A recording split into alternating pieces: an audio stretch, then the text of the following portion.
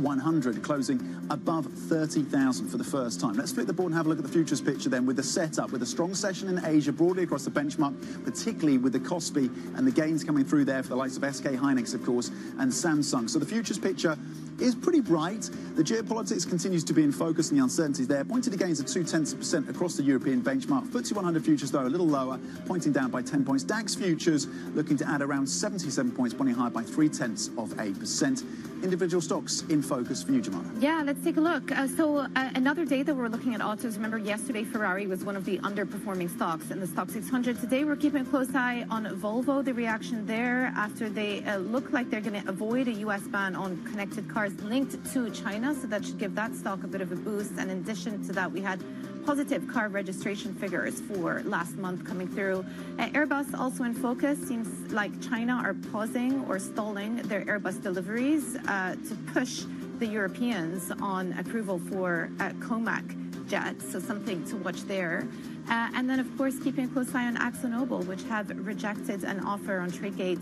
They are up 14%. Tom. Okay, we are seconds away from the Wednesday Open, and of course we focus on tech, we focus on energy, potentially some of the oil majors under pressure on lower oil prices today, and we're seeing that first print coming through for the FTSE 100, just down 0.1%. We'll see to what extent the energy story is part of that mix in terms of the broadly negative story across the UK right now. Just down 0.1%, not too dramatic. Across the benchmark, you're currently flat. We wait for the other indexes to open, of course, and will there be that lift for the likes of ASML, for the likes of Infineon, for the likes of SD Micro on the back of the chip story that's come through with such power and, of course, strength that's come through over in the Asian session. Now the benchmark is in positive territory, up 0.1%. You're seeing the IBEX over in Spain gaining 0.5%, and over in France, the CAC 40 up 0.2%. The auto sector may be in focus as well because we have registration numbers, I think, ticking up around 7%, so maybe some optimism there as well. Jemana, what are you seeing across the sectors right now? Yeah, in terms of sectors, what we are seeing is positive performance in terms of consumer products. So that sector is up about 0.7%. We are seeing also a tech sector, no surprise there, Tom, given the price action that we've been speaking about, the chip extravaganza over the last 24 hours. It's also impacting Europe this morning. I don't think that is a surprise. Autos obviously in focus. One stock in particular we're following closely this morning is Volvo, and it is up 7.4%. This after avoiding the U.S. ban on vehicles tied to China. And then on the flip side, we have a marginal underperformance in utilities. We're down about 0.9%. Also energy in focus too. Earlier on, we were talking about some of the governance and leadership changes once again at BP. So that is a stock that we're keeping a close eye on as well. And then we also have a slight underperformance in the healthcare basket to more of a defensive basket, down about 16 basis points. Worth noting that AkzoNobel shares are halted after they rejected that takeover offer. So we'll keep an eye on that stock when it starts trading, when it comes back with a print. Currently BP, to your point, is currently down 0.2%. So a bit of modest downside. Of course, there was some selling pressure yesterday on the back of that story and the change at the top, at least the chair of that board. To your point around Volvo, one of the best performing stocks right now on that change, or at least the ability to continue to sell many of their vehicles into the US market. Luxury is doing quite well as well. Interestingly, Kering is gaining 2.4%, so a bit of upside coming through for there. Infineon in the tech space also gaining 2.5%, of course, listed over in Germany. And on the downside, you've got some of the wind makers, but also Capgemini, which is interesting in the software space, down 2%. Yeah. keep an eye on those U.S. software earnings coming up later today. Joining us for a bit more analysis is Daniele Antonucci, Chief Investment Officer over at Quintet Private Bank. Really good to have you with us. If you wanted to get exposure to the AI trade, to the semiconductor trade, would you still give it a shot in Europe? Is there anywhere to be in Europe? Well, I think it's such a good question. And when I think about the AI trade, I think about two dimensions. One is the enablers. These are first and foremost technology companies. Geographically, you find more opportunities elsewhere. The US, parts of Asia as well. And we have seen some of the rally in emerging markets. South Korea, Taiwan is partly linked to that. These are the enablers. But then there's also the beneficiaries. And you find them across industries, across geographies as well. These are companies that are using technology, AI, cloud computing, robotics and automation, processing power to gain a competitive edge.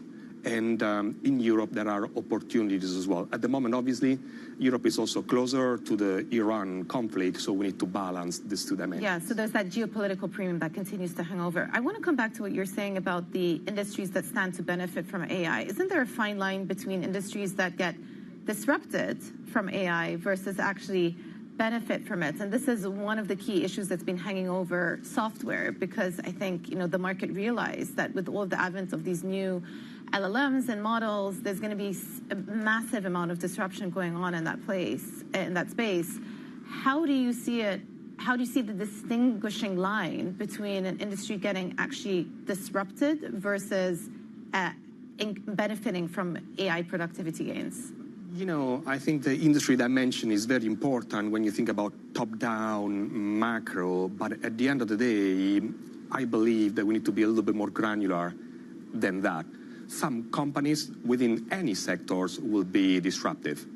Sometimes visibility is there, other times it's not there.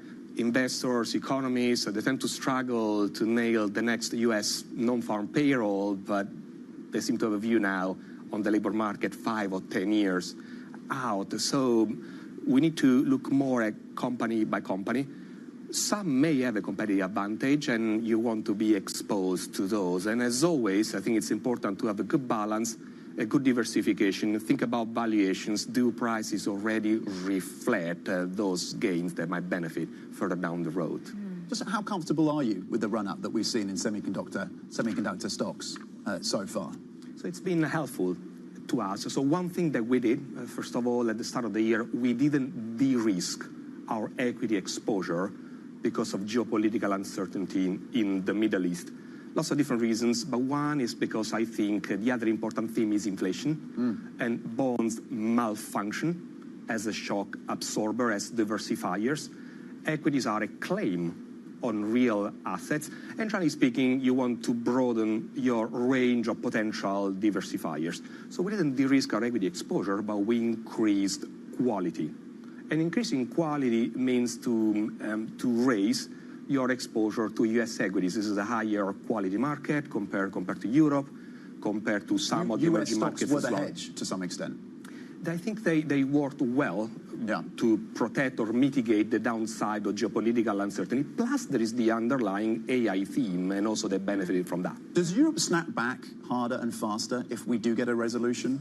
Probably, yes. So I think the markets, tactically, the markets that have been hit hardest, Europe could be one. Some parts of emerging markets, oil importers, for example, could snap back as well.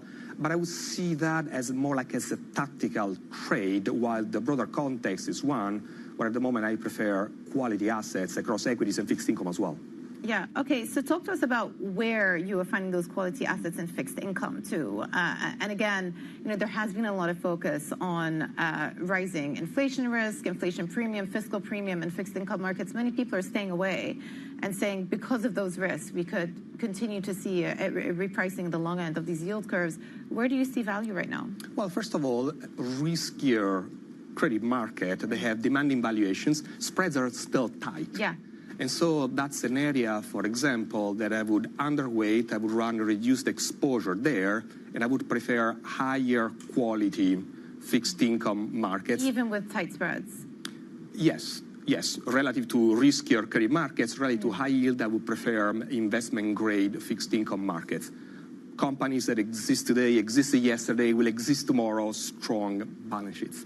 But also, when you think about government bonds, some markets already reflect the rate hikes that we might probably see. Europe is one example. Yes, treasuries have been underperforming, selling off lately, but again, they sold off substantially. And so I think if you want to hedge against more recessionary scenarios, eventually, if the conflict doesn't get resolved, if this price levels stay for a while longer, if that turns recessionary, hence is inflationary, maybe you want some exposure to high-quality government bonds as well, those that already have repriced. So 5% on a 30-year, for example, is looking attractive to you. 4.46 on the 10-year. Is that an attractive level, or would you want to see a little bit more? They are becoming more attractive. They are entering the range that I would describe as more attractive. It sounds like you're positioning across your portfolio for a recession. Is that the base case that you're thinking about right now? No, it isn't. So I have a moderate equity overweight. I have an overweight equities, but recognizing the lingering risks, that overweight is moderate. I prefer quality. I mentioned U.S. equities versus Europe at the moment, but I also have exposure to emerging market equities as well. But at the same time, I think in terms of portfolios. I think if your strategy is based just on one forecast being precisely right, that you're raising the bar to be successful. So I think about diversification. You need to diversify also against that risk. You know, it's interesting because I think one feature of the last couple of months or so is markets were able to sort of put aside the geopolitical risk stemming from the Middle East and a real focus on earnings and micro earnings, and the fact that, you know, earlier on, Tom and I were talking about how strong this earnings season has been for many of the S&P 500 companies that have reported. 95% have reported. We're talking about earnings growth year on year of close to 30%. Why do you think that many of these stocks, and they tend to be growth stocks, are becoming more and more immune even to higher interest rates? Because typically in the past, if you were in an environment of higher interest rates, you would be discounting at a higher rate. You know, people place less value on forward growth. Again, markets are completely looking past that.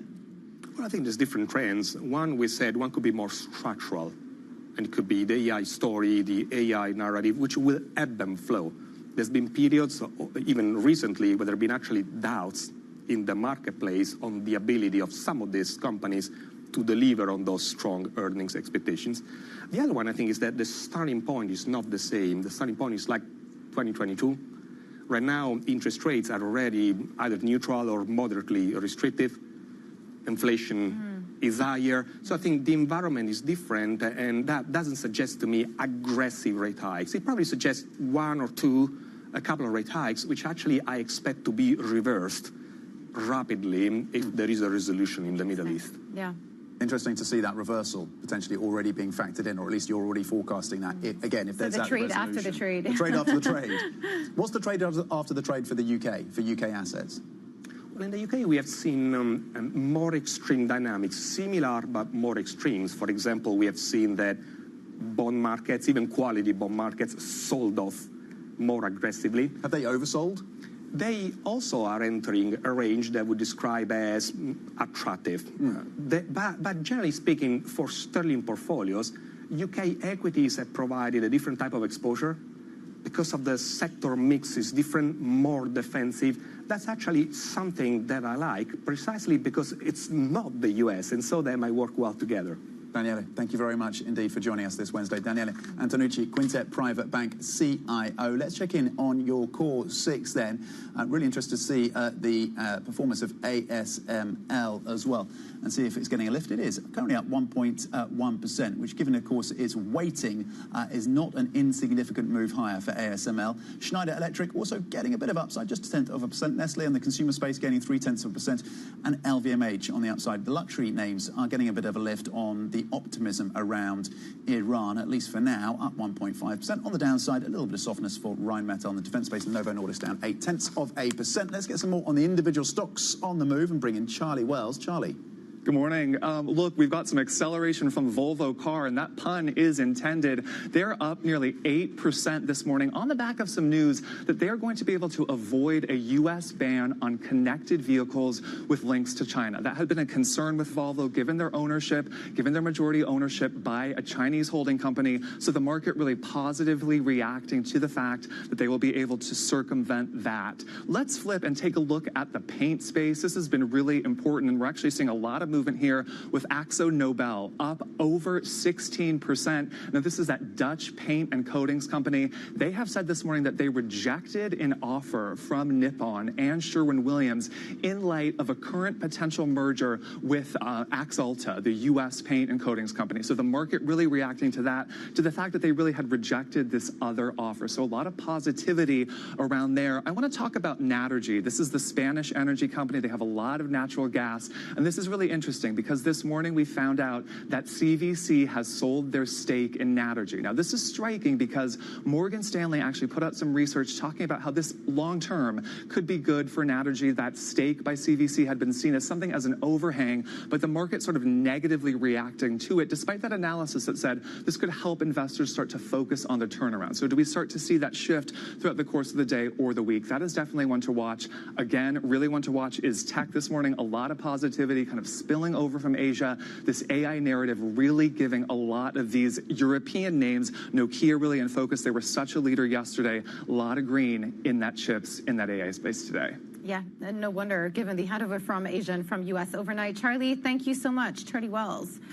Now, coming up, trouble at the top as BP unexpectedly fires its chairman, and he fires back, disputing the company's claims. We'll bring you the story next. This is Bloomberg.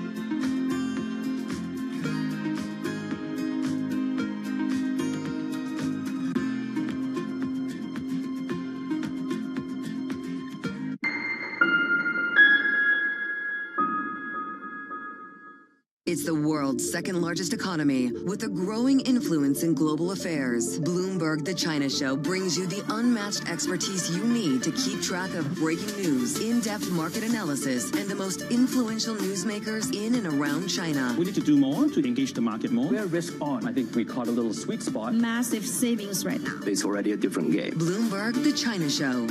Weekdays around the world, right here on Bloomberg. Context changes everything. Bringing you up-to-the-minute geopolitical news whenever and wherever it happens. I'm Stephen Engel at Japan's Akasaka Palace in Tokyo, and this is Bloomberg. Good morning. This is Bloomberg Surveillance. Welcome back to the opening trade. Watch Bloomberg Tech. This is the Asia Trade. This is Wall Street Week. Welcome to Balance of Power. You're watching Bloomberg Deals. Welcome to Bloomberg This Weekend. This is Bloomberg Television. Technology is embedded in every aspect of our lives. And laying the foundation for the future. From finance to defense, AI to entertainment. And from the road to the stars. Bloomberg brings you the latest stories of the people and companies pushing the tech sector to new frontiers. And the politics that shape global tech markets. I'm Caroline Hyde in New York. And I'm Ed Ludlow in San Francisco. Watch Bloomberg Tech every weekday. Only on Bloomberg Television. Astonishing day for US technology. It's shaping the region's technology ecosystem. Asia's biggest tech news and innovation. Every weekday, Bloomberg puts the spotlight on a different aspect of global finance. Flows, funds, and the forces shaping markets on ETF IQ. The future of money with Bloomberg Crypto. The players behind major transactions on Bloomberg Deals. The stories informing finance with Bloomberg Markets. And rates, risk, and the cost of capital on Bloomberg Real Yield. A different topic every weekday, only on Bloomberg Television.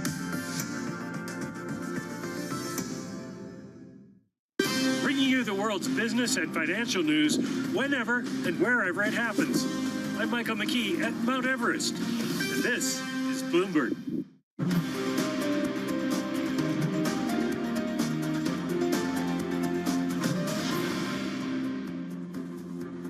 Welcome back to the opening trade. We're about 15 minutes into today's session, and most of the bourses are trading in the green. European equities trading up positive today, with the likes of the DAX, the CAC 40, all in positive territory. The DAX leading the charge, up 0.6% this morning.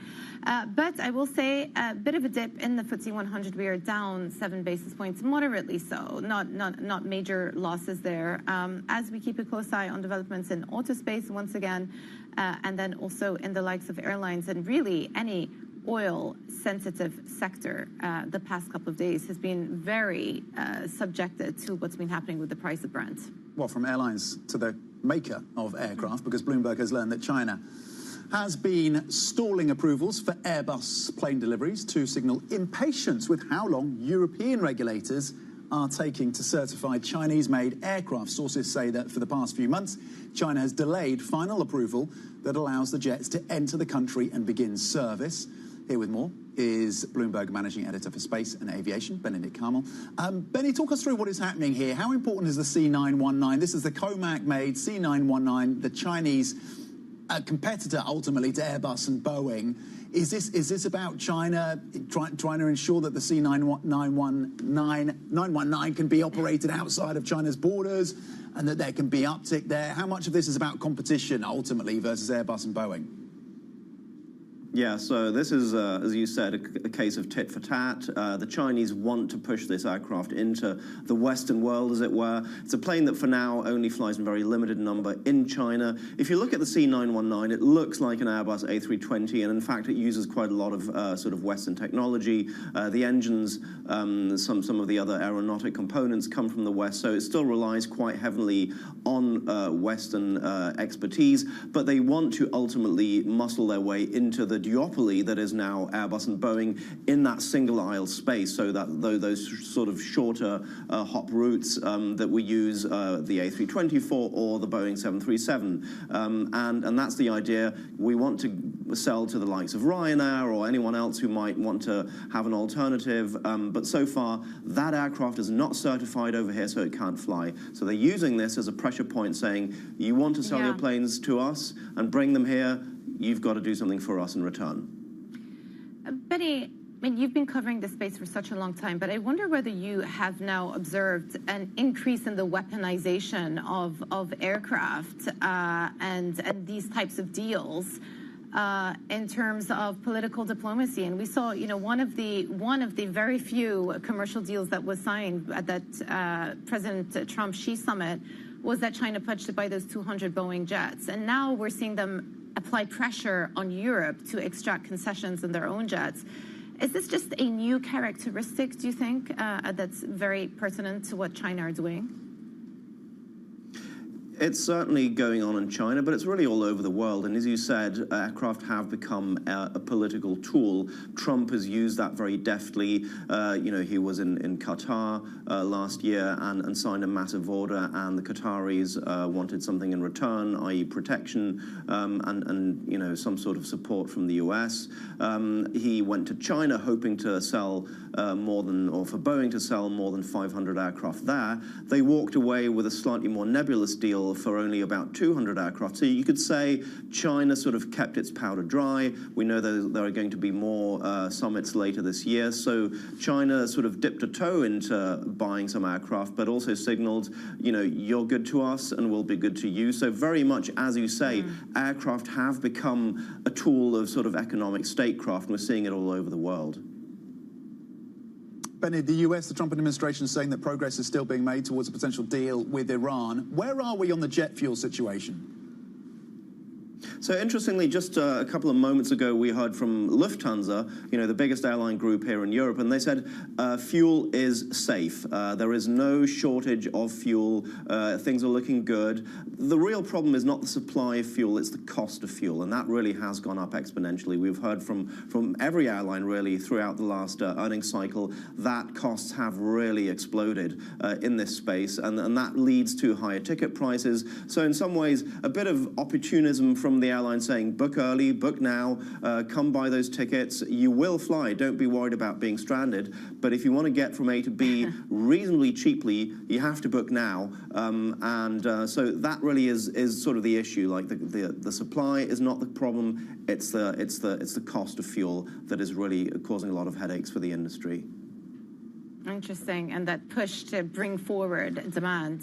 Bloomberg's Benedict Kamel, thank you so much for the latest. Well, ousted BP chairman Albert Manifold has pushed back against what he says is a, quote, false narrative regarding his departure from the energy supermajor. The company unexpectedly fired Manifold after 8 months in the job, citing serious concerns related to governance standards, oversight, and conduct. To learn more, we're joined by Bloomberg big oil reporter Mitchell Furman. Mitchell, what do we know about BP's decision to fire Manifold? Because he wasn't there very long. I believe he's only been there since October of last year. That's right. BP's senior independent director, Amanda Blanc, who's Aviva's CEO, said that the board learned of oversight and misconduct that they deemed unacceptable. Manifold, later in the day, yesterday, responded saying that he disputes entirely the characterizations and that he will not allow a false narrative to proceed. And BP is yet to respond to Manifold's reaction. Is the understanding, or should investors take from this that ultimately BP is ungovernable, at least at this stage, or that there's a clearing of the decks and that Meg O'Neill now has more space to execute her agenda? This definitely consolidates authority to Meg O'Neill. But she's only been in the job for about 8 weeks, and there's still a lot of questions about her path forward. She was hired by Manifold, after all, back in December, and assuming that they were on a similar page at that point, right? And so there are a lot of questions unanswered by BP and the board about exactly where the dissonance is here. What is going to be the focus for Meg O'Neill? And again, Tom and I were speaking about this earlier. I mean, she has benefited from the tailwind now of higher energy prices, and we saw that in the earnings. And actually, BP stock this year has been doing okay. What should be the focus as we look ahead? Yeah, BP's focus will be on oil and gas after its failed low-carbon bets of recent years. How BP ends up really focusing on oil and gas and differentiating itself from its peers, such as ExxonMobil, Chevron, Shell, TotalEnergies, that remains to be seen because all of those companies are also largely focused on oil and gas. So BP is kind of yet to define its path among its peers. Mitchell, help me understand something, because the assumed reporting around this is that this was a failed strategy, renewables. We're living through clearly a climate crisis. We're feeling that right now here in the UK. And we're feeling the supply chain challenges of Ukraine, of the Straits of Hormuz, the need to build out more renewables. How is that a failed strategy for BP? BP lost a lot of money, and they lost a lot of value. Are they going to have to revisit, though, this at some point in the future? This is a concern that some investors had last year when BP initially announced it was resetting its strategic direction back to focusing on oil and gas. Some investors understood the strategy as a short-term cash machine, but their questions were more about the medium and long-term. How does that give them a bridge to the future? It was less about the principle of it and more about the economics that didn't work out. Yeah. Bloomberg's Mitchell Furman, thank you so much. Thank you. Let's check back in on some of the European names and see how they're performing in light of the semiconductor and HBM high bandwidth memory gains that we've seen overnight in the US, but also in the Asian session as well. So there is a lift for some of these European names. You're seeing that with Infineon up 1.5%, and you're seeing it with the likes of ST Micro over in France. ASML also getting a lift. So some modest upside coming through for some of these European names exposed to the data center story and to the chip making story as well, getting a lift from the AI chip enthusiasm that we've seen, of course, breaking fresh record highs for global stocks in the last 24 hours. Feels a bit paltry compared to the price performance in Micron, 19%, SK Hynix up 13%. Yeah, 1.5%, just not cutting it. All right, coming up, clashes continue between the U.S. and Iran, even as the U.S. touts progress towards a peace deal. We'll be speaking to Chatham House's Sanam Vakil. That's coming up next. This is Bloomberg.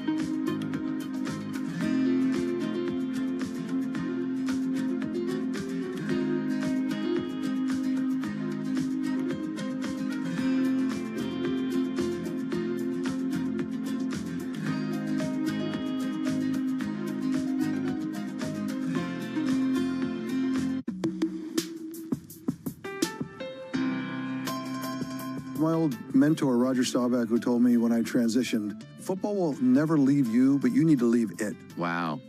Everyone has a dream, and a lot of dreams are, you know, my dream is to play football and play professional football, and you get the dream comes true, but it is going to end. And the day it ends, the day before it ends, you're one of the best in the world. Great. The next day you wake up, that's gone. What are you great at?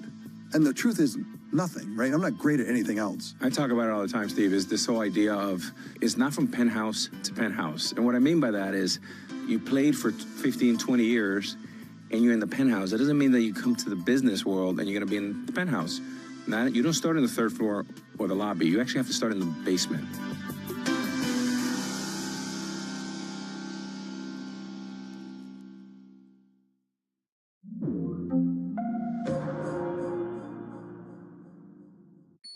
Asia is at the forefront of some of the world's biggest stories. I'm Sherrian in Tokyo. And I'm Heidi Stroud-Watts here in Sydney, where the trading day begins. We're here in the center of all the action to get you set up with the numbers, news, and knowledge you need for the day ahead. The demand is indeed recovering. We've been waiting for this moment. The opportunity of a century. Join us on Bloomberg The Asia Trade. Weekdays only on Bloomberg TV. Context changes everything. Middle East tensions are high. Both sides willing to go back to the battlefield. The narrative changes moment to moment. Is there a ceasefire? Is there not a ceasefire? Markets are up, markets are down. Count on Bloomberg for up-to-the-minute reporting. Breaking news this morning. Breaking news in the last few minutes. On-the-ground perspective. Talking to you from the bomb shelter. This White House still pushing. And the analysis you need to make informed decisions fast. Clearly, nothing is final until it's well and truly final. The really important question is whether we'll get second-round effects. Nobody covers geopolitics like Bloomberg. Making money isn't about drowning in emotions. It's about understanding what's actually happening. Markets are the best way to glean signal from noise, and that is what we try to do every morning. This is Bloomberg Surveillance.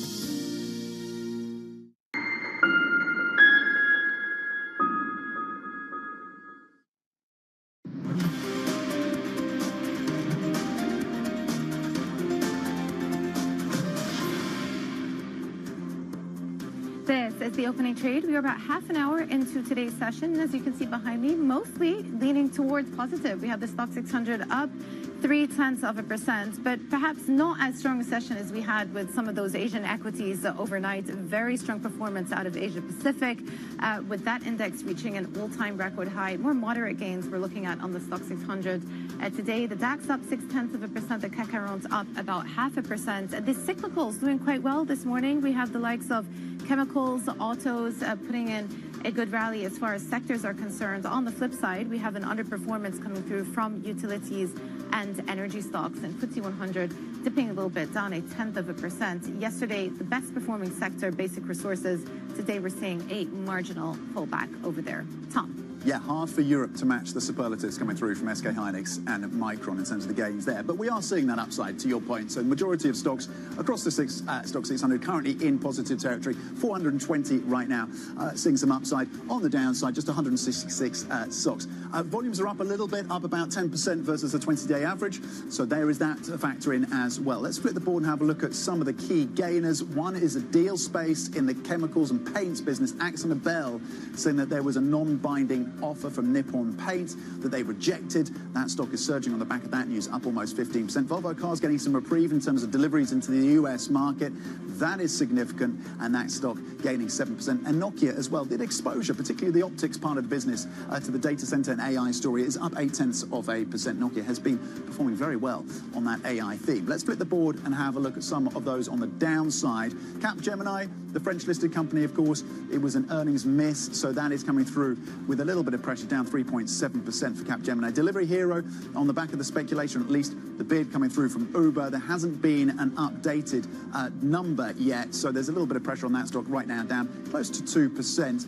And in terms of Total Energy in the oil space, because oil is down today, Brent WTI on some modest optimism that maybe there's progress towards that Iran deal, currently down 2.4% on Total Energy. Jamal.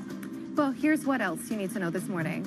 European car sales climbed for the third consecutive month in April as consumers continue to snap up more electric and hybrid models. Sales expanded in major markets, including Germany and the UK, with EV deliveries jumping 38%. The robust demand is a good sign for European automakers grappling with overcapacity, U.S. tariffs, and waning sales in China. The FTSE Russell has adopted a rule change that will speed the addition of newly listed large-cap companies to its main indexes, weeks ahead of SpaceX's expected record-breaking IPO. Under the policy, IPOs with investable market capitalizations above the cutoff for the Russell Top 500 will qualify for so-called fast entry after their 5th trading day. Previously, eligible companies were assessed during quarterly reviews. And New Zealand Central Bank kept interest rates unchanged in a split decision that was only resolved by Governor Anna Freeman's vote. The currency jumped as the division bolstered bets on a rate hike at the next meeting, and as the Reserve Bank's new forecasts indicate the chance of at least 2 25 basis point hikes before the end of this year.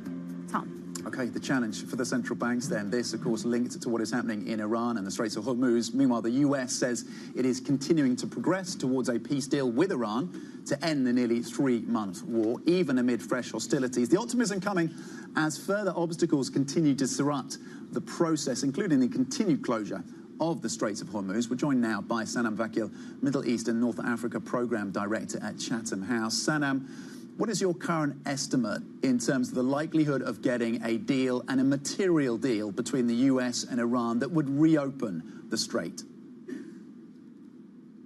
Good morning, and it's nice to be with you. I think a deal is urgent and necessary, but I still think we are quite far away. We're still hovering at the 50-50 mark, really because both sides know what needs to be done. They need to lift the blockade, open the Strait of Hormuz. But the reality is that there are still differences on the sequencing, the framework, and the big compromises that have to be made on the nuclear side of the negotiations and the sanctions relief and economic incentives that Iran is also demanding. Sanam, can I just ask you, it's Jumana over here, you know, the discussions seem to be linking or delinking, I should say, the Strait reopening with discussions around the nuclear file to happen at a later point. Could we end up in a situation where the Strait does get reopened because they come to an agreement on sanctions relief in exchange for lifting of the blockades, but then we start a months-long, perhaps even years-long process around the nuclear file? We know that the JCPOA almost took 2 years to get over the line. Yes, that certainly is a huge risk, and that's why we still haven't seen the phase deal that President Trump intimated was near, and you'll note that it still hasn't been delivered. That's because President Trump needs the concessions up front for fear that we'll get stuck in a phase 2, similar to what has been playing out in the Trump peace plan for Gaza, where we haven't seen progress on the reconstruction or the further steps of the phase 2 process. So this is really what's at risk. But the longer this plays out, you know, we oftentimes look at these conflicts as who's the winners and who's the losers. The reality is, the longer this plays out, both Iran and President Trump are losing economically, but also because it will get harder to get to a deal. And negotiations are continuing. We know that Ghalibaf was in Doha alongside Arakshi, so they've been making a big push on the diplomatic front. But at the same time, we did have an episode on the Strait yesterday. The IRGC still represents hardliners, and I just wonder whether there is a split internally within Iranian leadership and whether the IRGC themselves would actually be amenable to a deal that is being put forward by the U.S. right now. I think it's not just the IRGC itself.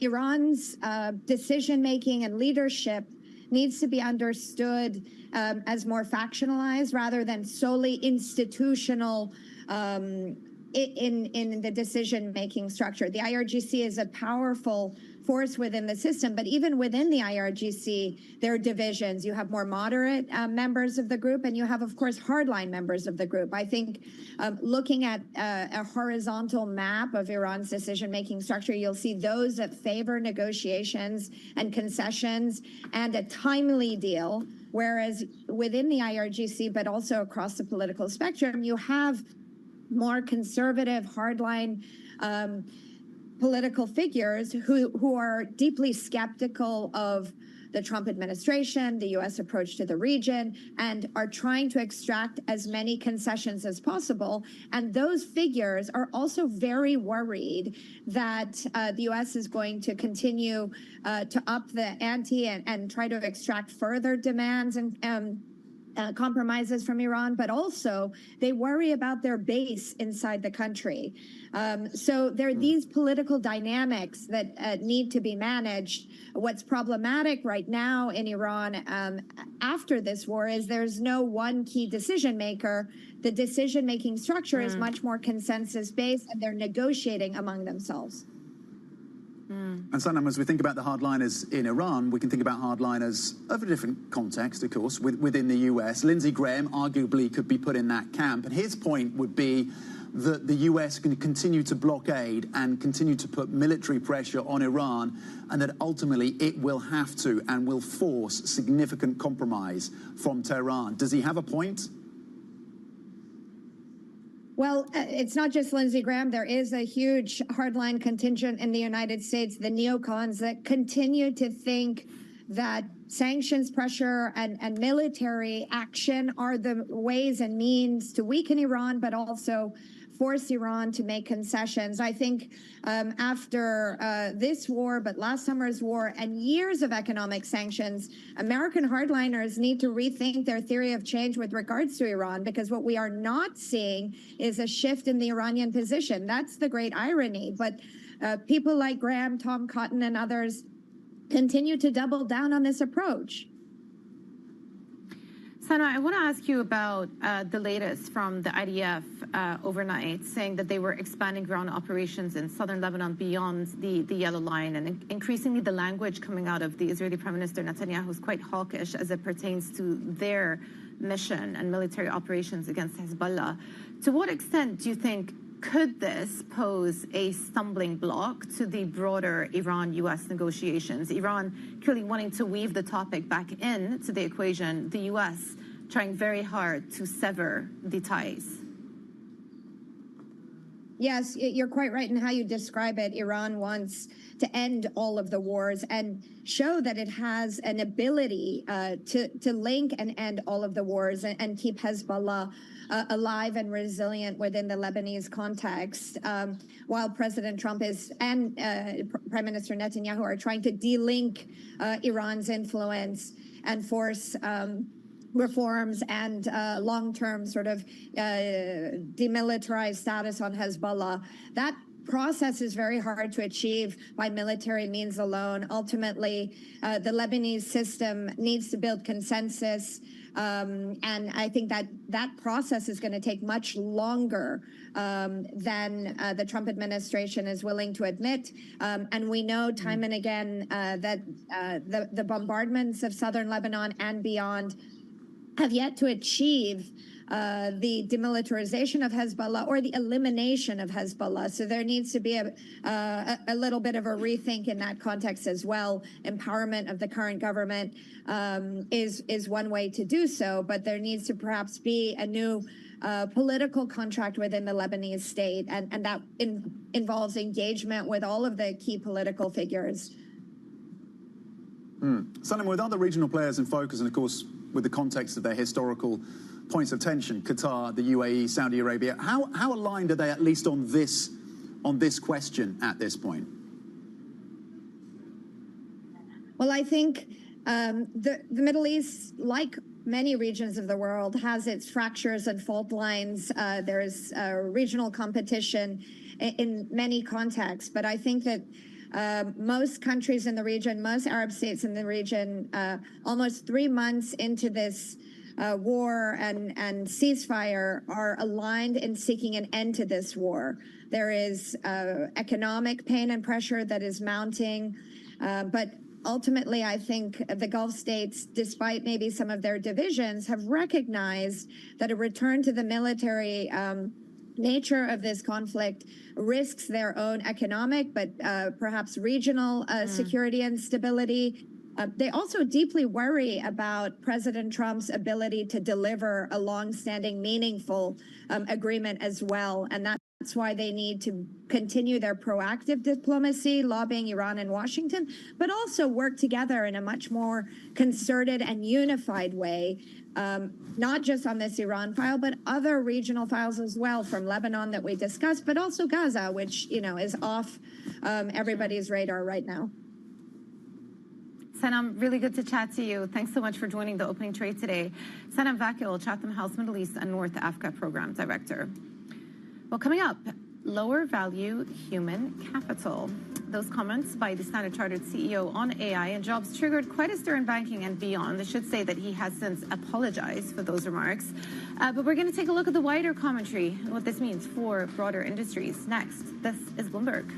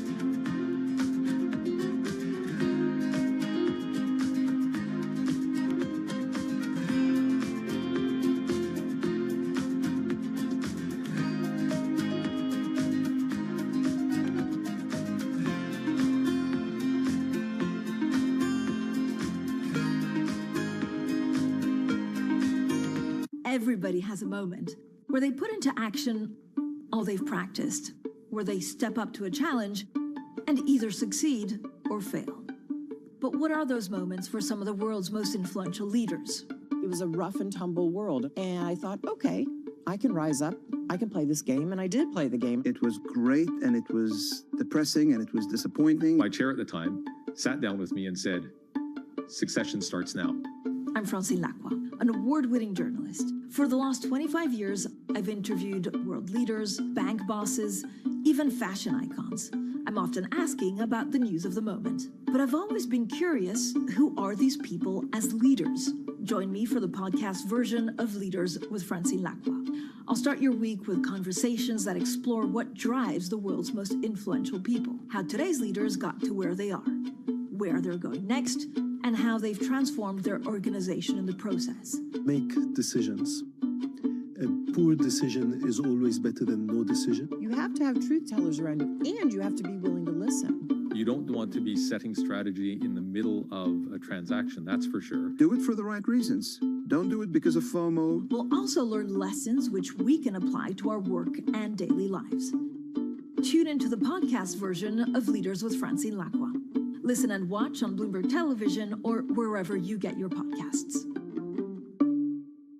Middle East and Africa. Vibrant resources and high-yield investment opportunities abound. Join me on Horizons Middle East and Africa for the stories, newsmakers, and insight from this exciting region. Now weekdays, only on Bloomberg. It's a multi-trillion-dollar industry. We'll show you what's happening in ETFs like no one else. ETF IQ, only on Bloomberg.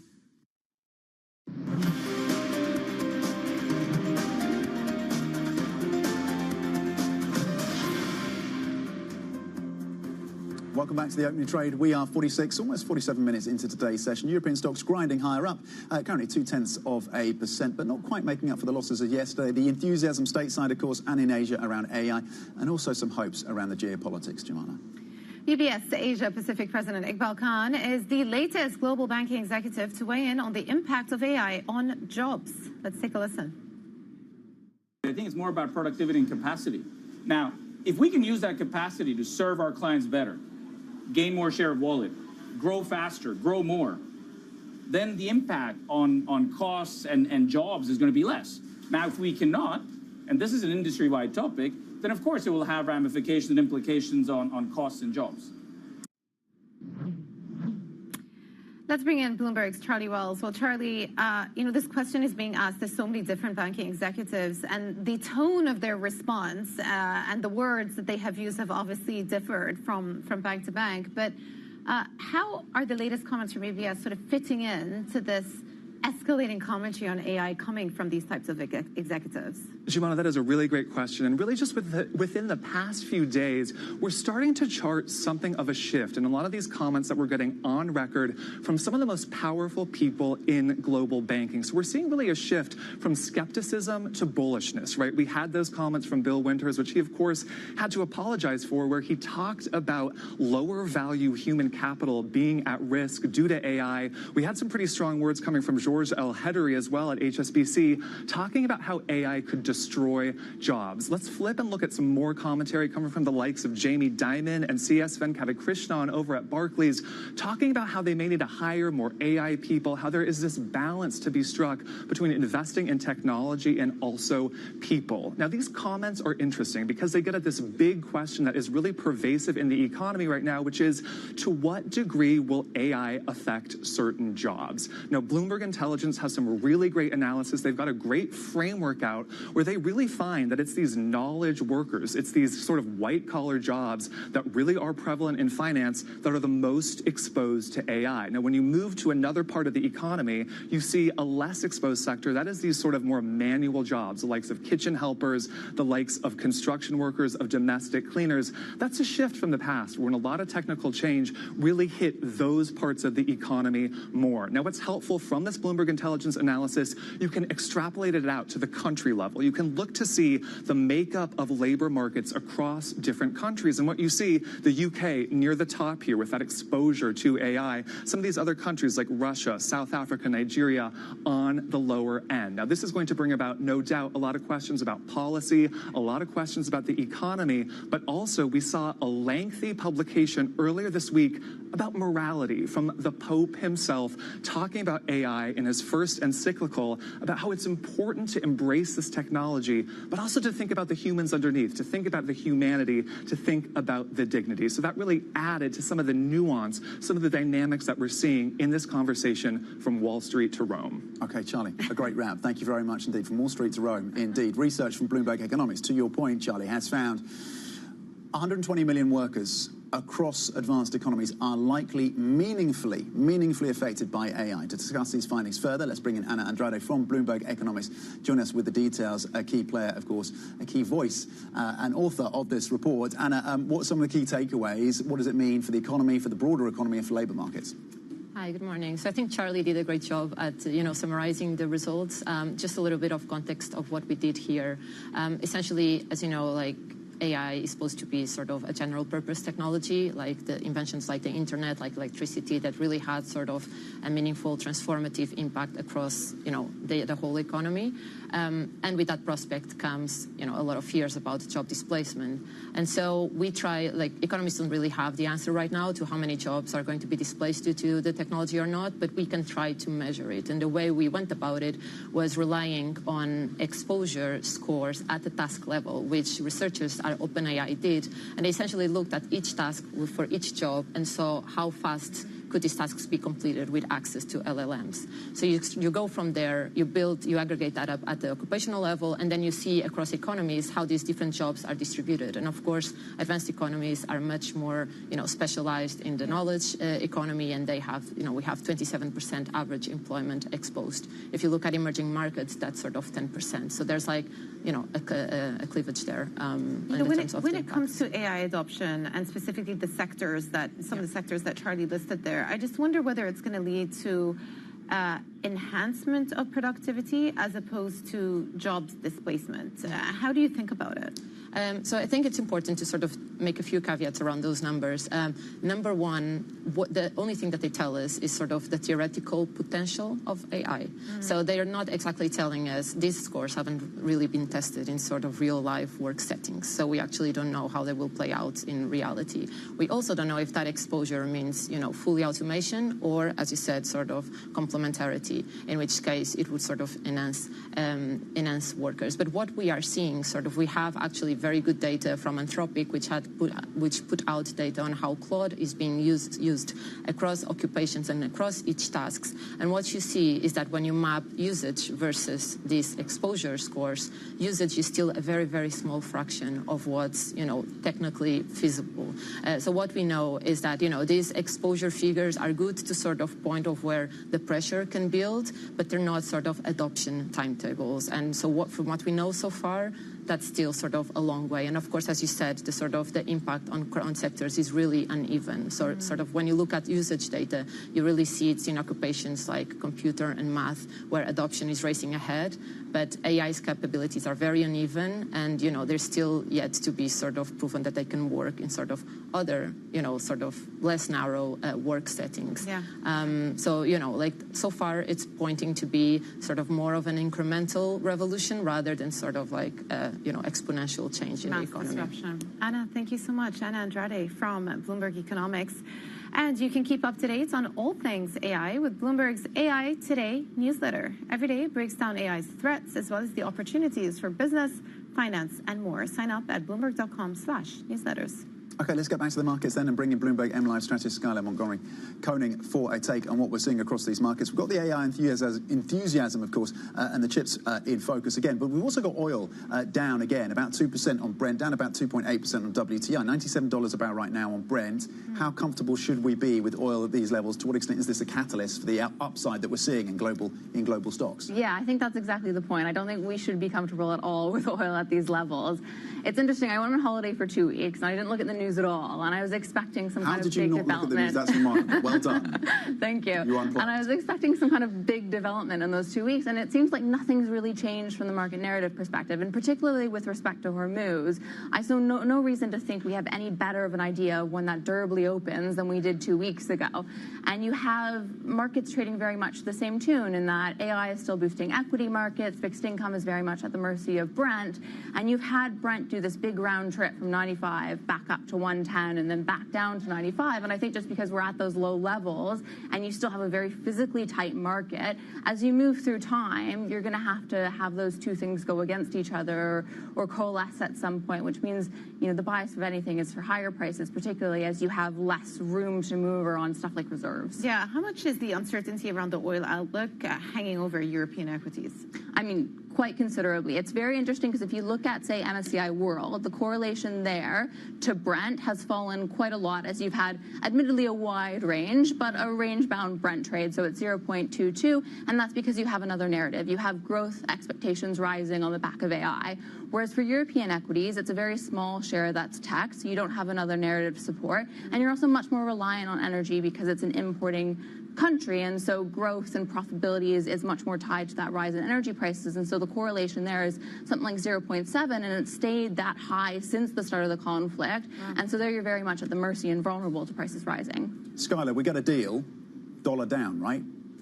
I'm not so sure on that. I think there's been more of a change in the last week. There's something you've actually seen where, because U.S. economic data has come in so strongly, if you look at economic surprises, they're very positive, and inflation is still expected to the upside in terms of, 4% I think is now baked in, and you've had a shift from the Fed that the bias was very much dovish, but last week you saw Waller's comments had more hawkish, and so you've seen U.S. underperformance in the fixed income space, and that means rate differentials have moved strongly in the dollar's favor. So European minus U.S. 2-year rate differentials have fallen quite considerably. They're now below the 200-day moving average, and there's a gap for euro dollar to close to the downside to get there.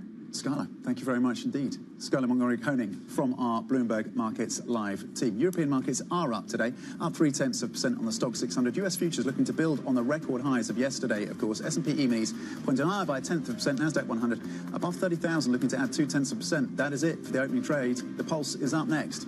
This is Bloomberg.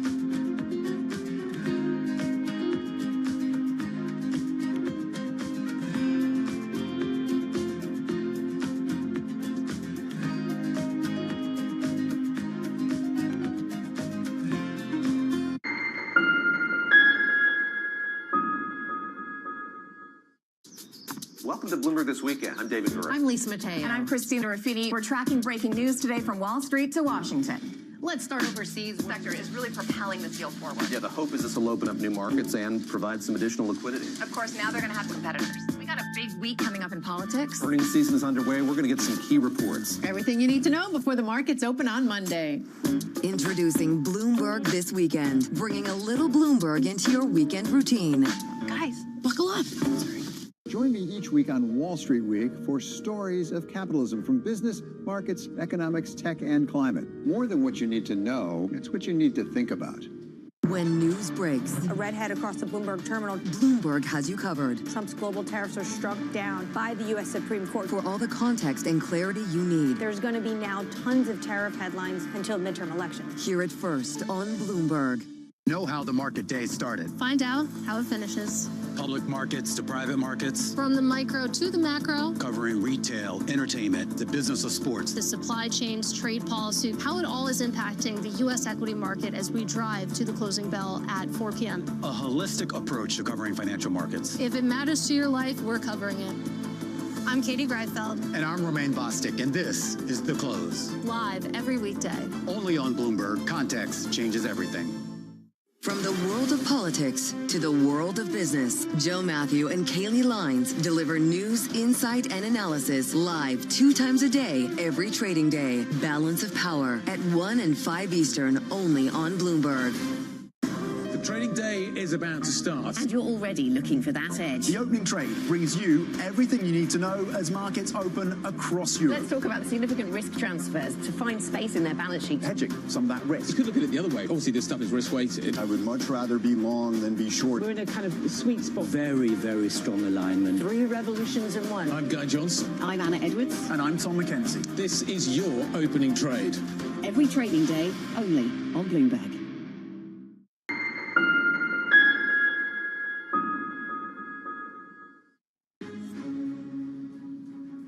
The $1 trillion club, a breakneck surge in memory chip makers powers global stocks to a record high as SK Hynix and Micron pass the valuation milestone. BP's ousted chairman pushes back against what he describes as a false narrative after being unexpectedly fired just 8 months into the job.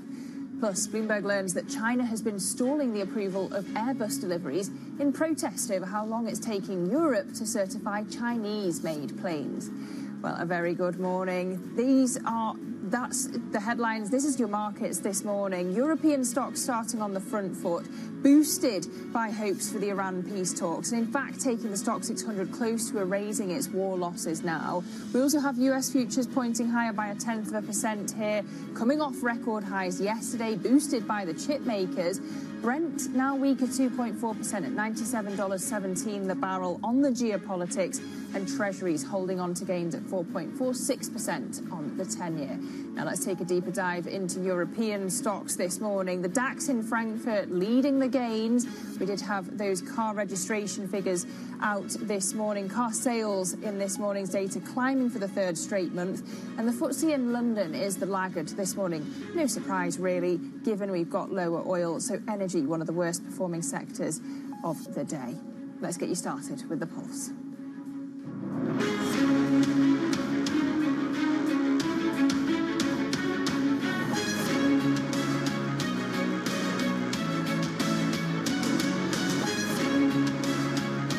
Newsmakers and market movers. This is The Pulse. Good morning. Welcome to The Pulse. I'm Lizzie Burden in London. Now we have European tech stocks among the biggest gainers on the Stock 600 this morning, continuing a blistering global rally in the chip makers. This after the market caps of both SK Hynix and Micron surpassed the $1 trillion mark for the first time, as investors bet that the AI boom is going to lead to a sustained revaluation of the industry. Let's discuss now with Bloomberg senior strategist Neil Campling. So Neil, this momentum for tech hardware stocks really overshadowing the geopolitics at the moment. It's almost as if the geopolitics has been a bit muted and given us an excuse to focus on the tech. Yeah, it's kind of like AI has become a new macro trade in itself in some respects. I suppose we've had the fueling of the hyperscalers investments. That's helping clearly the data center build out, and now we're focused primarily on this memory build out. Now, the memory stocks themselves, which we don't have exposure to in Europe. However, there are no memory chips without ASML basically acting as a monopoly for creating the equipment that goes into the chips. Now, if we compared, say, an SK Hynix, which is up over 1,000% in the last 12 months, and it seems strange to talk about a stock like ASML only up 100% over the same time period. ASML, you could argue, is only having 1/10 of the net income that Hynix is expected to have this year. However, memory has historically, for the last 30 years, been a cyclical industry. So as Hynix is expected to have 80% gross margins this year, expected to produce $130 billion of net income this year. In 2023, Hynix had a negative gross margin and had a net loss, whereas ASML, throughout the building of the new EUV equipment, has always remained cash positive and gross margin positive. So we have to sort of think about who the enablers are of this particular cycle. So, and feeding through into that. Yeah, and is it a worry that you've got single stocks so dominant? Certainly within the South Korean market, you've got the dominance of the two tech stocks, Samsung and Hynix, in the market share. For the monopoly side for ASML, everyone that's tried to create the machinery just hasn't been able to come up with these particular tool sets. They basically own the IP that's around that. There were stories on the terminal yesterday about China going into the equipment market, but they've tried that for many years, and they remain 2 to 3 generations behind ASML's equipment.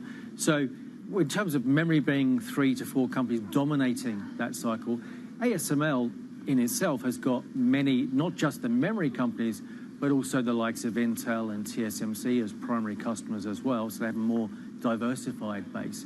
It's not just purely the AI trade, but I think in the hardware space, what we saw with Lenovo last week with a massive raise of their guidance, is that the impact is on AI hyperscalers buying, consuming the memory chips that requires then for other providers that require memory to then go out and look for alternative sources or having to pay up high prices.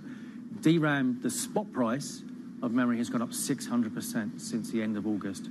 That's inflationary in itself, but that creates other ripple effects that creates risks as well as profits for some, but risks for others. And unfortunately for us as consumers, that whole inflationary word, which we're quite worried about, we are going to end up paying the price for the lack of supply that's out there for other devices. Neil, we love all of the numbers, all of the context. Neil Campling, thank you very much on the tech story.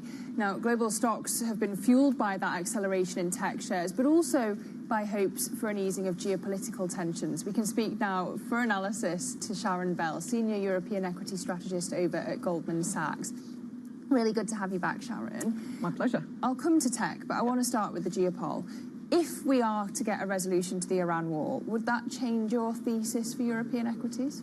I think a quick resolution certainly would help European equities because unlike the US and Asia, Europe has a little less exposure to the tech trade. It's not got zero exposure, but it's got less exposure. It's got much more exposure to higher energy costs, to higher inflation, to the weakness in growth related to the consumer seeing the squeeze. So a quick resolution would certainly help. Well, we've got European stocks inching higher even this morning, close to erasing the Iran war losses. Do you think that investors actually have the dry powder left to push the stock 600 higher?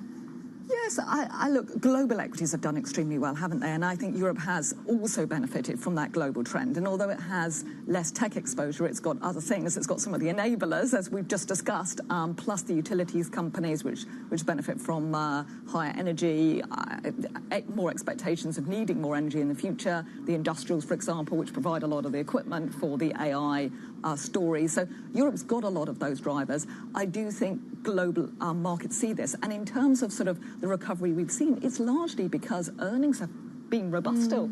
Not just in the US and Asia, but in Europe too. We've not seen downgrades in aggregate. Yeah, but then if we talk about the yield story, you've written about how sensitive equities are to higher yields, and you say that the pain's shifting.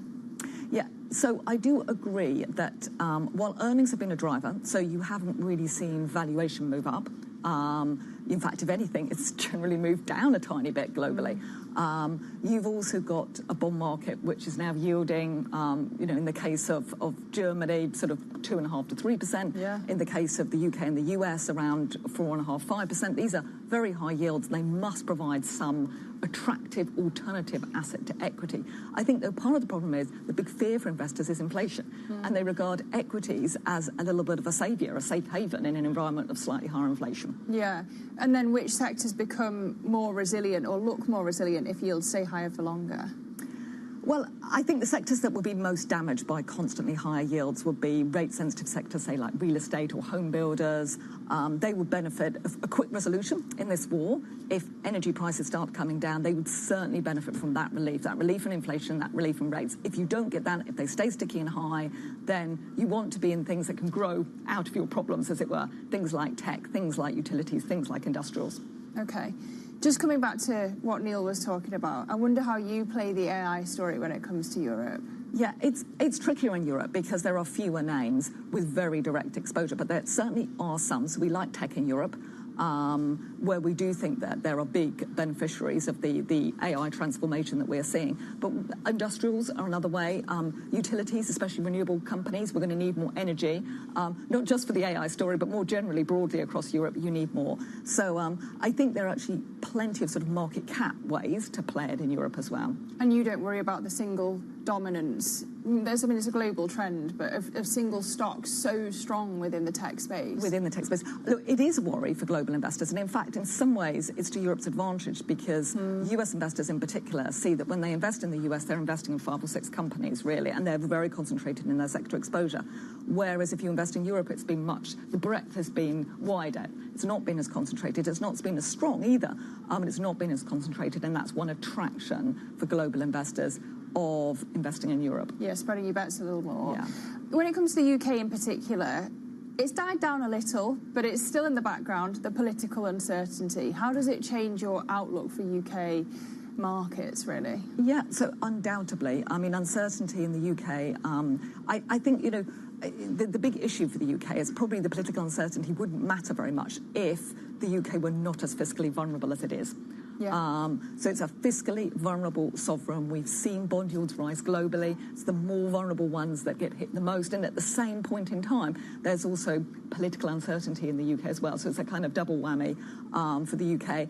I wouldn't worry too much about the FTSE 100. As you said in your earlier slot, it's very dominated by energy and global prices and things like that. It's a super global index. 80% of earnings are outside the UK. But for, say, FTSE 250, a mid-cap index or a small-cap index in the UK, it's much more sensitive to domestic growth, domestic risks, including higher yields. Yeah, and when you've got such a powerful bond market, right, it seems, according to our economists, like tax rises are likely from whichever candidate becomes Prime Minister. Does that make the FTSE 250 look less attractive?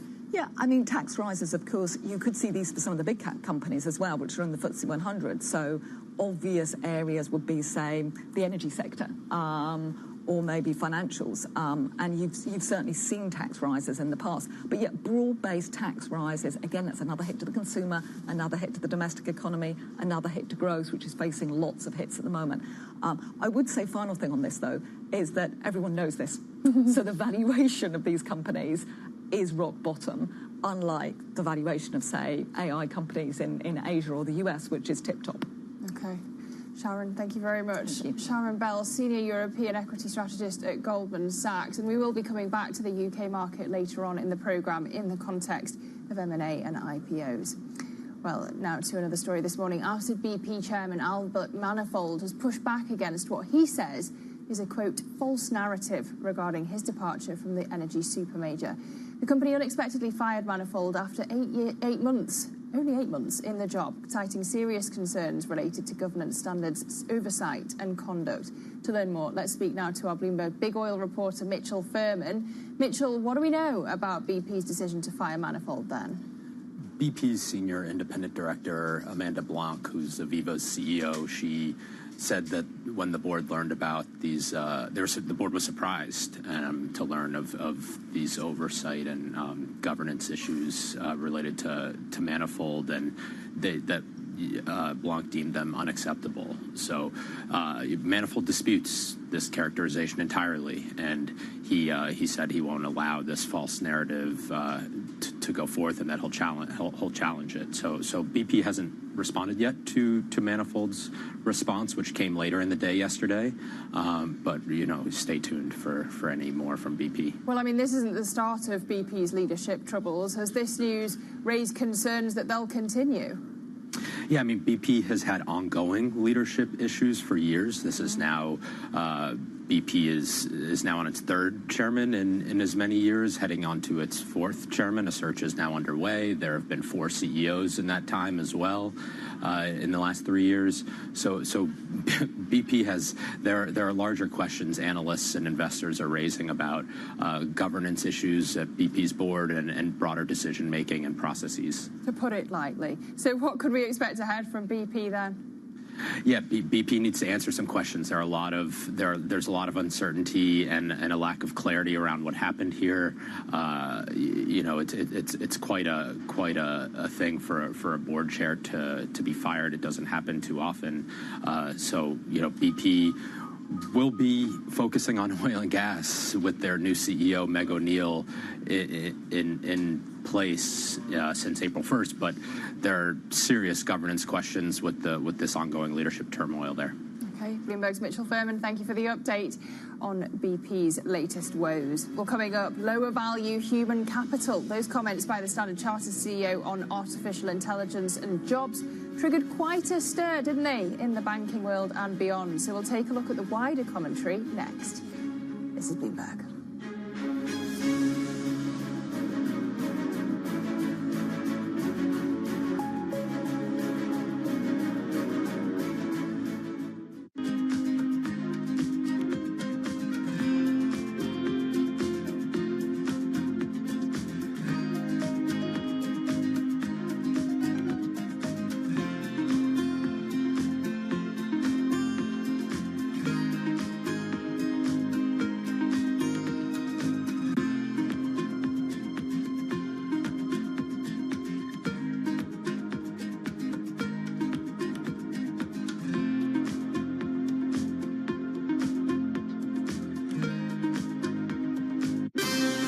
Bringing you up to them in the news whenever and wherever it happens. I'm Shevrian in Seoul, and this is Bloomberg.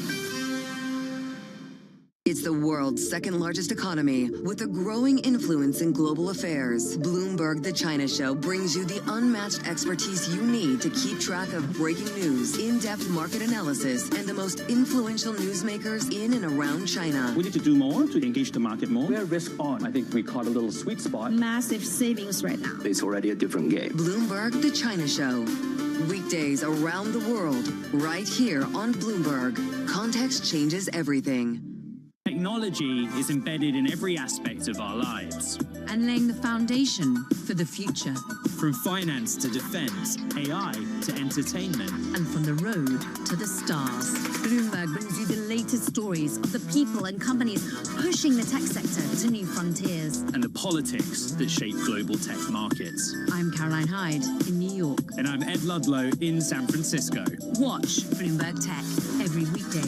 Only on Bloomberg Television. Key investors, top executives, global innovators. Join me for in-depth conversations with the biggest newsmakers on the day's top stories. Insight with Haslinda Ahmed, only on Bloomberg.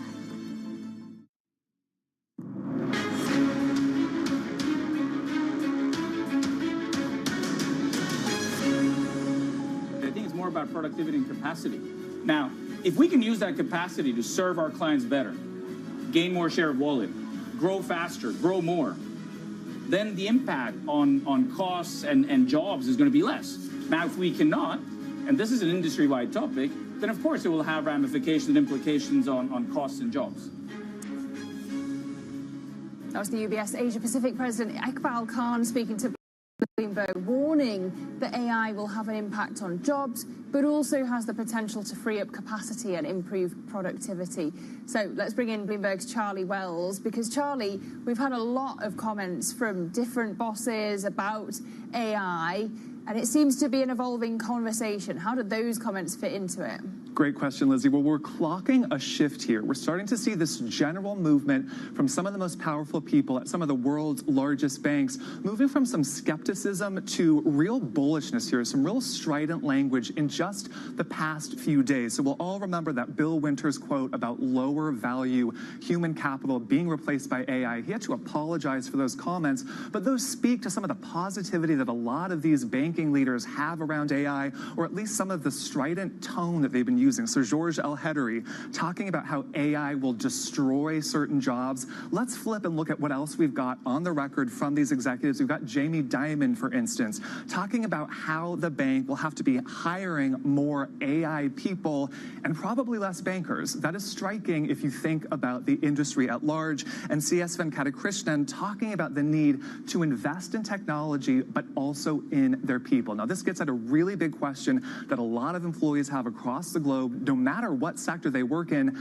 To what degree will AI affect certain jobs? How much will they replace jobs, or will they amplify them? And I think one of the big questions here is that a lot of these executives are getting at, does AI grow the pie of the labor market, or does it remove people from creating that pie in the first place? Now, we can take a look at some of the numbers, some of the hiring numbers as one read on that to try to get some answer to that question. If you look at the breakout year, 2021 to 2022, when we really saw AI start to take shape, you can see that when we go over time, you see an increase in hiring at the likes of JP Morgan. That's that blue line there. But you see flat or decreased hiring. Let's take a look at that white line, Bank of America, going down over the years that AI really has taken a boost. Now, again, it's still early days. This has many factors at play. But what we know are there are going to be a lot of policy questions, a lot of economic questions, and even moral questions coming into play. Earlier this week, we had a lengthy disclosure, a lengthy publication by the Pope himself talking about AI really coming front and center in his encyclical, the first of his papacy, talking about how important AI is, but also to keep humans in mind, to keep that human dignity front and center as this technology develops. Thank God for that. Bloomberg's Charlie Wells, thanks for the update. Okay, so that's the commentary, the context to all of this. We've also got some new research from Bloomberg Economics finding that 120 million workers across advanced economies are likely to be meaningfully affected by AI. Let's get more from one of the authors of that with Anna Andrade, Bloomberg Economics economist. So Anna, I wonder what meaningfully effective actually means. Is this a nice term for ousted? I think that's actually one of the interesting bits around these exposure measures, is that we actually don't know whether exposure means fully displaced or it just means augmented. But just a little bit of context into what we've done here. We've essentially, there's a lot of there's a lot of fears about, AI displacing jobs, and economists, it's hard to sort of measure the scale of disruption at the moment, but we can try to do that. So what we've used are sort of work by OpenAI researchers, where they just go task by task in each job, and they classify how fast would each task be completed with access to LLMs. So from that starting point, you then sort of weight up the sort of exposure scores at the occupation level, and then of course what will matter for macroeconomic impact across economies is how these jobs are distributed across economies. And what the results show is something that sort of has become sort of familiar, which is those sort of jobs where there's a lot of complex cognitive work that typically require higher levels of education. Those are more exposed than jobs that probably require more sort of physical routine labor. So that obviously means advanced economies sort of with a bigger share of employment exposed. We have around 27% of total employment exposed in advanced economies. Comparing that with emerging markets, it's just 10%. So there's sort of, but I would say that, these exposure figures, they're sort of a starting point to measure disruption, but they just sort of point to where pressure can build, not necessarily, how the AI adoption will sort of play out. So then you're saying economies like the UK are more exposed than others. Yeah. Then what does that mean fiscally if you've got to support all these people without jobs? Yeah, I think number one, we still don't know if exposure is sort of job displacement or augmentation. I think we're still trying to figure that out. I think the other ingredient when you look at sort of macroeconomic impact, it's not only exposure and the sort of the occupational structure of different economies, but it's also the pace of adoption. And when you look at the data that we have so far on the table, you actually see there's sort of this data by Anthropic where they put out the usage of Claude by occupation by each task, so we can sort of map our exposure metrics to usage, and you can actually see that usage is just really a very, very small fraction of and also like there's also sort of technical constraints in the sense that we know that AI works very well with sort of narrow requests where, you know, it's very easy to tell what's right or wrong, and, you know, where success is very easily measured. And that's why in banking, maybe in some tasks, and also why in software, you know, developers, like, you actually see AI adoption racing ahead. But it's a very different picture when you go to other corners of the economy. So going back to our question, it does seem that it's going to be sort of more of a slow adoption at the macroeconomic level, not sort of at the industry level. And that should, in theory, give governments, you know, more time to prepare and sort of less of sort of an immediate hit to public finances. If it's making us more productive gradually, doesn't that mean that we'll get more work done and then wages can go up? Yeah, essentially, that's it. Like, if it complements us, then, of course, we become more productive. There's more demand for our kind of work. Everything plays out fine. There's also an alternative scenario where we're just sort of replaced by capital. There's less demand for labor and, of course, higher unemployment. That doesn't mean that there won't be GDP gains, but, of course, these will be smaller. And, of course, as you know, labor is much more heavily taxed than capital. So if the gains accrue to capital, then, you know, there's sort of a double hit to public finances because you have less revenue and at the same time you have more spending sort of, you know, to protect the workers that are displaced. Again, if we have like sort of an incremental pace of change, I think all of that is manageable. Well, you bring me to the other thing I wanted to ask you about, wealth versus income taxes, because your team's got a really interesting note out today saying that tax rises are likely under whoever's the next UK Prime Minister, whether that's Andy Burnham, Wes Streeting, Angela Rayner. Given that they're going to face such a difficult fiscal inheritance and these taxes look like they're coming, what could these taxes be when you've already got growth so subdued? Is it going to work if it's a wealth tax that works, as Streeting puts it? Yeah, I think just to give a little bit of context, our team has just finished doing their annual fiscal updates, forecast updates. And of course, you know, the UK was already at the start of the year in a sort of fragile position. We had high debt levels. We had a pace of consolidation that had been effectively, you know, backloaded, and some measures there that weren't very credible because the sort of harder measures were going to land at the time of a general election. So the state of there were sort of big question marks around the sort of the outlook for public finances. We've incorporated now the impact of the war in Iran, the rising interest rates, the sort of hit to growth, and that really leaves sort of the Chancellor meeting her current budget rule by 6 billion. So that compares with 20 billion sort of. A razor-thin margin again. So essentially. So it does seem that, you know, some sort of corrective action is necessary. Now, of course, this brings back the debate that we were having at the same time, like in November last year, which is essentially where do they go for? Because, of course, economically speaking, the best way to raise revenue is to go after big tax bases and tax bases that don't distort growth that much. What are those? Those are income tax, that's VAT. Rising VAT right now when inflation is high is probably not a good idea because that will mean higher rates. Going after income tax is something that, you know, seems politically sort of very difficult to do, and that leaves wealth and capital taxes. But as we know, these tax bases are narrower and there's more sort of, you know, behavioral response to it. So there's very little that, you know, can be done if the aim is to sort of generate, you know, big revenues. And of course, that money is the most mobile. Yeah. Right? All right, Anna, thank you for the analysis. That note available on the terminal from Anna's team, Bloomberg Economics. You can also keep up to date on all things AI with Bloomberg's AI Today newsletter. Every day it breaks down AI's threats as well as the opportunities for business, finance and more. So do sign up at bloomberg.com/newsletters.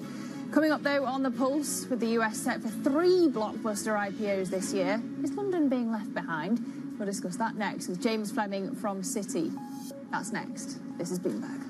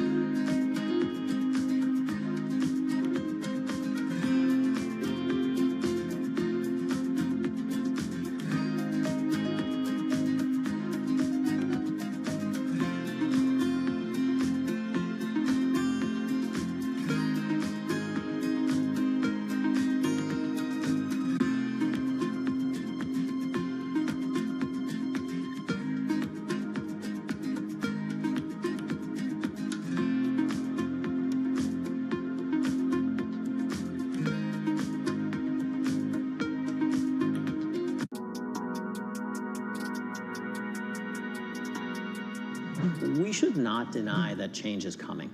And change is not coming just in data centers and AI. As a world, we are building infrastructure, we're building energy, we're doing energy transmission, we're building next-gen manufacturing, we're ramping defense, and we're doing this thing called AI and data. Yes. We will see the largest need for capital ever. And that's what we've seen so far this year. And so now to your specific question, it's about underwriting. There are a number of very strong US tech companies who run diversified businesses, Amazon, Google, Microsoft, who are interested in seeing these centers built and are interested in not consolidating the debt on their balance sheet. And to the extent they are prepared to lend their credit, one can lend against those types of things and make sensible underwriting decisions. Every weekday, Bloomberg puts a spotlight on a different aspect of global finance. Flows, funds, and the forces shaping markets on ETF IQ. The future of money with Bloomberg Crypto. The players behind major transactions on Bloomberg Deals. The stories informing finance with Bloomberg Markets. And rates, risk, and the cost of capital on Bloomberg Real Yield. A different topic every weekday, only on Bloomberg Television.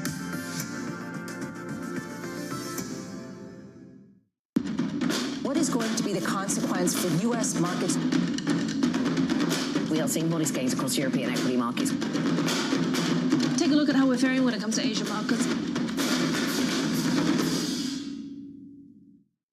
Bringing you up to the minute geopolitical news whenever and wherever it's happening. I'm Anne-Marie Hordern in Caracas, Venezuela, and this is Bloomberg.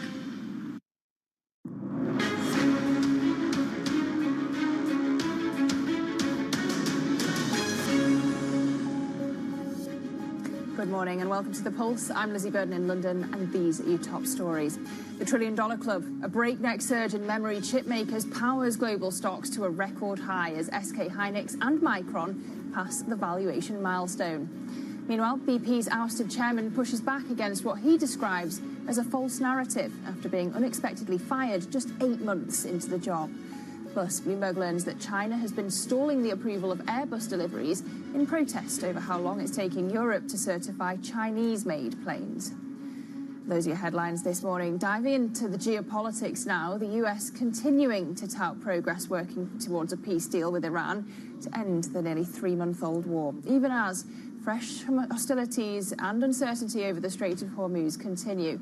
Let's get more now with Jomana Basechi, Bloomberg Middle East and Africa anchor of Horizons, of course, with us though in London. So Jomana, it seems a bit baffling. You've got peace talks on the one hand, but also military strikes at the same time. Yeah. What's holding up the talks? Yeah, well, I think you're referring to the incidents yesterday around the Strait. And I would say now, 24 hours on, it does appear to be an episode, a singular episode. Neither side showed an inclination to take it one step further. So we did have that skirmish, that is right.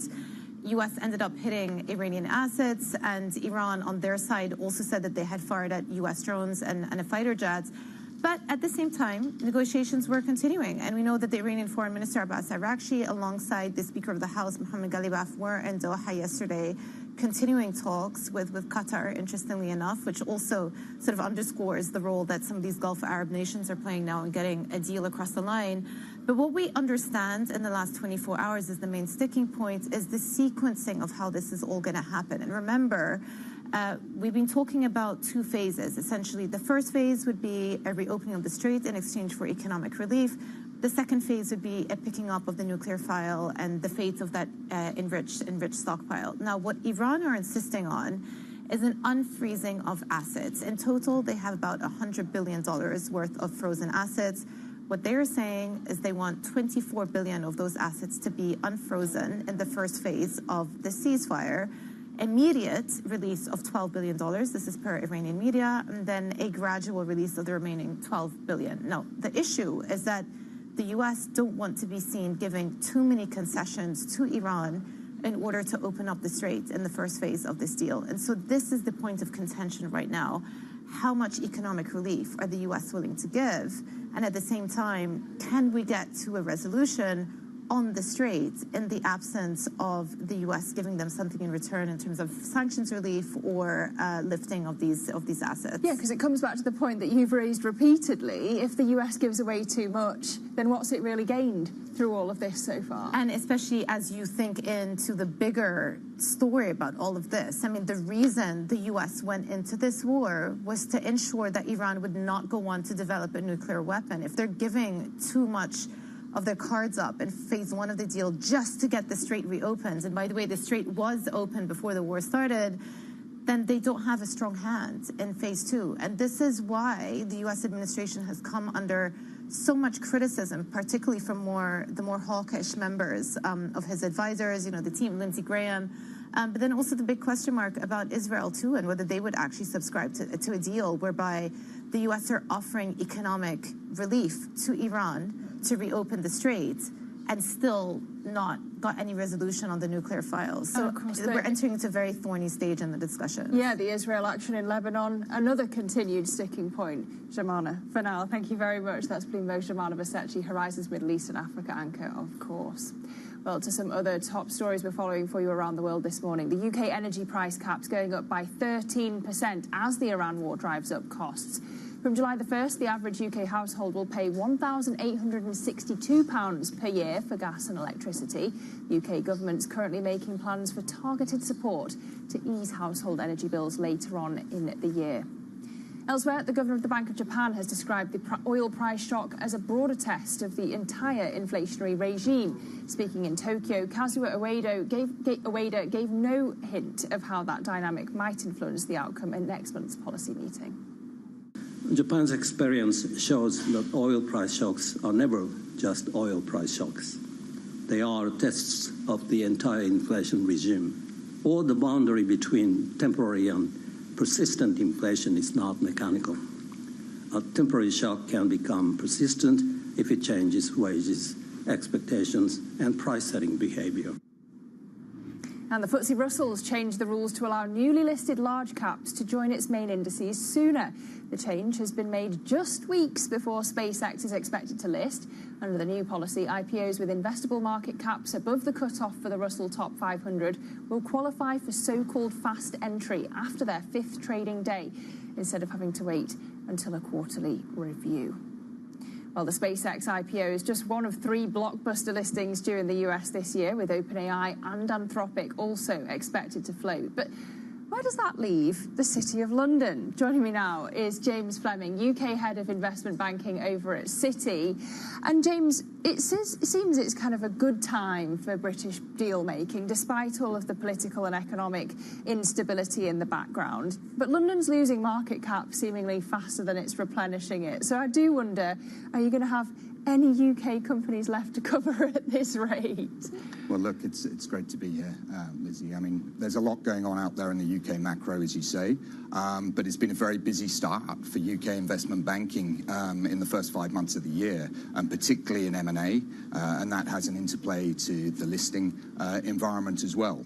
But I would say, UK companies at the moment are a target environment for private equity, as you allude, and also to foreign buyers. And I think there's a number of things that is driving that paradigm. The discount that the UK market trades on versus the US, continues. You can find fantastic companies here in the UK that are trading, on an earnings multiple of 12 to 15 times, but in the US are at 22, 25 times. Let's not forget, for investment banking, financing is very important. The UK financing markets are sublime at the moment, both in the investment grade market, spreads are tight, liquidity is good, and in the leveraged finance markets, banks providing capital. And we have some great companies here. So, there is a lot of activity that is going on, and M&A is up big. But as you say, IPOs, it's been a disappointing year for the London Stock Exchange. I think the pipeline is better. But when you say on M&A, is it just that we're cheap here? I mean, it seems strange, perplexing that global capital should want to come to the UK when, as I say, you've got weak growth, higher rates, all the political instability. Yeah, there's a lot of considerations, and from a Citi perspective, when we're advising our clients, whether that be PLCs in the boardroom, potential foreign buyers, or private equity at their investment committees, the debate around UK macro is very real.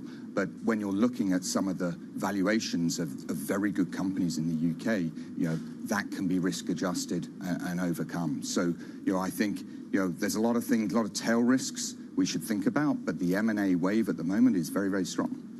And there's nothing that a potential leadership candidate to replace Keir Starmer could do to derail that confidence, James?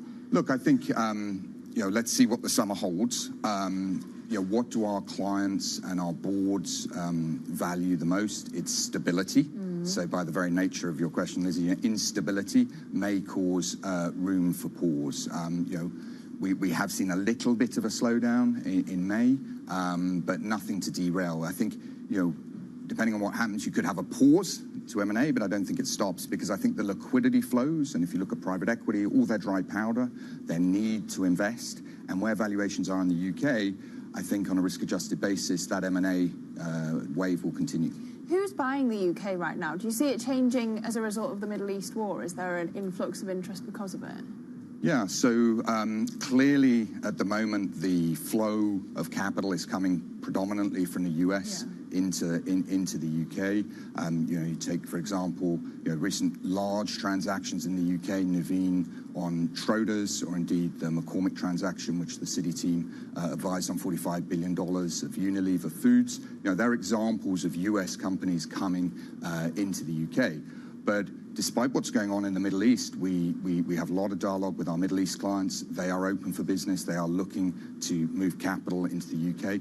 Asia, interestingly, is having a record year of outbound M&A. Now, only a small part of that is coming to the UK. So it's a blend, but the US is moving the most. Okay, so when it comes to the IPO market, we've got some of your key points there. What would you diagnose as the main problem? Look, I'd be careful on the word problem if I could, and challenge that. A couple of things I'd state is, it's been a tough year for UK listings, but it's not been much different on the continent in the EU. Their bourses have had a similar level of activity. So that would be observation number one. I'd also say the rise of private capital is important because it has changed the calculus. Private capital is enormous. It's very flexible. And it has changed that calculus. If you're an issuer or a vendor, you don't have to IPO so much now. Why would you list at all? Well, I think there are a lot of reasons why you would list. It is permanent capital and brings great discipline, access to funding. So a lot of reasons why you would list. But I think you don't have it as one of your only options. Private capital can allow you to be private for longer. The other point I'd make, Lizzie, is back to M&A. A lot of our clients, when they're looking to sell assets, will run dual tracks, IPO versus M&A. And when the M&A environment's hot and we're able to fund that, vendors tend to take the certainty over the potential risk of an IPO. So just finally, apart from the FCA shaving a week off the listing process, what's going to revive the UK IPO market then? Yeah, look, so we've got a lot of companies in the pipeline, as has the street.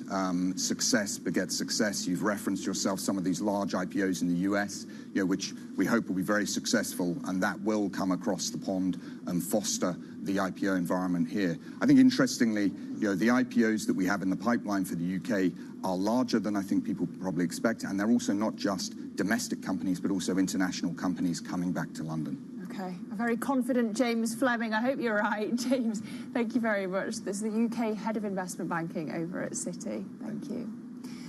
Now to some transport stories this morning. China is said to be stalling approvals for Airbus plane deliveries over the pace of European regulators certifying Chinese-made aircraft. Bloomberg understands that for the past few months, China's delayed final approval that allows the jets to enter the country and begin service. We can go now to our Bloomberg Managing Editor for Space and Aviation, Benedict Camel. So, Benny, good morning. China seems to be delaying Airbus deliveries at the exact time that it's seeking global certification for its own passenger jet. Is that a coincidence, really? Well, few things are coincidences, and you're right. There is this sort of interplay going on between China and the Western world, shall we call it. And they're using their huge aviation market. It's the second largest in the world behind the US.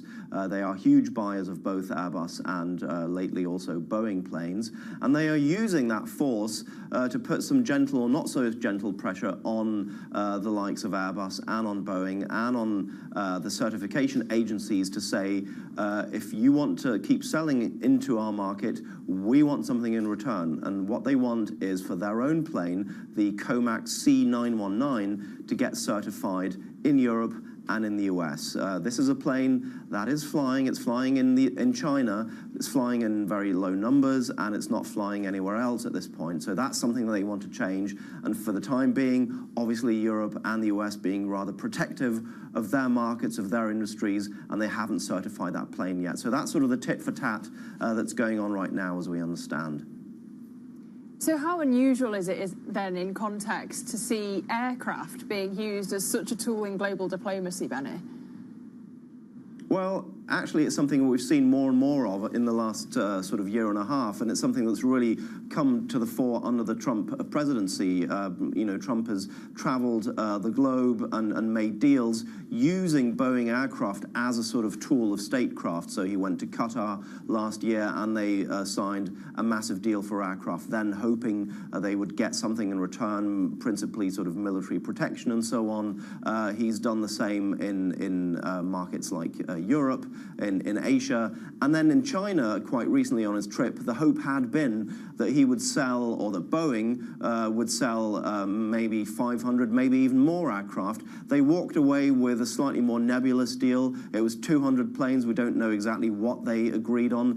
What we're hearing is that China is trying to sort of keep its powder dry a bit. There are more meetings between Trump and Xi coming up later this year. So clearly planes are a mechanism, are a tool for diplomatic ends, and that's happening. And in some ways, this is also what's playing out here between the Airbus and the COMAC C919 spat.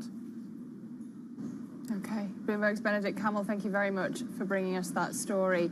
We're saying with airlines, sanctions were expected to weaken domestic Russian airlines, starving them of spare parts and repair expertise. But that script isn't playing out. That's the topic of today's Bloomberg Big Take, which looks at how Russian airlines skirt sanctions to keep their jets flying. Let's bring in Kate Duffy, Bloomberg's aerospace reporter, one of the authors of this Big Take, in fact. So Kate, talk us through the kind of tactics that Russian airlines are using to circumvent these sanctions from the US, the UK and the EU. Yeah, so from the documents and the data that we've reviewed, we're seeing that Russia is actually funneling aircraft parts made in the West for Boeing and Airbus jets through friendly countries and into Russia. So those friendly countries being India, Turkey, the UAE, and Kazakhstan of the likes. But these pipelines tend to start in the West. So we've picked up two examples in our article, and one of them being this aircraft parts trader in Luxembourg called Valair Asset Solutions. So VAS actually arrange for two CFM engines, so those engines that fit under the wing of an Airbus jet, to be delivered or sent from Canada in storage over to a buyer in India. But what they weren't aware of is that actually these engines were eventually going to end up in Rossia's fleet. So the Indian company, they say, had duped them, essentially. They weren't aware that this was going to happen. They said it was in blatant violation, these exports in blatant violation of the contract between them, VAS, and Oman Aviation, this Indian buyer. And this is something that is happening across the board. You know, lots of experts that we spoke to said that this is common. And yeah, I mean, this is the data that we picked up. And so actually for all the sanctions, it seems like Russian airlines are thriving. Yeah, well, after Russia invaded Ukraine, I think it was widely expected that that the aircraft in Russia would decline, or there'd be a demise of the Russian fleet. But actually what our research is showing is that the number of Airbus and Boeing jets in Russia's fleet has only seen a very minimal decline since 2023. Actually, exports of aircraft parts to Russia have increased since that time. And there are as many passengers flying in Russian aircraft now as there were before the war. So really, this is aided by the smuggling that is happening through these friendly countries and these one-day companies that are just kind of setting up for a day and closing closing after weeks of being alive. And this is essentially helping, obviously, the Russian fleet to keep on flying. Yeah, unintended consequences seems to be a theme of this morning's programme. Kate Duffy, though, it's a really great read, so thank you for bringing us to it. It's the Bloomberg Big Take this morning. Now, to some other top stories that we're following today. European car sales have climbed for the third consecutive month, rising 7% to 1.15 million in April. This as consumers continue to snap up more electric and hybrid models. In Germany, Europe's largest market, where a new subsidy is in place, EV sales jumped 41%. Elsewhere, a strike at Samsung's been averted after workers agreed a pay deal that'll see them get an average bonus of $340,000. Samsung is the world's biggest supplier of the memory chips, and the agreement avoids what could have been a damaging strike for the company and the wider tech industry.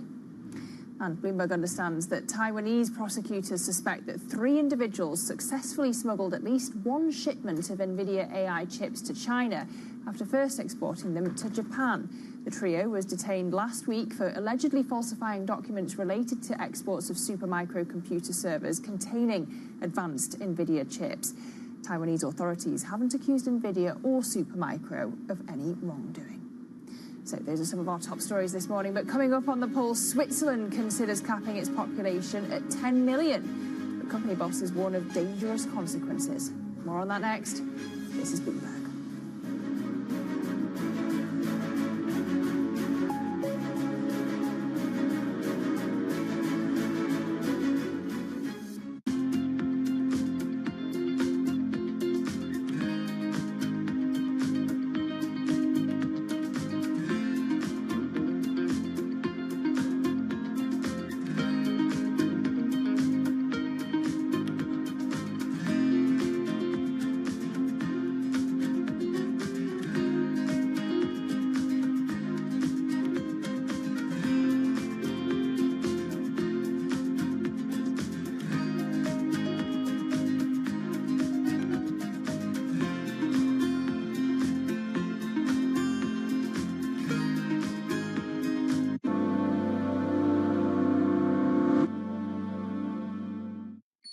Asia is at the forefront of some of the world's biggest stories. I'm Sherrian in Tokyo. And I'm Heidi Stroud-Watts here in Sydney, where the trading day begins. We're here in the centre of all the action to get you set up with the numbers, news and knowledge you need for the day ahead. The demand is indeed recovering. We've been waiting for this moment. The opportunity of a century. Join us on Bloomberg The Asia Trade. Weekdays only on Bloomberg TV. Context changes everything. Good morning. This is Bloomberg Surveillance. Welcome back to the opening trade. Watch Bloomberg Tech. This is the Asia Trade. This is Wall Street Week. Welcome to Balance of Power. You're watching Bloomberg Deals. Welcome to Bloomberg This Weekend. This is Bloomberg Television. Middle East tensions are high. Both sides willing to go back to the battlefield. The narrative changes moment to moment. Is there a ceasefire? Is there not a ceasefire? Markets are up, markets are down. Count on Bloomberg for up-to-the-minute reporting. Breaking news this morning. Breaking news in the last few minutes. On-the-ground perspective. Talking to you from the bomb shelter. This White House still pushing. And the analysis you need to make informed decisions fast. Clearly, nothing is final until it's well and truly final. The really important question is whether we'll get second-round effects. Nobody covers geopolitics like Bloomberg.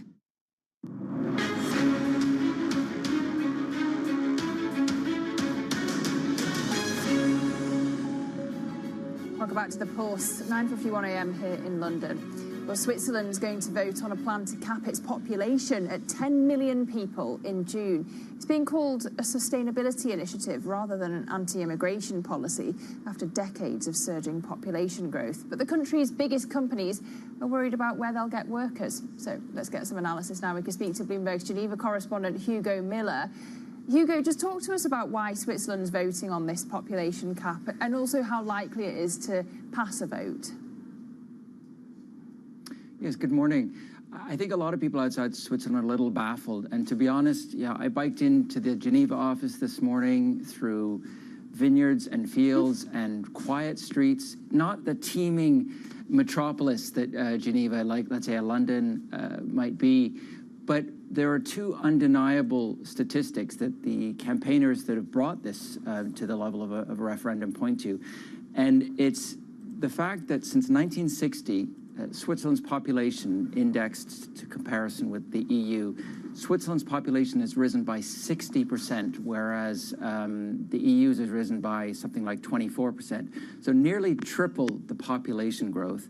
And then the other thing that is really kind of fueling this movement is that, according to the data I have here, since 1960 again, the number of residents without a Swiss passport has risen from just under 9% of the population to 27%. So a full quarter of the residents of Switzerland are not Swiss citizens.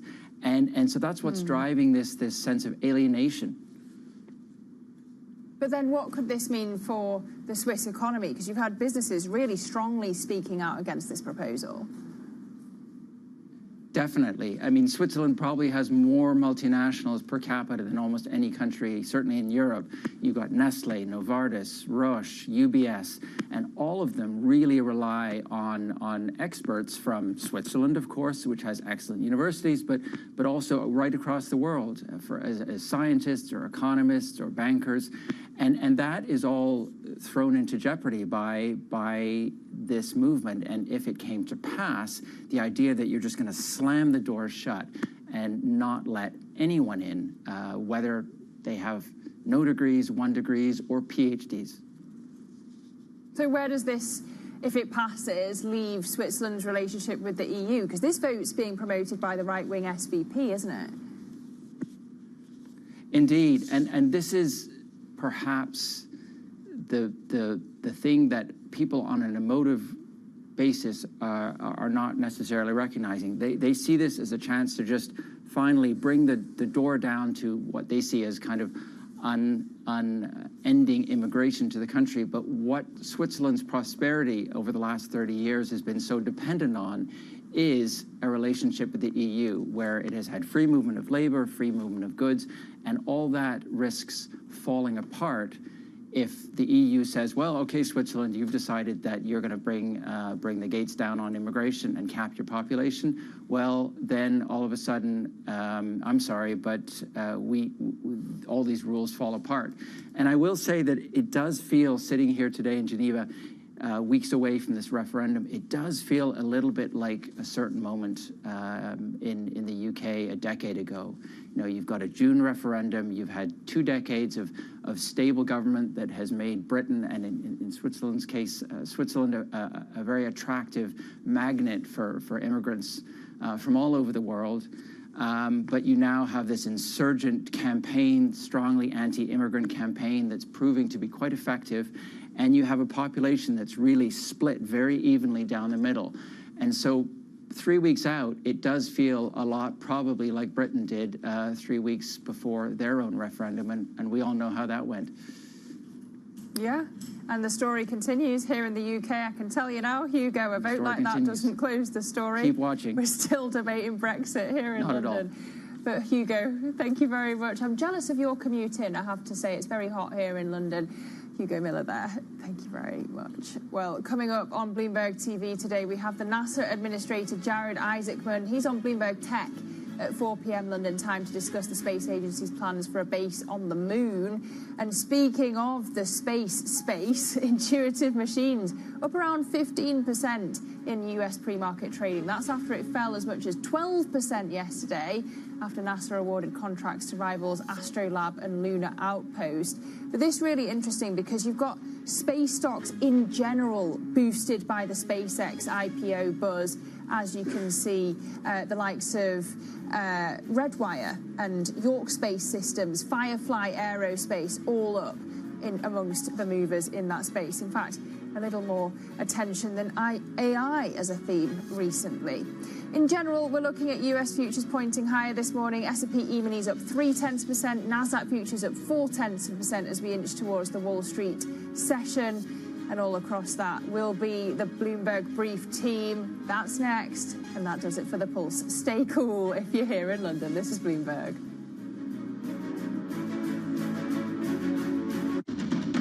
Astonishing day for US technology. It's shaping the region's technology ecosystem. Asia's biggest tech news and innovation.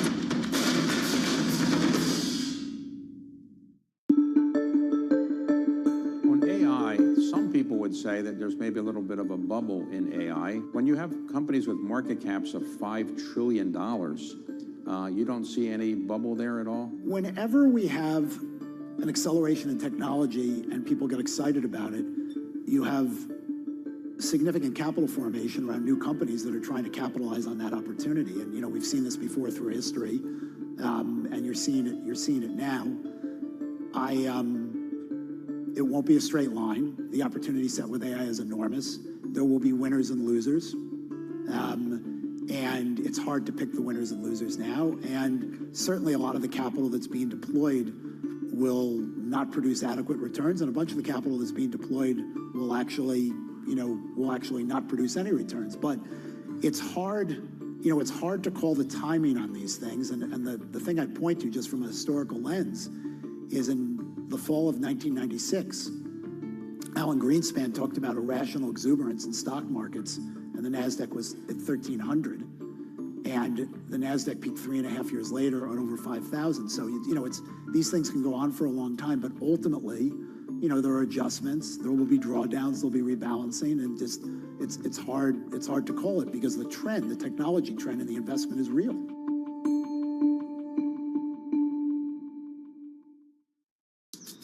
Welcome to Bloomberg This Weekend. I'm David Gura. I'm Lisa Mateo. And I'm Christina Ruffini. We're tracking breaking news today from Wall Street to Washington. Let's start overseas. The sector is really propelling this deal forward. Yeah, the hope is this will open up new markets and provide some additional liquidity. Of course, now they're going to have competitors. We got a big week coming up in politics. Earnings season is underway. We're going to get some key reports. Everything you need to know before the markets open on Monday. Introducing Bloomberg This Weekend, bringing a little Bloomberg into your weekend routine. Guys, buckle up. Making money isn't about drowning in emotions. It's about understanding what's actually happening. Markets are the best way to glean signal from noise, and that is what we try to do every morning. This is Bloomberg Surveillance.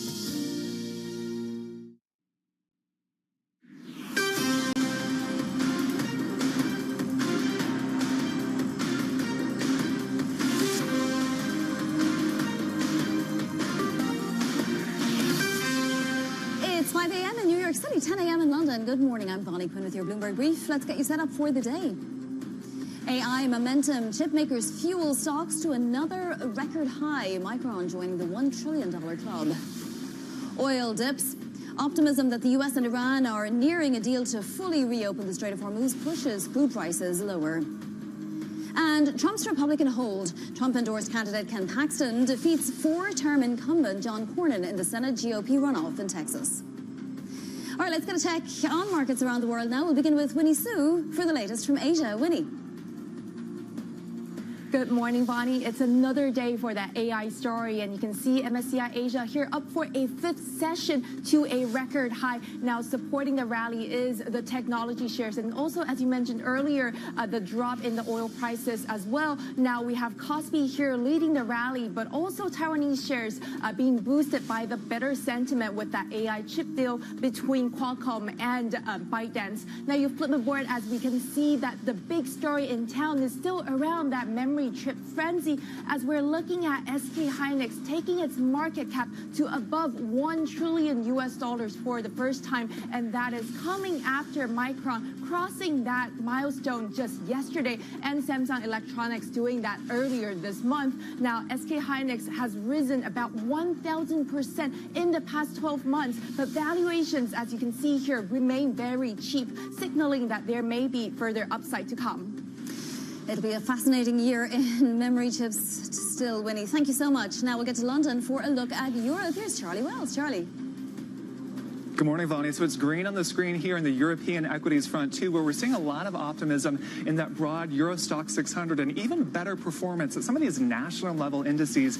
Now, some of this is that AI trade spilling over from Asia, as Winnie was just talking about, but also strength in sectors like autos, where we got some good news on auto sales in Europe, and also good news for the likes of Volvo Car, which is going to be able to circumvent a U.S. ban on connected cars. So that's giving a boost to the sector and to broader indices as well. Let's flip and take a look at the bond space because we're seeing a little bit of a relief in that UK 10-year. We're seeing a little bit of a relief on the yield there. That could be related to the oil price, which of course we know has been down this morning. Charlie, thank you so much. Charlie Wells there in London, and these markets are firmly concerned that this problem with Iran is going to go away. We have oil lower once again today, just above $96 a barrel now on crude, and WTI just above $90 a barrel. In fact, at the pump, we're seeing gas prices below $4.50 for the first time in several weeks, a slightly weaker dollar today. Now, yesterday we saw 4 of the major ways of calculating this market at records: the S&P 500, the equal weight S&P 500, the Russell 2000, and the NASDAQ 100, all at records. That's only happened twice since October that they've all hit records at the same time. Looks like the party continues today with futures on the NASDAQ and S&P higher. And with the 10-year yield, as you might imagine, lower once again, 446.30. Volatility on treasuries down 4 days in a row, and needless to say, equity index of volatility also lower. In fact, 3 months out, it's extraordinarily cheap at the moment, whatever that says. We also have Goldman Sachs' Ben Snyder upping his target for the S&P to 8,000 now by the end of the year. All right, let's get to some individual movers. Back over to London and Chloe Melly. Chloe. Good morning, Bonnie. Micron is having a good day, and there could be many more good days to come. UBS analysts have said that the market cap for Micron could double over the next 12 months after already topping a $1 trillion valuation. And of course, that is due to the AI rush, the AI boom. And so we're seeing all of that enthusiasm around that technology reflected also in pre-market trading this morning. And we're up about 4% for Micron today. Moving on to Zscaler, and the cloud services company is not having as good of a day. We're seeing shares really tumble more than 21% after providing weaker than expected guidance, and that is because of slower growth in new customers, and that has also prompted Evercore analysts to downgrade that stock, and that is really weighing on that company today.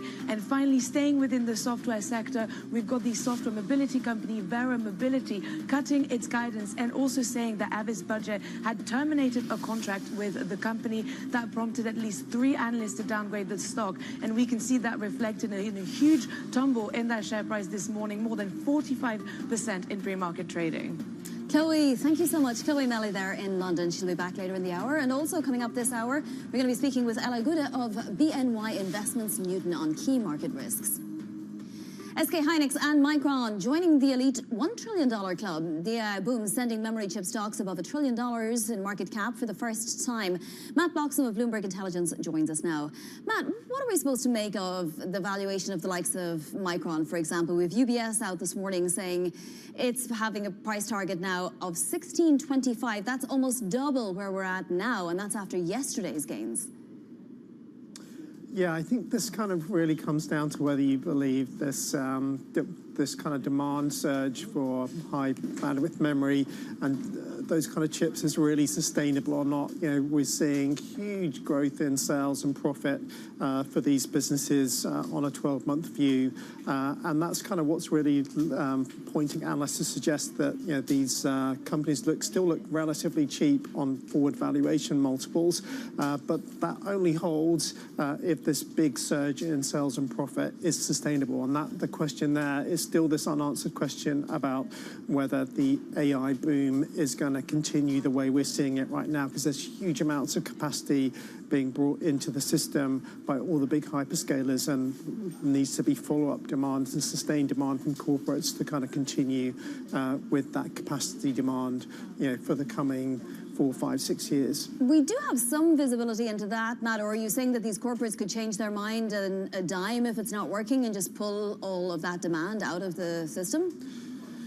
Yeah, I mean, I think probably pulling all that demand is perhaps a bit extreme, but I think there's certainly a lot of CFOs and CEOs kind of scrutinizing the investments they're making in AI, the additional costs it brings to their business, and what the right balance is between human capital and AI capital.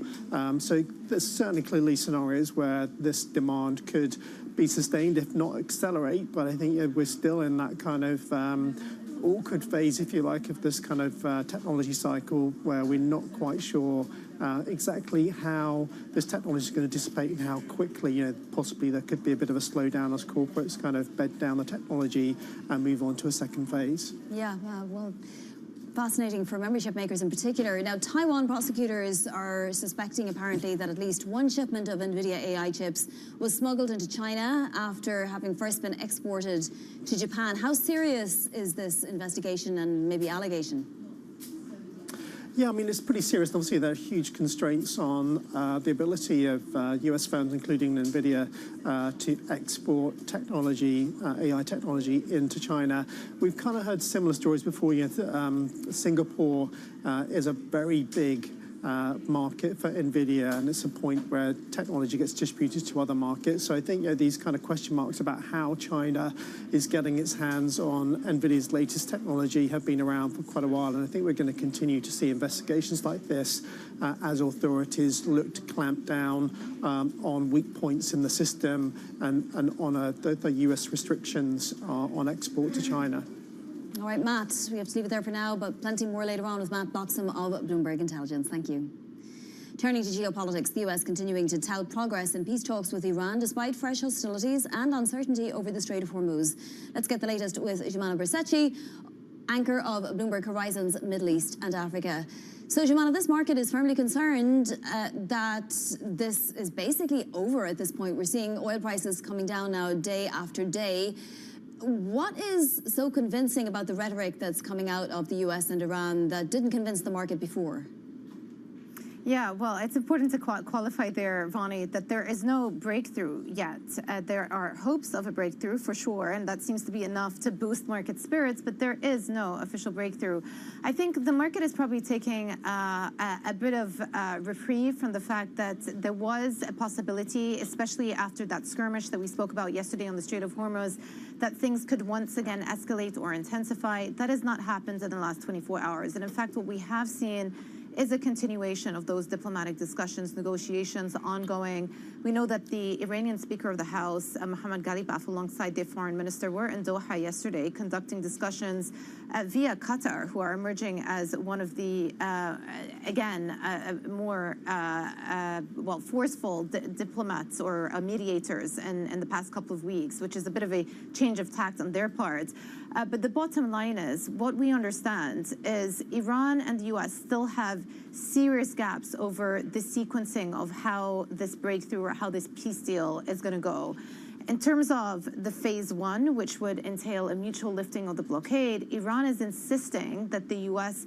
give them economic relief, and they're insisting on an unfreezing of assets to the tune of $24 billion, at which $12 billion would be immediately lifted. This is per Iranian state media. And then over the course of a 60-day ceasefire, the rest of the $12 billion would also be unfrozen as well. Only after that, they say, will they bring up the discussions around the nuclear file, around their enrichment status, and around the fate, obviously, of that stockpile that they're sitting on. Now, of course, that from the U.S. perspective is very difficult for President Trump to sell back home, because they would be seen to be offering too many concessions to Iran in order to just open up the Strait of Hormuz. So we are in a situation now where Iran once again are using the strait as a point of leverage to extract more concessions out of the U.S., even before they've discussed the nuclear file. And so it is still somewhat of an impasse. At the same time, comments coming through from Iran, even from an IRGC spokesperson, saying that the risk of further military conflict is low, but they are ready. And so over the next couple of days, we'll have to see whether there can be some form of a breakthrough. Both sides ultimately need to make concessions to paper over the differences. All right, Jumana, thank you so much. Bloomberg Horizon's anchor, Jumana Bersecci. And in domestic politics, Texas Attorney General Ken Paxton clinching a blowout victory against incumbent John Cornyn in the state's Republican Senate runoff, a week after securing an endorsement from President Trump. Paxton spoke at a victory party.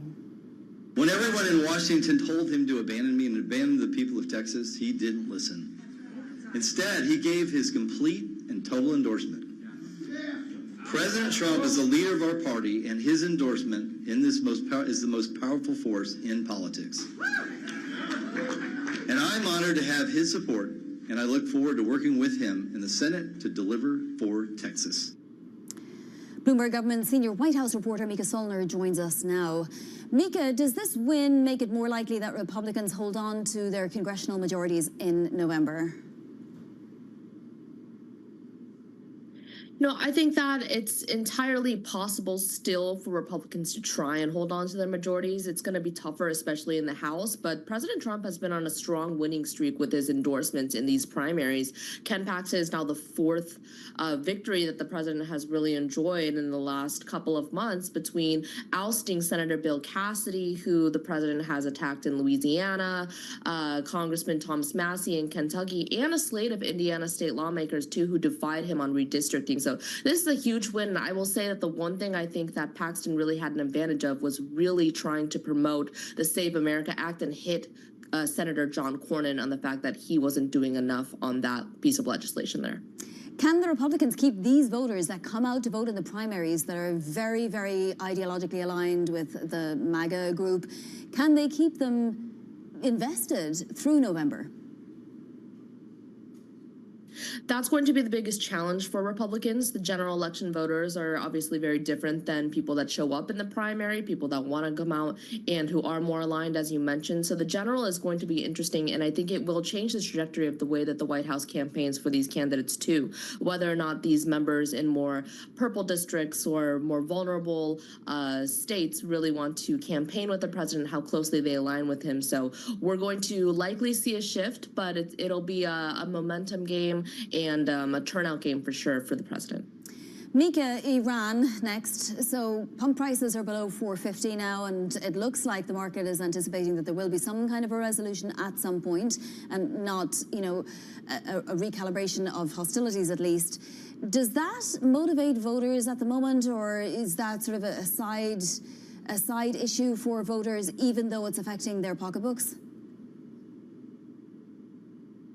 Well, I think that this is still very much a challenge for voters. I mean, we're still seeing a lot ongoing. The president is having a cabinet meeting today, later at the White House, to discuss ongoing steps with Iran. I know that the White House is feeling very bullish about sealing a deal here soon. And they've also been very bullish in terms of these prices coming down quickly after the conclusion of the military operation and their efforts in Iran. So we'll have to see what happens, but I will add that cost of living affordability is still a huge issue, top of mind for many voters and Americans who are feeling that economic squeeze across the country. Mika, thank you so much for joining us. That's Mika Solner of Bloomberg Government.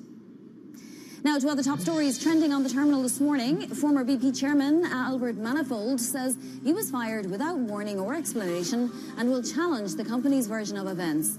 The firing was announced yesterday, just 8 months after Manifold started the job. BP cited serious concerns related to governance standards, oversight and conduct, with employees citing Manifold's aggressive behaviour. FTSE Russell will speed the addition of newly listed large-cap companies to its main indexes. Qualifying IPOs can be included after 5 trading days instead of being assessed during quarterly reviews. The rule change comes just weeks ahead of SpaceX's expected record IPO. BOJ Governor Kazuo Ueda warned oil price shocks can fuel broader inflation pressures, reinforcing market bets for a June rate hike. Ueda said temporary shocks can become persistent if they lift wages, expectations and pricing behavior. Traders now see about a 75% chance of a rate hike at the BOJ's June 16th meeting. Coming up, Volvo dodges a ban on connected vehicles tied to China. More on its agreement with the Trump administration next. This is Bloomberg.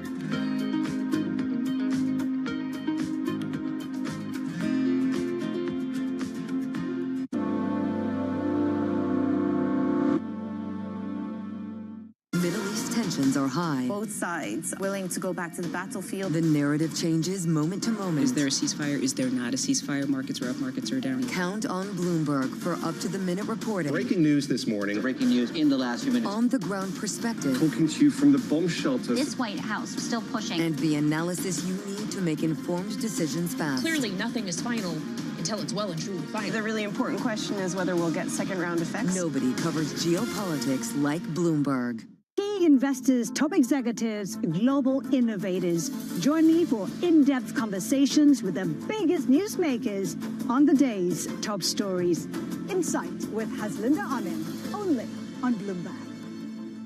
Join me each week on Wall Street Week for stories of capitalism from business, markets, economics, tech, and climate. More than what you need to know, it's what you need to think about. Good morning. This is Bloomberg Daybreak Europe. I'm Lizzie Burden in London, and these are the stories that set your agenda. Taking you from the U.S. market's close to the overnight session in Asia, we'll walk you through what you need to know to kickstart Europe's trading day. Live from our European headquarters, we bring you the day's top market-moving stories, unmatched expert analysis, and on-the-ground reporting from across the continent. Tune in to Daybreak Europe, only on Bloomberg Television. Context changes everything.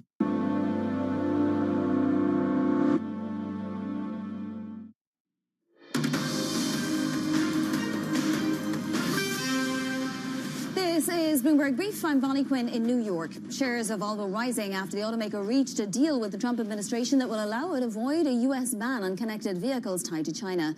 Volvo is majority owned by China's Geely. Joining us now is Bloomberg's Oliver Crook. So, Ollie, why did Volvo eke out this exemption? Is it paradoxically because of its ties to China and President Trump happened to be just there?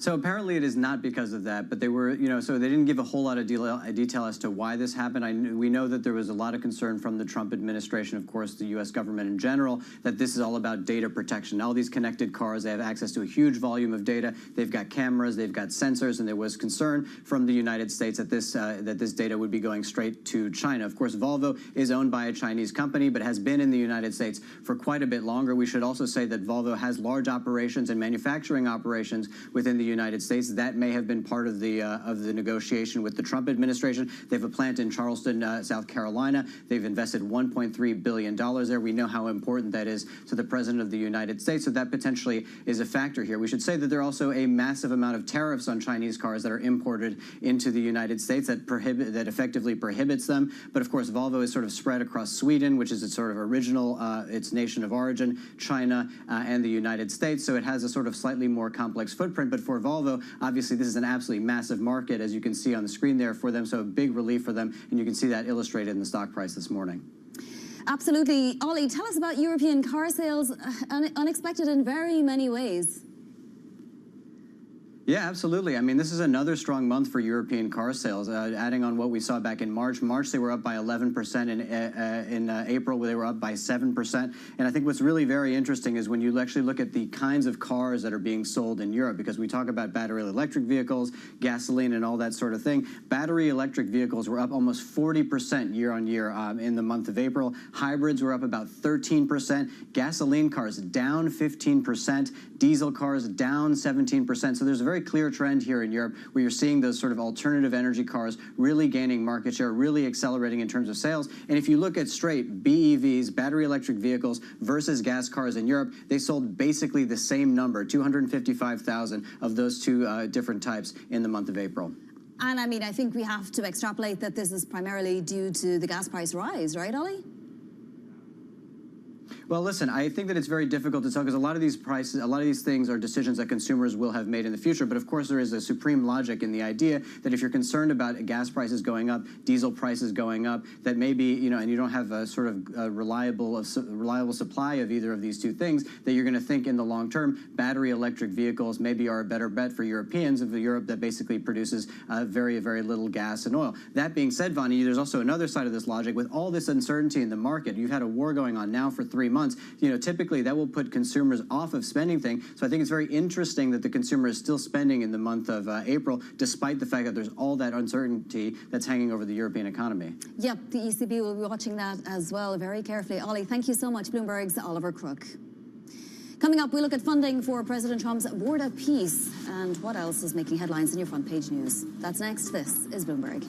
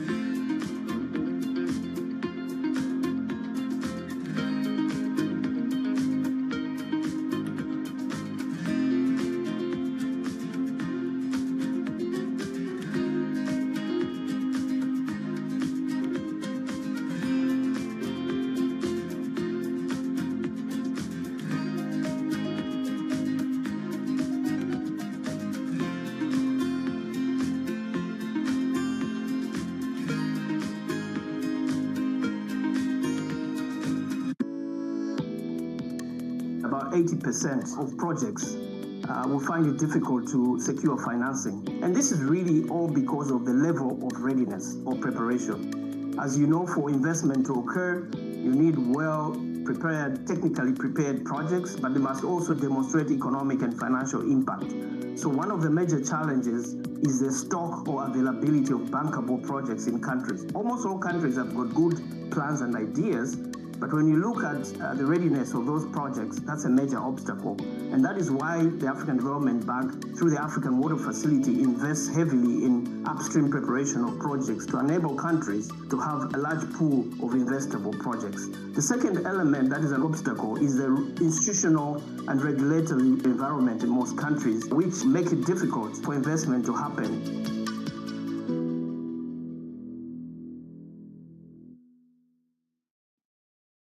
At a time when policy in Washington is driving Wall Street, we draw a distinction between the rhetoric and the action, bringing you market-moving guests and original reporting. This is Bloomberg Surveillance. Tune in to Bloomberg Business Week Daily. We got to talk crypto. From the magazine that helps global leaders stay ahead. What's the conversation around your company? Bringing you insight on the people, companies, and trends shaping today's complex economy. Planning very big things. A new level of premium. Plus global business, finance, and tech news as it happens. The floodgates of innovation are going to open up. You can't fake passion. You either are or you aren't. Bloomberg Business Week Daily, only on Bloomberg.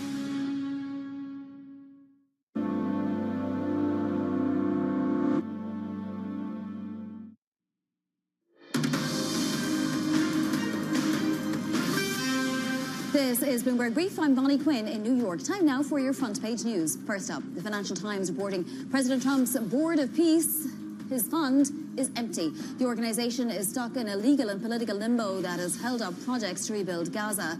The president described the board, which solicited $1 billion lifetime membership fees from world leaders.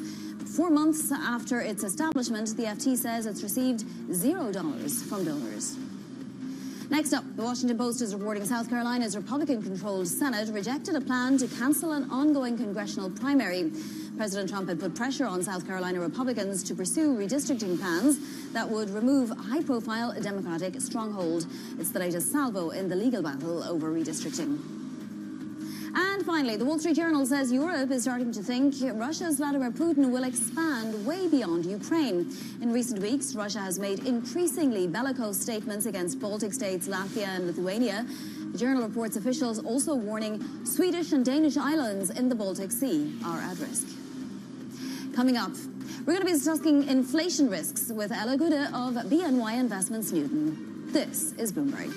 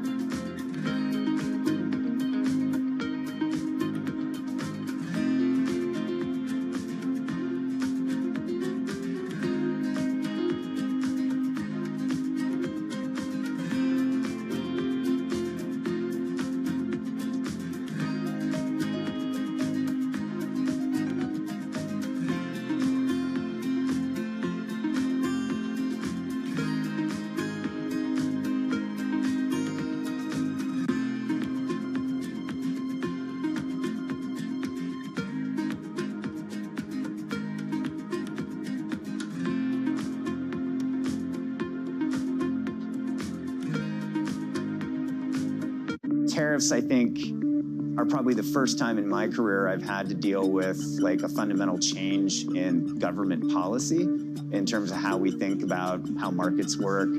The challenge, especially within my supply chain, is now how do you have enough productivity initiatives to offset the increased cost of all the product?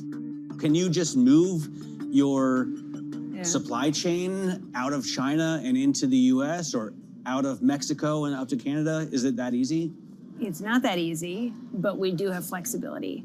And we had been, prior to tariffs, prior to any of this, we had been on a journey to diversify our footprint out of China. So probably 2-ish years ago, roughly 65% of our toy and game volume was coming from China.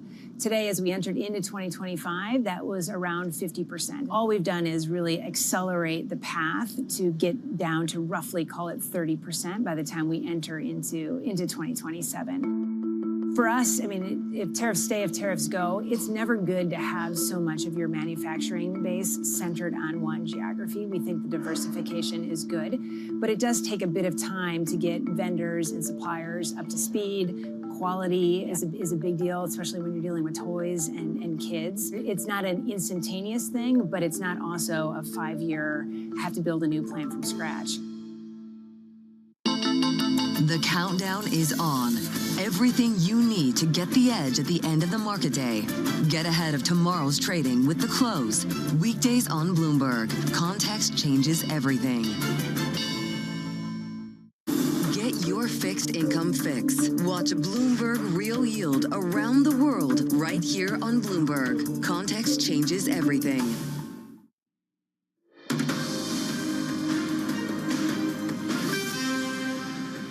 It's 5:30 a.m. in New York City, 10:30 a.m. in London. Good morning, I'm Bonnie Quinn with your Bloomberg Brief. Let's get you set up for the day.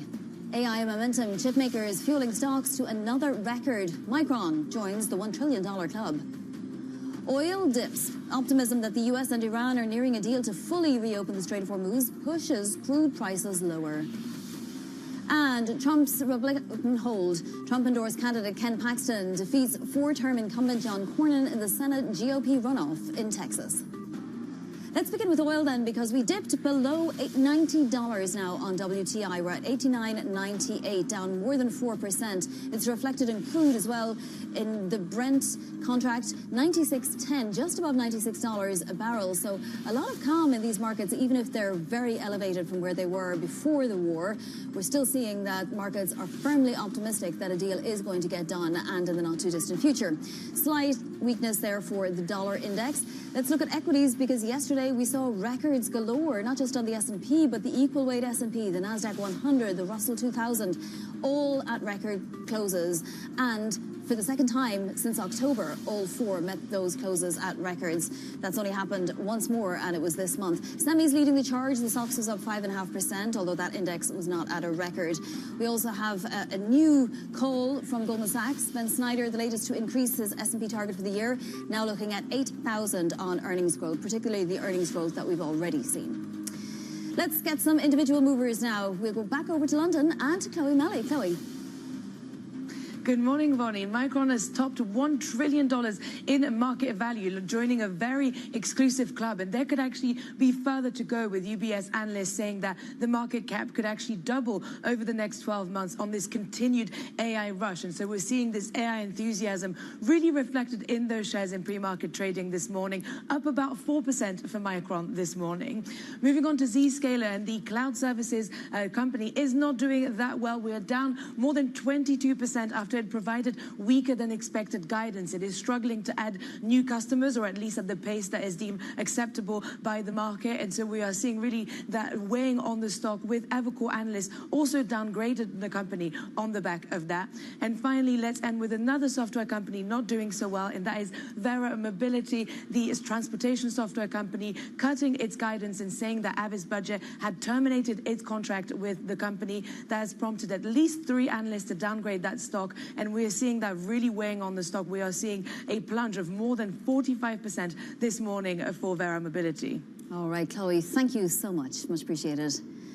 Ella Guda of BNY Investments Newton weighing in on the current environment with this quote: "There is a fluid situation here with many moving parts. As things stand, it translates as follows. Higher inflation is the key risk for markets over the coming quarters."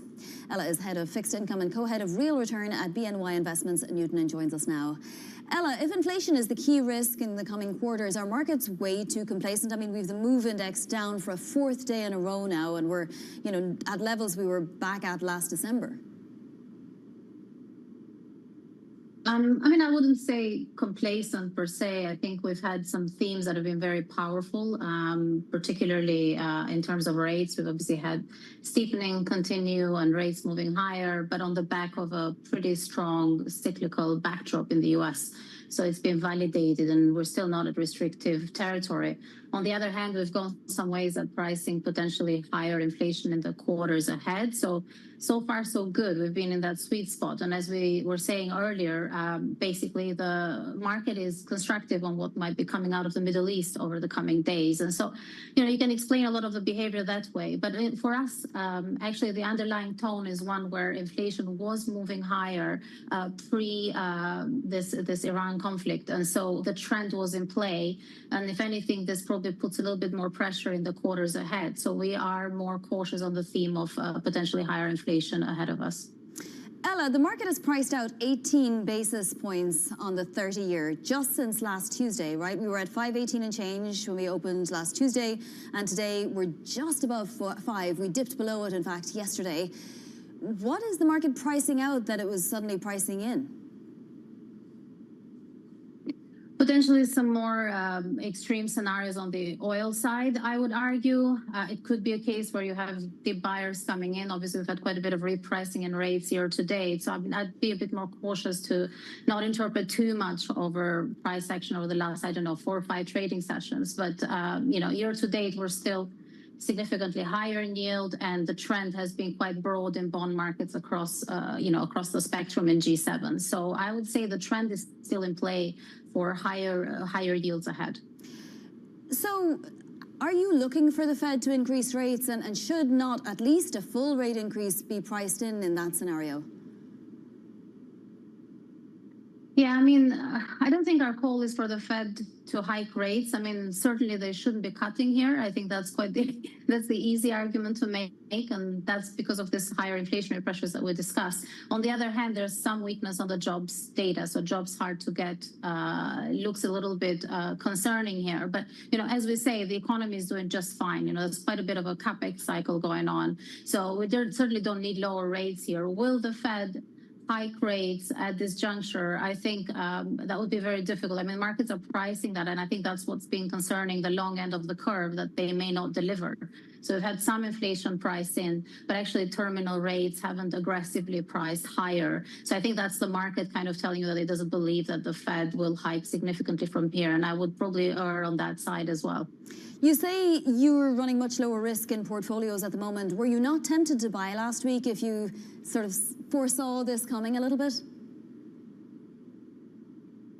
Yeah, I mean, we've bought a little bit of duration, so increasing a little bit the interest rate sensitivity, but we remain significantly low by our history. And this is quite unusual for us. We've, over the last 3 years, have typically been buyers of these types of dips. There is something else going on that we don't talk about, which is there's less central bank buying of the long end of the curve. And that's been the case for many years now. And I think that is one of the pressure points, along with the other pressure points that we discussed, such as better nominal growth and slightly higher inflation across the board.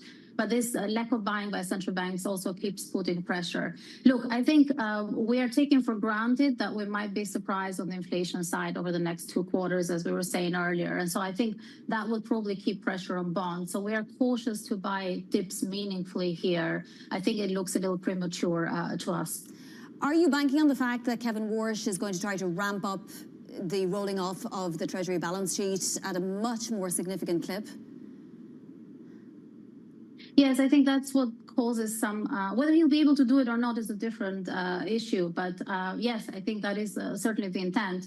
And I think that backdrop of liquidity deteriorating as a result is what causes us to be more cautious on risk, particularly given that we are pricing a fairly rosy picture in markets right now. So there's very little room left for downside risks here. And so with that in mind, I think it would be probably tricky for Walsh to significantly tighten balance sheet here in the context of a balance sheet that's already been unwinding by more than 20% over the course of the last probably 4 years, I would say. So yeah, I think it's going to be a tricky one for markets to digest over the coming year.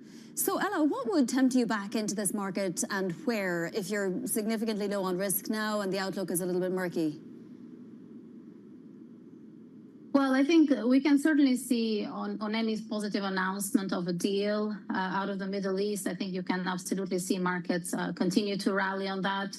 I don't anticipate that we would participate in any large juncture. There are areas in the market that continue to still underperform, such as Europe and UK, for example. Those might be interesting, particularly in equity space, maybe even on the rate side on the UK. But when it comes to sort of areas that would cause us to actually buy bonds more significantly or buy duration more significantly, perhaps it's risks to growth. So anything on the supply shock, so any supply shock, i.e. we don't get a deal out of the Middle East, that would be more recessionary in nature over the course of the summer. So that would cause us to tactically be a bit more structurally bullish on, tactically be more bullish on bonds, I apologize. But structurally we still remain concerned on the fiscal dynamics of certain economies. So those areas we will try to avoid.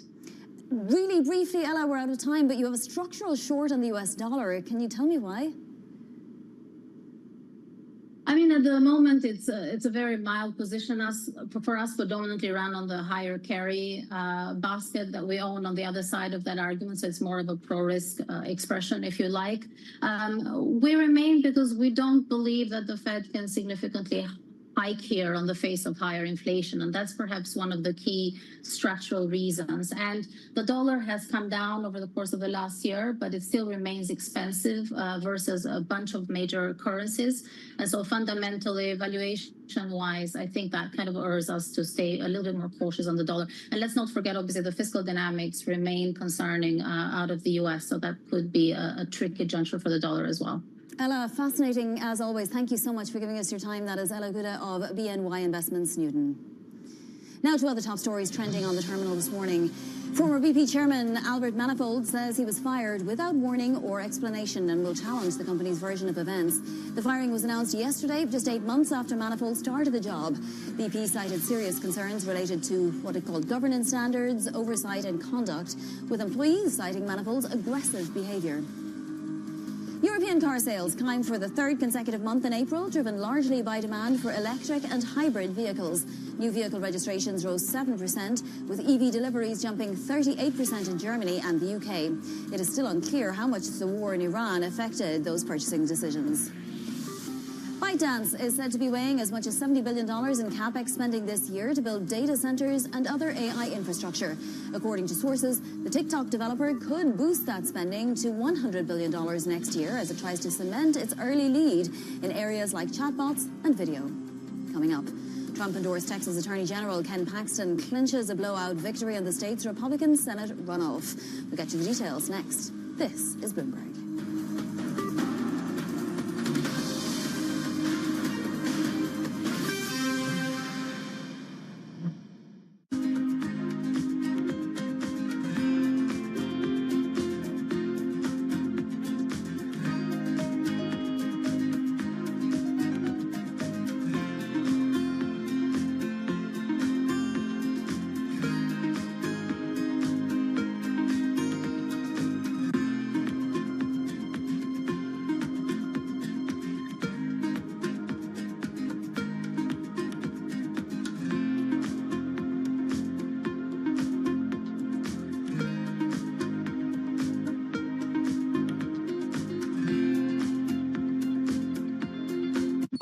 Asia is at the forefront of some of the world's biggest stories. I'm Chevrian in Tokyo.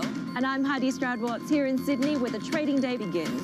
We're here in the center of all the action to get you set up with the numbers, news, and knowledge you need for the day ahead. The demand is indeed recovering. We've been waiting for this moment. The opportunity of a century. Join us on Bloomberg The Asia Trade. Weekdays only on Bloomberg TV. Context changes changes everything.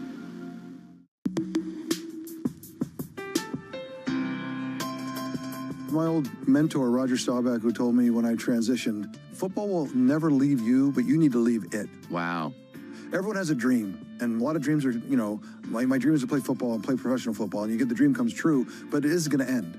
And the day it ends, the day before it ends, you're one of the best in the world. Great. The next day you wake up, that's gone. What are you great at? And the truth is nothing, right? I'm not great at anything else. I talk about it all the time, Steve, is this whole idea of it's not from penthouse to penthouse. And what I mean by that is you played for 15, 20 years and you're in the penthouse. That doesn't mean that you come to the business world and you're going to be in the penthouse. Now, you don't start on the third floor or the lobby. You actually have to start in the basement.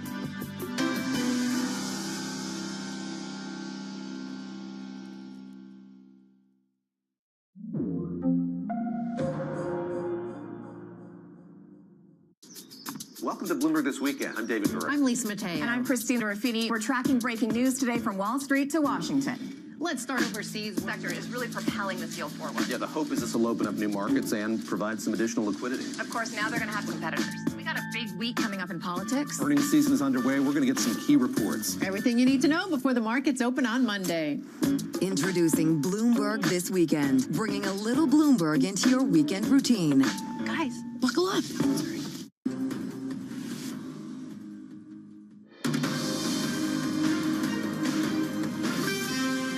Tonight, we just sent a Texas-sized message to Washington.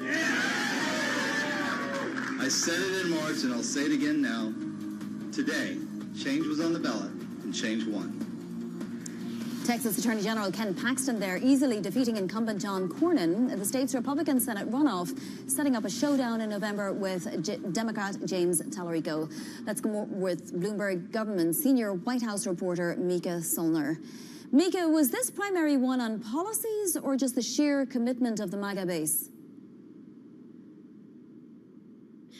I would say a little bit of both. They're intertwined in some ways.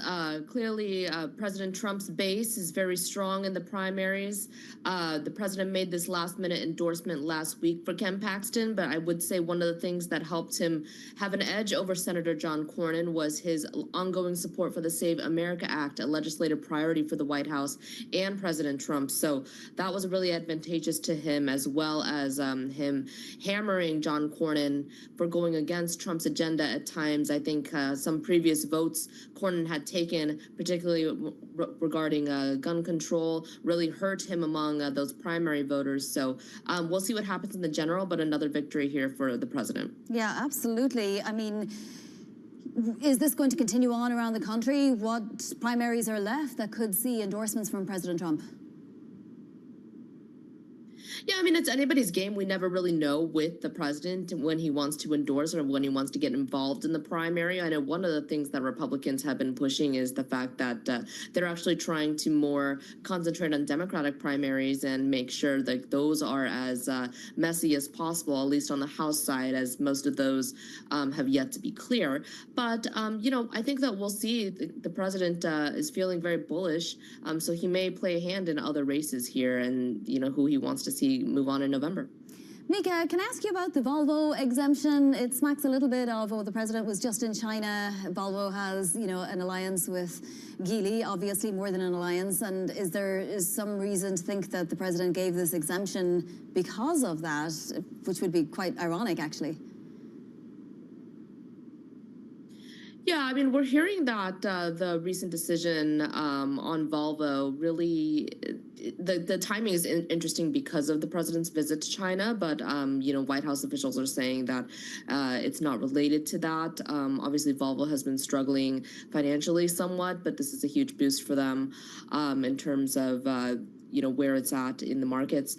But this was part of the Biden era rules that was trying to ban, you know, cars manufactured in China and with ties with China. So it is a loosening of that, but I don't know if we'll see more to the extent of what the administration with other car manufacturers as well.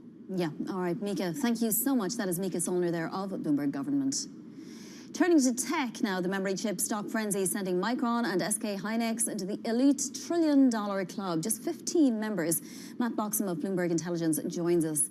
Matt, I mean, will they stay in the $1 trillion club for long? We have UBS saying Micron will be priced at double what it's at now a year from now. I mean, it's already up something like 800% in the last year. Yeah, it's a good question. I think probably the answer for now is yes, because there's still a huge amount of momentum behind the AI trade, and ultimately, what's driven these big share price moves is the surge in sales and profit that these companies have been getting in the last 12 months, and likely to be sustained at least into 26 and 27 as demand grows for the memory chips. So I think that's going to underpin these valuations. But there is a kind of big question mark out there about whether this is sustainable beyond perhaps a kind of 2 to 3 year cycle. We're seeing huge demand for capacity expansion in data centers. Lots of people remember that the memory chip market can be quite cyclical, and that the kind of revenue and profit figures we're looking at for this year for these companies is like as much as 8 to 10-fold year-on-year jump. So it's really big shifts and a big question mark about how long that can be sustained. They're trading at single-digit earnings multiples for, SK Hynix at 7, Micron 9.8. Does that change? Is that even relevant? I mean, it's kind of very relevant, but it kind of plays to this point about the kind of really rapid shift in earnings we've seen. As I said, looking at kind of 8 to 10-fold year-on-year changes in earnings from 25 to 26, and that's what makes these valuation multiples optically look so low. And the big question mark comes: can they sustain this big ramp in earnings? And that the question there is, can the AI market sustain the huge expansion in data center capacity that we're seeing right now? The Taiwan investigation, so prosecutors there are suspecting that at least one shipment of NVIDIA AI chips was smuggled to China. Could that blow back against NVIDIA? We've seen this before, haven't we? Yeah, we have. I mean, also there's been lots of scrutiny around the Singapore hub for NVIDIA and whether that's kind of been a platform for leakage of their technology into the China market. I think obviously that there's Supermicro in the middle of this one. So I think it's clearly NVIDIA kind of pushing the responsibility on the supply chain leakage to Supermicro. But I think it's inevitable that as China looks to kind of close the gap on US technology, that some of their companies look at ways to kind of get access to NVIDIA's AI chips, to kind of help them understand the technology and build their own large language models that kind of really move the industry forward. Yeah, exactly. To be expected, as you say, this kind of potential criminality. Matt Bloxham, thank you so much. Matt Bloxham of Bloomberg Intelligence. Well, we're at the tail end of this earnings season with 473 out of 499 companies on the S&P 500 already out with results. We still have a couple of retailers reporting this week, among them Dick's Sporting Goods and Abercrombie & Fitch before the bell. Joining us now is Bloomberg's Chloe Melly. Abercrombie & Fitch out as well as Dick's. Chloe, what should we expect? We've had sort of mixed to good retail reports, I would suggest. Yeah, absolutely. So starting with Abercrombie & Fitch, maybe we could see slightly weaker sales, especially coming from the Americas segment. And so the focus is really going to be on the promotional activity, especially given that, we're at a time where people have got slightly tighter budgets. And so any focus on that, and then on the competitive pressures as well that are arising at the moment from this weaker consumer spending. But interestingly, although sales could be quite weak for Abercrombie, we could see actually margin doing a little bit better and coming ahead of the company's outlook. And so that should be potentially reassuring. And then thinking ahead, also Abercrombie is benefiting from a sort of renewed cool factor recently, and has to capitalize on this, the fact that it is on trend, that it is expanding into those new categories, doing quite cool partnerships. And so any detail on that and the ability to capitalize on that will be really key as well for that company. And then Dick's Sporting Goods is a different type of customer, is it, Chloe? And what should we expect out of that kind of a customer? Yeah, sales could actually be a lot more resilient from the exporting goods, and a lot of that being driven actually by the World Cup, of course, coming in just a couple of weeks now, and probably benefiting from a lot of people buying that World Cup merch. And so that could actually help offset some of the weakness we could see in Foot Locker, which has much more exposure to that kind of lifestyle segment, and therefore is a lot more vulnerable to this sort of weaker consumer spending. So quite resilient sales we could expect, but then potentially slight pressure on the margin because of rising costs, rising investments, and that's especially relevant given the fact that investors had been quite worried about how much it was going to cost to integrate Foot Locker, and so especially because those two companies have got quite different models, and so we are going to be really focused on the ongoing integration of Foot Locker and the ongoing turnaround as well of that chain, and so that'll be really in focus for the exporting goods as well. One of the final pieces of the consumer puzzle, at least for this earnings season. Chloe, thank you so much. Bloomberg's Chloe Milley. Coming up, more on those earnings on deck and everything else. Details next. This is Bloomberg.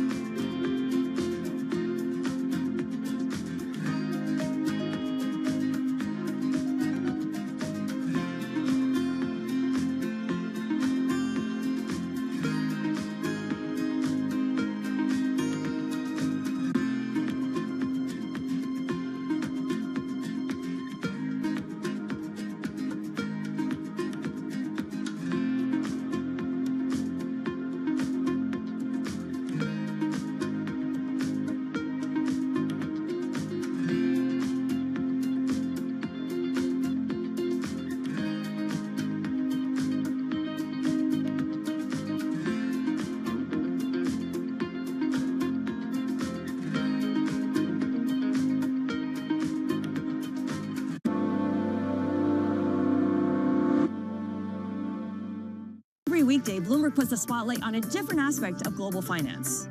Flows, funds, and the forces shaping markets on ETF IQ. The future of money with Bloomberg Crypto. The players behind major transactions on Bloomberg Deals.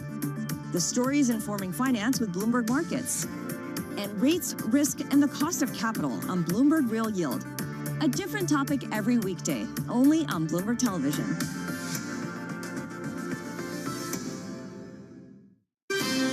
Up-to-the-minute geopolitical news whenever and wherever it happens. I'm Jennifer Zabasajja in the Lesotho Highlands, and this is Bloomberg. When news breaks, a redhead across the Bloomberg terminal. Bloomberg has you covered. Trump's global tariffs are struck down by the U.S. Supreme Court. For all the context and clarity you need. There's going to be now tons of tariff headlines until midterm elections. Hear it first on Bloomberg. World's most powerful investors don't ring a bell. They quietly reshape entire industries. This is the money shaping the world. The Dealmaker playbook, where power and billions of dollars change hands every day. From private equity and credit to venture capital and M&A, we bring you the inside scoop on the biggest deals and debates, plus exclusive conversations with finance's ultimate insiders. I'm Danny Berger, and this is Bloomberg Deals. Every week, only on Bloomberg Television. Bringing you up-to-the-minute space news whenever and wherever it happens. I'm Ed Ludlow at NASA's Kennedy Space Center in Florida, and this is Bloomberg.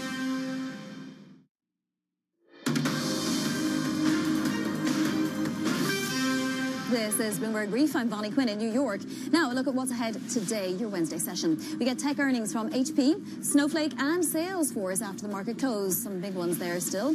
We'll hear from the Fed's Lisa Cook and Austin Goolsbee, and also we'll have comments from Fed Vice Chair Philip Jefferson today. And then President Trump is holding a cabinet meeting. That's at 11 a.m. Eastern. We'll see if anything emanates.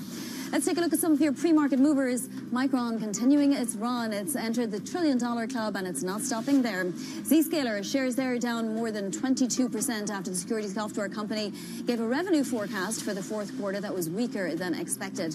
And Vera Mobility plunging almost by half after the software company cut full-year adjusted EPS guidance and said Avis had terminated its contract.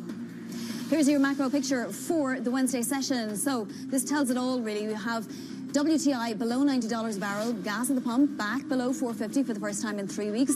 The 30-year yield, which dipped below 5% yesterday, back hovering with that mark again. And S&P futures pointed higher. So it appears all is well with the world, and the market is still looking to an end to the war. That's it for Bloomberg Brief. Surveillance is next. This is Bloomberg.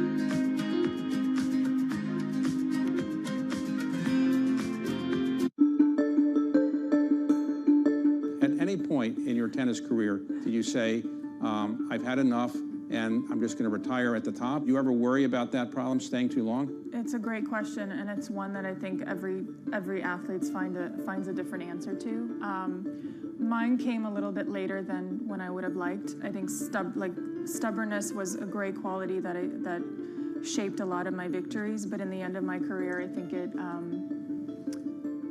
it became a flaw because I was so stubborn to get healthy, for my shoulder to recover. I was also at an age where just my body didn't recover as quickly. And so for a year or two, that stubbornness got in the way of other great things in my life. What would you say is the thing you're most proud of having done as a tennis player? Was it winning Wimbledon? What was the highlight of your tennis career?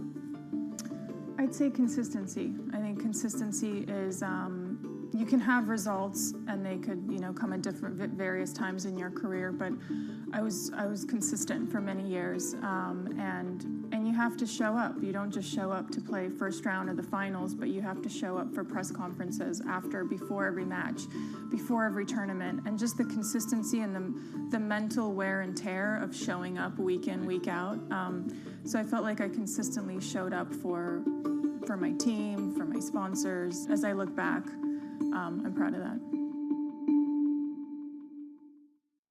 From the world of politics to the world of business, Joe Matthew and Kaylee Lines deliver news, insight, and analysis live 2 times a day, every trading day. Balance of Power at 1 and 5 Eastern, only on Bloomberg.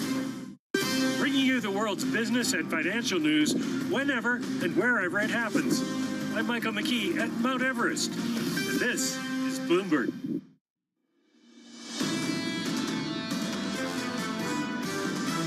We think there's more market return to come. Natural rotation can actually take money back out of U.S. equities and lead to some weakness. Valuations do feel like they've got a little more pressure on them. The bull market continues, but probably time for a pause. I still think there's upside. This is Bloomberg Surveillance with Jonathan Farrow, Lisa Abramowitz, and Anne-Marie Hordern.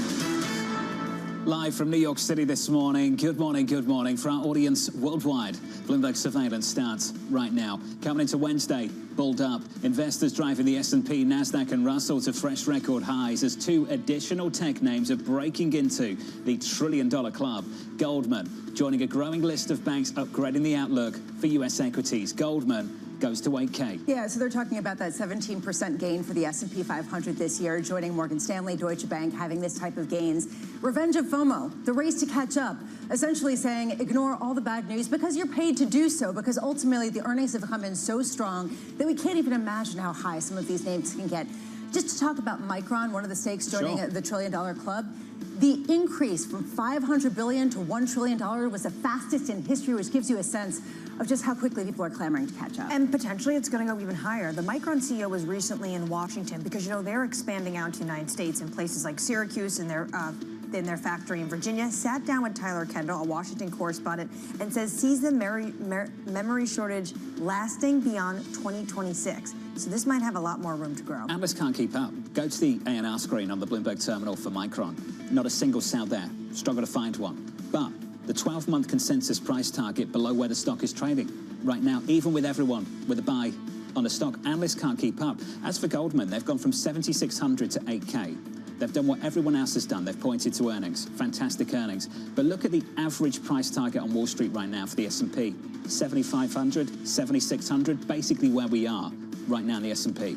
People feel nervous, and you can understand why they feel nervous. The potential now, an increasing potential for a rate hike at some point in the next 12 months. The idea of Iran, you could talk about that in a second, Anne-Marie, whether this is actually resolved. The idea that there are all of these black clouds on the horizon, but none of that has mattered. And this is sort of the key question. How do you even assess what valuations are when we're on a train to uncertainty, which is the future of AI, the future of AI adoption, how quickly people need to get some of these supplies, and how much companies like the memory chip suppliers can keep jacking up prices to the moon because of the shortages. These are some of the questions that people haven't understood how to wrap their heads fully around. At least we'll let you have your moment in a moment.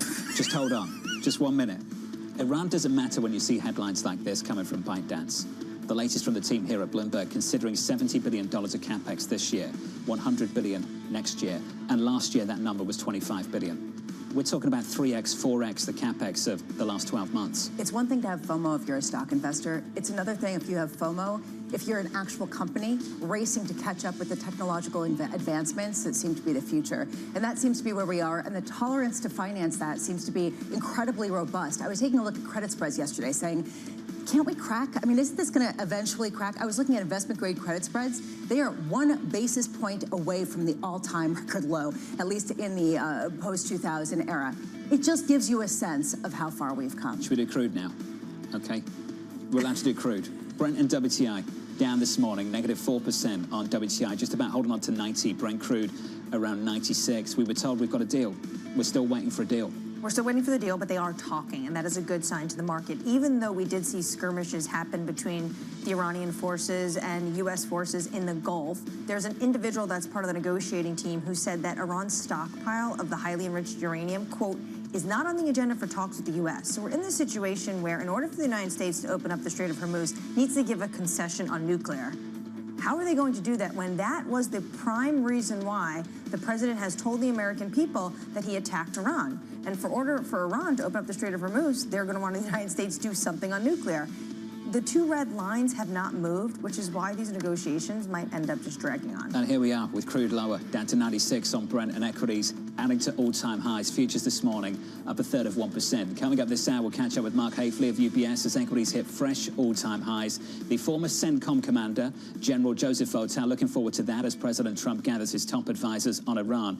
And Frank Lee of HSBC as Micron joins the $1 trillion club. We begin this hour with stocks extending gains on another chip-fueled surge. Mark Hafley of UBS raising his year-end price target to 7,900, writing continued economic growth and AI adoption should drive further U.S. earnings increases, supporting additional market gains over the medium term. Mark joins us now for more. Mark, welcome to the program. Maybe this is a gut check on sentiment with the following question. Are you bullish enough? That's a good one. Thank you. I think that we're bullish on the S&P, but we're probably even more bullish on this rally broadening out from kind of the top names and extending globally from here. So, for those people who haven't been in on the rally and are afraid to get in, we think there is a lot of opportunity globally now. How much is this coming from the AI sectors that have already gotten bid up, and how much is this coming from the broadening out that ostensibly will come with some sort of resolution in the Middle East?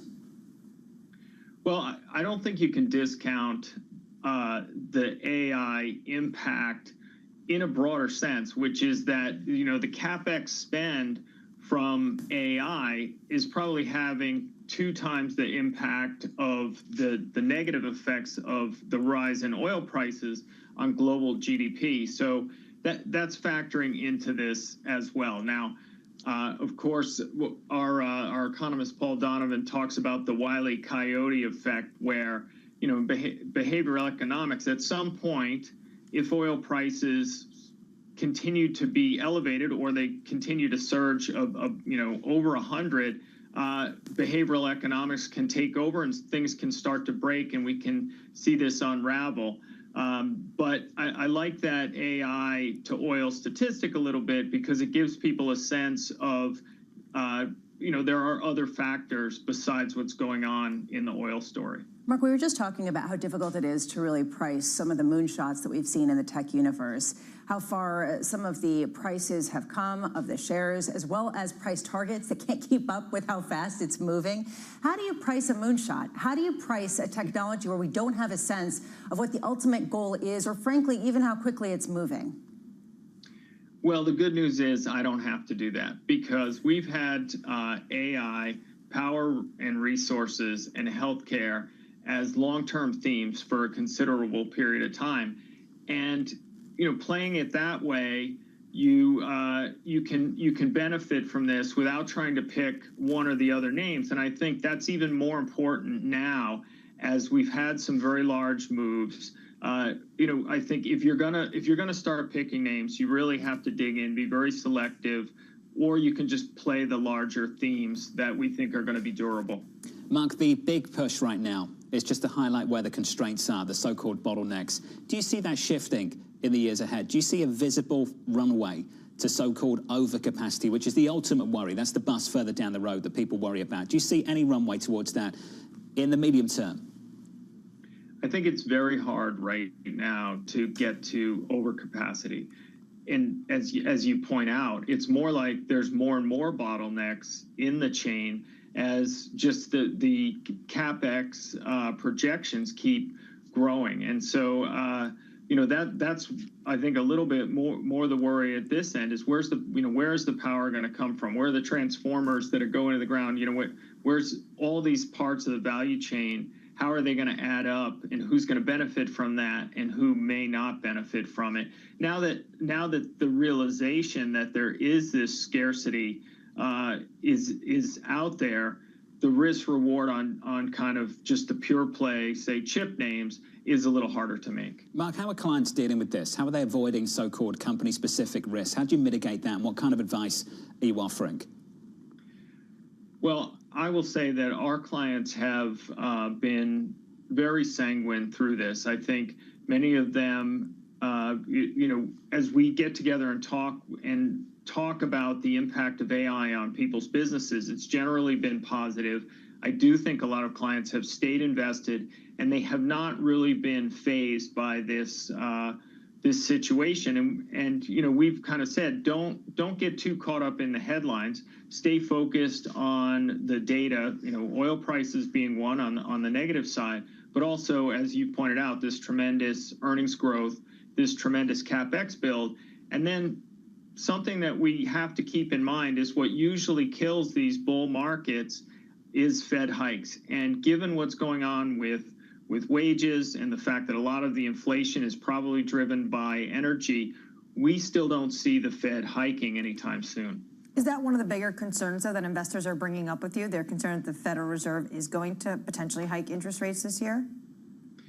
Well, I think that, for our international investors, there are two kind of big concerns out there that are related, of course. One is inflation, and then what does that mean, probably in particular for the dollar, because last year a lot of international investors saw their U.S. gains eaten up by dollar weakness compared to other currencies. And so I think de-dollarization is a topic that comes up a lot. Now, we think that getting the global diversification, and for many of our international investors, looking at China and China tech as a way to be invested in a almost completely different system at this point, it remains an important theme.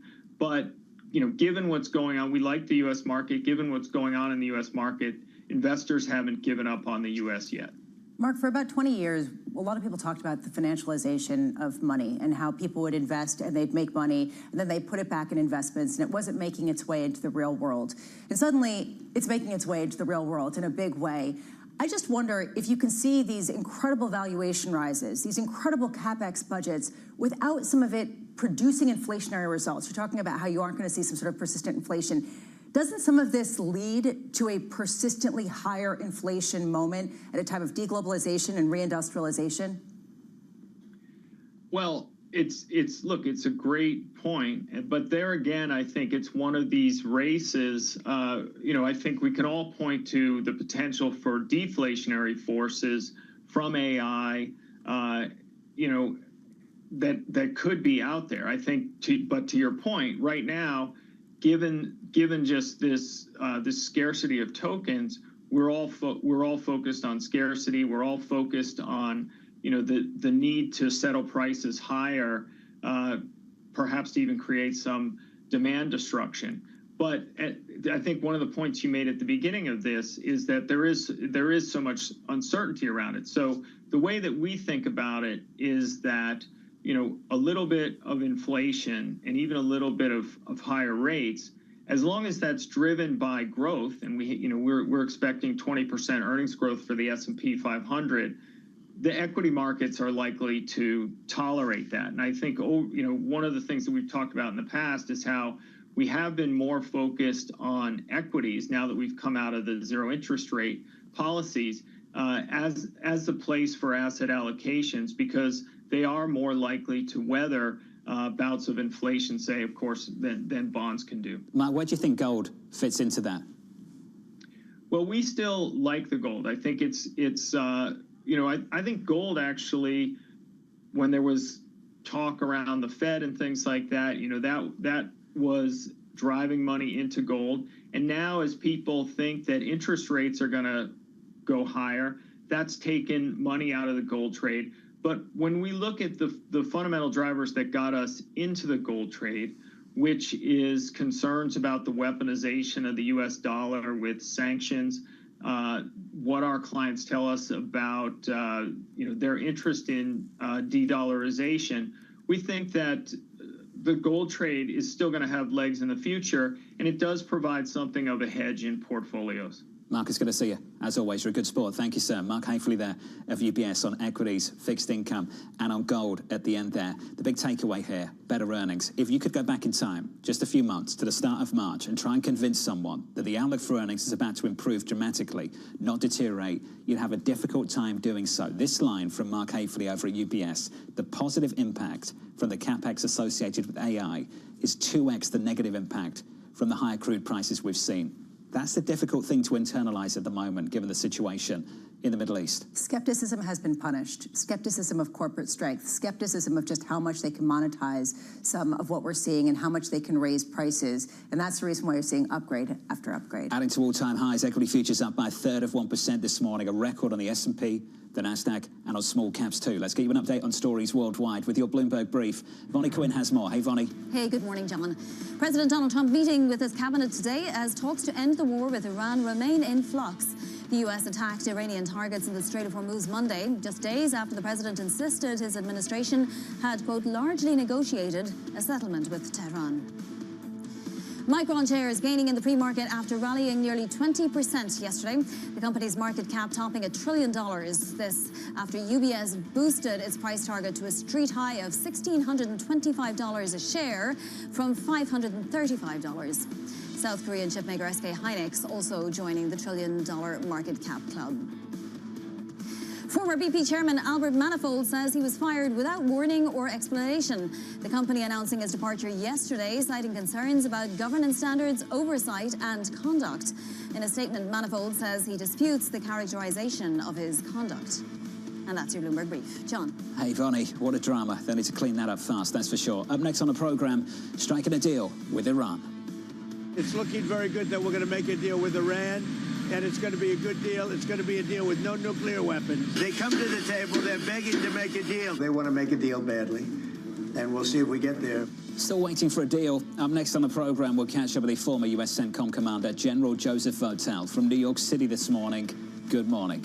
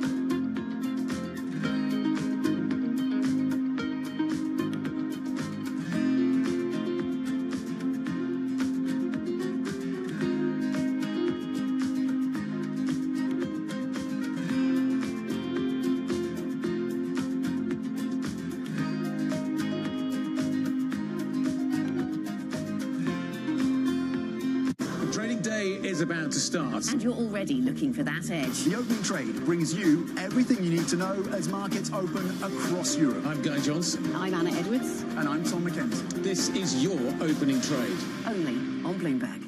At 9:30 a.m., the market tells you what it's really thinking. We beat the drum to the opening bell. With deep analysis of the forces driving the price action. Focusing investors on what really matters. Where the money flows, which markets are changing. Conversations with players shaping the narrative. Innovative growth companies gravitate to NASDAQ. It's not just like, let's buy the Mag 7 or AI. That's a really compelling story. This is where your trading day begins. And this is open interest. Only on Bloomberg.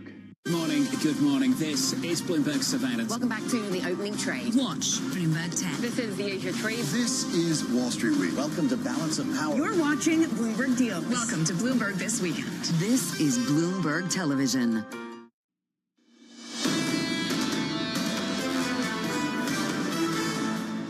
Packed full of earnings over the next 24 hours. The next few hours looks like this. Before the market, we'll get the earnings from Dick's Sporting Goods. Look out for that. Another read on the US consumer. A read on software a little bit later. After the closing bell, we'll hear from CRM. Salesforce in focus. Some of these names have been battered over the last few months. Let's see what the earnings look like a little bit later. It's all going to be about the forward look. Can they give confidence that their earnings can continue despite the potential disruption risk coming from artificial intelligence? Equities doing better, up 1/3 on the S&P, adding to a 4-day winning streak on the S&P 500. Record highs across this board, all-time highs coming into Wednesday, supported by this move as well in the bond market. Yields have really settled down. 2s, 10s and 30s down again this morning. We're down a basis point at the front end of the curve, just about holding on to 4% on 2s. And this move in crude is helping out as well. WTI and Brent still pulling back. We're down by 3% on Brent. WTI's a break of 90, 89.98 this morning. No deal in sight, but plenty of positive things to say. There are positive things to say. Of course, Iran did come out in other statements talking about the need to retain all of the uranium and other issues that seem pretty central to the negotiations. Nonetheless, people are looking beyond and seeing a resolution. Let's look beyond. Under surveillance this morning, striking a deal with Iran. It's looking very good that we're going to make a deal with Iran, and it's going to be a good deal. It's going to be a deal with no nuclear weapons. We have to have a deal that's acceptable to me. They come to the table, they're begging to make a deal. They want to make a deal badly, and we'll see if we get there. They think that they are getting very close to making a deal. So here's the latest this morning. The president gathering his cabinet today as the administration continues high-stakes negotiations with Iran. The former U.S. CENTCOM commander, General Joseph Votel, saying Iran is using the Strait of Hormuz as strategic leverage in a wider confrontation. The likely trajectory for future U.S. military operations is a prolonged mission. General Votel joins us now for more. General, welcome to the program, sir. We're all well familiar with the situation in the Middle East. We understand the importance to energy. We can just about identify the Strait of Hormuz on a map. General, for people who haven't been there, who don't understand what it actually looks like to go through that waterway, why is it so difficult to get energy flowing, even now? Oh, thanks. Good morning, John. It's good to be with you. Well, first of the reason, geographically, it's a very narrow passageway. The main transit routes are only about 2 miles long. The water in the strait is generally pretty shallow. It's very rocky, particularly on the Omani Emirati side, and it's really subject to weather.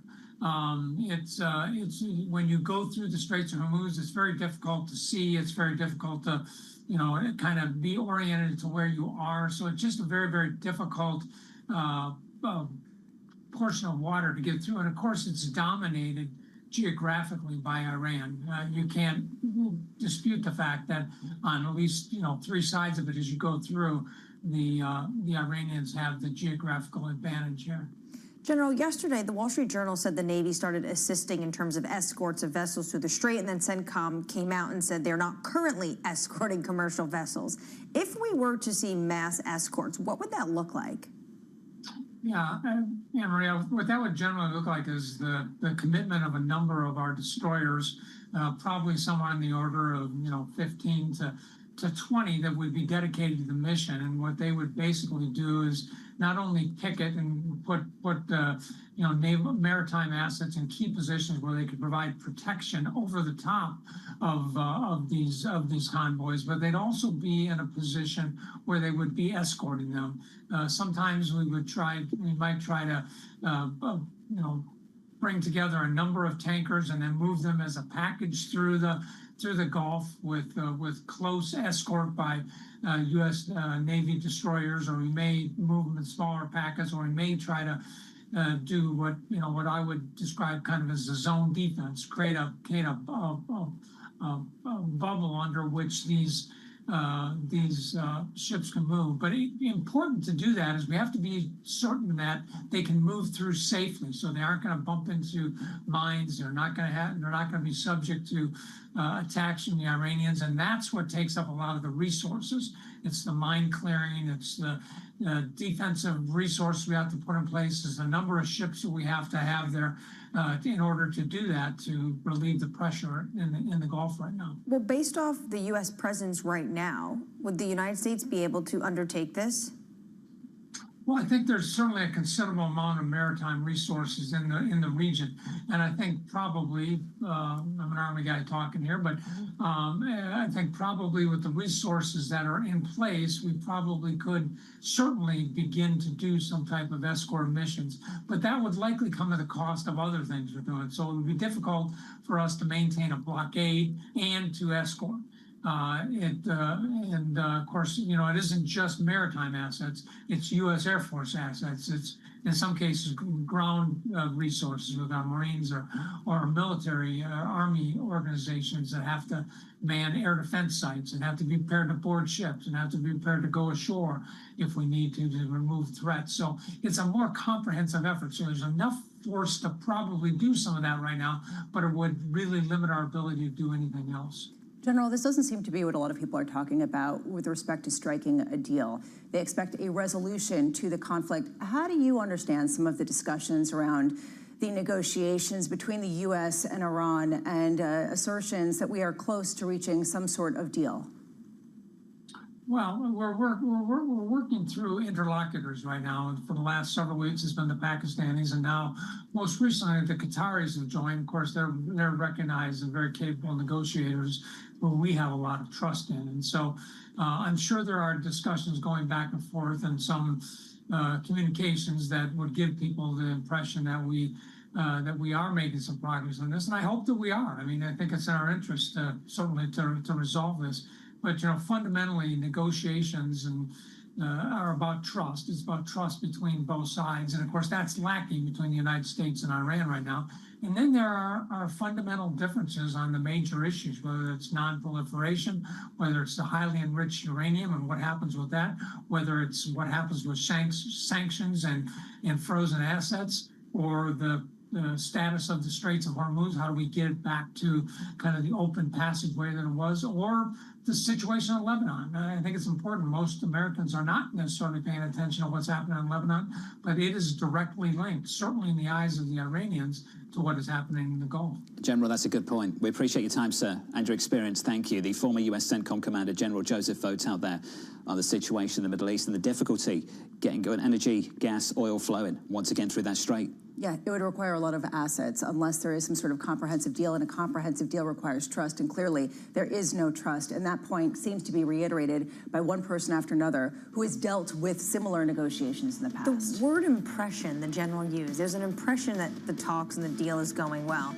But at the end of the day, what is actually happening, nothing has changed, and actually after the past 48 hours, things got a little worse. Shaping prices, 96.45 this morning. We're down about 3%. Up next on the programme, we'll talk about what's insulating this equity market. Frank Lee of HSBC as the chip rally drives stocks to record highs.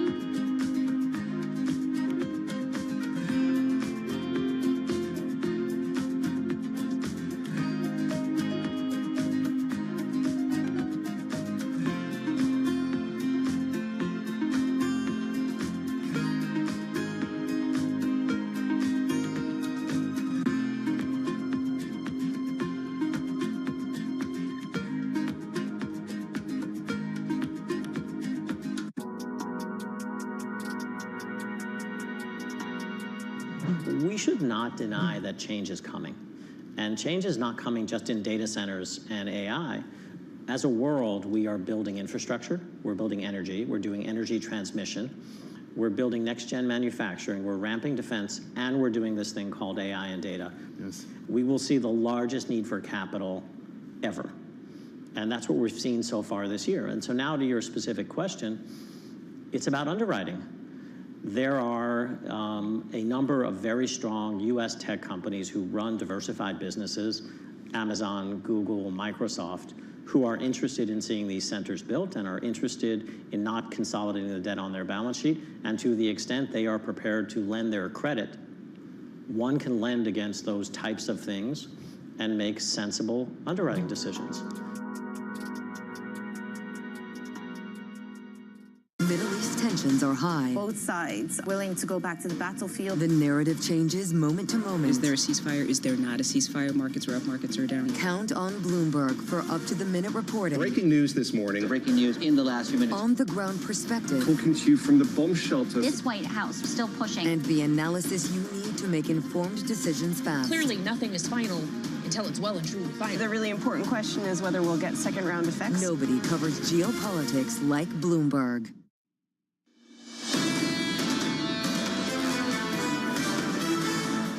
Seriously, so many people bulled up this Wednesday morning. Good morning to you all. Goldman Sachs go to 8K on the S&P 500, lifting their price target from 7,600, joining a very long list of banks that have done the same thing over the last 2 months or so. Equity futures up this morning by a third of 1%, adding to a 4-day winning streak on the S&P 500. The Nasdaq up by 0.5, the Russell by 0.7, record high.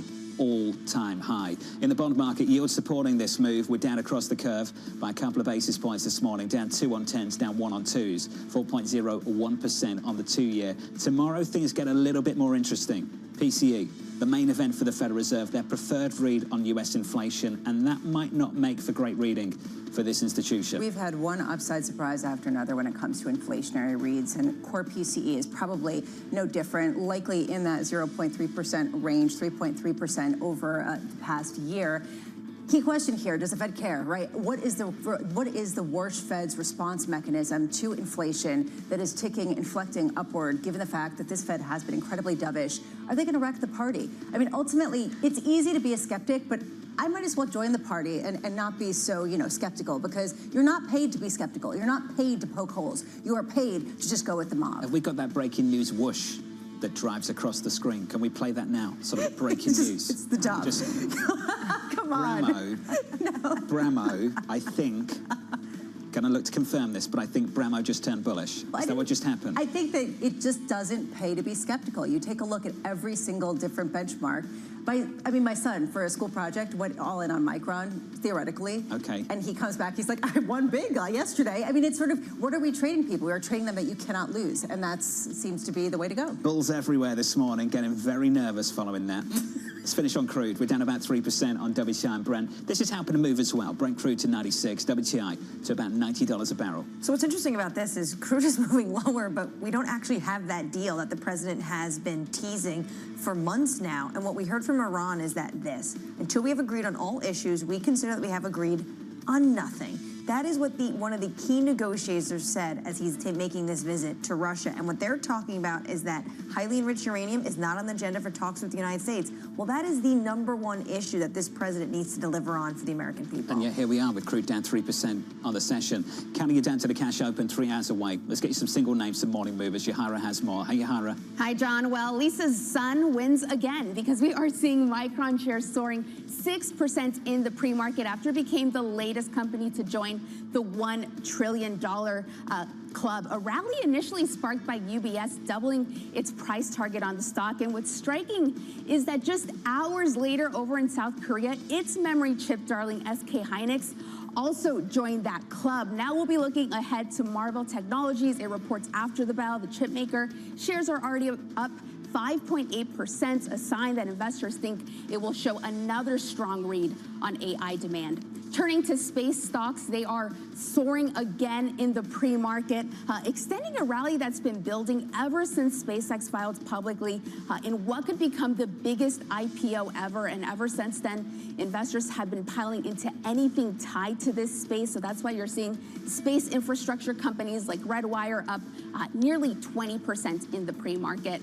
And we end on a name that is getting crushed in the pre-market. Zscaler shares down 23% after the company missed on its fourth quarter revenue outlook just slightly. And what analysts are saying in their notes is that the plunge reflects how very little tolerance investors have for even small misses when it comes to these software companies. John? Yahara, thank you. Thanks for the update. More from Yahara in the next hour. On our radar this morning, Samsung workers accepting an 11th hour deal, averting a major strike that threatened to disrupt global chip supply. Chip workers at the company will see an average bonus of $340,000. Elsewhere, Chinese tech giant ByteDance planning to a steep increase in capex this year. The TikTok developer gearing up to nearly triple its spending from $25 billion last year to $70 billion this year to lead the Chinese market and challenge U.S. companies. And finally, an update on the NVIDIA chips smuggled into China. Taiwan prosecutors saying 3 suspects shipped the chips to Japan before bringing them into China. Authorities also seizing about 50 servers, which they say the trio had prepared fraudulent export documents. So to me, this actually has 2 really important points. Number one, raising questions about how much DeepSeek was really homegrown and some of the gains that they achieved, how much they were absolutely done on lower power chips. But the second thing is Taiwan wants to get in good graces with the United States. And Taiwan has been under the fire for a while from the United States authorities saying, can you guys crack down a little bit harder on exactly where the chips are going and whether they are violating some of the sanctions. And that, I think, seems to be coming to the fore, them wanting to get on board ahead of some really sensitive negotiations. And this is the first public crackdown we've seen after really so many years, as you say, of pressure. And at the same time, I just came back from this trip to China with the president. Yep. Taiwan is waiting for a sign-off on this $14 billion arms sale. Now, I don't want to read too much into it, but you have to think that might be part of what is going on here right now. Can you just sort of draw a picture for people of what that negotiation looks like? We know what the ask is from Taiwan. We know that the president's hounding off on fulfilling the ask. What does he want in return? Do we know?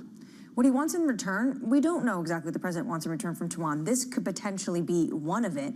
One of the big issues the president definitely wants is that this issue stays status quo. 90% of our stock market is tethered to Taiwan because that's where more than 90% of semiconductors and chips come from. One thing he definitely wants to see, and we have seen the Taiwanese government already do this, is push companies like TSMC to put more money into the United States to make factories in the U.S., and we have seen them do that in places like Arizona. Let's talk about that chip sector.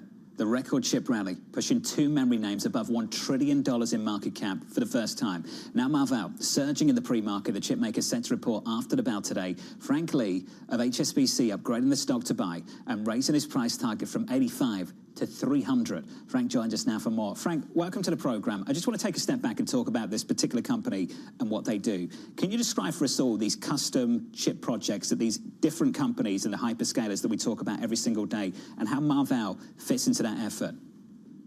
Sure. I think what you've seen is, starting about a year and a half ago, these hyperscalers have started to, as they move into the inference stage, they're going from the initial training to inference. They're now designing their own custom chips and diversifying away from using the GPU chips from NVIDIA. So I think as you look at the CapEx spend for these hyperscalers, now these hyperscalers have to spend more money outside of just the GPU. They have to pay more money for memory, for these custom silicon chips, as well as networking chips. So you're just seeing a massive diffusion of this CapEx spend into more companies that benefit from it. Frank, do you consider Marvell indispensable at the moment going forward, or just a gap filler for the time being because we've hit these bottlenecks here, there, and everywhere? Yeah, so I think it's a good point. What we're starting to see is just a lot of bottlenecks emerging from all places. And where Marvell is placed right now is that one of the biggest drivers isn't just the custom silicon, it's the actual DSP, the optical transceiver. So one thing, as you notice, is that as you power your data centers, it needs to get faster and faster. So the networking is a big part of this backbone. So what you're seeing is Marvell is a big player in the networking story. And I think that is where you're probably seeing the biggest upside. And a big reason why we've become more positive is that we think there's a lot more growth that's being underestimated by the market. Frank, it's been Marvell, it's been what we've seen with Micron, it's been some of the other semiconductors and memory-related stocks. Yet we have seen NVIDIA kind of fall behind. It hasn't participated as much. How much have the gains in semis and, frankly, memory-related names come at the expense of NVIDIA? Yeah, that's a great question. I think, if you think about 2 years ago, there was really only one game in town, and that was, or one stock, and that was NVIDIA, because they occupied nearly 90% of all spend in AI. But now they have to share that with a lot more players. It's not that NVIDIA is suffering. They're still growing. They're still beating and raising their forecast based on the last earnings. But I think one of the struggles they have is the narrative. There has been a significantly new narrative. One thing they have highlighted is the enterprise and the sovereign, and there isn't as much competition. The GPUs are still going to be the only real solution. So I think what they've done recently is to reclassify their data centers between the hyperscaler, the CSP CapEx, and the non-CSP, and that will give investors another way to see how their growth is outside these major hyperscalers. You and John were talking about choke points within this entire AI build-out. Now people are looking at that and saying, we want to be there because they have a lot of pricing power. I just wonder where the pricing power potentially bumps up against the reality of some of the CapEx plans of different companies. I mean, is there a limit to how much some of these memory chip manufacturers and others can raise prices in response to incredible demand? Yeah, that's a really interesting question because nobody really knows. We haven't been in this situation before. Historically, when you look at the memory space, there was always some sort of a limit that you couldn't raise price beyond a certain point because the memory was being used in consumer products, PCs and smartphones. So once the price got to a certain point, and demand would suffer because consumers stopped buying. But now the demand has been driven by these data centers, right? And it seems like they're continuing to absorb these price increases, and it's only going to get worse. For example, I think one of the big memory that we see in data centers, HBM, we're going to see a significant increase in pricing next year. It hasn't even shown up this year, but starting next year, we think a lot of the HBM prices are going to double from where we are this year. So, our hyperscalers are able to continue to afford that is something we'll have to continue to see. Well, in the past, this industry used to be very cyclical. Is that no longer the case? It's a good question. I think part of the reason that it's hard to answer is that the past tech cycles have been much more consumer-driven. And so because consumer-driven cycles, there's an elasticity to pricing. So if a component goes up too much, demand will come off. This cycle has been very much infrastructure CapEx-driven. And so far, companies have continued to invest. They're not slowing down. And what's interesting is these hyperscalers are starting to scale down their job layoffs. So are they going to take these cost savings and continue to put it back into AI infrastructure CapEx? So that could perhaps keep the spending going for considerably for the next couple of years. Frank, Lisa mentioned NVIDIA, and it was in March that NVIDIA did this tie-up with Micron, $2 billion. How much has what we're seeing right now, this momentum, bore out of deals like that?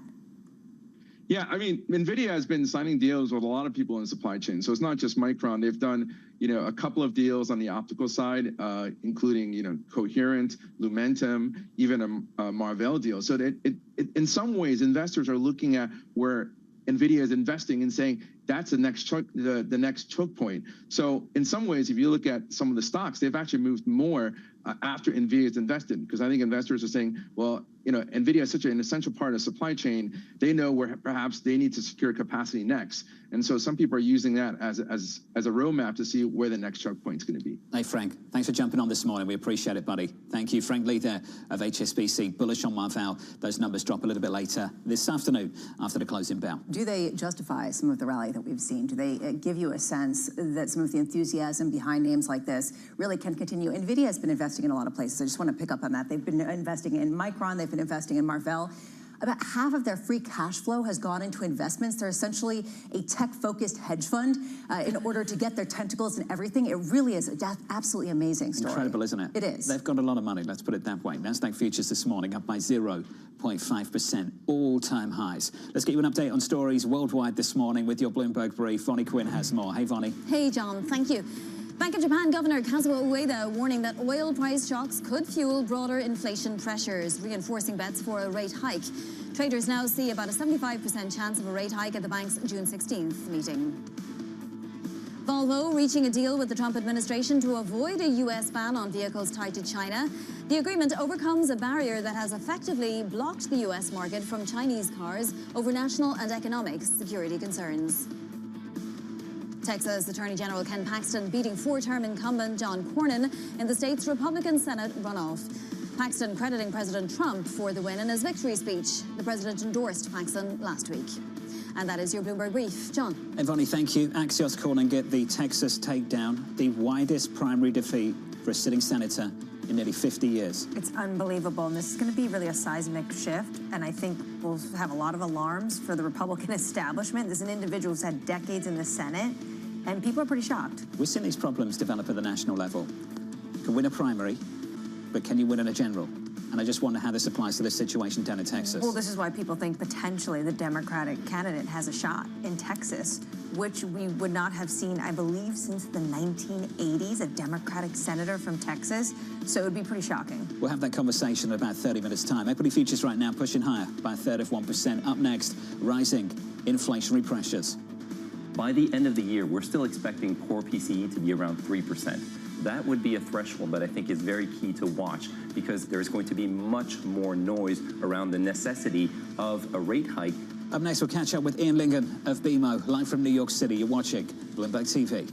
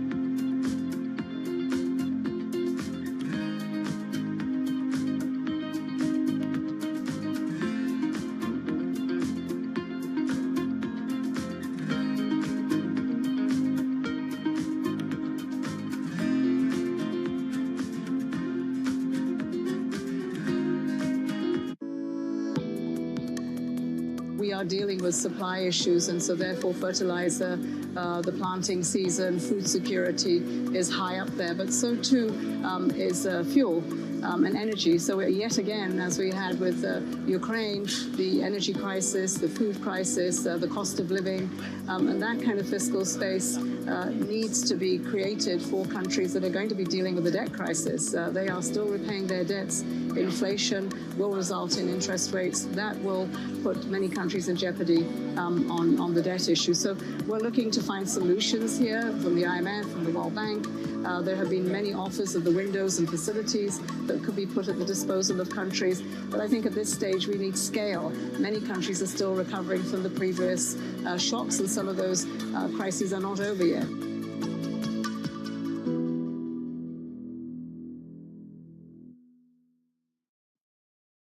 Good morning. This is Bloomberg Daybreak Europe. I'm Lizzie Burden in London, and these are the stories that set your agenda. Taking you from the U.S. market's close to the overnight session in Asia, we'll walk you through what you need to know to kickstart Europe's trading day.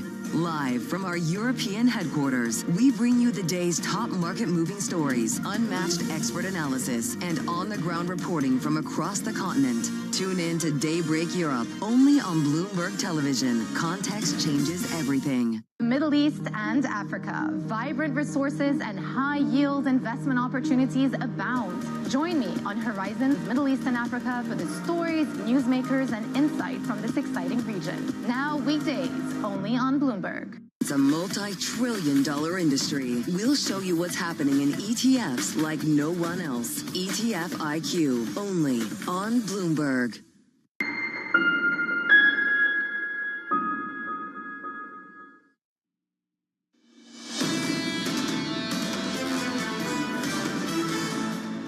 I missed the Luce banter. Wasn't that good? Really? Wasn't that good? You Wasn't banned that us. A great Hold on a start to the second. week.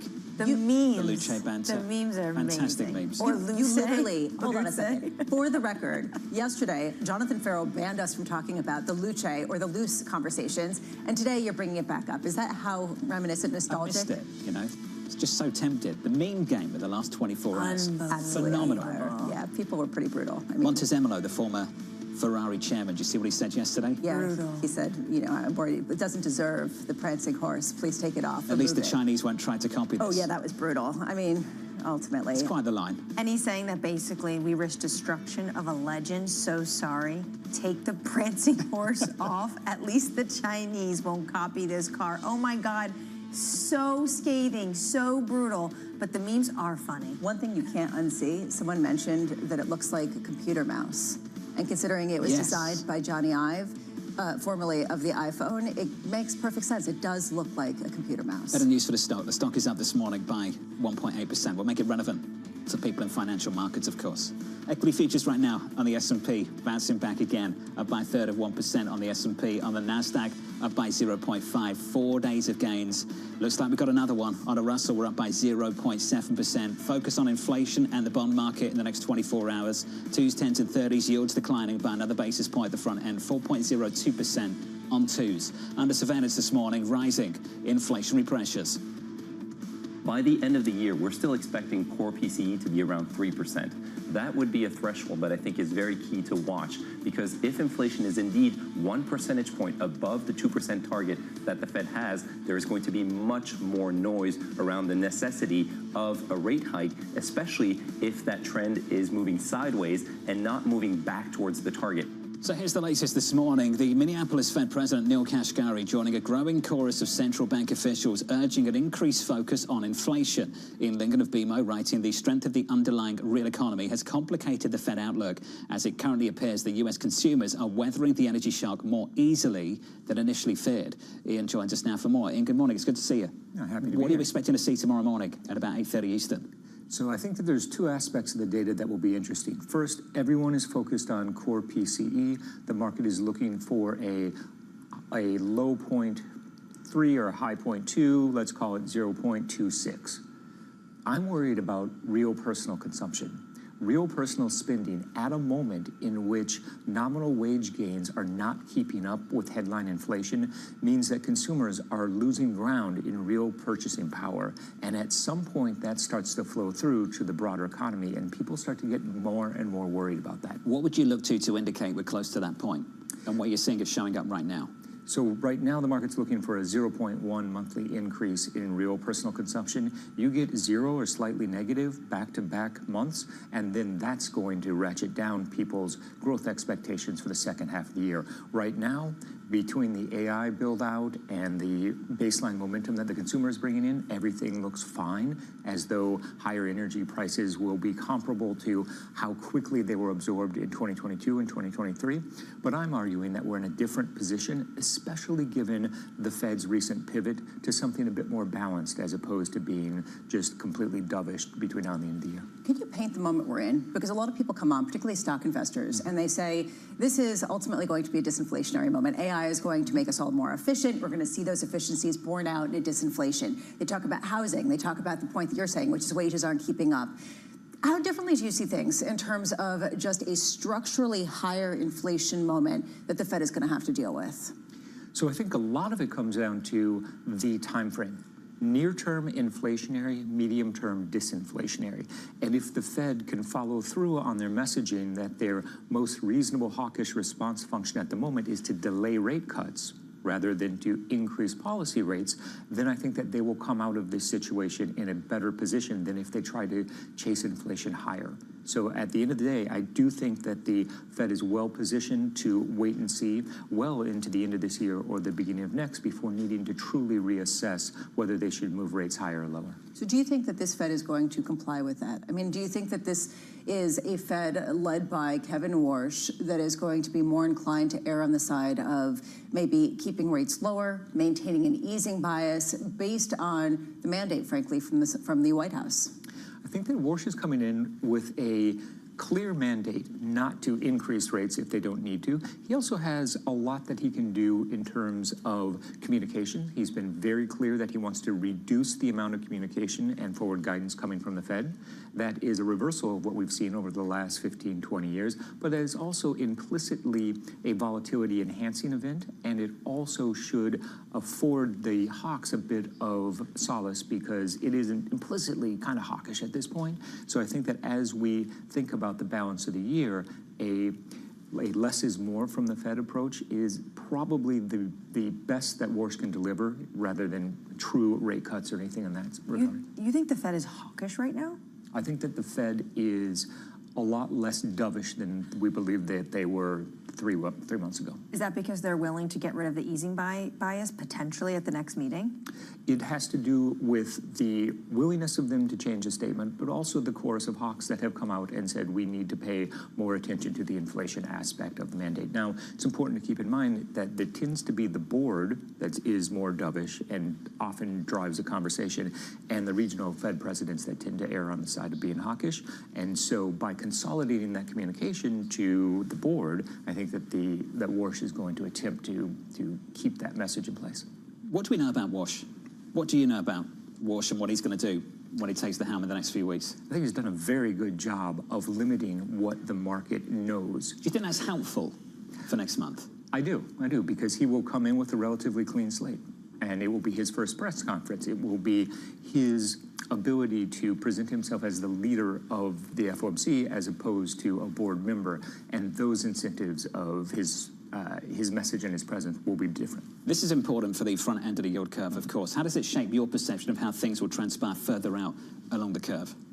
So when I think about 10 and 30-year yields in this environment, a lot of it's still based on the global macro. So it's inflation and growth expectations.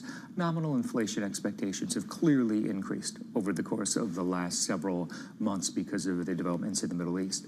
I'm less concerned that break-evens are going to reprice materially higher, and instead think that the next move will be lower for break-evens simply because we have that shift from monetary policymakers. Ian, it's good to see you. It always is. Looking ahead to that first Fed meeting for incoming Fed Chair Kevin Warsh. Ian Lincoln there of BMO. Thank you, sir.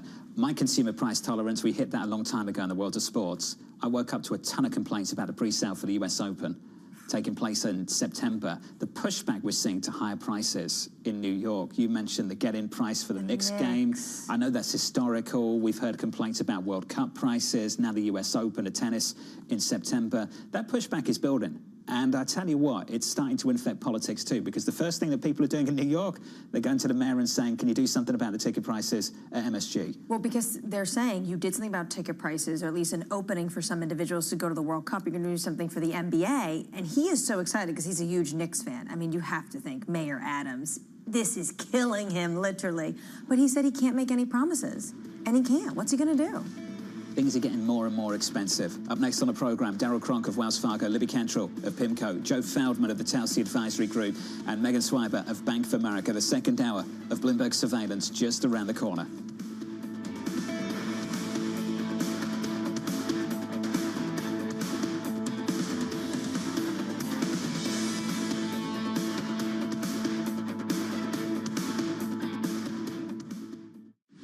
Tune in to Bloomberg Business Week Daily. We got to talk crypto. From the magazine that helps global leaders stay ahead. What's the conversation around your company? Bringing you insight on the people, companies, and trends shaping today's complex economy. Planning very big things. A new level of premium. Plus global business, finance, and tech news as it happens. The floodgates of innovation are going to open up. You can't fake passion. You either are or you aren't. Bloomberg Business Week Daily, only on Bloomberg.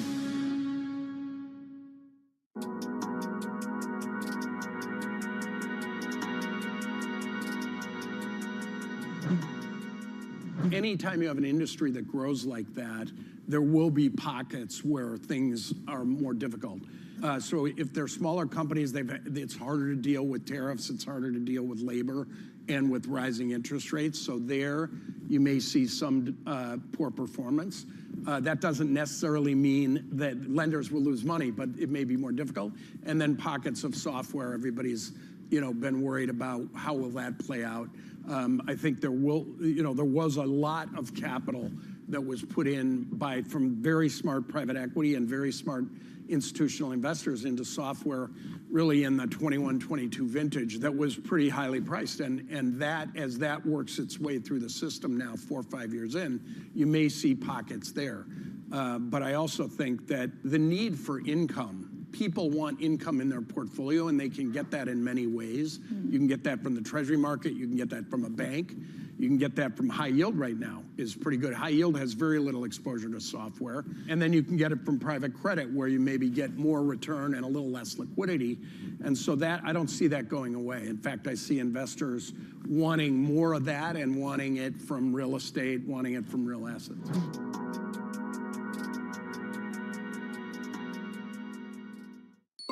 Asia is at the forefront of some of the world's biggest stories. I'm Sherrian in Tokyo.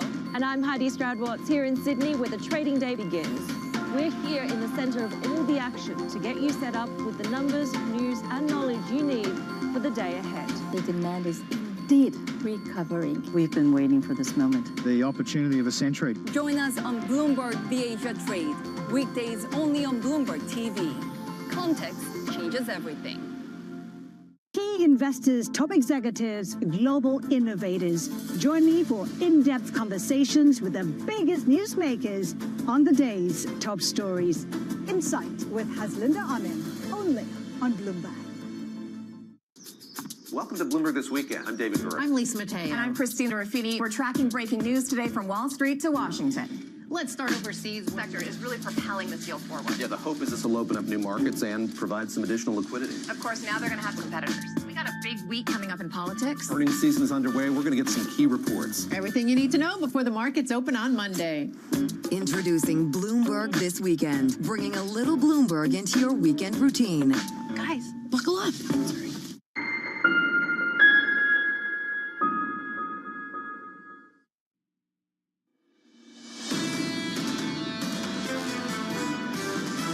This is an economy that has withstood very nicely. We have this economy that is strong on the surface, but fragile. You're seeing the inflation data begin to pick up. The labor market's performing better than anyone expected. When we get to the second half of the year, you never know what you'll see. This is Bloomberg Surveillance with Jonathan Farrow, Lisa Abramowitz, and Anne-Marie Hordern. Live from New York City this morning. Good morning, good morning. For our audience worldwide, the second hour of Bloomberg Surveillance starts right now, and your price action scores look like this. 4-day winning streak. Hello, day 5. Equity futures up by 0.3% on the S&P. On the Nasdaq, up by 0.5. On the Russell this morning, up by 0.7. Record highs. And another lift to a price target, this time from Goldman Sachs. They're looking for 8K now, year-end, and they join a growing list over the last 2-3 months who have done exactly the same thing. They go from 7,600 to 8,000 on the S&P 500. And the why has been the same for all of them. Earnings. Earnings have triumphed over every single concern that people have had in markets, whether it's slightly higher inflation than expected, whether it's the war in Iran, or whether it's consumer sentiment that measured in some ways has been plunging. Either way, the actual on-the-ground results have pointed to ongoing spending and, frankly, unbelievable resilience and strength in corporate America, which is a reason why they're all seeing this continuing, not only with AI, but other companies as well. And it's really devoid, to your point, on what the consumer is seeing. Yesterday, we got data from the Conference Board. When asked how their spending habits have changed, many respondents reported buying fewer items, delaying expensive purchases, and buying cheaper versions of the same thing. 2/3 of consumers are reporting that they're cutting back on spending due to rising prices, like rising gasoline, like rising energy costs, like rising Knicks tickets. And guess what? The equity market says we don't care because earnings, they look great. And we've got decent news this morning. Samsung avoiding a strike. That's good news. If you're part of this massive CapEx story, you've got ByteDance in China considering $70 billion of CapEx this year, up from 25 last year. That's good news. And you see the market just driving these single names to trillion-dollar market caps almost across the board. SK Hynix one, and then Micron another. Micron up 859% over the past 12 months. Just to give you a sense of this kind of meteoric rise, the fastest climb to $1 trillion from $500 billion ever in record, I think 49 days or something like that, which just gives you a sense. This is now a company that is bigger than Berkshire Hathaway, that is bigger than some of the companies that we have all become accustomed to. It is shocking to look at some of these valuations, and yet you see the pricing power and the choke points in all of the devices that we use, as well as semiconductors, and you have to understand why they are in such demand. You just have to wonder if potentially the party killer, not that I think the party's going to end, but if there was going to be an end to this party, it would have to come from inflation that would prompt a response in the bond market. And the bond market seems to be sniffing that out on the margins, maybe not today, maybe not next week. But that inflation is getting a little indigestion. Bearish again. 60 minutes later. Here's the thing. Can't help herself. You know, Just trying to keep up. It's her, default setting. It's hard not to be skeptical when you see moonshots. And when you don't have a sense of where we're going or exactly how fast they can raise prices or how you can see this kind of monetization of all of these different resources without that inflation breathing into the economy. It is hard to understand that. The numbers continue to underscore my concerns about inflation. That said, the actual results have been unbelievable. You cannot ignore that. So you put those two things together and you can feel a little uneasy, but you understand why people are bullish. Sort of queasy if you're bearish with moves like this. Equity futures up again by 0.4% on the S&P 500. Coming up this hour, we'll catch up with Darryl Cronk of Wells Fargo, with stocks adding to all-time highs. Joe Feldman of the Telsey Advisory Group on this week's retailer earnings, plus Megan Swiber of Bank of America as investors begin pricing in future Fed hikes. We begin this hour with stocks adding to record highs as two more tech names enter the trillion-dollar club. Darryl Cronk of Wells Fargo writing, we want our investors' portfolios to rebalance towards tech and equities, add utilities and industrials for the AI trend. Darryl joins us now for more. Darryl, welcome to the program. I started the last hour, asking someone if they were bullish enough because the earnings have just gone away from the analysts so quickly over the last 2 months. Darryl, how do you address that question this morning?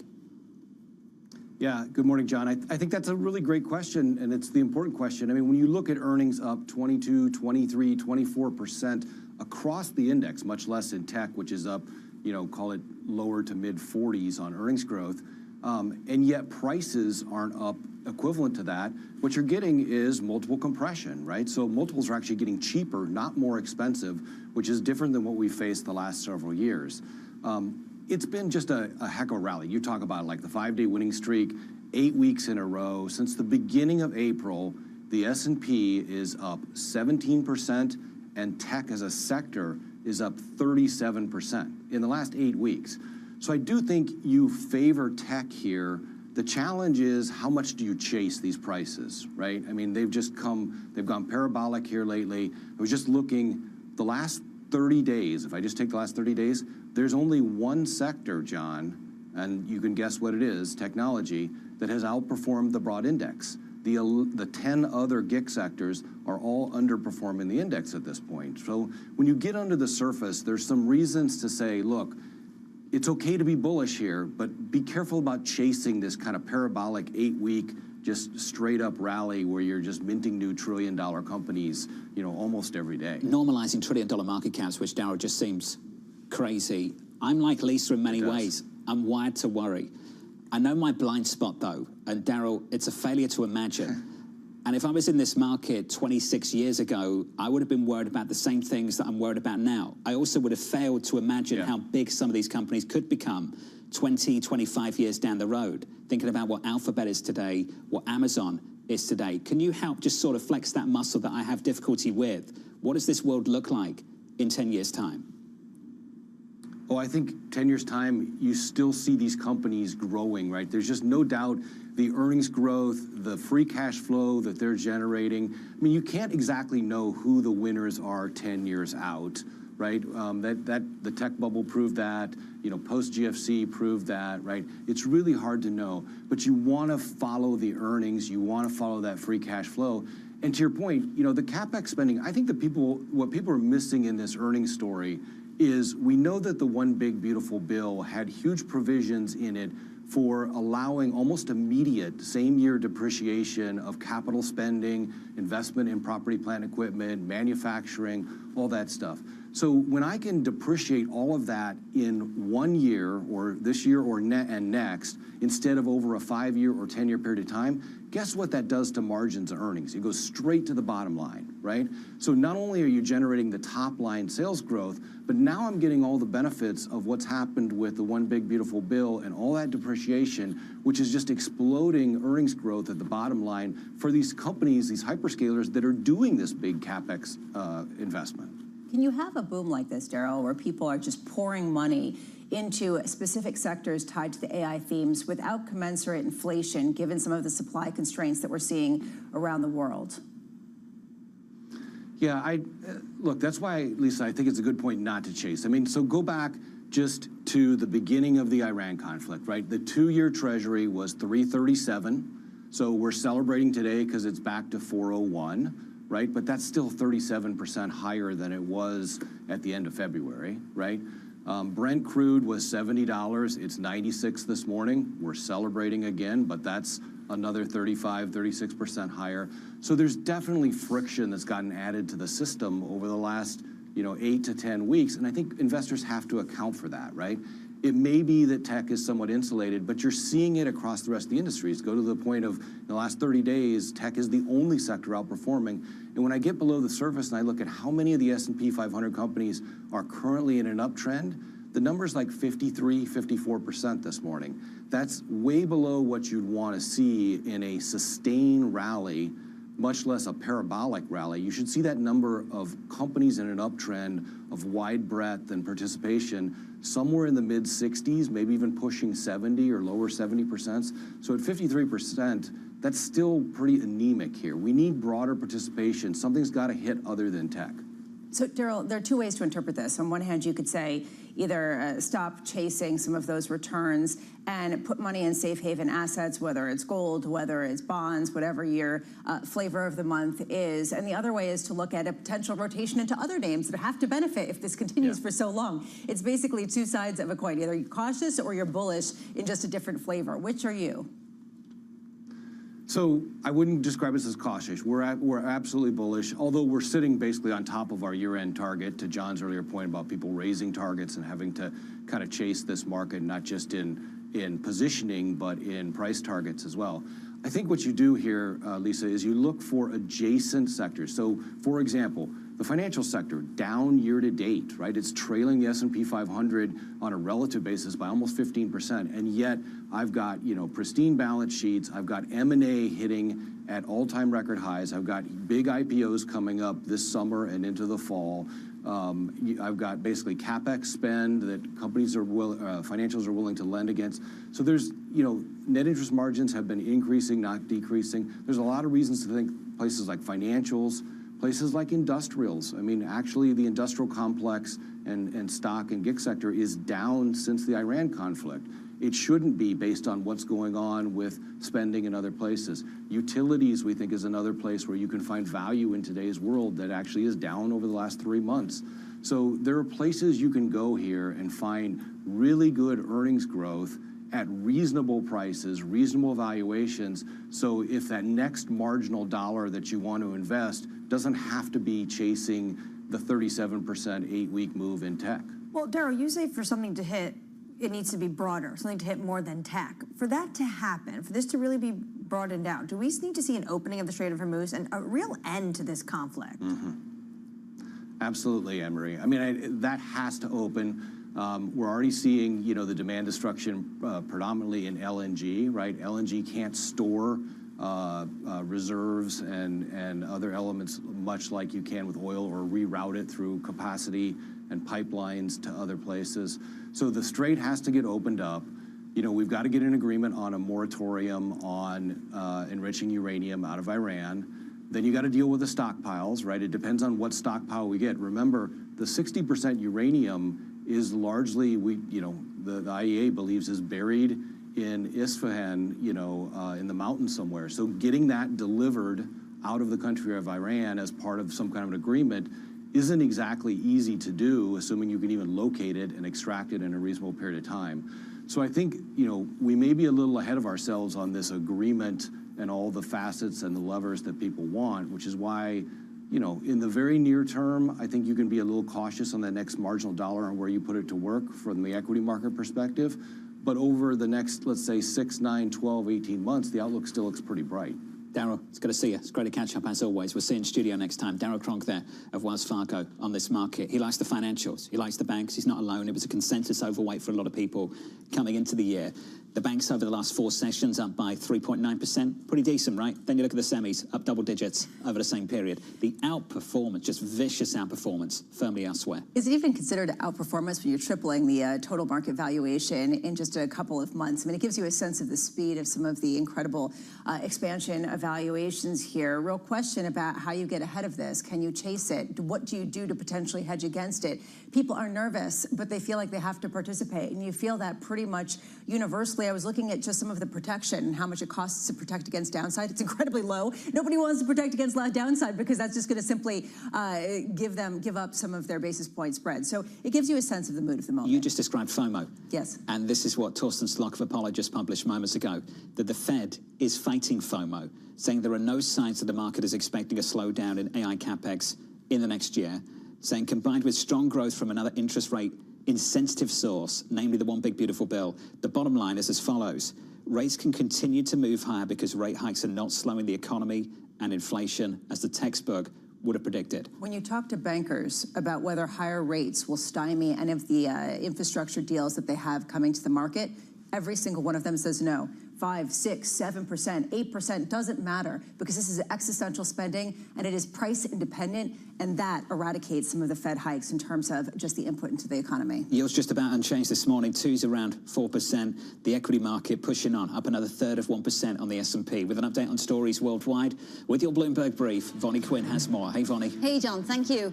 More than $20 billion in tariff refunds are headed to importers who successfully filed claims using the new web portal developed by U.S. Customs and Border Protection. The agency is issuing refunds to importers who paid as much as $166 billion across more than 53 million import entities. Samsung shares gained in Wednesday's trading. Union members voting in favor of a compensation deal that will give chip workers an average bonus of about $340,000. The agreement avoids a strike that threatened to disrupt global chip supply. Tesla shares rising in the pre-market. Talks of a possible merger with SpaceX ahead of its Wall Street debut gaining traction. The reason behind a potential deal is centered on both companies' need for advanced AI systems. And that is your Bloomberg Brief. John. Hey, Vonnie, thank you. Appreciate the update. More from Vonnie later this hour in about 30 minutes' time. Up next on the program, a sweeping victory. Change was on the ballot, and change won. President Trump is the leader of our party, and his endorsement in this is the most powerful force in politics. I look forward to working with him in the Senate to deliver for Texas. Up next, we'll catch up with Libby Cantrell of PIMCO, live from New York City this morning. Good morning.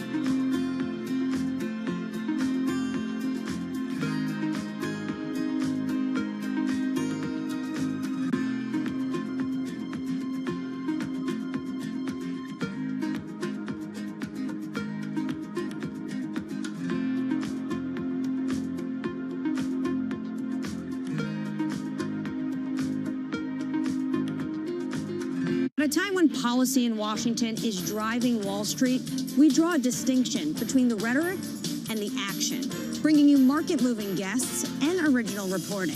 This is Bloomberg Surveillance. Every weekday, Bloomberg puts the spotlight on a different aspect of global finance. Flows, funds, and the forces shaping markets on ETF IQ. The future of money with Bloomberg Crypto. The players behind major transactions on Bloomberg Deals. The stories informing finance with Bloomberg Markets. And rates, risk, and the cost of capital on Bloomberg Real Yield. A different topic every weekday, only on Bloomberg Television.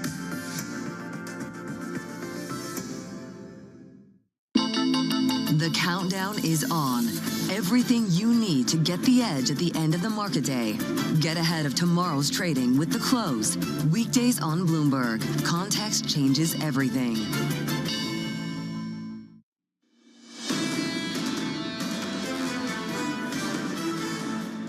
Lots of retailers reporting earnings throughout the next 24 hours or so. Dick's Sporting Goods, the first out the gate this morning. Disappointing full-year guidance at the low end of what people were expecting. Dick's down in the pre-market, negative by 3%. In the next 24 hours, you'll hear from Best Buy, Costco, The Gap. So a decent read on the consumer and retailers in this country through the next day or so. Yeah, although a very different read depending on whether it's discretionary or whether it's staples. A Costco may be attracting a greater proportion of higher income consumers to get bargains. Dick's is much more of a discretionary if you want to get your cleats for soccer, or if you want to get your fishing rod, that is where you go, and that I guess people can postpone a little longer. Been fishing rod shopping, have you? Or Nick's Hey? here. No? Okay. Futures look like this. Equity markets. That was harsh just to sit the camera on Bramo like that. It's unfair. It's not fair. Futures right now on the S&P 500. Crocodile Just tears. leaving you hanging. Oh, yeah. Equities up by a third of 1% on the S&P. On the Nasdaq up by 0.6. On the Russell this morning up by 0.75% and adding some weight to a record-breaking rally. All-time highs at a close across the board in yesterday's session. In the bond market, yields pulling back just a touch. 2s, 10s, 30s, yields declining at the long end of the curve on 10s by a single basis point. Just about unchanged to the front end on 2s this morning. Under surveillance this morning, a sweeping victory. Tonight, we just sent a Texas-sized message to Washington. Change was on the ballot, and change won. President Trump is the leader of our party, and his endorsement in this is the most powerful force in politics. And I'm honored to have his support, and I look forward to working with him in the Senate to deliver for Texas. So here's the latest this morning. The Texas Attorney General Ken Paxton scoring a blowout victory in the state's Republican Senate runoff, setting the stage for a November showdown against Democrat James Tallarico. Libby Cantrell at PIMCO writing, most pundits still think this will be Paxton's to lose even against Tallarico, who is viewed as talented, but is nevertheless thought to be too progressive for Texas. Libby joins us now for more. Libby, good morning. Good to see you. Good morning. Clearly the president's endorsement helps you win a primary. Does it help you win an election? Yeah, well, I think that's the open question here. What has been very clear is that with several primaries, including the one last night, President Trump's endorsement is sort of the ultimate path to victory. But however, and I think this is an important however, as you allude to, the primary electorate is very different from the general election electorate. For more or less, the Texas primary is closed, so mostly it's just a self-selected group of people who are also not only running for voting in the primary, but also just voting in the runoff. The general election complexion will, of course, include independents and also Democrats and also some disillusioned Republicans as well. So this was an unequivocal victory for Paxton last night, an unequivocal victory for the president. But I do think the general election will look quite different. However, and as we talk about in that note, the map is still really difficult for Democrats. So even though the political environment is quite favorable for them and quite negative for Republicans, still the Senate map, incredibly challenging. Well, in the short term, between now and the midterms, what is the point for potentially some Republicans to sign up with some issues the president wants to put ahead of them, but they might think is a little bit controversial when basically he's going against their sworn enemies in primaries? Well, yeah, I mean, you're talking about the ballroom, potentially. I mean, I do think this dynamic is interesting because now you have several members on the Republican side in the Senate who are either retiring, like Senator Tom Tillis from North Carolina, or have been unseated by President Trump, John Cornyn, Bill Cassidy from Louisiana, who are not necessarily going to go along with Trump's agenda. On the other hand, you still have other primaries playing out. And so for those Republicans who do view themselves as vulnerable in those primary, over the course of the next few months, they may be much more aligned with the president, obviously. But I do think that sort of forest for the trees here, the most important thing is, one, again, unequivocal victory for the president last night. But two, this actually makes, ironically, passing his agenda through the Senate in the intervening months before the midterms actually more difficult because now John Cornyn is going to be a free agent. Bill Cassidy, a free agent. Tom Tillis, already a free agent. So again, this is sort of the irony is this could actually be self-defeating. In another universe, John Cornyn almost was the Senate majority leader. Can you imagine a Senate majority leader being pushed out by their own sitting president in the same party? I mean, it's a really important point. I mean, he is obviously a very senior member of the Republican caucus in the Senate, but he's also a prolific fundraiser. And so not only do they, they sort of lose an elder statesman, if you will, somebody who has a lot of institutional knowledge, who knows how to get things done in the Senate, they've also lost a really effective fundraiser. So again, this is sort of a short-term victory, surely for the president. Longer term, this could have some unintended consequences for the party. We've seen this movie before where people discount President Trump and say his popularity is really negative, and you've seen it just sort of waning in polls, even with Republicans. And then he outperforms in elections. And we're seeing that in a way here as well. People thought that maybe John Cornyn would have more of a chance versus Paxton. Is there a message here about polling and underpolling of support for the president that isn't coming through in some of these polls that show his approval rating at record lows? Well, sure, and I think you always have to take polling with a grain of salt, but I also think it's just really important that his base, President Trump's base, is absolutely hanging with him. So this narrative about this sort of fracture in the base, sure, you have the Tucker Carlsons and some of the other folks kind of on cable news and what have you, but for all intents and purposes, primaries, runoffs, that's a base game, and what I think we should have seen over and over again over the last few weeks in terms of these primary cycles is that President Trump still has very much an unequivocal hold on his base. There's another point that people have raised, which is how much is President Trump leading the base and how much is he sniffing out where the base is and then going with the base? How much is the base leading and how much is President Trump leading? Yeah, and I think there's also, I think it's an open question of like last night. Obviously, there was obviously a lot of headlines around President Trump's endorsement and how that helped Paxton. I think there's also an argument that Paxton could have won without the president's endorsement as well. So to your point,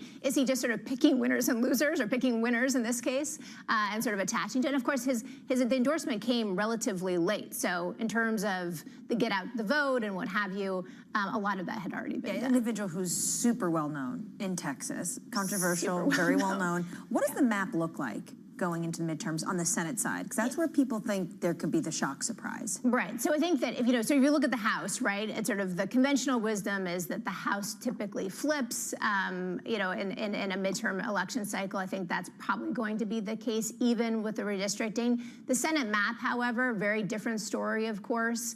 And right now, again, is that Republicans still have, I think, an advantage in the Senate map. Democrats, in order to take back the Senate, they have to win a net 4 seats. That may seem easy in this type of political environment. If you actually look at the map, it's super difficult. They're defending places like Michigan, which I think might be tough for them. Georgia, maybe a little bit easier. But then they also have to win 4 of these sort of 6 competitive states for Republicans, including potentially Texas, Ohio, North Carolina, Maine. Again, this is not impossible.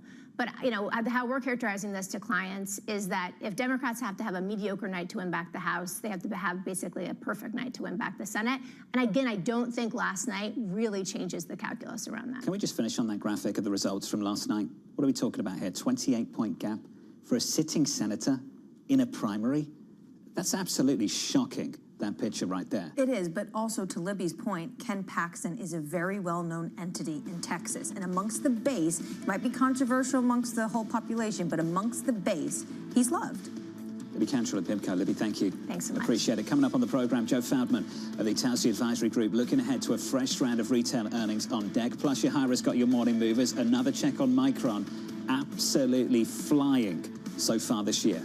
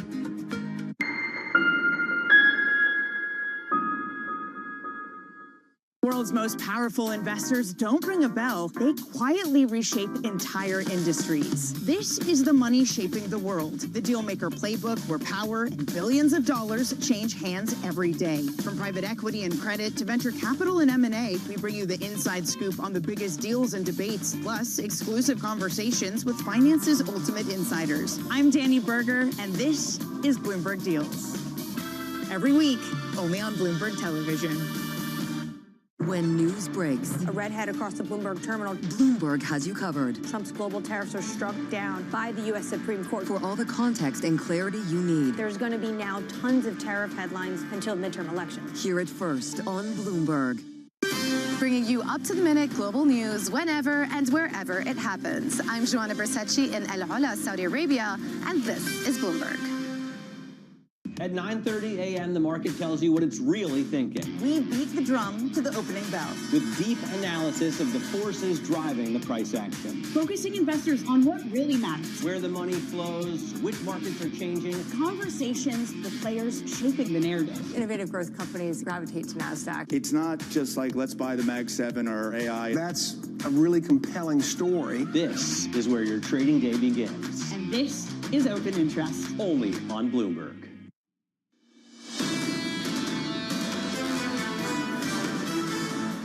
Check it out, more of the same. Up across the board, adding to all-time highs on the S&P, up by a third of 1%, on the NASDAQ up by 0.7. Four-day winning streak for the S&P, the longest winning run on a daily basis since the middle of April. The 8-week winning run, if we make that week 9, we're equaling one of the longest runs we've seen on a weekly basis in the last something like 40 years. Which is crazy. It's been an insane rally, and it's been incredibly narrow. I mean, people talk about bad breath, insert your pun here, but really has been led by a handful of names that have just been skyrocketing and seem independent from macroeconomic polls. So a question that we have to ask is, tomorrow when we get inflation data, how much does it actually matter for some of these stocks, given the backdrop that they've continued to rally despite some of the concerns about inflation? Might matter to the bond market. Yields right now look like this. 2's around 4%, still above the policy rate at the Federal Reserve, indicating a market price for the potential of an interest rate hike. But to Torsten Slok's point over at Apollo a little bit earlier on this morning, does it matter? Does it matter to the broader US economy when we get this data driven by all this capex coming from all these companies? The answer is yes, it matters to the broader economy, but it doesn't matter as much to the stock market, which has been driven by a number of AI-related names that seem independent to financing costs that are pegged by the Fed. Again, this raises a real conundrum for the Federal Reserve. Do they cater to the economy that is affected by rates, talking about the housing market, talking about some of the consumer spending that does seem to be dampened because of higher prices? Or do they say, we don't want to spur a bubble by really allowing some of these names to keep flying? This hasn't mattered, not to the equity market. Crude. Brent WTI looks like this morning. It's down by 3% on WTI, still around 90. 97 on Brent, down by 2.5%. Difficult to point to any real progress whatsoever based on the reports we've seen, and yet here we are with prices declining once again. I think there's two issues. One, the market understands that the president does want a negotiated settlement and wants to reopen the Strait of Hormuz. That actually is where the direction of travel is going. Second, you do have stories of ADNOC being able to, and it's hard to quantify how much it is, but being able to get some product out of the Strait of Hormuz, and then obviously would have no problem going through the U.S. blockade. So the market does understand that it's not fully shut. It maybe is a little leaky, and the direction of travel from this administration is that we're going to get there. But Al Arabia is saying that a U.S.-Iran agreement, according to their sources, reached within weeks. What happened to days? Let's get to that story right now. On our radar this morning, crude prices easing as optimism grows that the US and Iran are closing in on some kind of peace deal. At least 2 non-Iranian supertankers crossing through the Strait of Hormuz on Tuesday, even though the choke point remains essentially closed. Elsewhere, Wall Street continuing to bet big on the AI boom. Goldman, the latest, raising its year-end S&P 500 target to 8K from 7,600. The firm writing, quote, earnings growth should drive continued equity market upside. I've read that line so many times in the last few months. And finally, a surge in memory chip stocks pushing Micron and SK Hynix into the $1 trillion market cap club. SK Hynix is just the 3rd Asian company to surpass the milestone, driven by investors who see a sustained reevaluation of the industry. That's EM. And when people say they're investing in EM, it's SK Hynix. So it's outperforming because SK Hynix is one of the leaders. They control 57% of the global high bandwidth memory market. That, to me, is something that everyone cares about right now because that is the new choke point. And we're seeing that with respect not only to the huge hyperscalers, but also when it comes to consumer products. You have to wonder about inflation. I'm not going to get into that, but it just really highlights how a couple of names have driven a lot of the gains that we've seen. I'm going to break down the index, MSCI, Emerging Market Index. Taiwan Semi is 14% of the index. Samsung is 6%. SK Hynix is 4%. So you're talking about a quarter of the index across 3 tech names. That's what you're buying when you talk about I'm buying EM stocks at the index level. You asked a question a couple of weeks ago. Is it a diversification regionally, or is it diversification in terms of the sectors, the industrial sectors that you're exposed to? And right now, that's a really important point because ultimately EM might be diversifying geographically, but not when it comes to the actual cycle that we're talking about, whether it's secular or cyclical, which is semiconductors and the AI build-out. And it's not just good for investors and shareholders. There's a story this morning about how TSMC actually told their staff that they're now going to see a more than 30% bump in their profit-sharing payouts this year on average. And this came up in the C-suite talking through surveys to their employers. What do you want to see? And it's, well, this is getting quite big. We want a little bit more of a piece of the pie. The chip move has been phenomenal. Equity futures this morning up by a third of 1%. Let's get you some single names, some morning movers. Yahara has more. Hey, Yahara. Hi, John. We start with those chip makers. Micron, of course, as you just said, soaring in the pre-market, up more than 8% after it became the latest company to join the $1 trillion club. And SK Hynix over in South Korea joining it as well. And that optimism is helping to lift the entire sector. We're seeing other chip makers like Power Integrations and Semtech also soaring in the pre-market. As we look ahead to Marvell Technologies, that chip maker is reporting after the bell. Shares are already up 6.25%, a sign investors expect to see more demand when it comes to AI. Moving on to the earnings we've gotten, the retail earnings we've gotten just this hour, starting with Bath & Body Works. Those shares up 10% in the pre-market after the retailer known for its candles and soaps, of course, delivered profits that beat expectations. Sales, however, were down from a year ago, suggesting consumers may be pulling back on discretionary items, and some news in the C-suite that its CFO will be stepping down. And we end on Dick's. A lot of anticipation on this name because of the World Cup, but shares are down 3.5%. The company saying it's spending more to integrate Foot Locker and invest ahead of those major events like the World Cup. So it's cut its full-year earnings forecast for 2026. That overshadowing otherwise strong sales trends. For example, comparable sales at its Dick's business grew 6%. John. Yahara, appreciate the update. Did you want Yahara to squeeze in the next? She kept talking about the World Cup. Me and Lisa are looking at each other about the NBA Finals. Also, I went to a Dick's this weekend.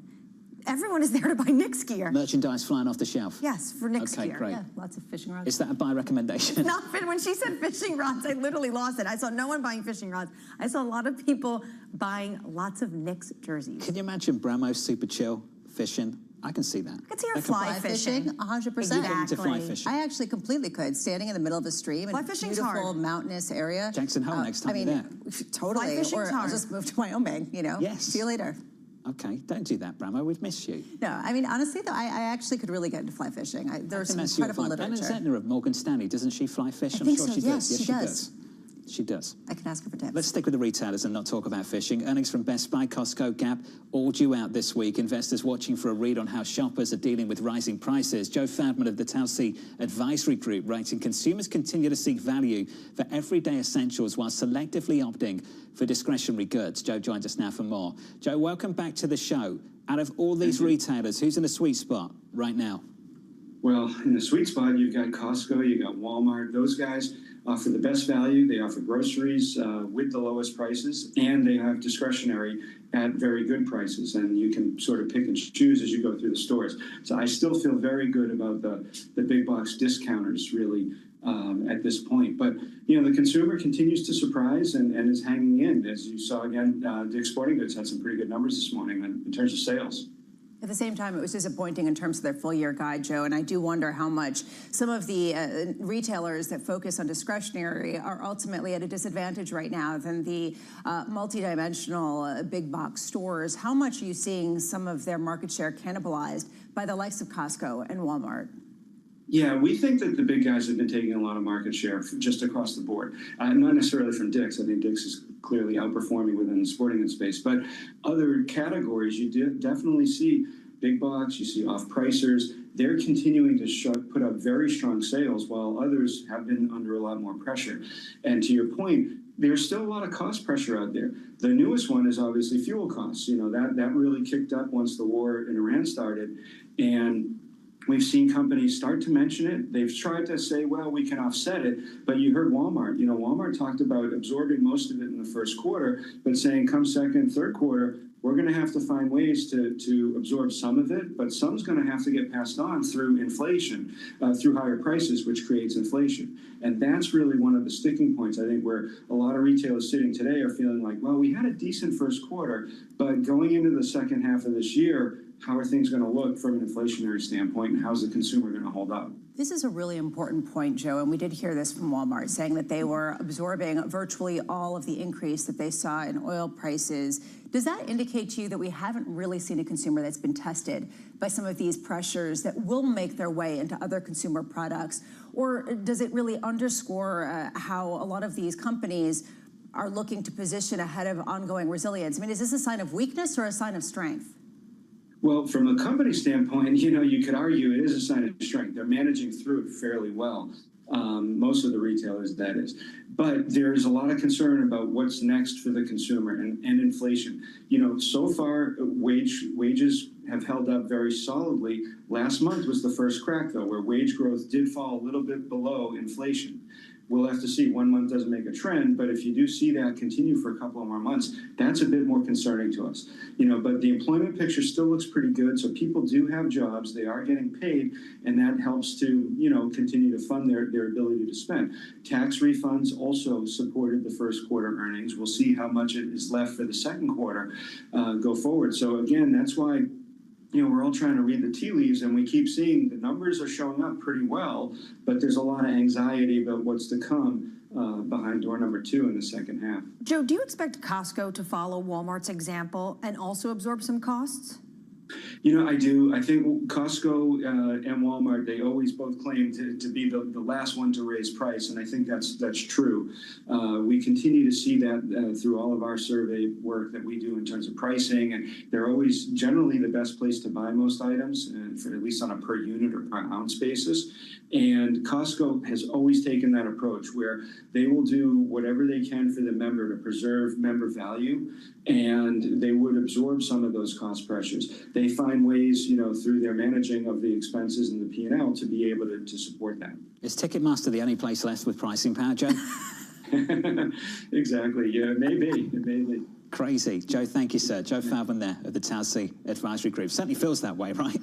I mean, it is the extreme example of price inflation. And they take a slice of everything. When you sell it, when you buy it, if you do it on the resale market, they take, I think, 15% each way. I might be making that up. I've loved living here in New York for the last 10 years. But sports, the price of sports in this city is absolutely insane. The concentration of wealth makes it so difficult to attend these games, particularly when we're talking about basketball and the stadium's a quarter the size of, say, a football stadium. So if you go to, say, the UK and you live in London, you've got multiple sports teams through London that are in the Premier League with stadiums 4x the size. So the access to go to watch these games is far more available to you. To go and watch anything in New York costs you an absolute fortune. You know what is on a discount right now? Mets tickets. You can buy Mets tickets so cheaply. I hear about it at home. $10. It's not even. so right. They're like giving them away. They can't get the stadium full. I mean, even my son doesn't want to go. I would say baseball's the one sport I would say that's still slightly affordable. Like you could take a family, you could take them to a baseball game. Especially if you're a Mets fan. That too. Especially. It's so terrible. Let's get you an update on stories worldwide this morning with your Bloomberg Brief. Vonnie Quinn has more. Hey, Vonnie.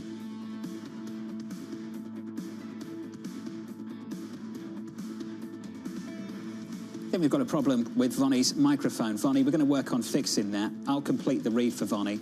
If you just move forward just a little bit more, we'll get to the other stories for you. That's Lewis de Guindos. Here's Qualcomm striking a deal with ByteDance to supply chips for AI data centers. Sources telling us here at Bloomberg the TikTok parent is set to secure millions of chips known as the application-specific integrated circuits. Finally, in sports, as the Knicks await their opponent for the NBA Finals, the schedule for the championship could create some commuting chaos. On Tuesday, June 16th, check this out. A potential Game 6 of the finals would take place at Madison Square Garden just hours after a World Cup match will be played at MetLife Stadium. Also, the US Open taking place over at Shinnecock, over in Southampton as well, so on Long Island. This could be a very busy week for sports in this city. Stay away from Penn Station. Of course, unless you're going to the Knicks game and you're going to be there because you're at MSG. But wow, it is going to be oversubscribed when it comes to that date. Honestly, it's great for people watching. You know, if you like people watching, this is the place to go. What, Penn Station? 100%. Thank you, Brahma, but you do you. All right? Up next on the programme, a hawkish pivot. The case for cutting rates now is actually very, very weak. The credibility that monetary policy is restrictive has really started to diminish as economies continue to perform well. Up next, we'll catch up with Megan Swiber of Bank of America from New York City this morning. Good morning. You're watching Bloomberg TV.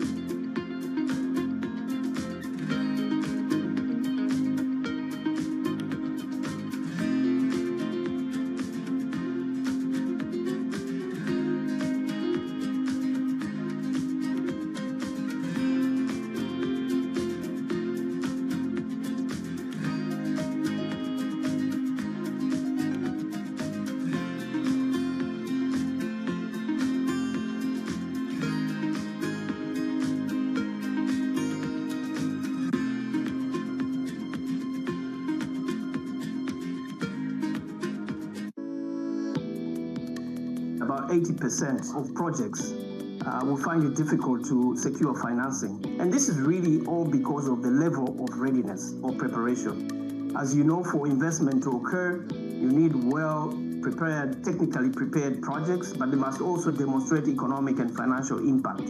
So one of the major challenges is the stock or availability of bankable projects in countries. Almost all countries have got good plans and ideas, but when you look at the readiness of those projects, that's a major obstacle. And that is why the African Development Bank, through the African Water Facility, invests heavily in upstream preparation of projects to enable countries to have a large pool of investable projects. The second element that is an obstacle is the institutional and regulatory environment in most countries, which make it difficult for investment to happen.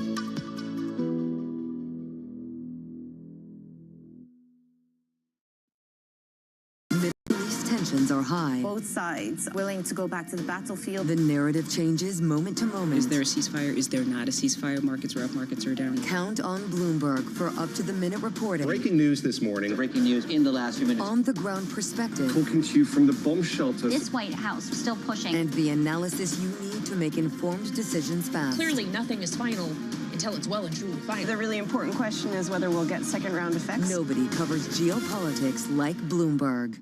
From the world of politics to the world of business, Joe Matthew and Kaylee Lines deliver news, insight, and analysis live 2 times a day, every trading day. Balance of Power at 1 and 5 Eastern, only on Bloomberg. Join me each week on Wall Street Week for stories of capitalism from business, markets, economics, tech, and climate. More than what you need to know, it's what you need to think about.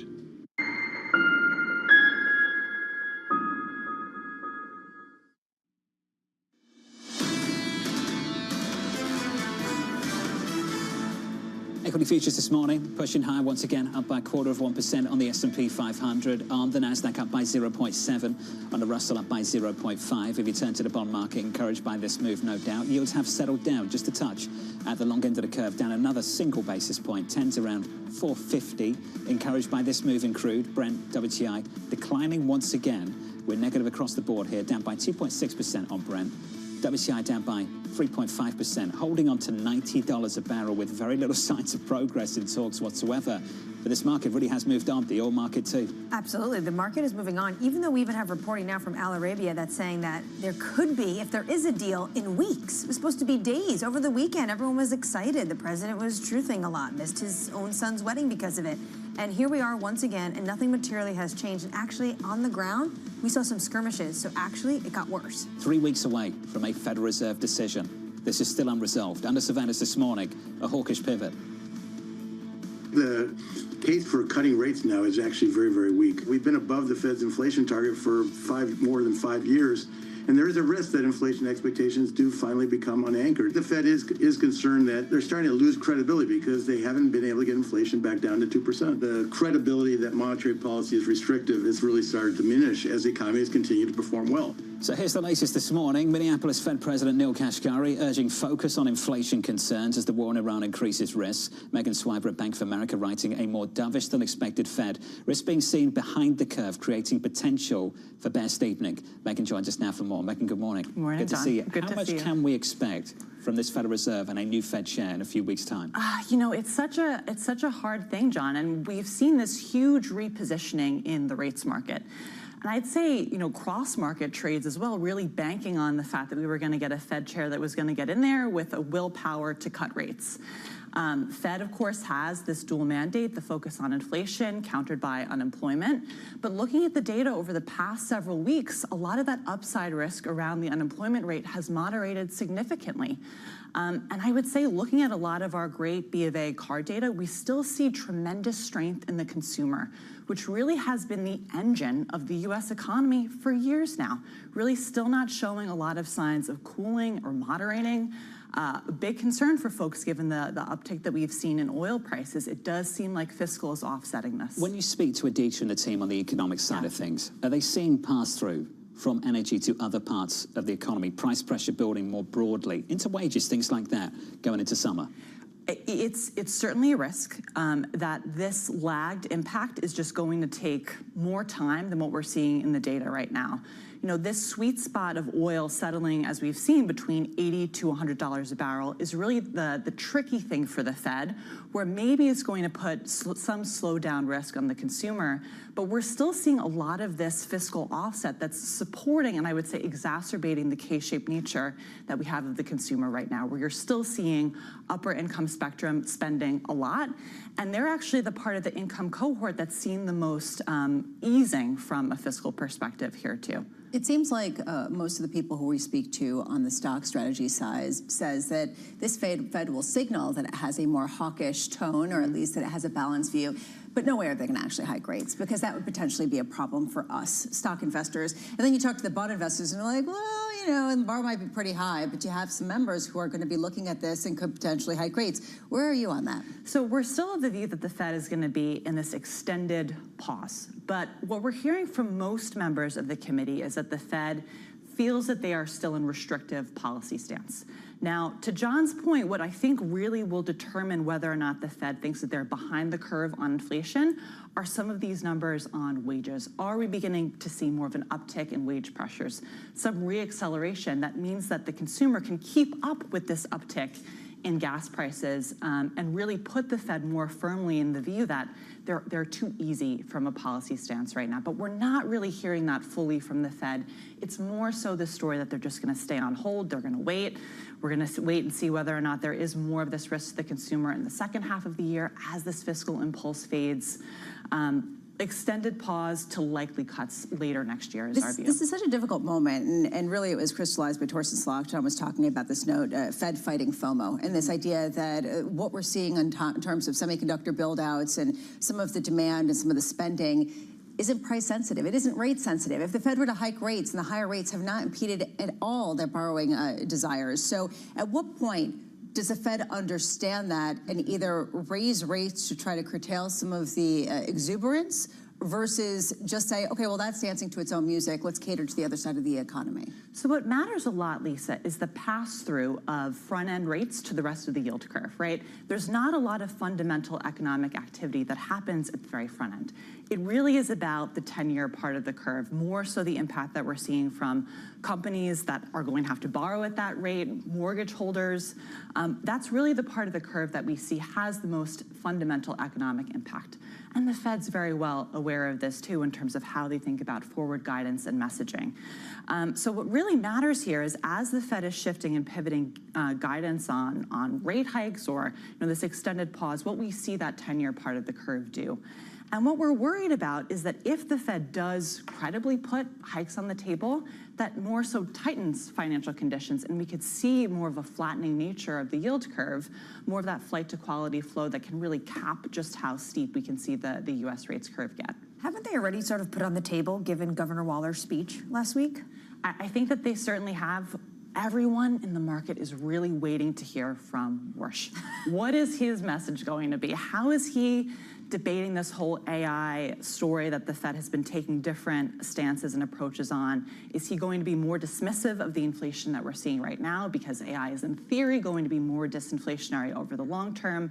We're all really waiting at the edge of our seats to hear that messaging from him. Megan, you alluded to this. We're in this messy middle right now with the situation in the Middle East. I remember the team at Deutsche Bank, I think earlier this week, putting out a document, a research report on the same thing, this messy middle, which is the worst case for this Federal Reserve. If you get a rocketing move in energy, I think they know what to do with that. Yeah. They worry about demand destruction further down the road. You'll get that demand destruction from crude pushing towards 200. If we get a resolution, they kind of know what to do with that as well. They can wait. But this messy middle, this is what's catching everyone off guard, and it endures, it's prolonged, and it could go on for the next few months into the summer. It doesn't lead to demand destruction because ultimately people can absorb it, and that is what you've seen, and that's the reason why people are saying that this could be a stickier inflation period despite some of the disinflationary offsets. Megan, good to see you. Good Always to is. see you Thanks for guys. being here. Thank you. Megan Swiber there of Bank of America Securities. 3 weeks away from hearing from the man himself in that news conference I mentioned yesterday. Maybe he could keep it short. Just, deliver a press conference news statement. Gave me a heart attack. Right? Couple of questions. Get in, get out. Who knows? Who knows? Ian Lingen had a really interesting point about this, that could potentially be part of the strategy. Reduce the whole Fed speak, give less signaling, and then increase bond market volatility potentially as a result that potentially could lead to constraining some of the risk appetite. That could be a sort of deliberate indirection or a lack of direction. That said, it's not like the direction that we're getting is particularly clear from all the different Fed members, so it's not as if there is some sort of presiding consensus. You know what the problem would be, though? If the Fed chair chooses not to speak, everyone else will choose to speak. And as the Fed chair, you're basically outsourcing forward guidance to everyone else as you attempt to put a lid on forward guidance. And that's what he's going to have difficulty with. You're herding cats. You really are. And I think that what happened with Governor Myron on the FOMC, and I said this to Governor Myron directly, he energized the Fed speak at the Federal Reserve, so they speak even more. And they're willing to stick their neck out and say exactly what they think about the situation. And you're seeing that across not just regional Fed presidents, but board governors too. He has also the onus is on him to express who he is and his worldview, because ultimately, if he doesn't, and then he does something that's out of consensus, people will just view it as political. So he needs to really give the credibility to markets that he already has with a lot of establishment economists. At the same time, there will be questions because of some of the discussion when he was coming in. We always see the market test and the communication misstep. Saw it from President Lagarde, remember? I'm not here to close spreads. Yeah, he was there to close spreads. Pretty quickly she was there to close spreads. Yes, indeed. And we've seen that across several Fed shares too, so I imagine it won't be any different. Coming up, Ed Yardeni of Yardeni Research, John Vinn of KeyBank, Ballerina Urucci of T. Rowe Price, Jim Karen of Morgan Stanley. Everybody has a moment where they put into action all they've practiced, where they step up to a challenge and either succeed or fail. But what are those moments for some of the world's most influential leaders? It was a rough and tumble world, and I thought, okay, I can rise up, I can play this game, and I did play the game. It was great, and it was depressing, and it was disappointing. My chair at the time sat down with me and said, succession starts now. I'm Francine Lacroix, an award-winning journalist. For the last 25 years, I've interviewed world leaders, bank bosses, even fashion icons. I'm often asking about the news of the moment. But I've always been curious, who are these people as leaders? Join me for the podcast version of Leaders with Francine Lacroix. I'll start your week with conversations that explore what drives the world's most influential people, how today's leaders got to where they are, where they're going next, and how they've transformed their organization in the process. Make decisions.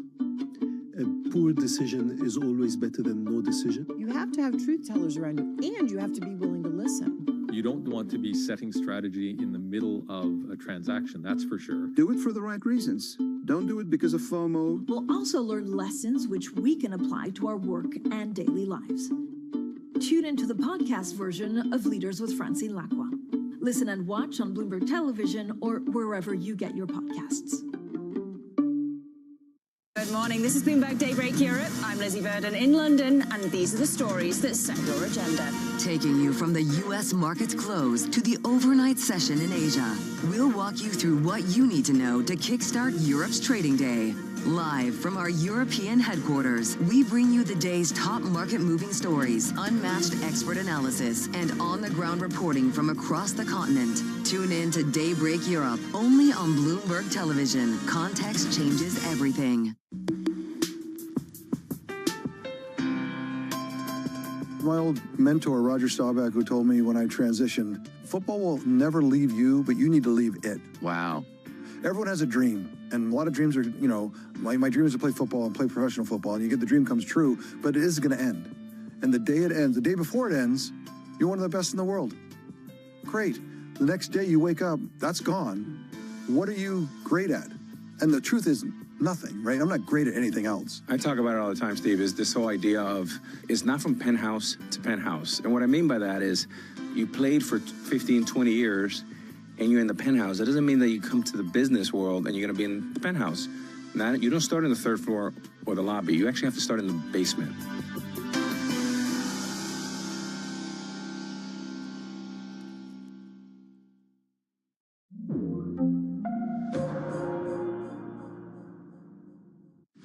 Tune in to Bloomberg Business Week Daily. We got to talk crypto. From the magazine that helps global leaders stay ahead. What's the conversation around your company? Bringing you insight on the people, companies, and trends shaping today's complex economy. Planning very big things. A new level of premium. Plus global business, finance, and tech news as it happens. The floodgates of innovation are going to open up. You can't fake passion. You either are or you aren't. Bloomberg Business Week Daily, only on Bloomberg. Get your fixed income fix. Watch Bloomberg Real Yield around the world right here on Bloomberg. Context changes everything.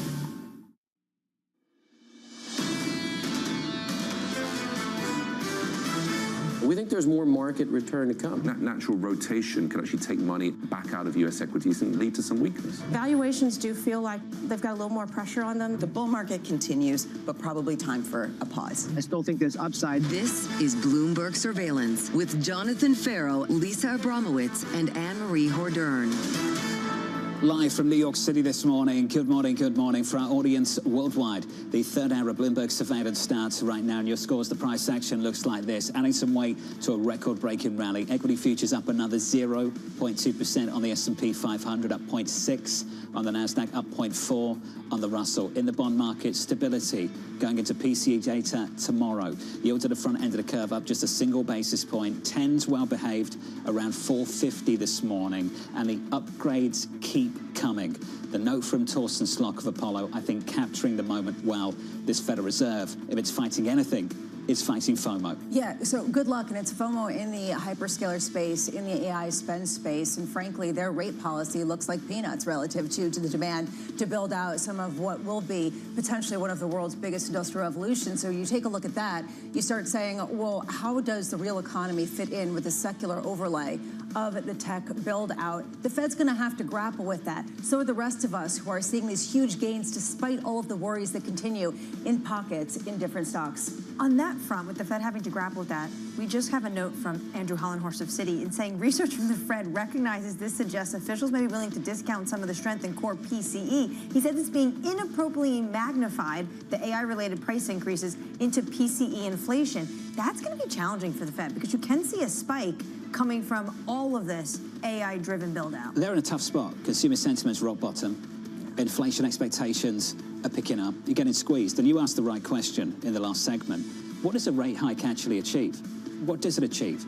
Because the parts of the economy right now that aren't doing well, they're the parts of the economy that get hit even harder with the rate hikes. And the parts of the economy that are doing well, off the back of these massive booster capex that we're seeing, it's not going to make a difference to the capex intentions of the hyperscalers if you lift rates up 25 basis points of the Federal Reserve. Yeah, look, this is a conundrum for them. At the same time, if they cut rates, they potentially unleash even more animal spirits on the side of some of the tech build-out, which could potentially bleed into financial conditions and some of the inflation expectations. They're in a very difficult spot given the lack of good well-being in some of the lower income spaces as well as the housing market. What they do is going to be interesting. How much they speak about it might be even more so. The easing bias. I assume the easing bias gets dropped in the statement at the Federal Reserve. I assume it does. If it doesn't, it would be crazy. Let's see if it doesn't. Then in the news conference, Kevin Walsh steps in 3 weeks' time, takes over, reads that opening statement, and then the Q&A starts. And you start to find out where he stands on a few things. And it's going to be really difficult, I think, for him to articulate his personal view at the same time as finding a consensus on the FOMC that's still struggling to be pieced together in the last few weeks about the right way to move forward. Everyone wants to hear Kevin Walsh, what he stands for, what his reaction function is, which is why I fully expect laryngitis. Take the air off. I do think so. Well, I mean, look. Can you imagine? He's sort of between a rock and a hard place also because of the signaling. How much of an actual leash, how much leash does he actually have from the president as well as from Scott Bessent to really do whatever What's the Fed special without a news conference? It means that we've got a lot of talking. It means it's an afternoon off, I mean, you think it's an afternoon off? I think you cancel the Fed special if there's no news conference. Push it for that forever. I mean, I think that... We should negotiate this a little bit later after the show. Coming up on the programme, we'll catch up with Ed Yardeni of Yardeni Research with stocks on a record-breaking rally. John Vinn of KeyBank Capital Markets as Micron tops the $1 trillion mark. And Jim Karen of Morgan Stanley, an interesting conversation later on why it's time to get selective with risk. We begin this hour with stocks holding on to fresh all-time highs. Ed Yardeni of Yardeni Research writing, this year has been all about FOMO, fabulous earnings momentum. We are not in the bubble camp. FOMO is based on hope and hype. FOMO is based on fundamentals. Ed joins us now for more. Ed, let's get into it. Knicks are in the finals. The IPOs are coming. It's got a 99 type feel for it. Why is it different this time, Ed? Well, I think that the big difference is earnings. That's the whole concept of FOMO, fabulous earning momentum, is all about the fundamentals have been phenomenal for earnings. We've seen earnings not only continue to go up, but go up at a faster pace. And that's what's driving the market up. The forward PE has actually stayed relatively stable of late, around 20 to 22. And I think some people view that as being too high, but not if you believe that the economy is resilient and is not going to have a recession over the next few years. Ed, how stretched are the technicals, and does it matter? Well, I think it does feel a bit like a melt-up, even though I believe it's an earnings-led melt-up. As long as the earnings turn out to be realistic, and there's no reason not to expect that to be the case, then I'm not too worried about the technicals. I mean, some people will say, of course, that you look at some of these charts like Micron and the other semis, it goes straight up. And I've been doing it for a while. All of us who've been doing it for a while know that when something goes straight up, there's a good chance that it goes straight down. We are in a sort of melt-up, and we could have some correction along the way. But I think that some of that is wishful thinking. I mean, you only get so many opportunities to buy in the dip per year. Last year we had one. This year we had one in March. I don't know that we're going to get another one between now and the end of the year. It's possible, but I think the basic thrust of the market is to go higher. You know, we've been talking about the roaring 2020s, and in that scenario, we get to 10,000 on the S&P 500 by the end of the decade. Ed, I think I have FOSP, fear of surging prices, because as we look at all of this money going into these names and the incredible earnings, I just wonder how much you actually get inflation start to percolate out through the rest of the economy. I mean, do you see that as a likely outcome that we have to deal with? Well, I think that on the macroeconomic side, everything is going quite well in terms of real GDP, real economic activity. The labor market is clearly showing signs of improving. But we have another one of these annoying inflation spikes related to an oil spike and supply chain disruptions, very similar to what we had in 2022. What we don't have this time around is a wage price spiral. I don't think we're going to get one as a result of what's going on in the oil market and maybe some of the other commodity markets. But as long as this thing doesn't spread into a wage price spiral, I think it'll dissipate. The inflationary pressures should dissipate over the next few months. That said, Torsten Slok's really onto something when he starts talking about how the Fed kind of is in a weird spot where some of the spending is independent of prices or Fed policy. And we're talking about sort of a formally financialized world becoming very physical. All this money is getting deployed into the build out of this technology. I just wonder if we are in a more inflationary regime that bonds have to reflect on the margins that potentially could curtail some of the earnings, maybe not among the AI-related stocks, but elsewhere. Well, you're asking somebody who's pretty biased, because I've been promoting the idea that this is the roaring 2020s, and that whole concept is based on the notion that technological innovations will solve a major problem, and that is a shortage of labor, particularly skilled labor. So in turn, that means that productivity should grow faster than in the past. Right now, productivity on a 3-year annualized basis is growing a little bit over 2%, which is around the historical average. I'm thinking it could go to 3 to 4% over the next few years. And if that's the case, that brings unit labor cost inflation, which is hourly compensation, wages, salaries, benefits, divided by productivity. Our hourly compensation will stay fairly high at maybe 3 to 4%. But productivity offsets that, and so unit labor cost inflation is close to zero. Right now, it's 1.2% on a year-over-year basis. And unit labor costs is the underlying rate of inflation in the labor market. So that's a big, big offset to some of these other inflationary concerns that you expressed. And you did mention, when it comes to inflationary concern being what is going on in the oil price, and even though it's quite soft this morning, and you talk about this Buzz Lightyear theory, can that still stand if the conflict in Iran continues until year end? Yeah, well, that's clearly the widespread widely recognized risk, and it's not over. The oil market has stabilized somewhere just around $100 a barrel, and the market's actually pretty impressed with it. I'm very impressed that we're not at $150 to $200 a barrel, and I think what's going on is in the global oil market is it's adjusting to the blockade of the Strait of Hormuz. So the Chinese, I think, are getting a lot. Well, obviously they had a lot of strategic reserves, but I think they're getting a lot more oil from Russia. I think India's getting a lot more oil from Russia, and those two countries are very dependent on oil coming out of the Strait of Hormuz. The United States is exporting even more oil. Venezuela's doing the same. And oh, by the way, China's economy looks like it might be much weaker than people recognize. True. So right now, what the market is saying, we could be staying here for a while, but we can live with it. Now, the risk you're raising, of course, is that, once these inventories, the tanks of oil run bone dry, which apparently some of them are, suddenly we're going to see that, oh my God, this thing is now, there really is a fundamental shortage. But look, I think both Iran and the United States want a deal. They can't quite agree on the terms, but I am assuming that there will be a deal. But if, in your case, if in fact this thing leads to another round of shooting and oil prices go higher, then we've got a different scenario, at least in the short term, which is not a happy one for the bond market or the stock market. Would that make you bearish, Ed? Is that what it would take to turn a bull into a bear? Well, I don't know. I've learned over the years, the thing we've all learned, that geopolitical crises tend to be buying opportunities. And that certainly worked out. March turned out to be a great buying opportunity, as we saw in April and so far in May.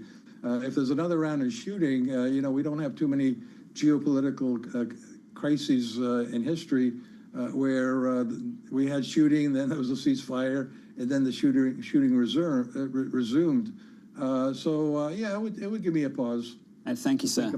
Appreciate it. Thank you very much. Still bullish. Ed Yardeni, if you had any research, I know I've said this a few times, but every time Ed talks about the roaring 20s, I can't believe we're 6 years into it.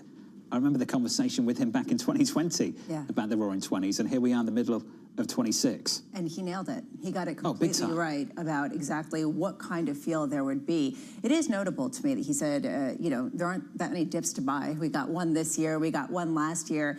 And that's actually a feature, not a bug, because everybody knows that there aren't that many dips. So any time that stock markets go down at all, this is a dip that is buyable, and people are conditioned by experience to look through the geopolitics, look through the worries, and that's what we're seeing right now in markets. Conditioned to buy. Equities fading just a little bit. We're still positive on the session by almost 0.2% with an update on stories worldwide. With your Bloomberg brief, Vonnie Quinn has more. Hey, Vonnie. Hey, John, thank you. The ECB warning that financial markets are in danger of a sudden and significant pullback. The central bank's Vice President Luis de Guindos telling Bloomberg that risks in the market are increasing. The main message is that the geopolitical situation is getting more complicated, and perhaps that could trigger a potential correction if the narrative and what markets are discounting does not materialize. De Guindos saying policymakers must consider the impact of supply shocks on growth at its June meeting. Former U.S. President Joe Biden is suing the Justice Department. He's trying to block officials from sharing audio recordings and transcripts of interviews he gave for a memoir project with a conservative advocacy group and to Republicans in Congress. Shares of Bath & Body Works jumping in the pre-market. The soap and candle retailer reporting first quarter results that beat Wall Street estimates and second quarter guidance that matched. The company also announcing its CFO will step down effective June 12th. And that is your Bloomberg brief. John. Hey, Vonnie, thank you. Appreciate it. Where were we? FOSP. Yeah, fear of surging prices. FOSP. Well, I mean, if you're talking about, what is it, fabulous earnings momentum? Sure. I think that the offset to that is FOSP. Did you come up with that on the spot? I did. Okay. I couldn't tell based off laughing through the delivery. How a lot of people feel right now in this economy. It's sort of the FEMO versus FOSP. Okay. You know, sort of the fabulous earnings momentum versus fear of surging prices. Put them together, there's 2026. Right, okay, yeah. Lost again. All right. Up next on the programme, the Morning Calls plus John Vinn of KeyBank. I've got you. Thanks. He's going to join us to talk about Micron. Sending memory chip stocks absolutely surging. That conversation just around the corner. From New York City this morning, good morning.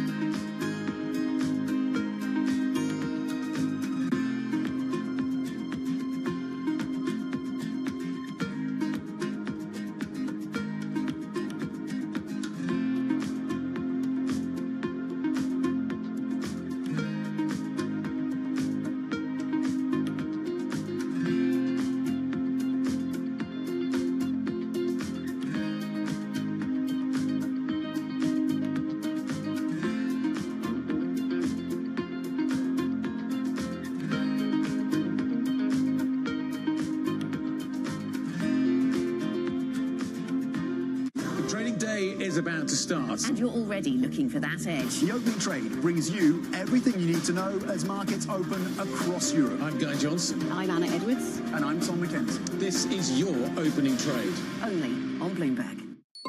Asia is at the forefront of some of the world's biggest stories. I'm Sherrian in Tokyo. And I'm Heidi Stroud-Watts here in Sydney, where the trading day begins. We're here in the center of all the action to get you set up with the numbers, news, and knowledge you need for the day ahead. The demand is indeed recovering. We've been waiting for this moment. The opportunity of a century. Join us on Bloomberg The Asia Trade. Weekdays only on Bloomberg TV. Context changes everything. Good morning. This is Bloomberg Surveillance. Welcome back to the opening trade. Watch Bloomberg 10. This is The Asia Trade. This is Wall Street Week. Welcome to Balance of Power. You're watching Bloomberg Deals. Welcome to Bloomberg This Weekend. This is Bloomberg Television.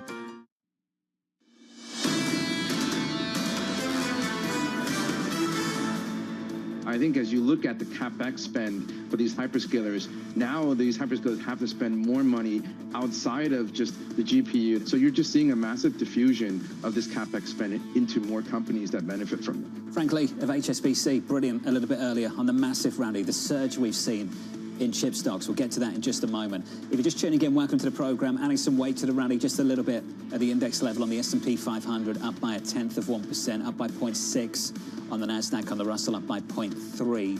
In the bond market, yields just about unchanged across the curve. Check it out, 2s, 10s, 30s, 2s up a single basis point, 10s down almost a basis point at 447.68. This time tomorrow, we'll be counting down to PCE data, the preferred read of inflation at the Federal Reserve.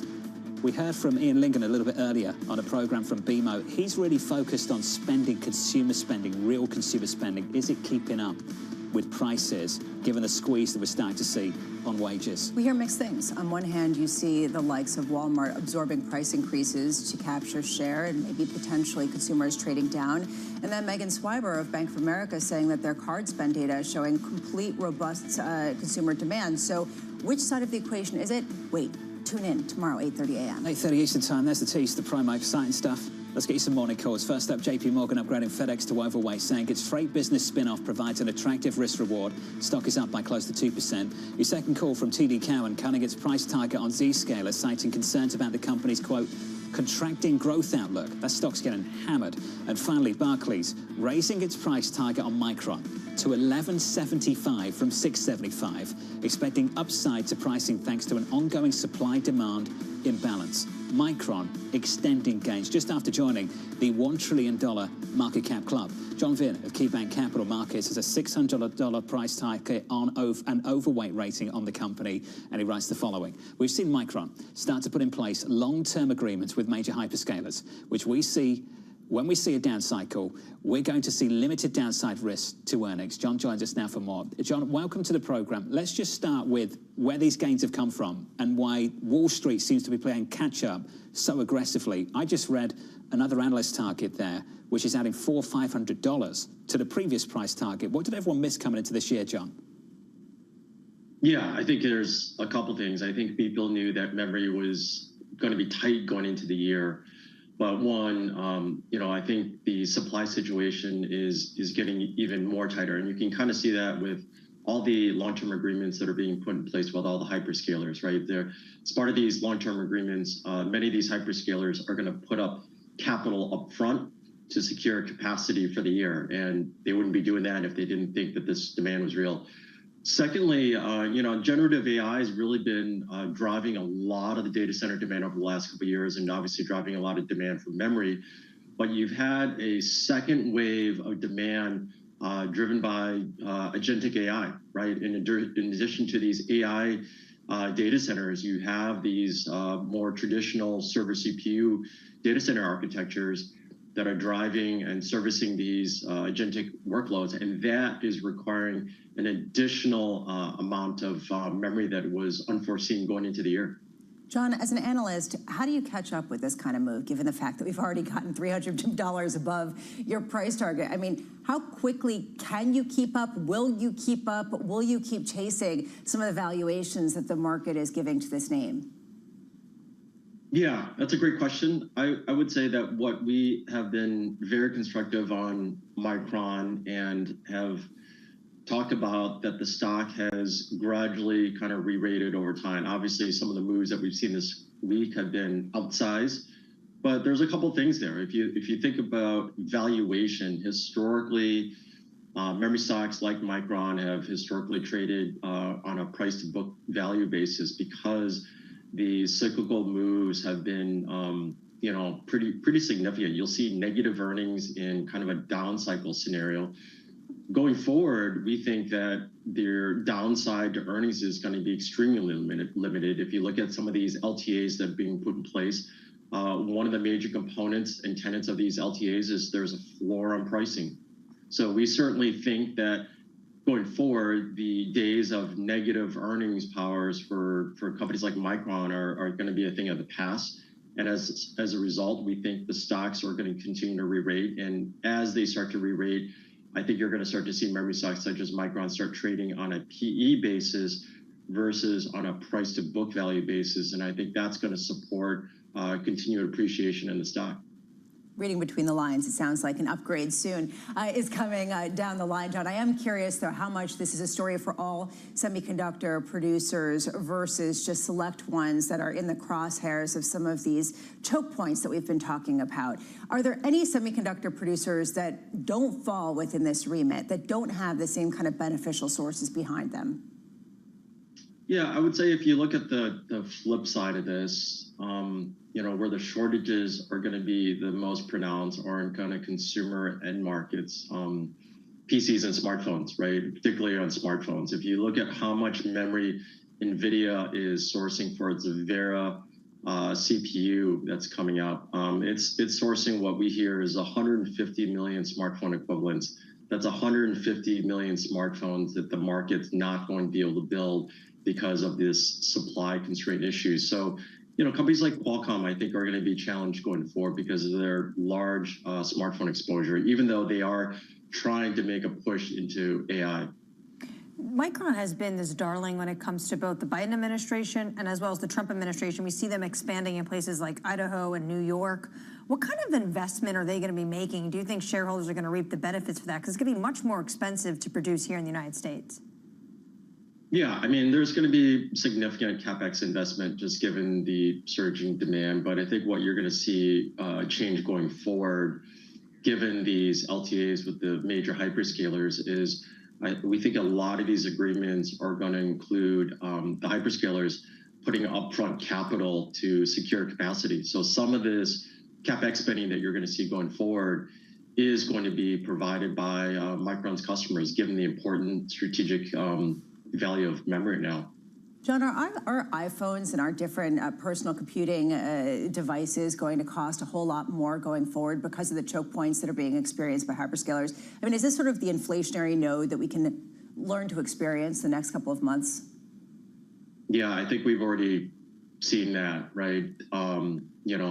Global smartphone markets, especially Chinese Android makers, they've been forced to raise pricing. Obviously, we'll have to see what Apple does in the back half of the year, but there's a lot of anticipation that they're probably going to have to raise pricing on the upcoming iPhone 18, and you've already seen this happen on the PC front. John, appreciate your time. John Vin there of KeyBank Capital Markets on Micron, a massive run-up in that stock. We've said this a few times in the last 24 hours. Analysts struggling to keep up. You've got an individual there, well-educated on the sector, thoroughly researching a stock, who's got a price target and overweight rating, and all of a sudden, you've got a price target below the price and you've still got an overweight rating. What do you do now?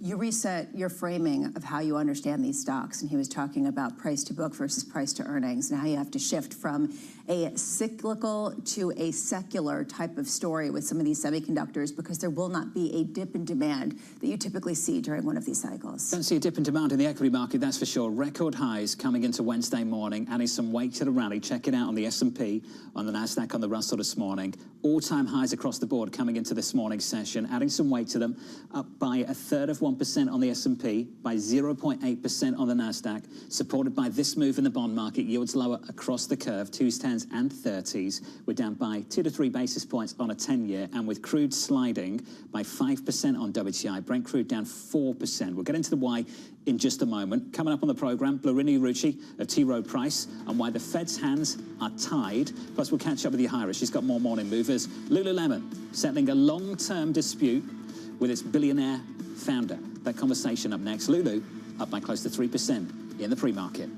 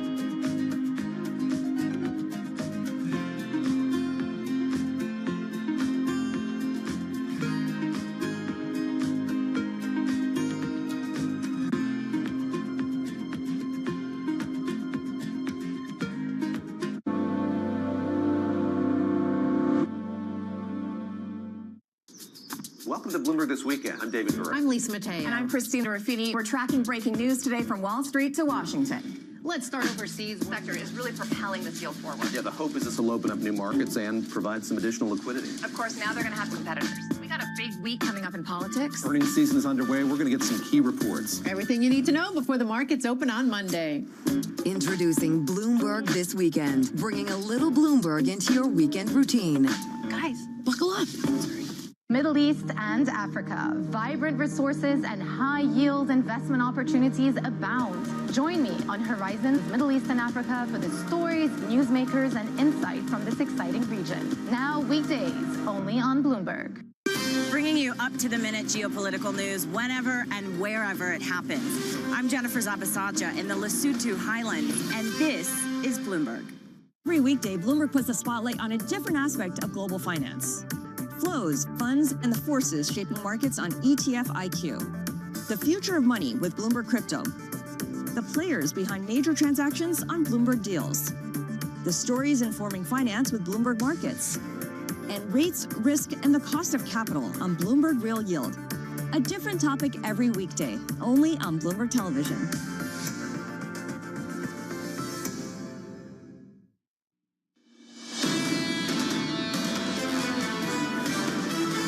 The gains in equities picking up in the last 15 minutes or so.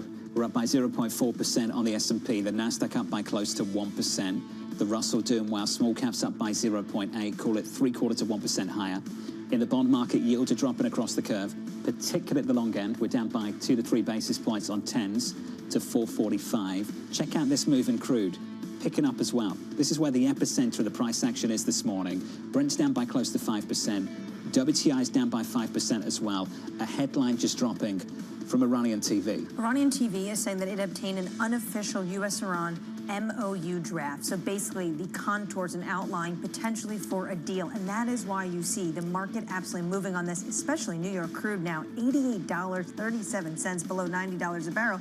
So basically the market is looking into this. The direction of travel the president's been wanting to go for the past 2 days is that he said a deal could be imminent.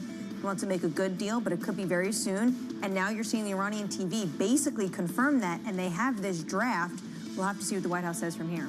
This is, of course, a developing story. We need to find out more details, a lot to be determined of the credibility of the Memorandum of Understanding and exactly how feasible it is. Nonetheless, there is a real signal in the price action in response to it, which is that people do not want to miss out on the upside of some sort of resolution to this crisis. That is what we're seeing in this market, people trying to front-run that and using any headline they can to do so. Reinforces speculation we're making progress and getting closer to some kind of deal.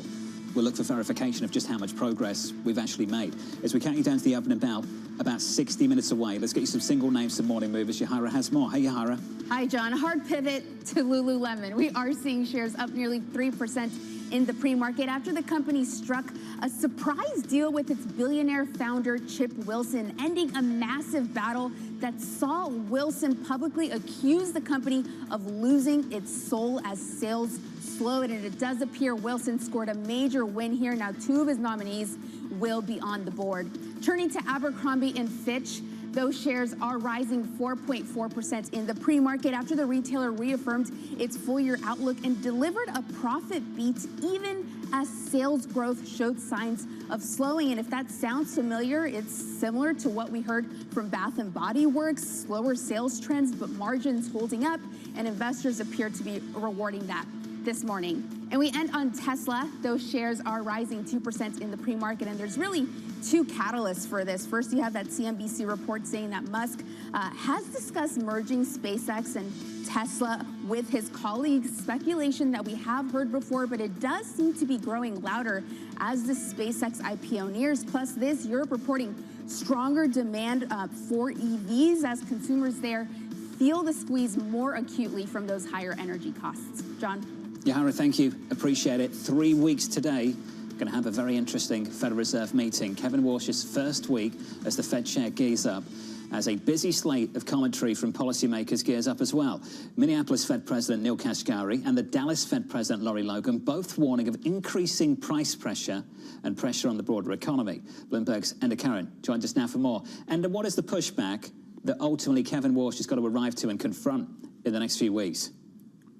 Well, it seems every day, John, we get more evidence of this vibe shift among Fed policymakers. Like you mentioned, we had Dallas Fed President Laurie Logan last night in her speech making the point that not only will oil supply start to dwindle soon as long as Hormuz stays closed, the US production facilities can't fill that gap, and that's going to hurt consumers. And then we had Neil Kashkari, Minneapolis Fed President, telling Reuters, he made the point that, look, he doesn't think that he can look through this inflation shock this time around, given inflation has been above target for the last few years. Another one warning of where inflation's at. And last week, of course, we had Fed Governor Chris Waller, the great thought leader for the Fed, coming out and warning he's now at a point where interest rates could either be a cut or a hike. And that's the backdrop building into new Chairman Warsh's first policy meeting in a few weeks. We do, of course, get all important inflation data this week. The Fed's preferred reading on inflation, the PCE index, which is expected to be up around 4%, 3.8%. And if that's the case, it will just underscore how much the inflation story has changed since Chairman Warsh was nominated to his first week in office.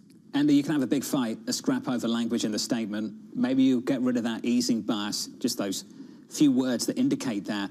Ultimately, you've also got to put some dots down on some paper. The SCP's got to come together. And Enda, I just wonder what's in it now compared to what we might see in a few weeks' time. How much change are you expecting? Well, given the public commentary from the Fed officials and given how far inflation data has moved just in a few months on the back of the Iran war, John, you would have to expect there will be a change in those projections among Fed officials, not necessarily projecting an interest rate hike. That still feels a bit away for the Fed, but at the very least, pushing out the prospects for an interest rate cut this year and into next year. And of course, that makes the narrative for Chairman Warsh all the tougher. I mean, he of course he came to office partly on the back of a narrative that there is a path to lower interest rates. We know the White House, of course, has been hammering the Fed for a path to lower interest rates. But the reality now, probably coming out of that statement in a few weeks, will be, okay, no near-term Fed rate hikes for sure, but you know, the prospect of a rate cut this year has diminished greatly, and that's on the back of the inflation story and the back of that energy supply shock. And good to see you, as always, Enda Karen of Bloomberg. Looking ahead to inflation data tomorrow morning and a Federal Reserve meeting in 3 weeks' time. Lorena Urucci of T. Rowe Price writing, the Fed outlook is now a fork in the road. The most likely outcome is the Fed stays on hold for the next 12 months. Blorina joins us now for more. Now, Blorina, if that's the most likely outlook, 12 months on hold, where's inflation? And how easy is the Federal Reserve getting in the meantime? It's a very good question. The outlook for inflation has become much more uncertain than it was, let's say, 3 or 6 months ago. And I think that's what is driving that fork on the road language for me, in the sense that we have some structural things building up in the inflation pipeline, including the AI story, which you discussed with your guests earlier in the show. We don't know how much of that AI price boost is actually going to feed to consumer prices, but the risks are to the upside, clearly, at least in the near term, and that's the narrative that the market is prepared for. We also have a story from China, where for the last 2 years, China PPI has been trending lower. It's been helping with disinflation in the goods sector globally, not just the US. But now we're hearing anecdotal evidence from companies in China of raising prices. Again, it's a question how much of that does get feed through to consumer prices, but it does present upside risks. And then you have the energy price shock, where we're seeing first-round effects into energy services and at the pump.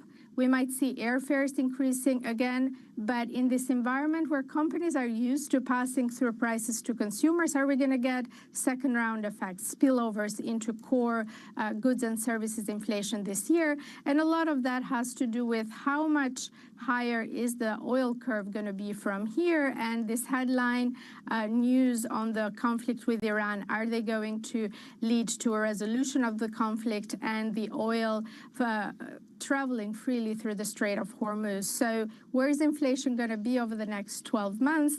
I'm afraid it's very uncertain, and it does feel like a binary outcome, whether we move towards 2% or we stay at 3% or move higher.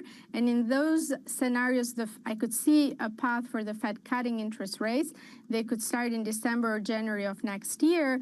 Or I could see a path where the Fed could actually have to hike interest rates even sooner than the market has currently priced. There's a lot to unpack there, Blorina. I'm just curious how much of the inflationary story truly is oil. Oil prices today, WTI down some 6% and just fluctuating in that level after some headlines came out. People are looking for this conflict to end. How much does that relieve the bulk of the inflationary pressures that have led to a lot of the upside surprises? So I would separate the oil story with a core inflation pressure story here. We have seen a big buildup in energy prices because of the oil shock. I don't think we have seen that spilling over to core services besides airfares yet, or to core goods prices. So a resolution of the conflict and oil prices coming down, I think it's going to be great news for headline inflation, and then it leaves a little bit intact the progress on core inflation that I had expected before the war in the second half of the year. So I think that oil story is really key for the path for core inflation in the second half, but also for core inflation expectations. The good news so far is that when you look at diffusion indices, the ISMs and PMIs and the regional PMIs, we have seen a spike in input costs, especially from energy and other raw materials. What companies are reporting is that they don't plan to pass through much of that yet, maybe 20 to 30% of those cost increases. And that's good news, I think, for core inflation. But if that dynamic were to change because the war is lasting longer and oil prices increase from here, I think we could be looking at a different story. Blorina, always good to catch up with you. We've got to get back to that breaking news. Blorina Urici there of T. Rowe Price. If you're just joining us, welcome to the program. So a headline crossed the Bloomberg terminal about 15 minutes ago, coming from Iranian state TV, saying it obtained an unofficial US-Iran MOU draft, starting to move markets. We'll start cross-asset, stocks, bonds, crude, and then we'll turn to some single names. Equities this morning on the S&P 500, nicely elevated near session highs, up 1/3% on the S&P 500, on the Nasdaq up by 0.9. In the bond market, yields are down across the curve, particularly at the long end. 10s are down by close to 3 basis points, 30s are down by 2. This is the move in crude we've been talking about, down by more than 5% on WTI. WTI with an 88 handle now. Brent crude at around 94, call it 95. As for the single names, the energy names in the pre-market, pulling back just a touch. I'm thinking of the Exxons and the Chevrons of this world. The airlines this morning higher, United up by 2%, American Airlines up by 2% as well. Getting some more details as we're talking. Yeah, some more meat on the bones for this memorandum of understanding that the Iranian state TV says they have a hand on. One of that is that this draft says the U.S. will lift the naval blockade. Also, the U.S. would withdraw from waters near Iran, and that Iran and Oman have agreed to some sort of mechanism over the strait, a.k.a. tolling of vessels that go through. Not a ton of this is new, and I also think what is really important to understand, this is only one side of the negotiation that we're hearing all these things the U.S. may be willing to concede on. We need to understand if this has any legs on what Iran is willing to concede on. We can cast shade on this or be skeptical about whether this comes to fruition, but John, you always like to say that you learn one thing from the news and another thing from the price action, and I think that the price action is speaking volumes. People want the end because they are worried about the asymmetric risk to the upside that they will miss out on. How much do you end up seeing that rotation into the rest of the 493 names, although it isn't just that, but the non-tech universe? If you do get some sort of resolution to this, this is giving you a sense of the path of travel and just where the pent-up demand is to move past this conflict and buy risk assets, including those that are more cyclically sensitive. So that's the market and how investors might respond to this, and we can see that playing out this morning. What about the policymaker? And I think that's why it's somewhat more difficult. The Federal Reserve meets in 3 weeks' time. We're all talking about what Kevin Walsh is going to do, what kind of moves he's going to try and communicate. This is why I think in a moment like this, you've got to provide some kind of scenario analysis, which is kind of what the ECB has done. Say, this is one scenario, this isn't another. One could mean we get something restored in the Strait of Hormuz, the other could mean we won't. And then articulate what your reaction function is, how you'd respond to either. Because they can't commit to a move in the next 6, 12 months, put out an SEP, which is ridiculous, to be honest with you. Talk about where the dots will be 12 months out when you've got no idea whether this is cleaned up or not. I know what the market's going to do in response to this, but as a policymaker, what's the prudent course of action? What do you want to communicate in 3 weeks' time. Yeah, do you want to bias more to trying to be patient and to withstand some of the former easing bias, given the fact that ultimately this was a Fed that was believing that it was restrictive, at least still? Or do you cater to the increase in inflation expectations and say this actually prolongs the potential inflationary shock stemming from some of not only these oil prices, but the rest of the robustness of the economy? Crude this morning down 5%. WTI 88 handle, breaker 90. 95 on Brent, down by 4.5%. Let's give an update on stories worldwide with your Bloomberg Brief. Vonnie Quinn has more. Hey, Vonnie. Hey, John. Thank you. President Donald Trump will meet with his cabinet at 11 a.m. this morning as talks to end the war with Iran remain in flux. The U.S. attacking Iranian targets in the Strait of Hormuz Monday, just days after the president insisted his administration had largely negotiated a settlement with Tehran. Goldman Sachs, the latest bank to increase its year-end S&P 500 target. The firm now calling for the benchmark index to end the year at 8,000, up from 7,600. Goldman strategists writing, quote, earnings growth should drive continued equity market upside. In sports, the Oklahoma City Thunder defeated the San Antonio Spurs in Game 5 of the Western Conference Finals to take a 3-2 lead. The Thunder will look to close out the series tomorrow and advance to the finals against the New York Knicks. And that is your Bloomberg Brief. John. Hey, Vonnie, thanks for the update and thanks for this morning. Up next on the programme, we'll set you up for the day ahead. Plus, we'll catch up with Jim Carron of Morgan Stanley saying selectivity is back in focus. Right now, it's just buying stocks. That's what's in focus. Equities near session highs. The opening bell, 46 minutes away.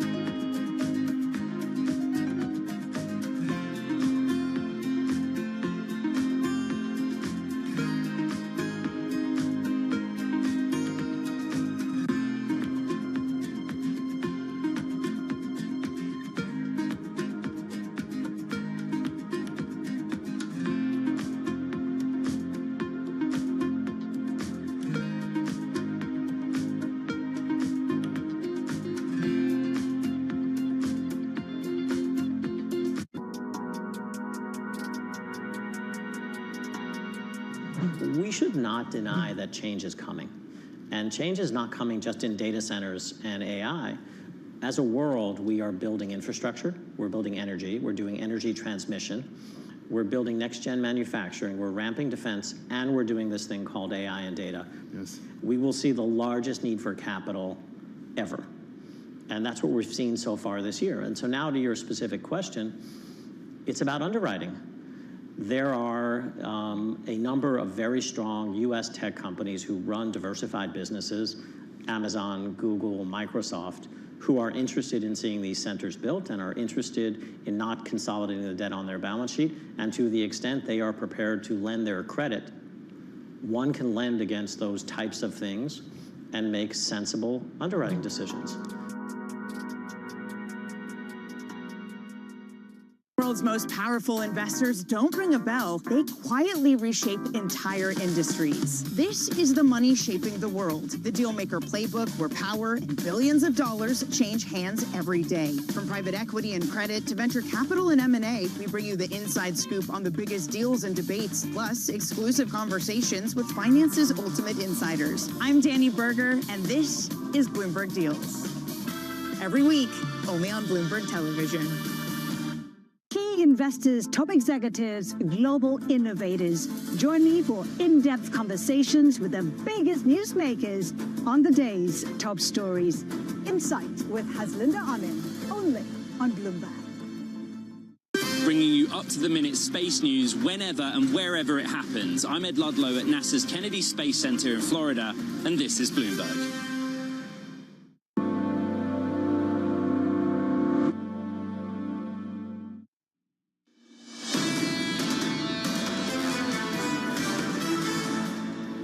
A little bit of inflation and even a little bit of higher rates as long as that's driven by growth, and we're expecting 20% earnings growth for the S&P 500, the equity markets are likely to tolerate that. We're bullish on the S&P, but we're probably even more bullish on this rally broadening out. Markets have tolerated that, and Mark Haefele of UBS is not the only one who's bullish right now. Many people are. Equity futures are pushing higher off the back of this. Brent crude and WTI declining by close to 5%. WTI crude at 88. Brent crude with a 94 handle, just about. Equities are session highs up around 1/4 or 1/3 of 1% on the S&P 500. On the Nasdaq up by 3/4 of 1%. Got to play the game we've been playing over the last 2-3 months. What do we know? What don't we know about how much progress we're making in the Middle East? Well, the fact that there is an MOU that's circulating, I said, shows progress, but at the same time, what I'm seeing here are a lot of red lines that just are not going to work for this White House or other Arab partners. Like the United States is really going to immediately lift the blockade, potentially, but what is Iran giving? What kind of concessions? We don't see that from here. And also a tolling system between Iran and Oman. There is no way Abu Dhabi or Riyadh is going to accept that. Seen these headlines before. Headlines like this, we're waiting for progress. You need to wait for that official statement that actually lines up with an official statement from the other side, and we haven't seen much of that at all in the last 3 months. Who's trading right now? Are they actually humans or are they bots? I mean, seriously, this is a real question. Is it sort of systematic trading that sort of is keyed off of certain headlines? Or are these actual individuals who are repositioning based on these headlines? I think the answer will give us a sense of how durable at least the market move is. I'm not even addressing the actual headlines because I have no edge. I think you're making a valid point, by the way, and I don't dismiss it at all. It's a valid point. Take this out. Would stocks still be up today? Off the back of the CapEx story we've seen from ByteDance, off the back of the moves we've seen from Micron, SK Hynix in South Korea.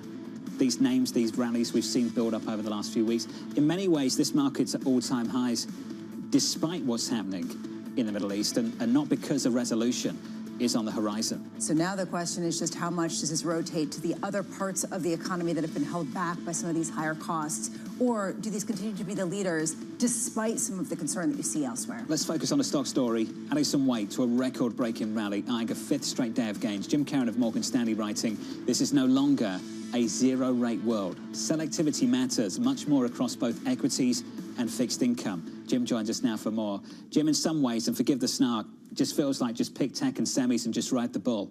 Why do you think it's a little bit more complex than that? Well, for diversification reasons, and good morning. I've enjoyed listening to your show. A lot of really good information today. Listen, this is a very selective market. It is a stock picker's market. Whenever you're constructing a portfolio, what you want to have is you want to have diversification. Why? Because you want to have durability of returns.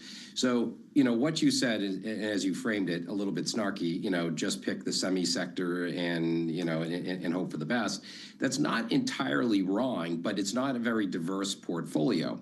So what we've really been looking for is a broadening of this rally. And we saw that. We saw that in the beginning of the year. Then we had the crisis between the U.S. and Iran, in the Middle East.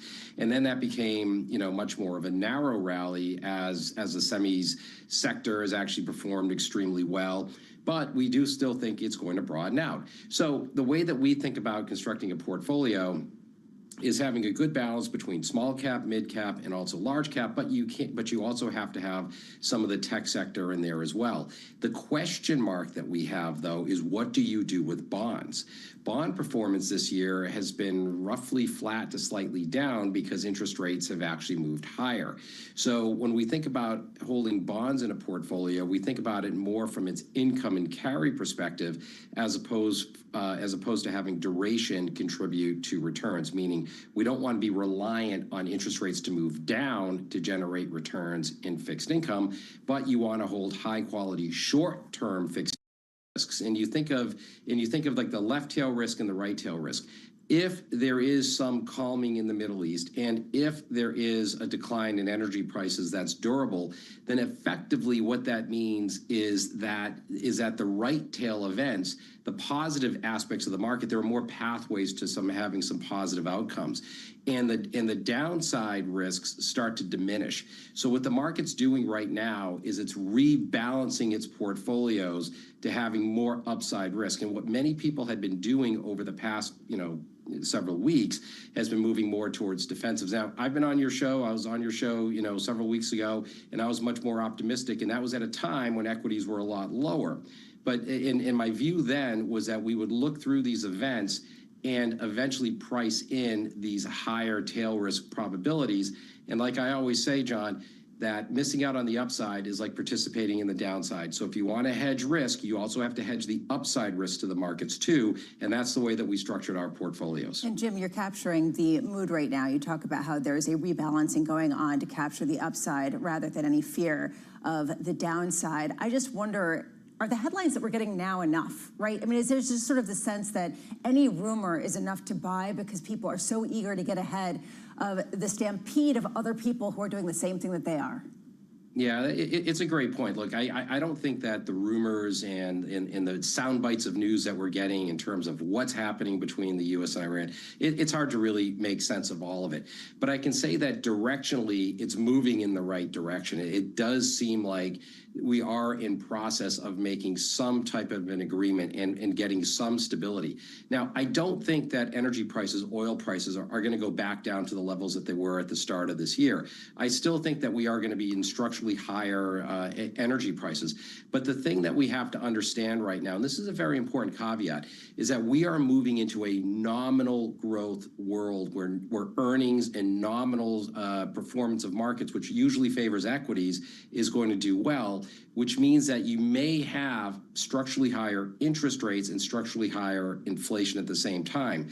But just because interest rates are rising and inflation's a little above target, that doesn't necessarily mean that everything's gonna collapse and that we're gonna move into a recession and that all bad things are gonna happen. I just think that we are moving into a higher nominal growth world, in which case earnings and equities, which are more of a nominal asset class, will actually perform reasonably well. So people in many ways are thinking about their balanced portfolios, and they're realizing that they want to have a little bit more of a tilt towards equities and not just holding as many bonds as they used to. And that's a big shift from where we came from. Hey, Jim, it's a lesson I learned from you many, many years ago. Risk cuts both ways. Jim, thank you, sir. Jim Caron there of Morgan Stanley. And it's the risk to the upside that people are racing to capture. Yeah, and you see that based on this morning, the idea that this is a buying opportunity to get ahead of everything else. Every dip has been viable to the degree where there's only been maybe one in March, according to Ed Yardeni. You get in or you miss it. Let's see if this move holds. Let's see if this move sticks. Down 5% on crude and plenty of speculation on progress in the Middle East. We'll see if we're actually making some progress tomorrow morning. Bob Dole of Crossmark, Kay Herr of JP Morgan, the BNY CEO. Robin Vince joins us alongside Matt Lazzetti of Deutsche Bank from New York City. This is Bloomberg. At 9:30 a.m., the market tells you what it's really thinking. We beat the drum to the opening bell. With deep analysis of the forces driving the price action. Focusing investors on what really matters. Where the money flows, which markets are changing. Conversations with players shaping the narrative. Innovative growth companies gravitate to NASDAQ. It's not just like, let's buy the Mag 7 or AI. That's a really compelling story. This is where your trading day begins. And this is Open Interest. Only on Bloomberg. Tariffs, I think, are probably the first time in my career I've had to deal with like a fundamental change in government policy in terms of how we think about how markets work. The challenge, especially within my supply chain, is now how do you have enough productivity initiatives to offset the increased cost of all the product? Can you just move your supply chain out of China and into the U.S. or out of Mexico and up to Canada? Is it that easy? It's not that easy, but we do have flexibility. And we had been, prior to tariffs, prior to any of this, we had been on a journey to diversify our footprint out of China. So probably 2-ish years ago, roughly 65% of our toy and game volume was coming from China. Today, as we entered into 2025, that was around 50%. All we've done is really accelerate the path to get down to roughly, call it 30% by the time we enter into 2027. For us, I mean, if tariffs stay, if tariffs go, it's never good to have so much of your manufacturing base centered on one geography. We think the diversification is good, but it does take a bit of time to get vendors and suppliers up to speed, Quality is a big deal, especially when you're dealing with toys and kids. It's not an instantaneous thing, but it's not also a 5-year, have to build a new plant from scratch. We are dealing with supply issues, and so therefore fertilizer, the planting season, food security is high up there, but so too is fuel and energy. So yet again, as we had with Ukraine, the energy crisis, the food crisis, the cost of living, and that kind of fiscal space needs to be created for countries that are going to be dealing with the debt crisis. They are still repaying their debts. Inflation will result in interest rates that will put many countries in jeopardy on the debt issue. So we're looking to find solutions here from the IMF, from the World Bank. There have been many offers of the windows and facilities that could be put at the disposal of countries. But I think at this stage we need scale. Many countries are still recovering from the previous shocks, and some of those crises are not over yet.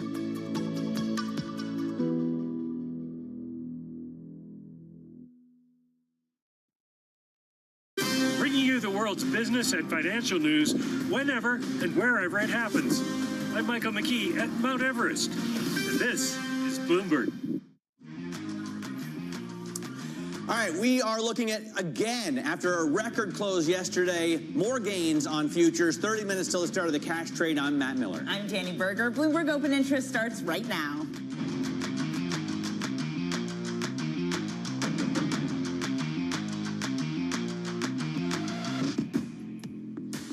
Coming up, the AI boom powers markets to new highs, with Goldman Sachs saying more gains to come. That AI momentum has been fueling a chip frenzy. Micron now pushed into the $1 trillion club.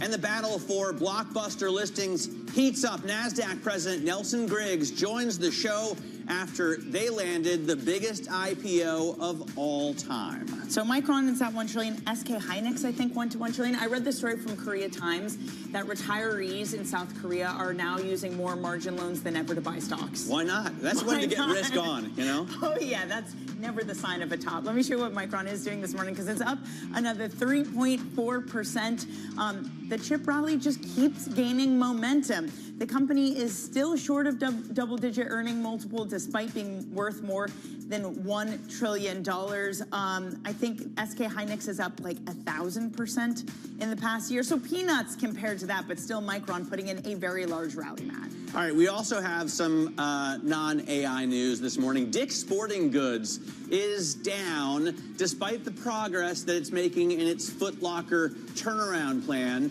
So you can see Dick's off by 2% there. Abercrombie & Fitch maintained its forecast as earnings blew past estimates. The kids love it. It's up 6.33%. And Lululemon said it reached a settlement with and will cooperate with founder Chip Wilson, even though he has an outdated perception, I guess, of the market, they said previously, and he has serious conflicts of interest. But they're going to work together. Yeah, and we're going to talk more about that with Romaine in just a little bit. But first, let's dig into the tech rally. Bloomberg Tech co-host Caroline Hyde joins us now. Another day of just this huge rally. I mean, it doesn't feel like there's any specific news. Is it just momentum? Have markets not caught up to the earnings potential? And the multiples are still low. Look, I think if you dig into the numbers, this is a momentum trade. We're seeing explosive growth in share prices. But what's remarkable is you've seen explosive growth in earnings and revenues, so that the multiples still look pretty tasty. Look, we're trading at 7 times future earnings, including at SK Hynix, the newest $1 trillion club member. Over here in Micron, you're looking at about 9 times future earnings. These are companies that are not astronomically expensive when compared to the rest in the NASDAQ 100. So they keep going from new strength to new strength. Still, analysts think that the supply chain issues, the fact that none of them can make quite enough high bandwidth memory chips that the market actually needs, that's going to keep on going till 2027. So yes, we are starting to see those signs of frothiness. Like over in South Korea, you mentioned how everyone's getting up leverage, but we're starting to see single stock ETF, leveraged single stock ETFs that mean that you can just trade on the volatility that we were used to with more of a MicroStrategy play. Now it's an SK Hynix play. Now it's a Samsung play. But thus far, people are still seeing the reason to be buying into these companies. Yeah, I mean, 9 times I don't recall Ferris being sick 9 times. Sorry, that's a movie reference. I got you. Salesforce trading at 13.5 times forward earnings. What do we expect from them in terms of the print? Way lower than the 45 that we used to with Salesforce. But look, this is a company that's still revving up in terms of revenue growth. You're expecting, what, about 12% revenue growth for their fiscal quarter and about 11% for the full year. But here is a company that is guilty before being proven innocent. There are a lot of analysts out there that think the price targets more broadly should be higher than where we're currently trading. This is a company that hit a 3-year low last month and has only recovered some 8%, whereas the Nasdaq 100 is trading more positively, and other software peers have actually managed to claw back a little bit more. Other software peers like ServiceNow and the likes managed to smash through expectations on their earnings. Salesforce needs to deliver. It needs to show that it's not just all inorganic growth that they've done through Informatica purchases, for example. They're actually still managing to see Agentforce build on that $800 million revenue runway. And then it's working, because there's been all these reports, brilliant reporting by Brody Ford, showing that, look, they keep promising that I'll be able to order my prescriptions and my future healthcare through Agentforce, but it's not really been intertwined. The compliance sign-offs are still needed by those that are using it. But remember, these are companies that are so deeply intertwined with your data and compliance that they're pretty hard to stop vibe coding. Right, and I mean, they're vibe coding themselves, you have to imagine. Plus, at a 32% discount year to date, investors might like this stock. Carolyn Hyde, looking forward to your program, Bloomberg Tech, that kicks off at 11 a.m. Now, Goldman Sachs strategists join peers at Morgan Stanley and Deutsche Bank, seeing a 17% return for the S&P 500 index this year. Goldman now sees the benchmark topping 8,000 by the end of 2026. That's up from its 7,600 target. Let's discuss with Bloomberg senior strategist Michael Masika. Michael, you know, what's the detail we have from Ben Snyder over at Goldman Sachs? Hi, Matt. Well, this is a very simple explanation. It's all about earnings growth. The market has been underestimating what will be the earnings growth for the S&P 500, driven by AI and essentially by AI capex. What we see here is a 24% earnings growth for this year, followed by another 13% earnings growth next year. And the target from Snyder is literally a function of that. They've assessed that earnings have been growing faster than the market has been going up, basically. And so they will keep rising because of that, and nothing is able to stop it at the moment. It kind of harkens back to what we were talking about UBS yesterday with Micron having to lift their target more than 200% to try to keep up with the rally. Michael, is this 8,000 target, is it among the norm at the sell side right now? It's becoming the norm, Danny, yes. The thing is, you have bigger bull, which are like around 8,100, 8,200. But 8,000 is now a bullish target, and we have quite a few strategists being there. You mentioned earlier, Deutsche Bank was there earlier this year. Morgan Stanley's Mike Wilson raised his target, I think, last week or just this month, to the 8,000 mark, and he's expecting 8,300 by June next year. So, yeah, no sign of abating of the bullishness on the S&P 500.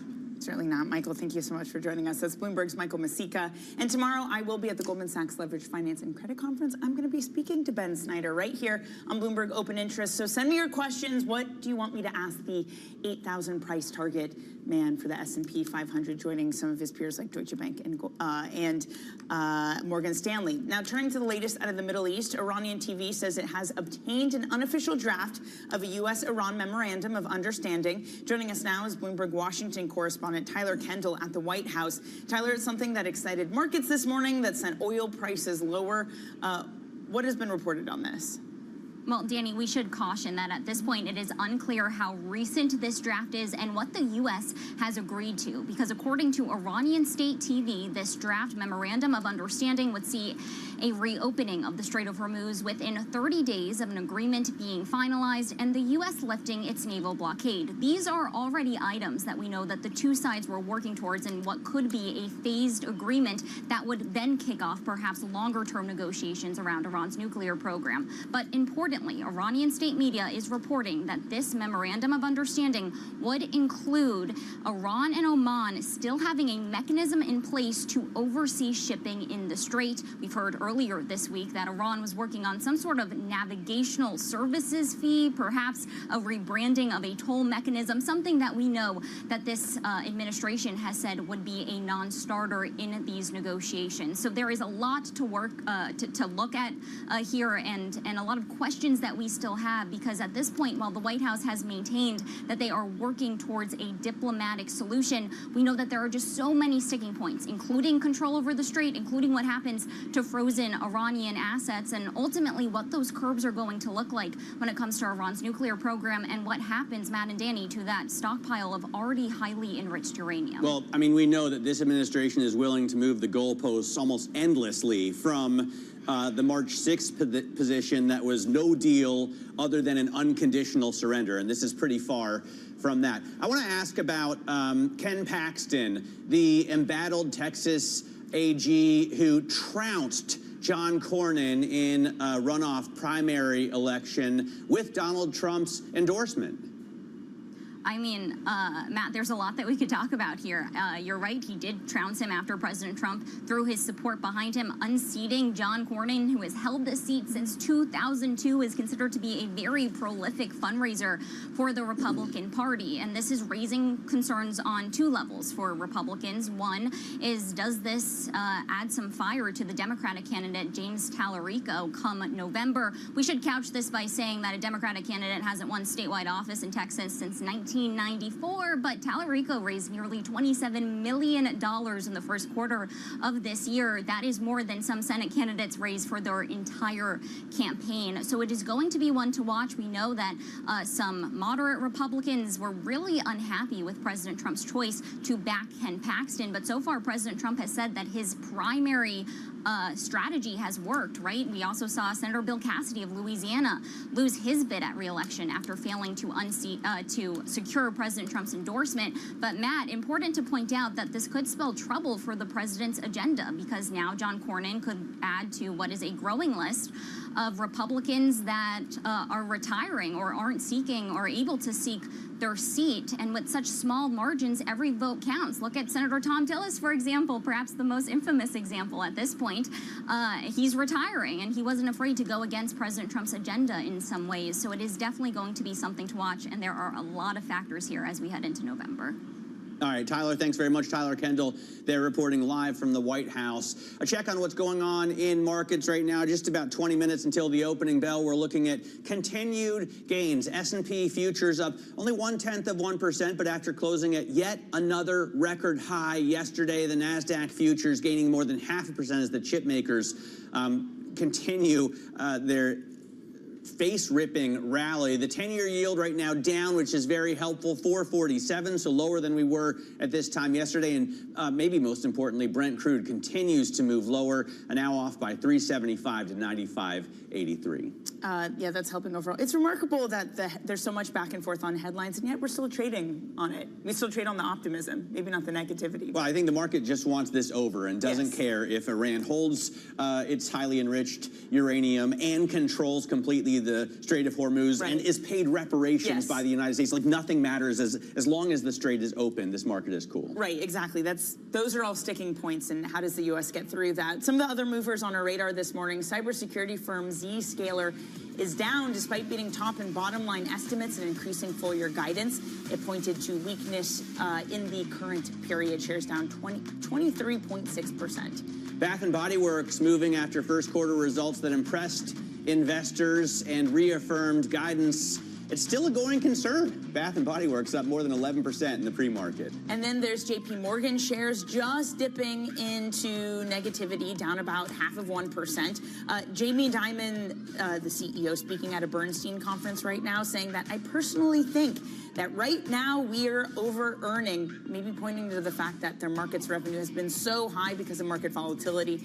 Also, just on a separate note, saying that JP Morgan has 1,000 AI use cases. 50 to 60 of those are significant. Is that a good ratio? I don't really know. I guess they're using it a lot, but only 50 to 60 move the needle. I mean, I have to say, I would focus on the 50 to 60 number, right? That that they have 50 use cases that are significant seems to be a lot. And how many of those significant use cases mean less employees? Or more employees? Maybe you need more people overseeing whatever those significant use cases Definitely fewer employees. Coming up, more on the consumer as Dick's Sporting Goods and Abercrombie report. We get Romaine Bostick on the program next. This is Bloomberg Open Interest.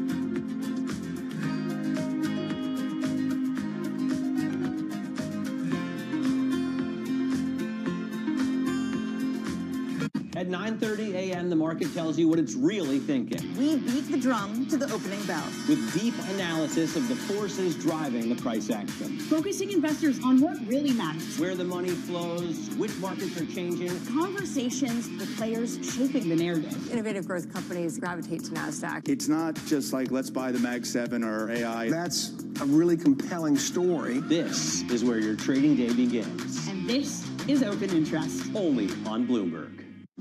Oh, hello there. Just wanted to say, Primer is back. We've been scouring the frontiers of science and technology to help explain the difference between the next gold rush and whatever this thing is. And in season 2, we're upping the stakes.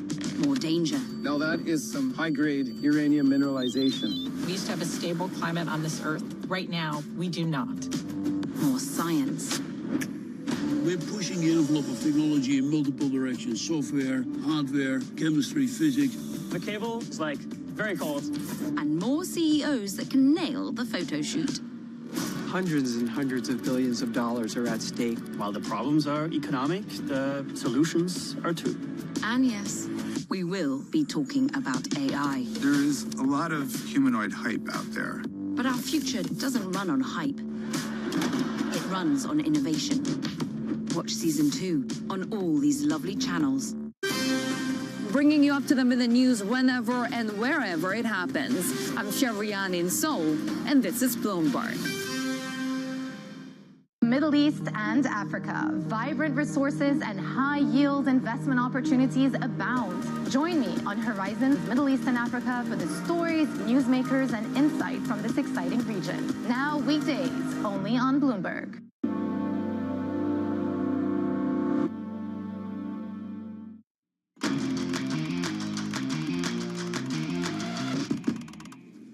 Let's get now to high interest. Look what's making headlines around the world. Robinhood is launching AI agents that can trade stocks and make credit card purchases for customers. Users will be able to create separate agentic trading accounts with capped funds, while gold card holders can set spending limits and approvals for purchases. Options, crypto, and other products are expected later. A single investor sparked problems at a Vista Equity Partners private credit fund after trying to pull out his or her or their entire investment at once. The investor, tied to a Swiss pension fund, also tried cashing in bonus shares it had just received, forcing Vista to limit withdrawals to 5%. It's the latest sign that investors are rushing to exit private credit funds over worries about risky tech loans and AI disruption. And shares of Dick's Sporting Goods are falling in the pre-market after the sports apparel and equipment, and most importantly, shoe retailer, cut its full-year earnings outlook despite topping first quarter expectations and showing early progress integrating Foot Locker. And Danny, Foot Locker, I think, is going to be the most important aspect of this. Okay, well, let's discuss it more. That and other retail earnings and retail news with Bloomberg The Close co-anchor Romaine Bostick. Romaine, I know Matt has strong feelings about Lululemon, what's happening with Chip Wilson, so I'll leave that to him. Let me just start with the retail earnings. And Dix, what went wrong for them?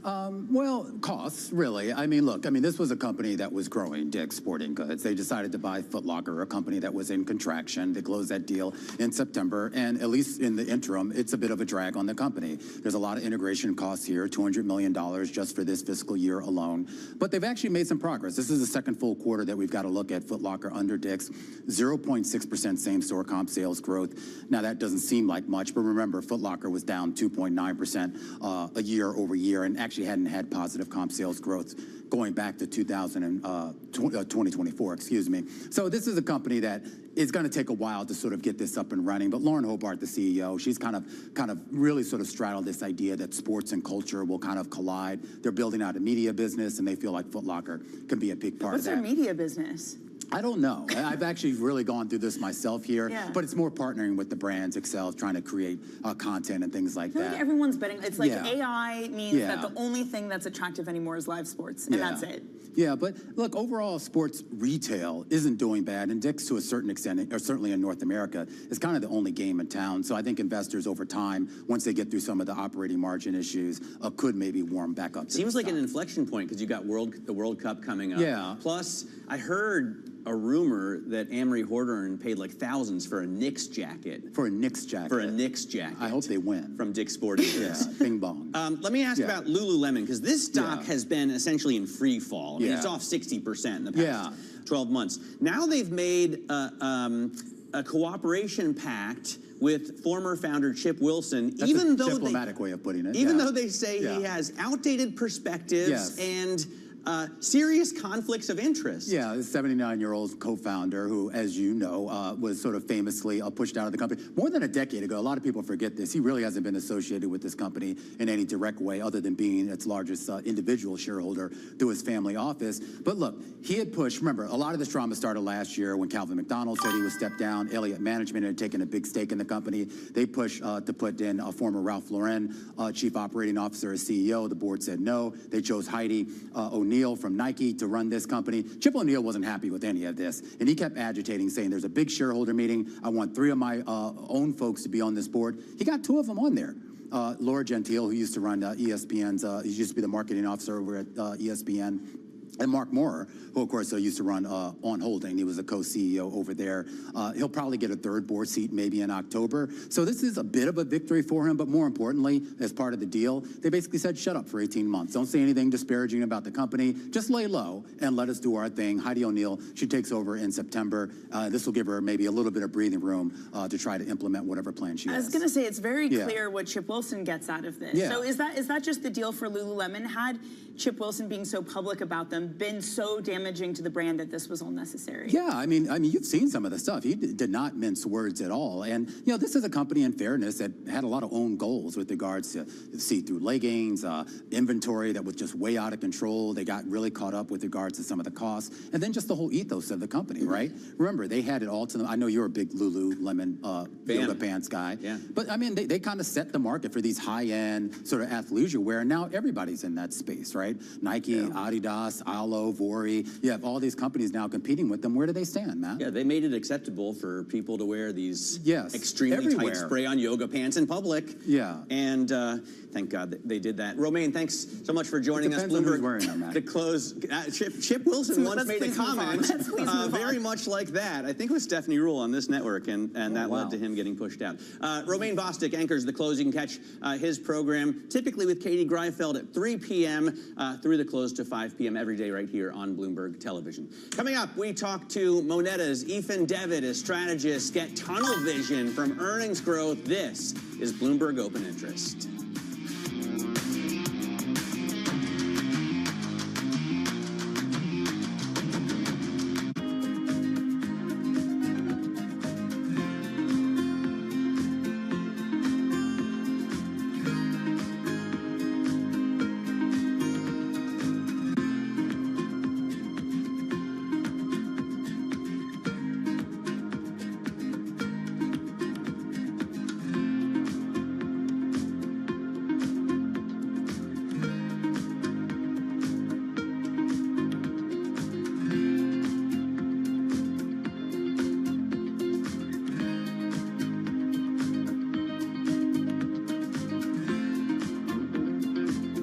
Technology is embedded in every aspect of our lives. And laying the foundation for the future. From finance to defense, AI to entertainment. And from the road to the stars, Bloomberg brings you the latest stories of the people and companies pushing the tech sector to new frontiers. And the politics that shape global tech markets. I'm Caroline Hyde in New York. And I'm Ed Ludlow in San Francisco. Watch Bloomberg Tech every weekday. Only on Bloomberg Television.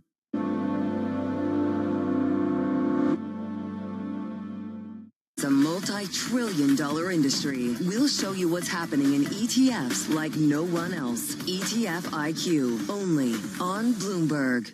The countdown is on. Everything you need to get the edge at the end of the market day. Get ahead of tomorrow's trading with The Close. Weekdays on Bloomberg. Context changes everything. Asia is at the forefront of some of the world's biggest stories. I'm Sherrian in Tokyo. And I'm Heidi Stroud-Watts here in Sydney, where the trading day begins. We're here in the center of all the action to get you set up with the numbers, news, and knowledge you need for the day ahead. The demand is indeed recovering. We've been waiting for this moment. The opportunity of a century. Join us on Bloomberg The Asia Trade. Weekdays only on Bloomberg TV. Context changes everything. Key investors, top executives, global innovators. Join me for in-depth conversations with the biggest newsmakers on the day's top stories. Insight with Haslinda Amin, only on Bloomberg.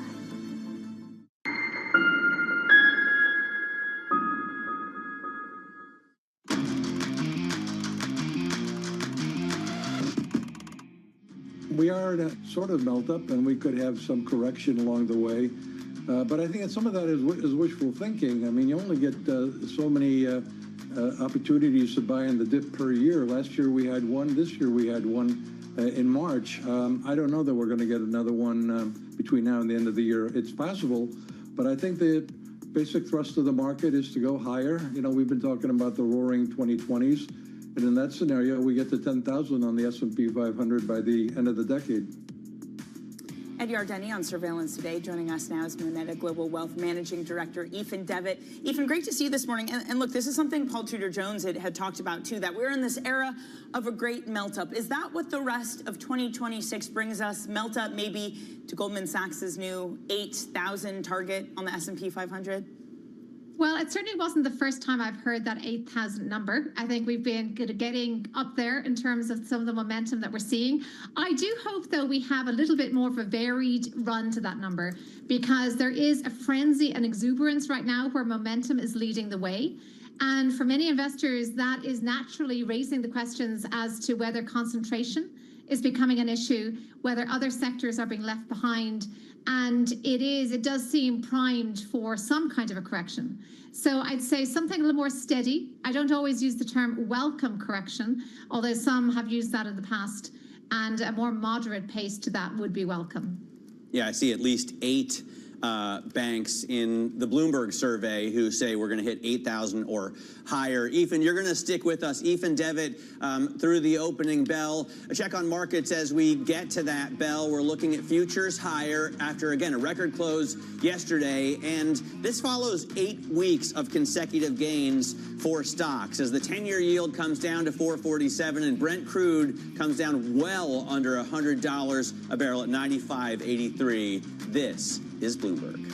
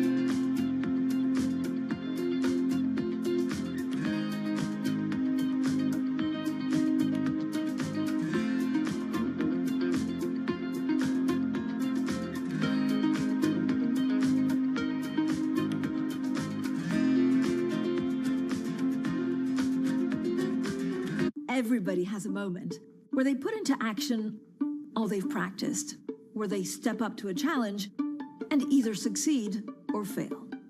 But what are those moments for some of the world's most influential leaders?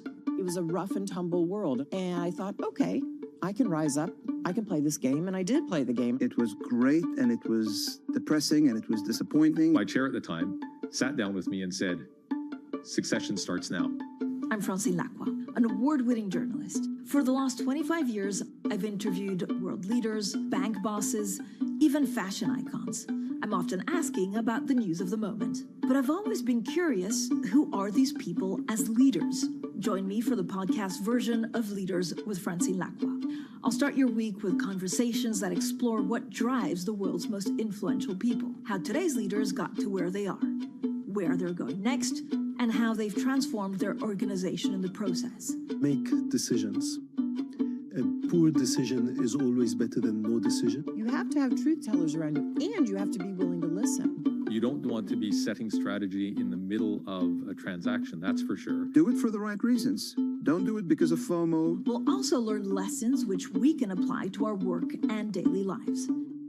Tune into the podcast version of Leaders with Francine Lacroix. Listen and watch on Bloomberg Television or wherever you get your podcasts. From the world of politics to the world of business, Joe Matthew and Kaylee Lines deliver news, insight, and analysis live 2 times a day, every trading day. Balance of Power at 1 and 5 Eastern, only on Bloomberg. Join me each week on Wall Street Week for stories of capitalism from business, markets, economics, tech, and climate. More than what you need to know, it's what you need to think about.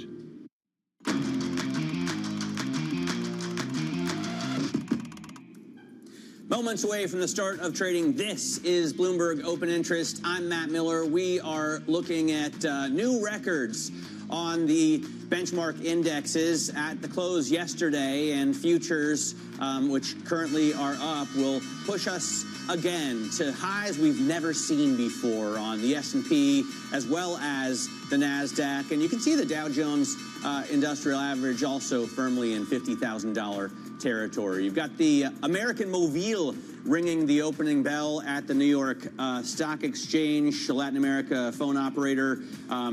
Its stock is up almost doubled in the last 5 years. And Boost Run ringing the opening bell at the NASDAQ. Their stock has almost tripled since it began trading. So a couple of winners making the way for the trading day to kick off. Danny in the green. The ultimate winner, though, is Micron. That's what I'm looking at the open. It already gained 19% yesterday. It extends that today with a gain of nearly 5%, 4.8% or so, moving around. It's pretty crazy. In all of that big run it's been on, it is still short of a double-digit price-to-equity valuation. I guess this is still a company that people are trading like it's cyclical, like there's a boom and a bust. And right now, it seems to be at least a sell-side community and buyers that are waking up to this idea that maybe it has further to run because of the AI trade. Yeah, so Micron now a $1 trillion company, and it's got price earnings, a forward PE of less than 10. It's 9.82. It was currently. like 7 2 days ago, so that does tell you about how much it's run up, but still pretty cheap. Exactly. We also have JP Morgan down this morning. Let's check the stock, just barely down. But more importantly, comments from the CEO, Jamie Dimon, saying, quote, "I personally think that right now we're over-earning." So the bank is doing too well. He says they have 1,000 AI use cases, but 50 to 60 are significant. And I feel like if 50 AI use cases are significant for someone with such high standards, that's a pretty... what does significant mean? I guess that means they could earn more money with those use cases, right? And run the bank probably with fewer employees. True. Yeah, I mean, he's not going to say that after the kerfuffle of Standard Chartered. I think it was maybe a PR lesson in less low-value human capital. Yes, that is the words that the Standard Chartered see, but he did kind of walk it back. Right, Standard Chartered did. And Jamie Dimon did hint also that 2026 costs could be above guidance, so maybe they're not significantly money-making now, but for the future. In any case, let's bring back Moneta Global Wealth Managing Director Ethan Devitt. I want to start, Ethan, with these what essentially were commodity producers, these memory chip makers that have been subject to the boom and bust cycle for as long as I've been covering them, and I started 26, 27 years ago. Does it make sense to you that we have 800, 900, 1,000% gains in memory chip makers in the first 5 months of the year?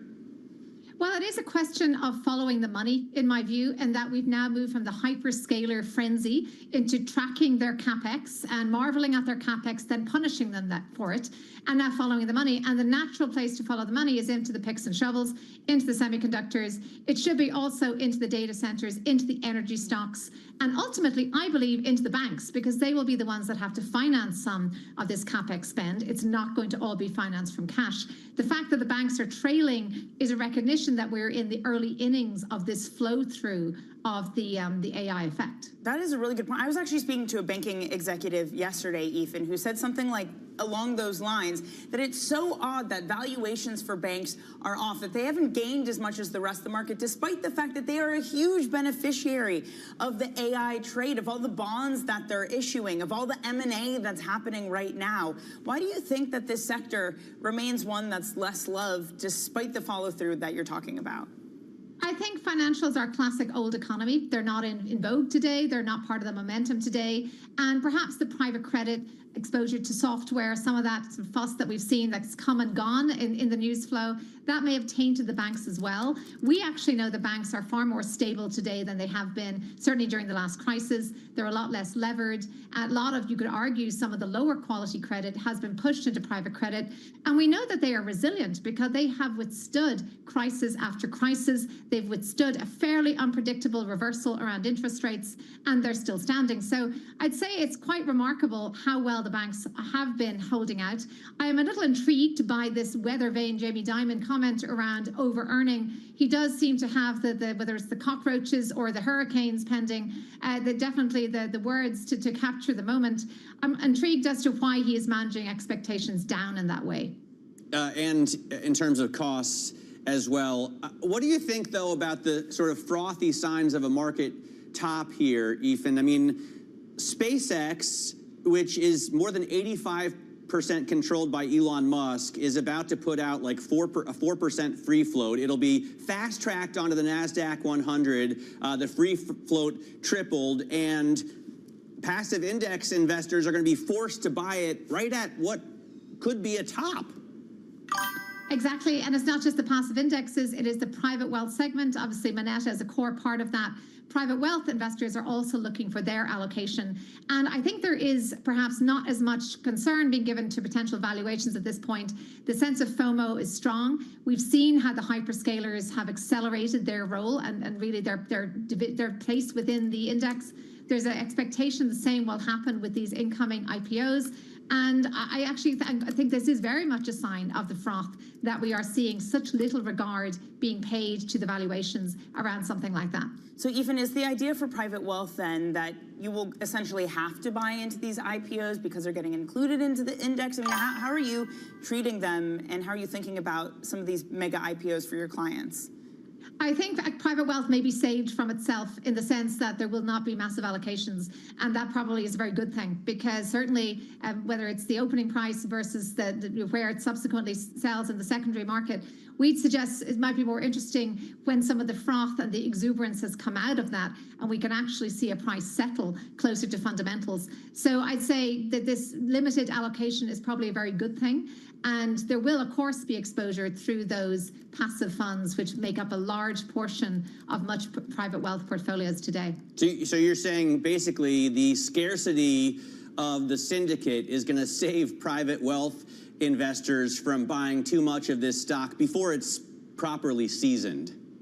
I'm going to say that, yes. It may not be something that private wealth investors want to hear, and that there is a desire to participate. And we've seen more retail investors having the right to participate, but there isn't going to be the allocation. I think that is wishful thinking. Hey, Ethan, just quickly, when it comes to retail, because they've been a big part of this rally, we've seen, whether it be in South Korea, where we've seen record numbers of retirees taking out margin loans to buy the stocks, whether it's various things happening like Robinhood now letting users use an AI agent reluctant to buy up all of their stocks. Does that worry you, this trend we're seeing of all the retail money being thrown at this market, especially ahead of what we're just talking about, these mega IPOs that they're going to have to be buying through passive funds?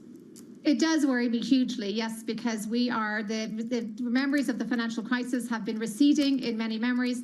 There's a massive appetite for risk that has been reinforced by these new highs that you're seeing. We know that bonds, which used to be a traditional anchor in a portfolio, there's a Wall Street Journal article today speaking about how the government bonds can save you from an AI frenzy. Well, nobody seems to be seeing it that way because no one's interested in bonds today, particularly not long duration bonds. So even people in their 70s, 80s that would traditionally be in de-risking mode are all in on equities, and that is concerning, particularly whenever leverage and concentration come into that cocktail of a mix. I think it is concerning, and investors need to be quite cautious of the platforms that are allowing this. Hey, Ethan, we're going to have to leave it there. Thank you so much for joining us. Moneta Global Wealth Managing Director, Ethan Devitt. And just on a programming note, later we will be speaking to the NASDAQ president. We'll be asking about these IPOs and other index rules. Let's get a check first, though, on your markets about 8 minutes into your trading day. Unchanged, but to slightly higher. That will leave us at yet another record high after hitting one yesterday. Some of the big tech names doing pretty well. Apple there in the top of the column in terms of being points added to the S&P. It's adding 4.5 points to the S&P, followed by Tesla. CNBC reporting some chatter around Tesla and SpaceX combining, something that's long been floated. Micron, again, another huge day. Well, huge, not compared to yesterday. It was up 19%. It adds 2% this morning. On the downside, NVIDIA is moving lower by 1.2%, perhaps why this index can't move higher. JP Morgan's also up there. Jamie Dimon speaking at a Bernstein conference saying that perhaps they're over-earning, shares down 1.75%. Looking at the individual indexes itself, oil is coming off a lot with Iranian TV reporting on progress being made between a U.S.-Iran deal. It's very preliminary right now, and again, it is coming from Iranian state TV, but energy, definitely the biggest loser, down nearly 2%. Consumer discretionary and staples up at the top as Lululemon gains with an agreement with the former CEO Chip Wilson to say, hey, you get some board seats if you don't speak at all about Lululemon, or at least anything disparaging for the next 18 months. Oh, I love that story. Coming up, another good one. NASDAQ President Nelson Griggs talks about the rule changes that will get mega IPOs into the NASDAQ 100 faster. This is Bloomberg Open Interest.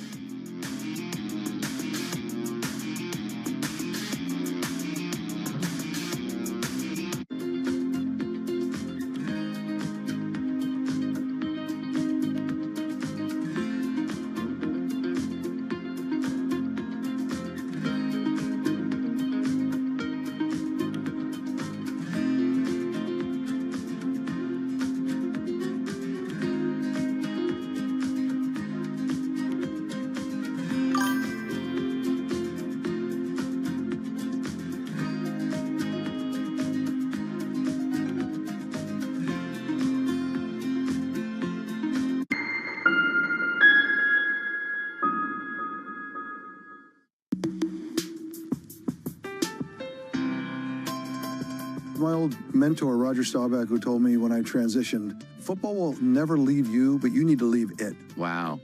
Everyone has a dream, and a lot of dreams are, my dream is to play football and play professional football, and the dream comes true, but it is going to end. And the day it ends, the day before it ends, you're one of the best in the world. Great. The next day you wake up, that's gone. What are you great at? And the truth is, nothing, right? I'm not great at anything else. I talk about it all the time, Steve, is this whole idea of it's not from penthouse to penthouse. And what I mean by that is you played for 15, 20 years and you're in the penthouse. It doesn't mean that you come to the business world and you're going to be in the penthouse. Now, you don't start on the third floor or the lobby. You actually have to start in the basement.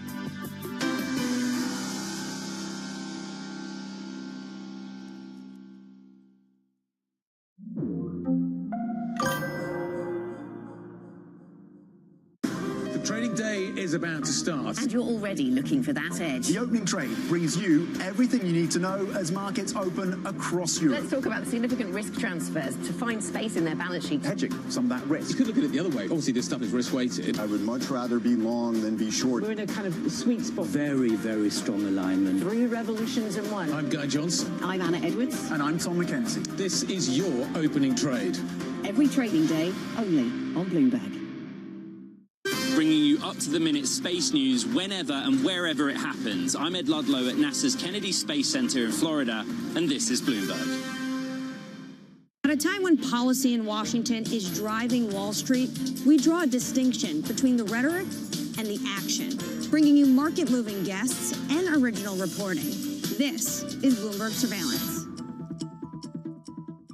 Middle East tensions are high. Both sides willing to go back to the battlefield. The narrative changes moment to moment. Is there a ceasefire? Is there not a ceasefire? Markets are up, markets are down. Count on Bloomberg for up-to-the-minute reporting. Breaking news this morning. Breaking news in the last few minutes. On-the-ground perspective. Talking to you from the bomb shelter. This White House still pushing. And the analysis you need to make informed decisions fast. Clearly, nothing is final until it's well and truly final. The really important question is whether we'll get second-round effects. Nobody covers geopolitics like Bloomberg.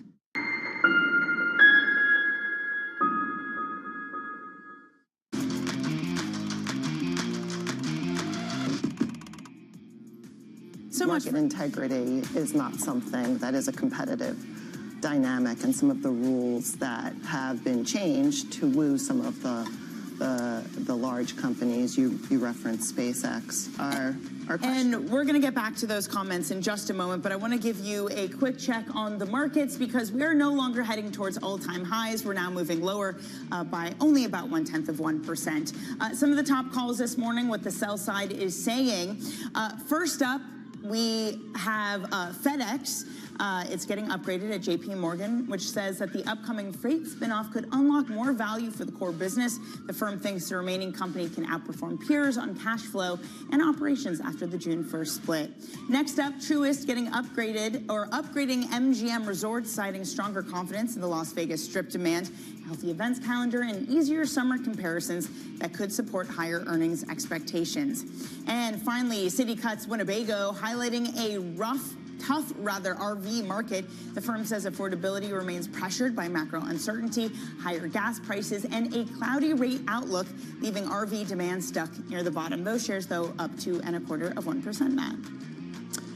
All right, index providers are rewriting the rules in the wake of mega IPOs or in order to attract mega IPOs to their businesses. SpaceX, OpenAI, and Anthropic are coming. FTSE Russell, Standard & Poor's, and the NASDAQ have made changes or proposed changes that allow these companies to enter major indexes much faster and with less friction than previously. New York Stock Exchange President Lynn Martin reacted to this on Bloomberg Surveillance last week.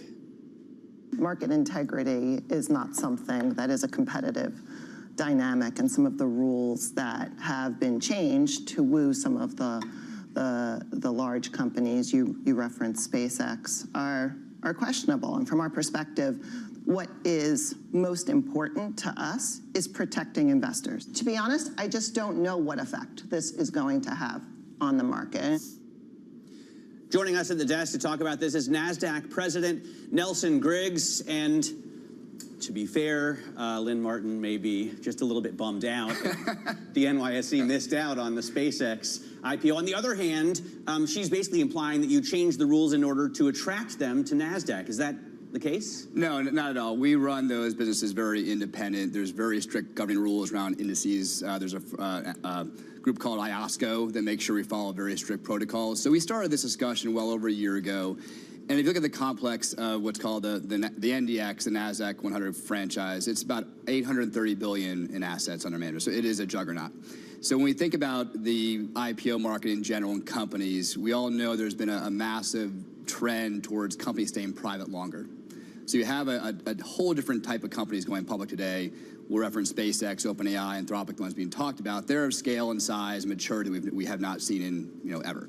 So when you think about what the NASDAQ 100 is supposed to represent, it is going to be the 100 largest non-financial companies on NASDAQ. It's known as really the innovation economy. So previously, prior to these rule changes, it could take up to a year to get to that index. So let's say a company like SpaceX was on NASDAQ, they're not on the index, it doesn't really represent what the index is meant to be. So I think NASDAQ as well as Russell, even New York Stock Exchange, I believe, changed their rules for fast entry. So that's one component that we feel very strongly about. But there's a reason that you typically want to season these companies, right? I mean, chances are that the hype and the scarcity are going to drive the price so high in the first few weeks or few months of trading. And now passive investors will be forced to buy them essentially at the top as they cascade down to the lockup period expiry in August. Yeah, I think that's a very broad generalization. Some stocks go up, some go down. You look at most companies, people buying SpaceX, they're thinking about the next 5, 10 years. Certainly some are going to be short-term oriented, but many are thinking about this as just a generational company that's changing the world. So why does it make a difference whether it's included into the index in 3 months or 15 days then? Well, it wouldn't be 3 months. It could be up to over a year. So when you think about that idea of what the world sees in NASDAQ 100 as is the top 100 financial companies. So let's say you have a company in the top 10, for example. It's not in there. That really is not representative of the index. And that's what Russell said. That's what CRISPR said. That's really what New York Stock Exchange said with their own rules. So fast entry is becoming something that even the S&P is looking at that as well, too. So fast entry with the change of the makeup of the companies, the size, the scale, the impact, we believe they really deserve to be in the index if they qualify.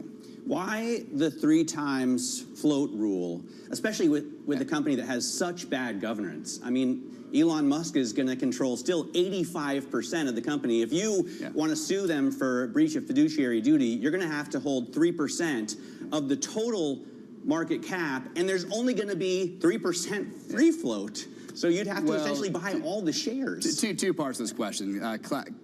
Dual class shares have been around for a long time, so I wouldn't go down the path of governance. But when you think about, you need to understand how an index works. So the NASDAQ 100 is one of the very few market cap weighted indices. Most have some float adjustment. So this was an elegant way to say, we actually made an adjustment after we got feedback in the consultation. We're a bit more conservative with the 3 times. It's really a guardrail to make sure there's representation that's meaningful, and then it gradually scales over time. Usually it takes about 1/3 of a company's float has to be public in order to be a full representation. So this is a pretty small representation in general. It's going to scale over time and is really representing what the whole index complexes do. They have some sort of float adjustment.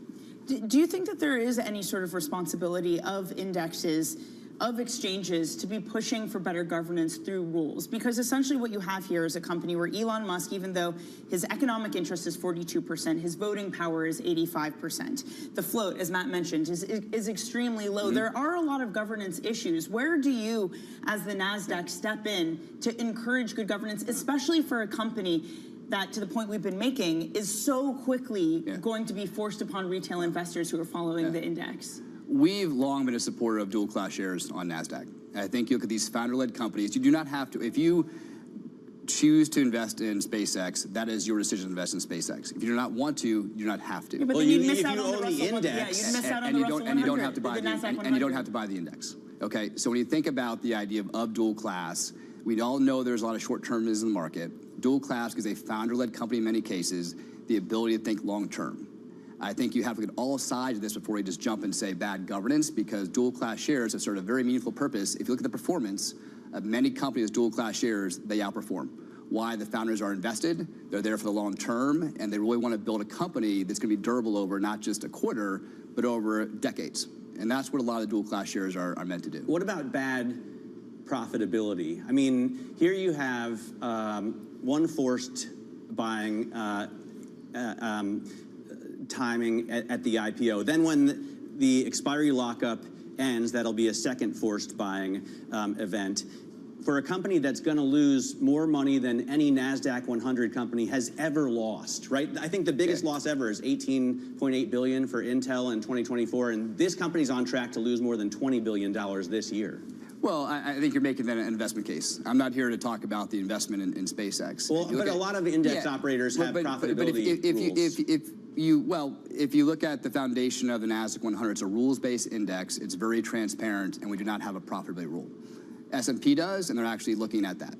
But if you look at what these companies are doing in the world of AI and AI build-out, they are spending for, again, not a quarter, not 2 years. We always talk about one company to invest in the long term. Right. That is clearly, if you look at Elon Musk's vision, he is investing for the long term. It's a fair point, and obviously... So yeah, and I just come back to it. In many cases, if you don't want to buy the index, you don't buy the index. If you don't want to buy the stock, you don't buy the stock. It's an investor choice, and that's what this is. I think that's probably the biggest thing I'd focus on, is that you don't get too hung up on what the rules are doing. It's investors in this country have the ability to invest where they want to invest. I still, though, go back to this idea that, like, your average investor in the U.S. is buying passive funds. Like, are they educated enough, you think, to be like, oh, the governance is an issue, I'm not going to buy the NASDAQ 100? I think that's a great question. What I point out right now is if you go back maybe 5 years ago, retail investing in the public markets made about 10%. Today, it's upwards of 25. The retail investor is very smart. They've gotten more educated. They're probably the largest participants in the options market for income and protection. So I wouldn't sell the retail investor short. I do think passive investments give them the opportunity to make these investments. And the performance of the NASDAQ 100 is remarkable. It's beaten the S&P over the last 30 years by an average of 3%. So, I think they've done very well, but that's, again, their choice. And it's their choice how educated they want to become. I go back to the competition between NASDAQ and NYSE, and you are... I'm happy to talk about that. ...winning, obviously, with this listing. And we've got some other huge listings coming up in OpenAI and Anthropic. Yeah. What are the chances that you beat them out on that as well? Well, a couple of things, just so I can brag for a moment. There's now today more market cap on NASDAQ than New York. The top 10 companies, we have 9 of them. We've had $4 trillion in market cap switch from New York to NASDAQ, including last year Walmart, Shopify. By the way, those are amazing stats. For older investors, those are just I've been in that for 25 years, so for us, we're very proud that we always think about what is going to be the value proposition to the issuer and have been just driven to make that happen. So I think if you look at, as we go to pitch any company, the IPO market, even next week, is very robust. We have 4 great companies going out on NASDAQ, 2 raising over $1 billion is the goal. We have SpaceX, the market will digest that. And then we have a very robust pipeline that's as diverse as I've seen in years across defense tech. There's more AI companies, there's healthcare, there's consumer. So we're very excited about how we're positioned. We do think we have a wonderful story for investors that starts with how we help them understand who their shareholders are, how they communicate with shareholders. We have an amazing visibility platform. And then just globally, everyone wants a NASDAQ. We're part of the innovation economy where the companies on NASDAQ are just driving the economy forward. So we love our story. We're always focused on it and thrilled with our position right now. One of the other maybe exciting developments is SEC approval for more hours of trading, 23 hours, 5 days a week. What though? Wait, is that exciting? Well, exciting and maybe terrifying, because I'm envisioning a world where maybe liquidity is a little bit more thin, and something happens overnight, geopolitical events, and you wake up and you say, oh my God, I missed a flash crash overnight. Yeah, I think one thing to understand, today stocks trade almost 18 hours already. They open up at 4 and go past the 4 o'clock trading hour. They are looking to extend that to what we call 23/5, mainly driven off global demand for companies. NASDAQ is participating to make sure we have the proper guardrails, investor protections, and how we can help not only the trading community, but our issuers understand what's happening. It is complex. You need to make sure that it's a well-run market, and there's certainly going to be questions about how much depth there is, and we need to be there to support that. I got to finish with a quick personal question. We only have 30 seconds, but you and I both went to Denison University. You did much better than I did. That's not true. I have to ask, did you see fish at the field house in 1992? I saw fish at the field house, and I saw them at a few fraternity houses. We had an amazing band list come through Denison, like at the beta wow, show. Fish would go to frat houses. Yeah, it was incredible. Yeah, Dave Matthews. There was Fish. Big Head Todd, and we could go on. We could go on. I think this is a perfect perfect note to end on, Nelson. Thanks for having me. Really Thanks good for joining us. Thank you so much. We hope to have you back again.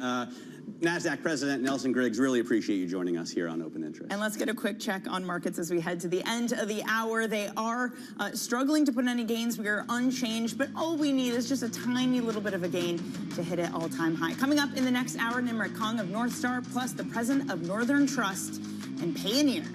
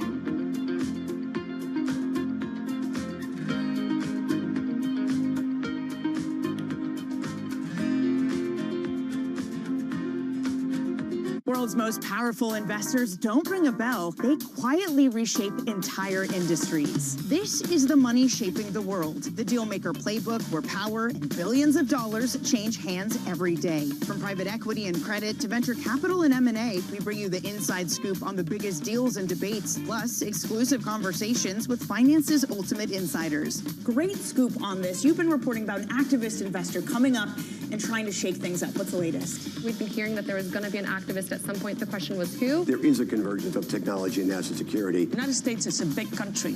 We're playing in the Northeast. That's an economy as big as the United Kingdom. This is a really interesting space to watch. We're expecting more consolidation. As this is Bloomberg Deals at Bloomberg Invest, I want to talk about the broader deal and M&A environment. This is a moment in time. We'll see how long we're here. It's far too early to call. There is an underinvestment in what's going on in private markets because everyone's looking for additional AI cloud capacity, and it's very tough to build. Everybody wants to get things going, and the IPO market is just one symptom of that. It is an early indicator of what we're going to see in the M&A market. Let's go to Scarlett Fu, who's taking a closer look at drone companies. With ongoing conflicts in the Middle East and Ukraine, there's renewed investor appetite for new names in the space. Excellent reporting. I'm Danny Berger, and this is Bloomberg Deals. Every week, only on Bloomberg Television. Astonishing day for US technology. It's shaping the region's technology ecosystem. Asia's biggest tech news and innovation. Bringing you up-to-the-minute global news whenever and wherever it happens. I'm Joanna Bersecci in El Ola, Saudi Arabia, and this is Bloomberg.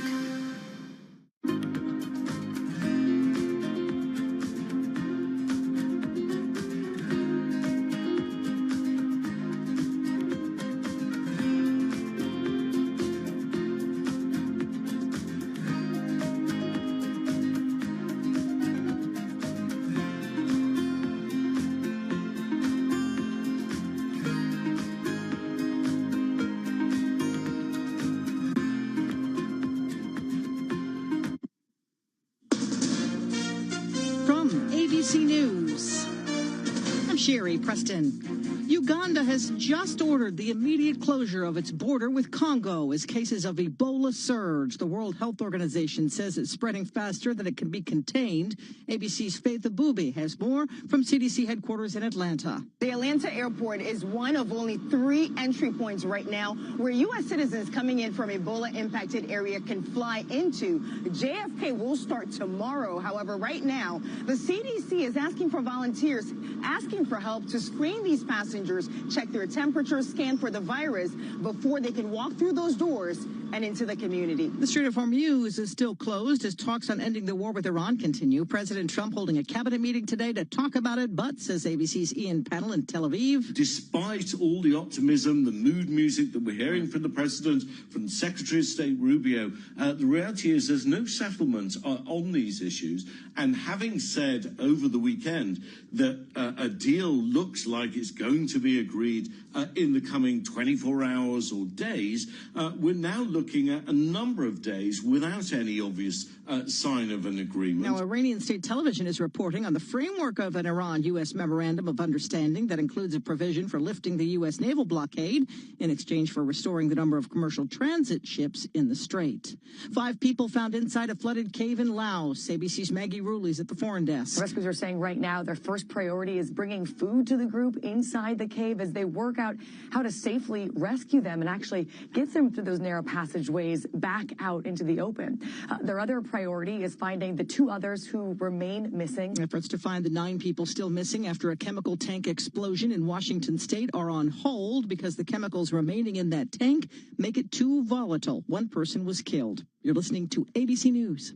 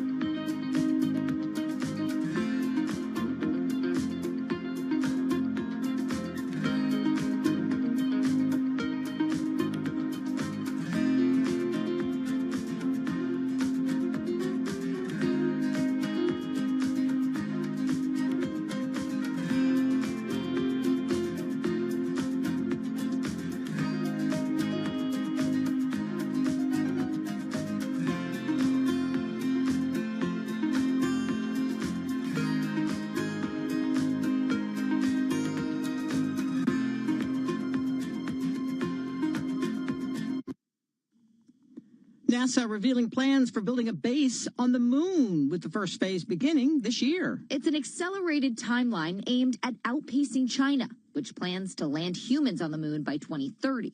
NASA isn't going it alone, announcing new contracts with 4 companies, including Jeff Bezos' Blue Origin, which will build a lander to deliver rovers to the moon's surface. Elon Musk's company, SpaceX, is already under contract to build a system that will shuttle astronauts from the moon's orbit to its surface. ABC's Sophie Flay. NASA wants a base on the moon. New York wants the Olympics again. ABC's Dave Packer has the story. New York Governor Kathy Hochul says she wants to bring the Winter Olympics back to the Empire State. The idea would team up New York City with Lake Placid for a future bid, possibly for the 2042 Games. Hochul told The Athletic that she had significant meetings regarding bringing the Winter Olympics back to the state. Lake Placid already has Olympic history. It hosted the 1932 and 1980 Winter Games, including the famous Miracle on Ice when the United States hockey team shocked the Soviet Union. Dave Packer, ABC News, New York. Matthew Perry's personal assistant faces sentencing today in connection with Perry's death of a ketamine overdose in 2023. Kenneth Iwamasa faces up to 15 years behind bars. Britain's cybersecurity chief warning today artificial intelligence is an unstoppable force that's being weaponized in ways that closely resemble and fall just short of traditional warfare. Sherry Preston, ABC News. This is Bloomberg Intelligence with Scarlett Fu and Paul Sweeney. How do you think the Fed is looking at tariffs, the uncertainty of tariffs? Let's take a look at the sectors and how they performed. A lot of investors getting whipsawed every day by news events. Breaking market headlines and corporate news from across the globe. Could we see a market disruption, a market event? Are people just too exuberant out there? You see some so-called low-quality stocks driving this short-term rally. Bloomberg Intelligence with Scarlett Fu and Paul Sweeney on Bloomberg Radio, Originals and the Bloomberg Business app. Good Wednesday morning from the Bloomberg Interactive Broker Studio in New York City. To our worldwide audience, we're streaming live on YouTube as well. Also streaming live at Bloomberg.com/video. Scarlett Fu out on assignment today, but not to worry. Alexander Semenova sitting in for us. Alex, thanks so much for joining us from Bloomberg News for the next couple of hours. This is the Bloomberg Intelligence Program. Coming up, we're going to check in with Ethan Braun, our Bloomberg Israel Bureau Chief for Bloomberg News. Get the latest on the Mideast, maybe some movement forward there. Julie Fine, Bloomberg Texas Bureau Chief, going to give us the latest on some of that politics happening down there in Texas yesterday. We had some the incumbent not going to get the ability to play out in the general election. We'll get the latest there. Tom Hulick, CEO of Strategy Asset Management, will give us his thoughts on these markets. Mary Ross Gilbert, Bloomberg Intelligence, she's a senior equity analyst covering all the retailers. We're going to talk about Abercrombie and Fitch today. They're keeping their forecast outlook right there. Poonam Goyal, she covers retail as well. We'll talk Lululemon, U.S. retail sales, all that kind of stuff. How's the consumer doing out there? We're starting to hear from a lot of the retailers with their earnings. They're about 3 or 4 weeks later than everybody else. So we'll break all that down. But let's kick it all off this hour with John Tucker and a Bloomberg Business Manager. All right, Paul. This report brought to you by IBKR. Will the Fed raise rates by 25 basis points in June 2026? Trade your predictions alongside your stocks and options at ibkr.com/predictions. Last trading day, June 17th. Right now, stocks adding to records after joining the $1 trillion club, that is. Micron is higher again. This is one of the makers of the high bandwidth memory, so remarkable pricing power is kind of the theme here. Micron up 3.8%. Oil, to some extent, in the driver's seat today.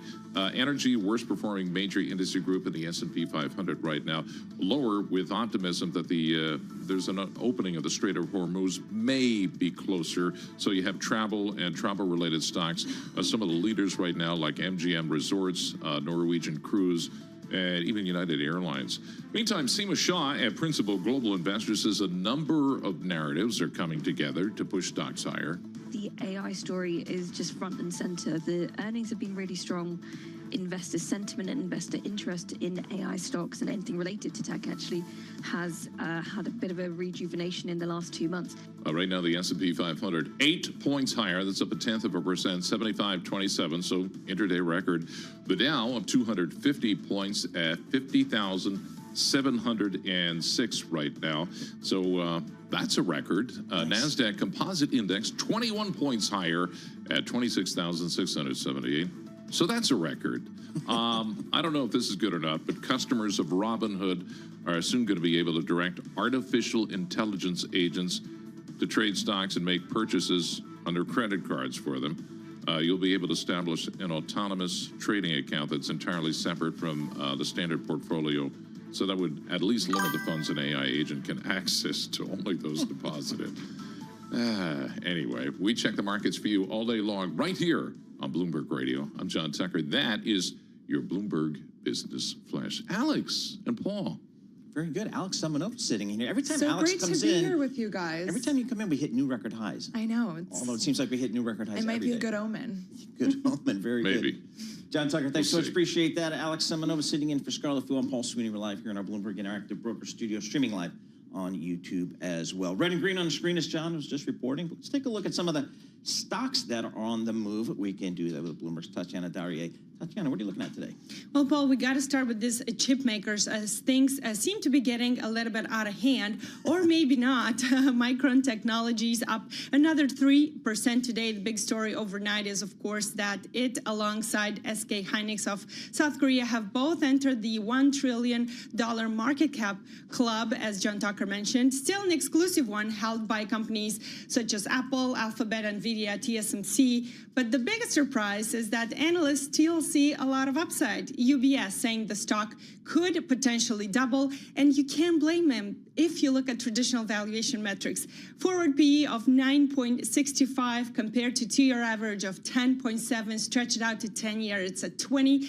So you really can find a good valuation point here to constrain some of this optimism. So sky seems to be the limit for Micron Technologies.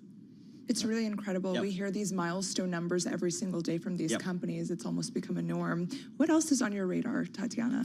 Well, I picked one. It's Redwire Corp, up about 9%. Your ticker is RDW, but it's really a universe of rocket, space, and satellite communication stocks that are seeing a huge rally since SpaceX filed publicly for what it stands to be the largest ever IPO out there. So other names on the rise: Intuitive Machines, York Space Systems, and others.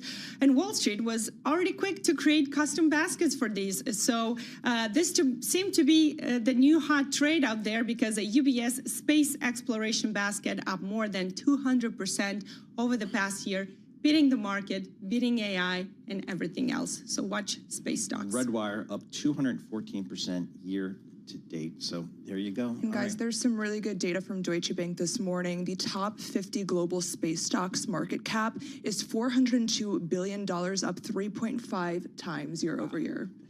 It's unbelievable. Stunning. All right, one more here.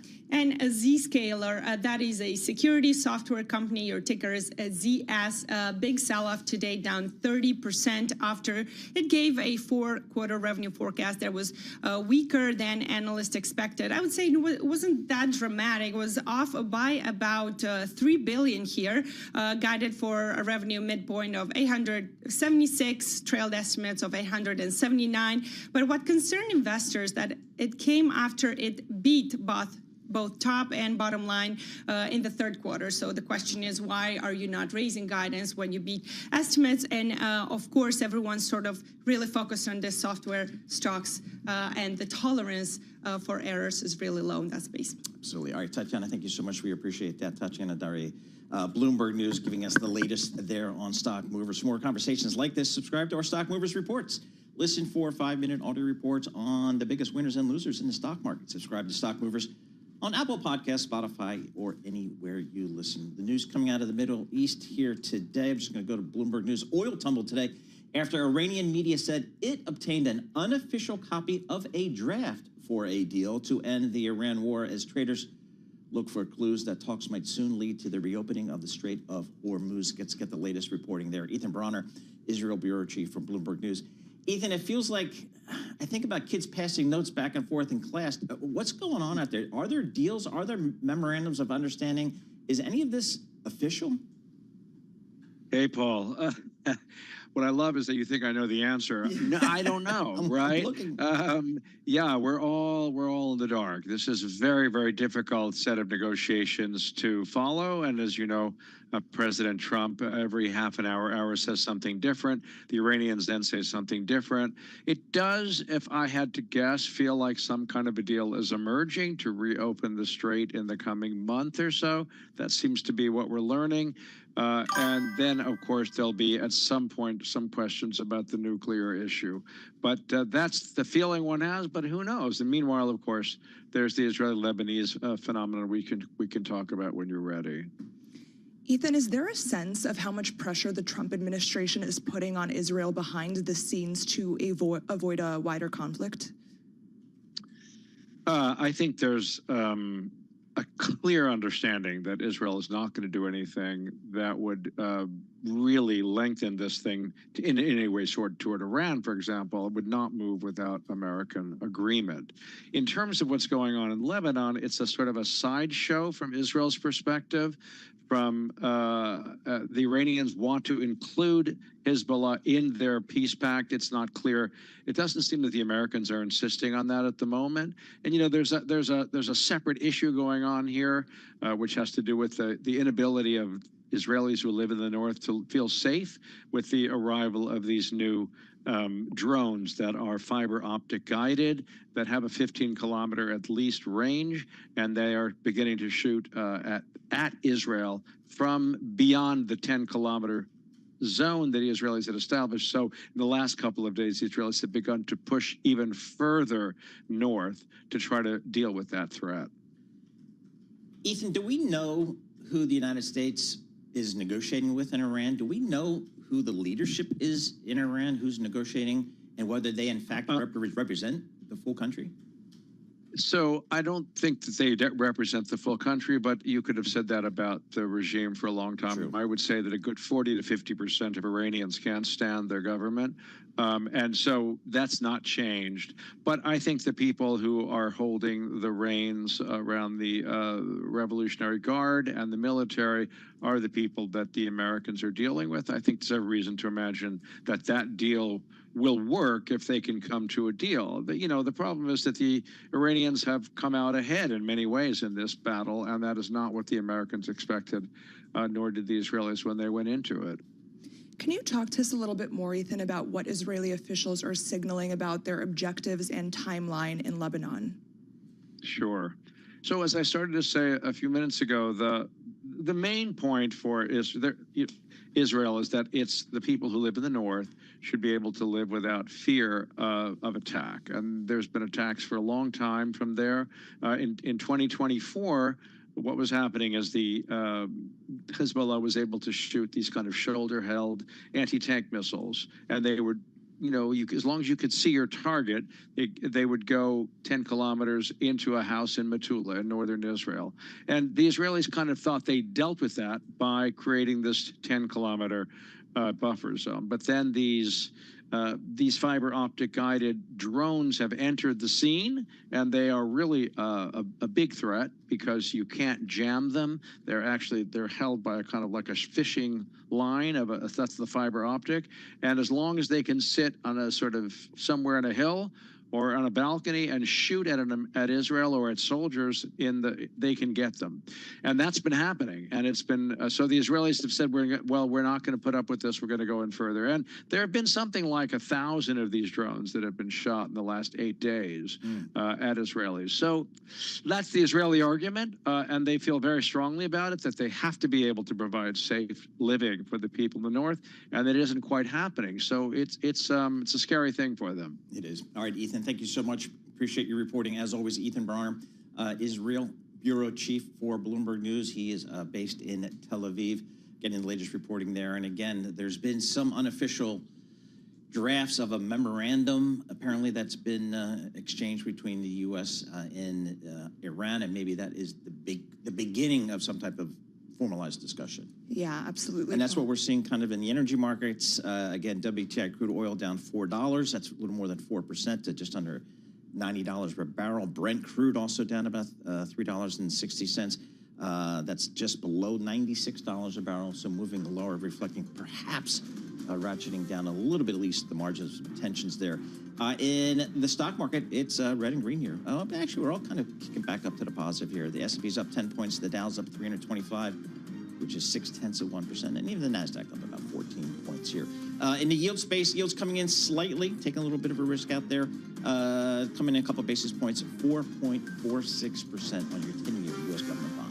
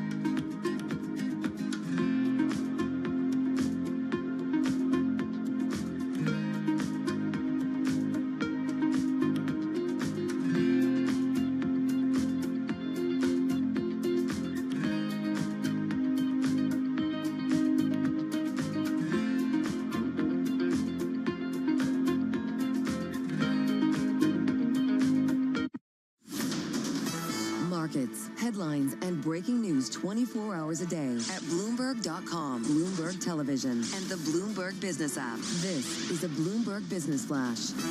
And I'm John Tucker, the Bloomberg Newsroom with this Bloomberg Business Flash. Let's start with oil. It's lower with the hopes of some sort of deal to maybe open the Strait of Hormuz. Maybe. Brent, the international benchmark, was down 3.8%, below 100, 95.78 a barrel. WTI, that's down over 4%, 89.71. Below 90 there. So right now, the travel-related stocks are higher as a result of that. Leaders in the S&P 500 right now include MGM Resorts, United Airlines, and also Norwegian Cruise Lines. This is interesting. There's some reporting on the idea of Elon Musk considering the idea to merge Tesla and SpaceX. Musk planning to take SpaceX, of course, public in the coming weeks. The targeted valuation there $1.75 trillion. Nothing even close to official at this point, but Tesla shares, they are up 1%. Consumer discretionary, best performing major industry group in the S&P 500. The worst performer right now, again, is oil declines, energy. And as we check some of the individual movers, Micron Technology, after joining the $1 trillion club, up again today, up 1.1% right now. And we check the markets for you all day long, right here on Bloomberg Radio. I'm John Tucker, and that's your Bloomberg Business Flash. Alex and Paul. All right, JT, thanks so much. Appreciate that. John Tucker with the Bloomberg Business Flash. Tatiana Daria, Alexander Semenova. I got so many people coming in. You and had out a of the long studio. morning, Paul. Alex Semenova coming in, sitting in for Scarlett Fu. That's a good thing here. Scarlett will be back tomorrow, her people are telling me, so we're here checking it all out. Texas Attorney General Ken Paxton won the state's Republican Senate runoff yesterday, defeating incumbent John Cornyn pretty substantially. And Mr. Paxton got the endorsement of President Trump, so there's some news on that angle as well. We're joined by Julie Fine. She covers the entire state of Texas. She's our Texas bureau chief for Bloomberg News. She's down there in Dallas. Julie, talk to us about this race in Dallas. What does it say about Texas, and what does it say about the Republican Party here? Well, certainly one thing it says is the group that came out to vote was certainly for Ken Paxton. I mean, John Cornyn really said last night something to the effect of, those who come out to vote speak for those who don't. It is not a high turnout. In primary elections, you really see the small group speaks for the larger group. But what it certainly says for sure is Donald Trump has sway here. Julie, this was a huge win for Ken Paxton. He didn't just win this race, he crushed it. How seismic is this shift for Texas politics? Well, what's seismic about it is John Cornyn has served here for 4 terms, and this is a man that has climbed in leadership in the United States Senate. I mean, he was second only to John Thune for being the next majority leader. It will be seismic not to have John Cornyn in the halls of the U.S. Senate, and right now, Ted Cruz is poised to become the senior senator from the state. Julie, what's the expectation for this general election here? Mr. Paxton will face Democrat James Tallarico in the November election. What's the early view there? Well, I mean, Democrats are bullish on this race. They feel that they have a great candidate in James Tallarico. Democrats were bullish in 2018 on Beto O'Rourke, who came within 3 points. It was a close race, but at the end of the day, the person that wins goes to the United States Senate. If you look at conventional wisdom, no Democrat has won statewide office in the state of Texas since the early 90s. That's a long time. You know, you're looking at several decades there. However, Democrats really hope this is the year that they turn the tides. Attorney General Ken Paxton has had his share of legal and personal problems, but again, voters in Texas are well aware of this. A midterm election, however, will have higher turnout. Julie, Texas has long been viewed as very business-friendly, very predictable politically. Does this change that at all? I mean, you have to, again, take a look at the state. They have not elected a Democrat to statewide office in decades. Both the House and the Senate in the state legislature have been Republican since 2003. Each year, there's the discussion of, is this going to be the candidate? Is this going to be the change in demographics? Democrats, though, are hoping. They view Ken Paxton as a flawed candidate. Republicans view James Tallarico as extremely far left. So it'll be interesting to see how this all sets up. Seems like President Trump still has a lot of sway in the great state of Texas. Did that surprise some people? Well, what surprised people is the timing of that endorsement. And President Trump said right after the primary election, not the runoff, but the primary, that he would endorse within the next week. And reports were he was going to endorse John Cornyn. Of course, Senate establishment Republicans were behind Cornyn. Then all of a sudden, after early voting began, Donald Trump makes that endorsement for Ken Paxton. So I think the timing was the real big surprise there. Julie, thanks so much for joining us. Really appreciate it. Julie Fine, she's a Texas bureau chief, Bloomberg News. She's down there in the Big D. Big day yesterday for politics in Texas. Let's get back to these markets here. Red and green on the screen. Not a lot of direction here, but a lot going on underneath the hood here. Tom Hulick joins us here. He's the CEO at Strategy Asset Management based out there in LA, but we got him in studio today. Tom, thanks so much for joining us here. This is a market, we were just talking with Alex, we're making new highs every day, but we got a shooting war out there. We got inflation that's moving higher. What's going on out there? You know, it's great to be here. A lot outside of all the risks that are out there, geopolitical and kind of the strains around the politics. You know, the markets are set up to do quite well over the next couple of years. And you know, as an asset manager, I'm an active manager. You know, we take a look at the trends that are out there and all the capex expending it that's going forward. It sets a nice stage for the earnings momentum to continue at the the 20 to 25% clip. So we're pretty optimistic. Tom, the theme going into this year was it's going to be a year of participation and broadening, and that certainly happened in the beginning of 2026. But recently, this market has been led by the tech high flyers, by semiconductors. What gets more sectors involved in this rally? Right. You know, we've been talking about the market broadening out for years, and you know, the hope is that it would get away from the Mag 7 stocks, and now it's expanded out to the Mag 10 that are there. But soon enough, you will see the market broadening out, and that's where the asset managers are starting to focus on. So we've got sectors in like the industrial sector. We like obviously like technology, but you want to see the market broadening out. That's a healthy sign, and we will see that soon. We're going to get a monster IPO coming out. Elon Musk 0.20, I guess, with SpaceX. Are your clients calling you up saying, "Tom, get me into this thing"? We have a few people calling up, but we don't have access to it. You know, we're not one of the fortunate people. I don't know any of us in this room that may be there, but you know, we like the momentum. We like the liquidity scene out there. When IPOs come out, that's a healthy sign for the market. And would we buy SpaceX, Anthropic, you know, AI? You know, possibly sometime in the future. Yesterday, I was pretty emphatic, you know, with my team saying, you know, we're not going to buy it at the open. We don't do that. We're a large cap asset manager, and we focus on certain things. But it's a positive sign for the market in general. I was looking at some data recently. Just 28% of active large cap equity managers are outperforming the S&P 500. That is one of the worst showings in 2 decades. How hard is it to be a stock picker in this environment? Well, you know, I'll tell you what, we're part of that 28%. You know, so high five to us, and we've been doing that for years. You know, the firm's been around since 2001. Being an active manager is tough. You always get pegged against the indexes, but we've got a growth, value, quant, and a global portfolio. So we're going to be up in any type of market, you know, which is nice. But it is hard to perform. But it takes a good asset manager to look at the forest through the trees. And we think we've picked the right sectors, and we're very fortunate to have outperformance this year. So what are some of this? Is your approach sector driven? Is it factor driven? Is it asset allocation driven? How do you kind of start from the top down? So at Strategy Asset Managers, as I said, we have those four separately managed accounts, and I'll highlight one of the stocks that we're talking about potentially today is in our growth portfolio, JBS. Okay.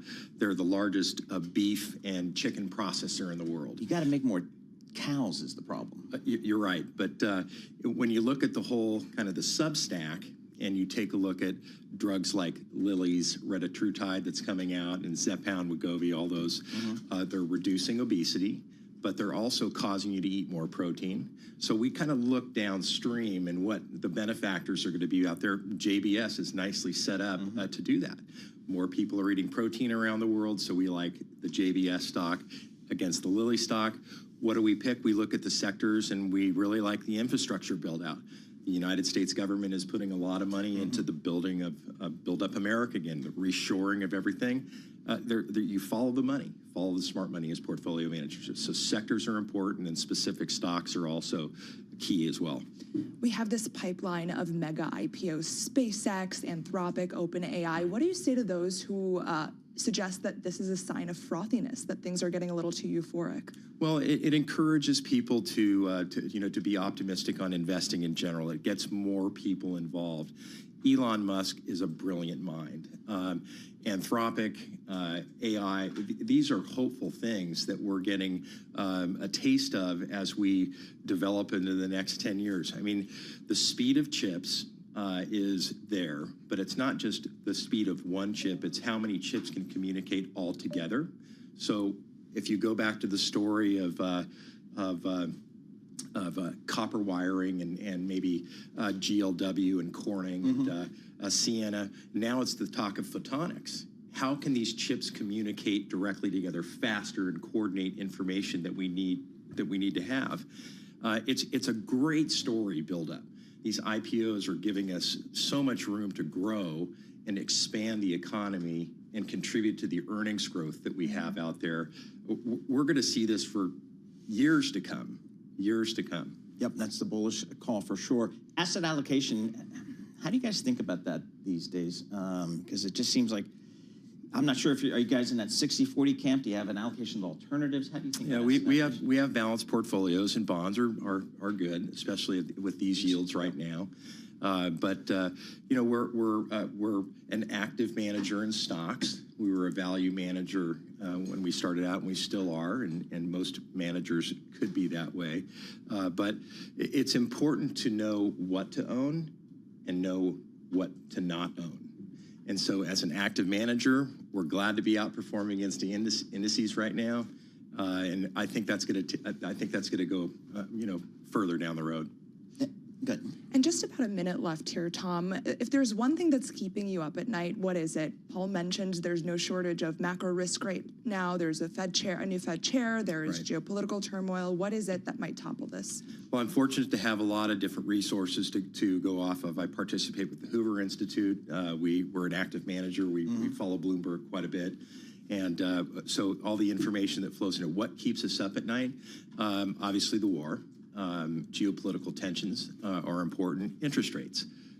They're not sustainable at this level. Eventually, they're going to have to come down because the U.S. debt is insurmountable.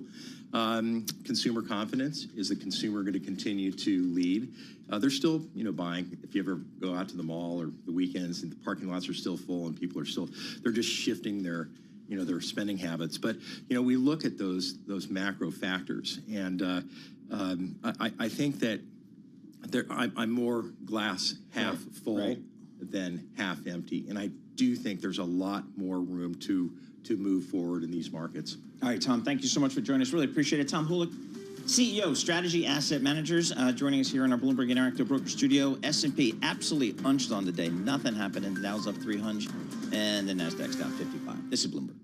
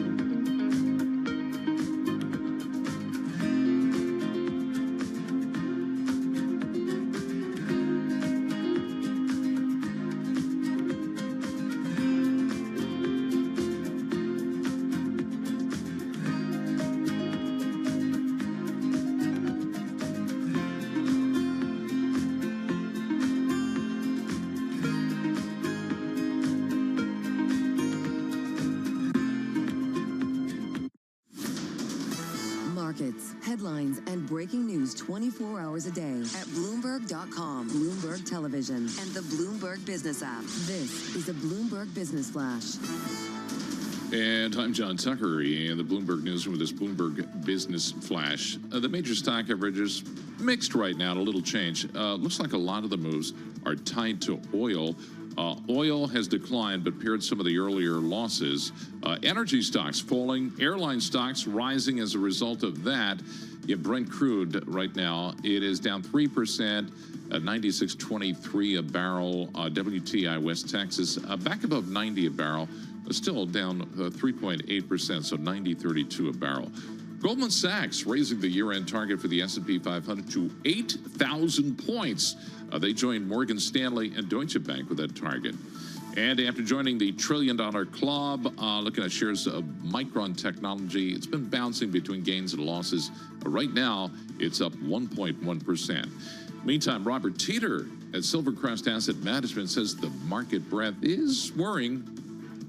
A handful of names up in a very big way. You look at the month and you have 7 sectors that are negative, even though the S&P is up. So it sort of feels a little bit like we're narrowing into the top, and that's a bit of a dangerous scenario to be in. Right now, the S&P 500 is 7 points higher, so anything positive is going to be a record. The Dow, also record territory, 310 points higher.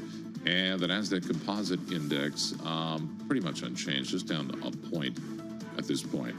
Rutrow, FIFA, New York Attorney General Letitia James, and New Jersey's Attorney General Jennifer Davenport today just subpoenaed FIFA. It's part of the investigation into FIFA's ticketing practices for the World Cup tournament, according to a statement that they released. So the attorneys general specifically are requesting details about ticketing practices at MetLife Stadium. It's going to probe a range of issues that have arisen with FIFA's ticketing process. Fans have reported they were misled about where the tickets they were purchasing would be located. So why this is so a complicated issue, I don't know. But anyway, they're looking into it. We check the markets and other stuff for you all day long right here on Bloomberg Radio. I'm John Tucker, and that is your Bloomberg Business Flash. Alex and Paul. My 2 cents, John Tucker, which I know you're dying for, is that we, I don't know who we is, but American soccer or whatever authorities here in the U.S., we ceded too much authority and say so to FIFA. My point would be, hey, you want to have your tournament in our country? Okay, we know how to do this. Yeah, the complaint also is that the ticket prices, when you look at past FIFA tournaments, World Cup tournaments, have far exceeded anything in the past. Yeah, so which Yeah, New Yorkers are being priced out of the tournament. Yep, it's crazy. So I wasn't going to go in the first place. No, but, I'm going to sit on my couch. I'm still angry. Well, the mayor allotted something like 1,000 tickets for $50 a pop, so that people can actually be able to afford to attend. It starts, I think, June 12th or something like that. All right, we got earnings coming out of the retailers, Abercrombie and Fitch. One of them better than feared results, I guess, is the way to think about it. Mary Ross Gilbert joins us, senior equity analyst covering the retail space for Bloomberg Intelligence. She's based out there in L.A. Mary, thanks for joining us here. Talk to us about Abercrombie and Fitch. What did they do? What's going on? I see the stock trading higher today. Yes. So, Paul, what's going on with Abercrombie and Fitch? I think that's probably a good tagline, better than feared. I mean, look, they missed on the comp sales line. Comps were down 1%. And when you look at, and the estimate was for a slight increase, almost flat for the quarter. But they did have a couple of things going on. One, they had the implementation or the upgrade of their ERP system. That cost them about 50 basis points in the top line, but I don't think that really affected the comp because it was really third-party sales there. So think about sales that are made to Nordstrom, for their Abercrombie brand, as an example. And then what we saw with Hollister, so Hollister comps were down 2%, but they were also impacted mainly in the Middle East, where we saw weakness there, and other parts of Europe. They didn't get into specifics on those other parts, except highlighting their largest market in the UK, which they indicated had strong sales. So we're still seeing, I think, when you look at the guidance for the second quarter, maintaining guidance for the full year. So guidance for the second quarter is at the high end of consensus estimates for about a 4% growth, and there's likely upside to that. And so I think seeing overall strength, strong sell-through of their collaboration with Sperry in the quarter, and their styles, how they're broadening their categories, going after more categories, and that's what the consumer wants. And I think those are all very, very encouraging for the brand, and that's the reason why you're seeing strength, we think, there in the shares. Mary, we're hearing time and time again consumers becoming more selective, trading down to cheaper items, but Abercrombie has been kind of a standout. What are they doing to outperform peers, and are any of the markdowns and promotions that they're putting out kind of starting to pressure margins at all? Yeah, we're not seeing the pressure. I think what's happening is they're raising prices to help, mitigate the impact from tariffs. And so some of those are coming through. But we did notice, and I think other analysts noticed as well, there were more promotions this year, or I should say, not necessarily more, but the magnitude of the promotions were a little bit higher, meaning the discount was higher than it was, let's say, a year ago. Though the company indicated that their promo activities were absolutely on plan for the quarter, but that doesn't mean that, it definitely seemed higher than the rate of discounts for the first quarter. But generally, I think they're seeing some real resilience. And when you look at their cohort, so for the Abercrombie & Fitch brand, that's the millennial customer, but they're a higher income customer. So they tend to earn over $100,000, probably, 100 to 200. And then when you look at the Hollister brand, and that's a little more value oriented, and there they did have some discounting going on there. But that really hits the Gen Z. So kind of think about your high school age consumer. So I think that they're really hitting the mark on styles, collaborations, and their marketing campaigns. And that's something they plan to invest more. That's where you're seeing the hit on margin is really the marketing investment, and then also the effect of tariffs. And then they're concerned, of course, that on the back half they will have a freight headwind. But in the first quarter, it was a tailwind, and there is going to be a small tailwind, I think, that they expect in the second quarter. So, Mary, what are your companies, the retail companies you follow, what are they saying about inflation, particularly for their consumers that are paying more at the gas pump, and how that may be impacting spending? Paul Sweeney, that is a great question. And what we've seen so far, looking at off-price, is that they are definitely drawing in more consumers. And when you really go after the business like Ross did, then you get a huge beat. I mean, the comp sales that they reported, double digit, was just, wow, off the chart at 17%. But they were very aggressive, transitioning to spring much faster and really going after that demand. So, and I think they are getting trade down. They're also bringing in more higher end brands, for example, Marc Jacobs. And that is drawing more of a higher end consumer that you usually see at TJX. So I think we're going to get more from the value side when American Eagle reports on Thursday, and also from Gap. And we think that Old Navy, should also have some good results there on the value side, because they just continue to innovate with great styles, new categories, performance, with their athletic wear, and they're just getting great traction. Right. All right, Mary, thank you so much. Really appreciate it. Mary Ross Gilbert. She's a senior equity analyst for Bloomberg Intelligence. She covers the retailers. She's based out there in L.A. Red headline crossing the Bloomberg terminal. This is from the White House.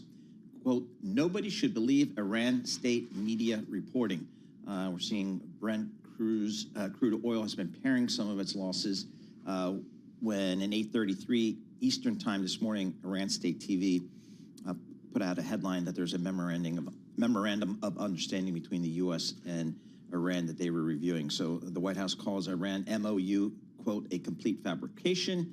And so this is the White House posting comments in a post on X on the reported MOU. So once again, it just feels like two parties speaking past each other out there somewhere, and not so much direct communication. So that continues to whipsaw these markets. We're getting used to that right now. And again, WTI crude oil $90.60 a barrel, had been as low today as $87.77. So some movement in crude reflecting the on again, off again, or maybe not even occurring negotiations. This is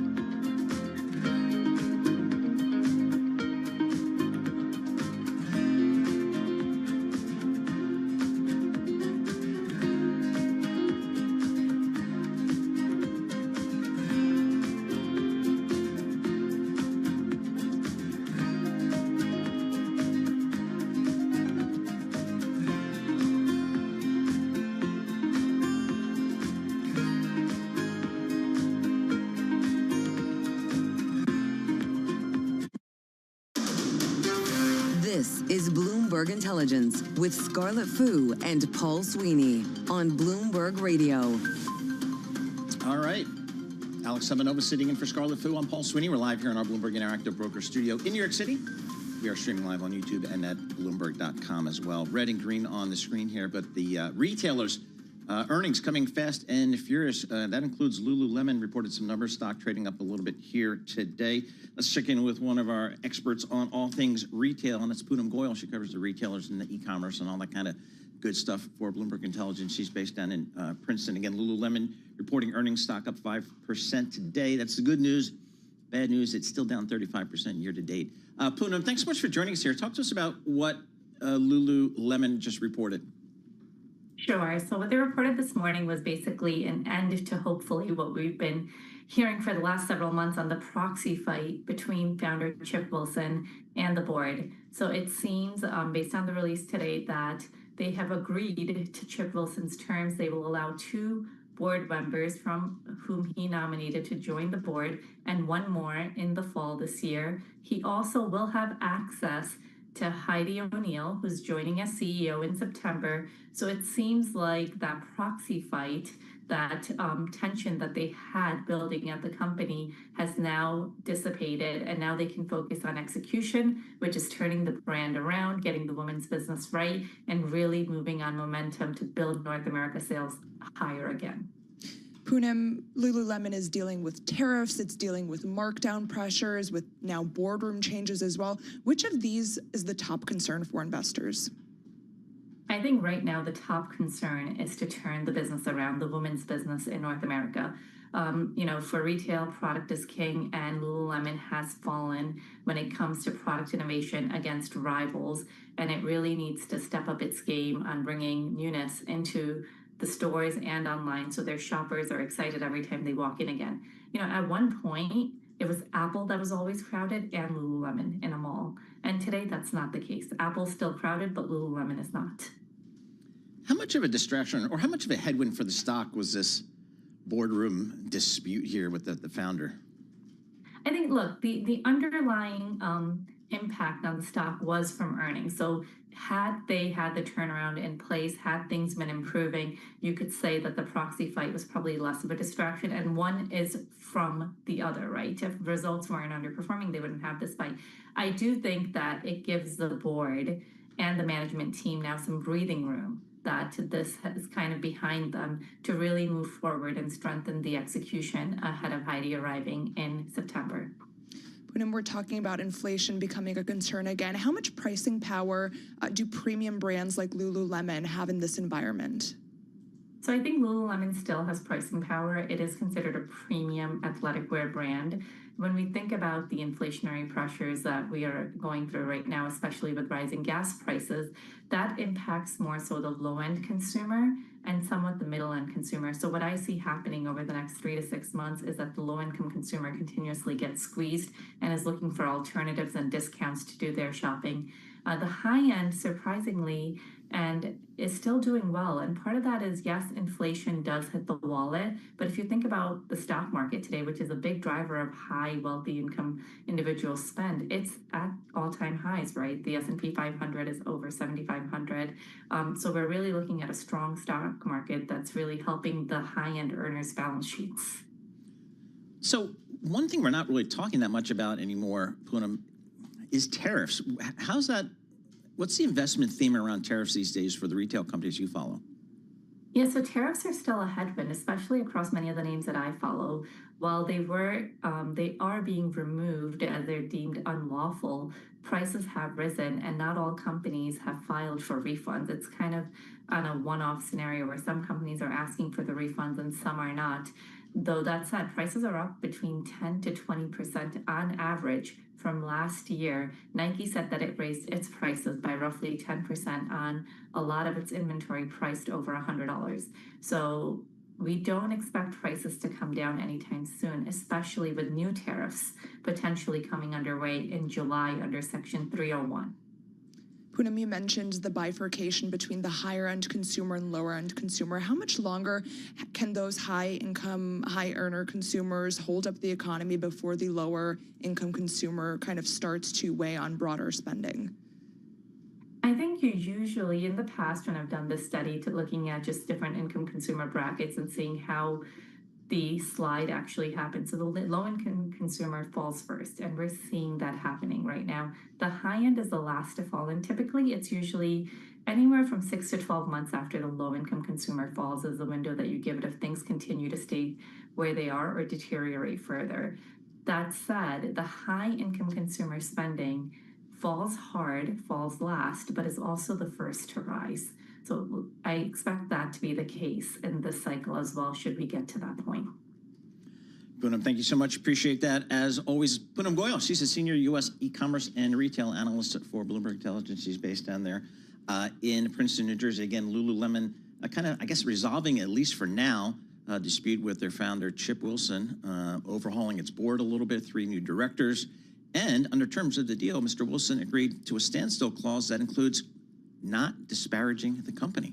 So I guess that's a good thing. Yeah, you don't want your founder disparaging the company. He's been pretty tough on it. Yeah, that's what I understand. The stock up 5% today, but again, down 35% year to date, down 58% on a trailing 12-month basis. So it's been a tough ride for the folks at Lululemon.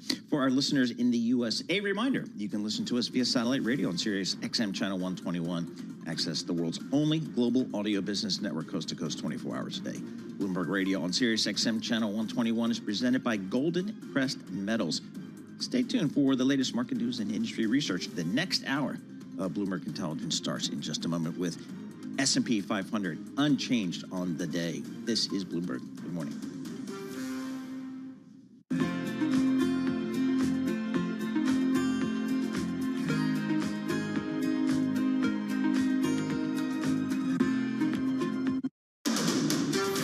This is Bloomberg Intelligence with Scarlett Fu and Paul Sweeney. Concern about rising prices spooking investors. What does renewables investment look like in the U.S.? More tariff talk coming out of this administration. Breaking market headlines and corporate news from across the globe. The president wants lower interest rates. He wants a rate cut cycle. How do you broaden out the AI play? Are people just looking for something to worry about when it comes to China? Bloomberg Intelligence with Scarlett Fu and Paul Sweeney on Bloomberg Radio, Originals, and the Bloomberg Business app.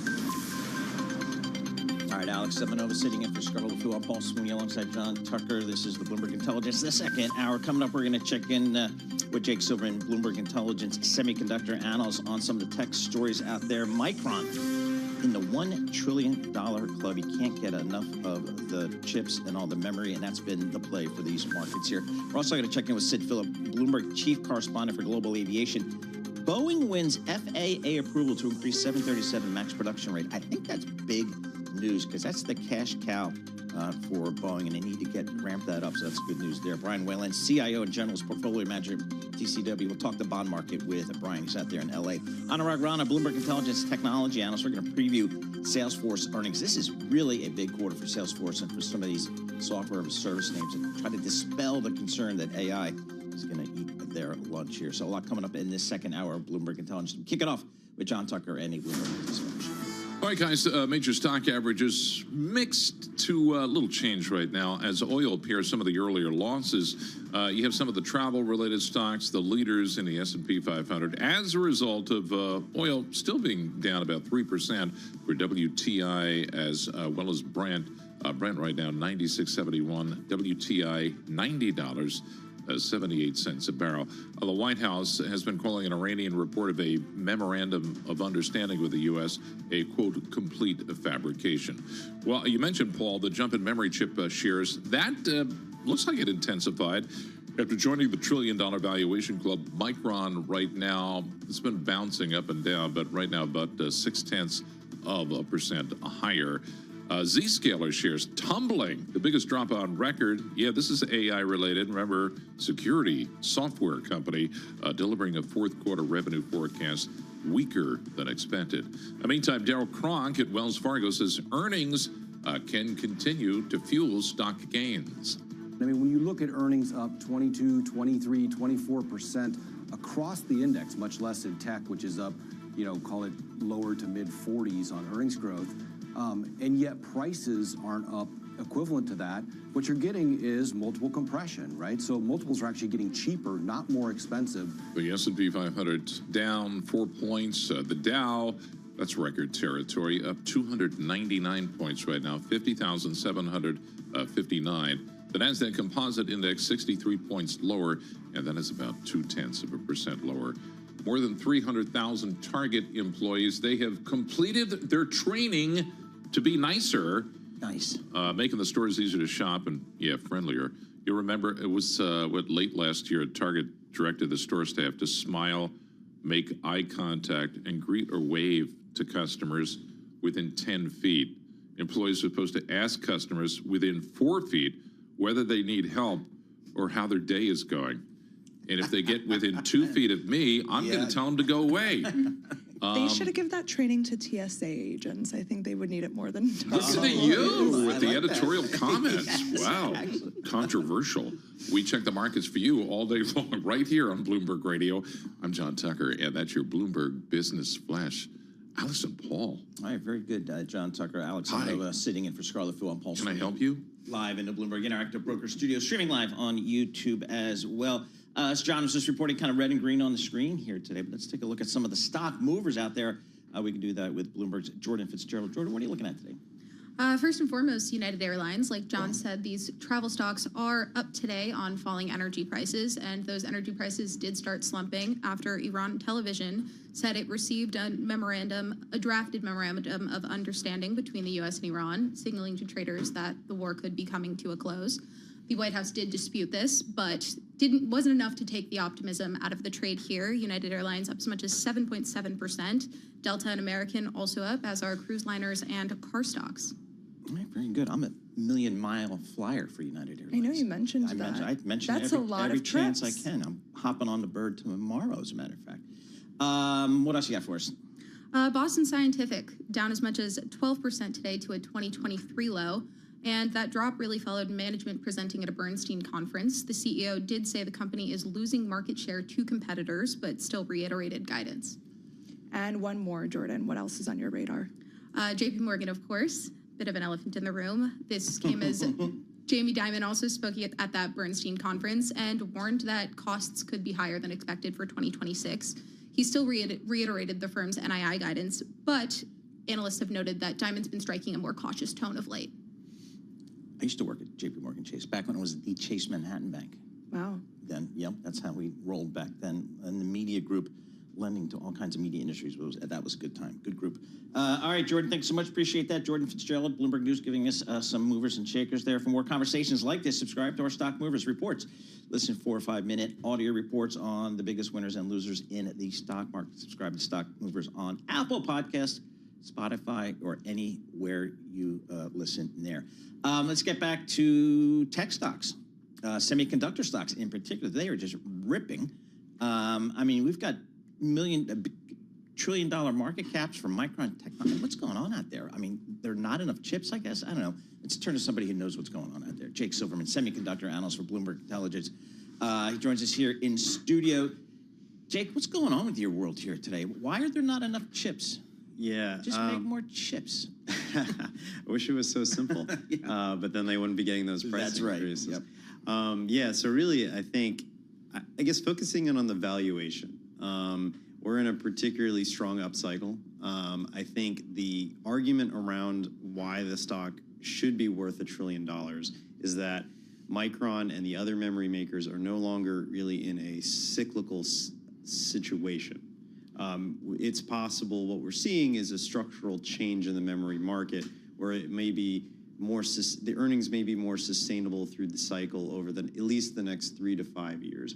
And so if you argue that, what you're arguing for is that maybe the valuation multiple has to expand beyond what we're seeing today. I mean, we're already at around 10x, I guess a little bit below that, I think, forward earnings. And so maybe some people are thinking it could go up to 15x or more, and that's what they're betting on right now. Jake, it's really incredible to see these milestone numbers every day from this sector, and I think the segment is up something like 80% this year, and most people have pointed to the fact that the earnings have been parabolic too. How much further do you think that we have to go before the market enthusiasm is starting to outpace earnings? Yeah, it's interesting. So I think one of the things you look at is, first of all, the earnings are very real, right? And so it's not like the stocks, it's just seeing tons and tons of multiple expansion purely out of speculation that earnings are going to eventually reach that point. What we're actually seeing is real earnings growth. And so the multiple, when you compare, say, the forward PE multiple for the SOX index compared to the S&P 500, isn't as much of a gap as what we've seen in the past at the peak of the valuation for the SOX index. You typically see something like 7 to 8x in terms of a difference. Right now, I think we're around 5 or 6. So, some of the exuberance is there's certain stocks maybe that are a little bit more stretched, but their earnings are real. We're seeing that with memory. You're seeing that with a lot of the AI stocks that do CPUs and GPUs and networking. So, yeah, there's a few gives and takes within that bucket, and the SOX is a broad bucket, includes a lot of names. So, I've been pitched chip stocks for 40 years, and you guys say the same thing every time, which makes sense to me. Hey, it's a cyclical business; you got to get the cycle right.